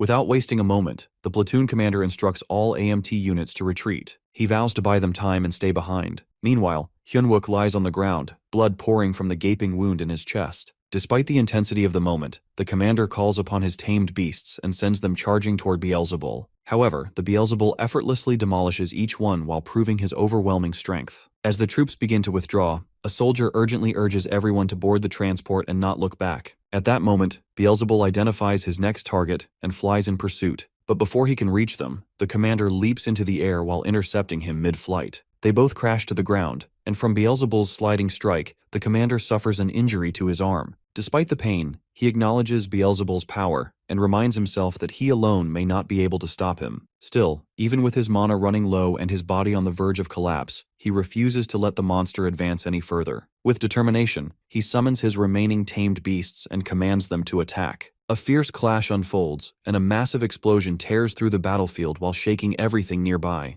Beelzebul is also ready to attack him. Elsewhere, a soldier kneels beside an unconscious Kim Se-hee while pleading with her to awaken. Regaining partial awareness, she anxiously asks about Hyunwook while worrying they hadn't confirmed his death. The soldier responds with a heavy tone while claiming that Hyunwook's heart had been destroyed, and not even an S-rank healer could revive him now. However, Hyunwook is not entirely gone. Still lying motionless, he suffers silently through immense pain. In the distance, the platoon commander continues to endure Beelzebul's wrath. Wounded and on one knee, he watches as the monster hovers overhead and prepares another strike. Just as he braces for the worst, Yoonha appears with her shield raised while blocking the incoming attack. Her sudden appearance stuns the commander, who questions her actions, but she insists that soldiers are still in the process of evacuating and she won't leave. Above them, Beelzebul ascends once more and starts charging a powerful area attack. Realizing the danger, Choi Youngjun and Junmo also join the fight. To see the Beelzebul is ready to crush everyone, Youngjun grabs his superior and urges him to escape. Panic spreads as Yoona and the commander sense the incoming blast. A sudden, thunderous explosion follows while engulfing them in a blinding flash. From afar, Kim Se-hee and the soldier beside her witness the devastation, fear gripping their expressions. Meanwhile, the impact of the blast sends a ripple through Hyunwook's body. His eyes suddenly flicker open. Everyone is also thrown away. Meanwhile, Hyunwook is gaining conscious and fighting through agony. He opens his system panel and desperately attempts to substitute one of his internal organs with an item to survive. Time and again his attempts fail while triggering system errors and repeated warnings. The system insists that he is violating its rules and commands him to stop.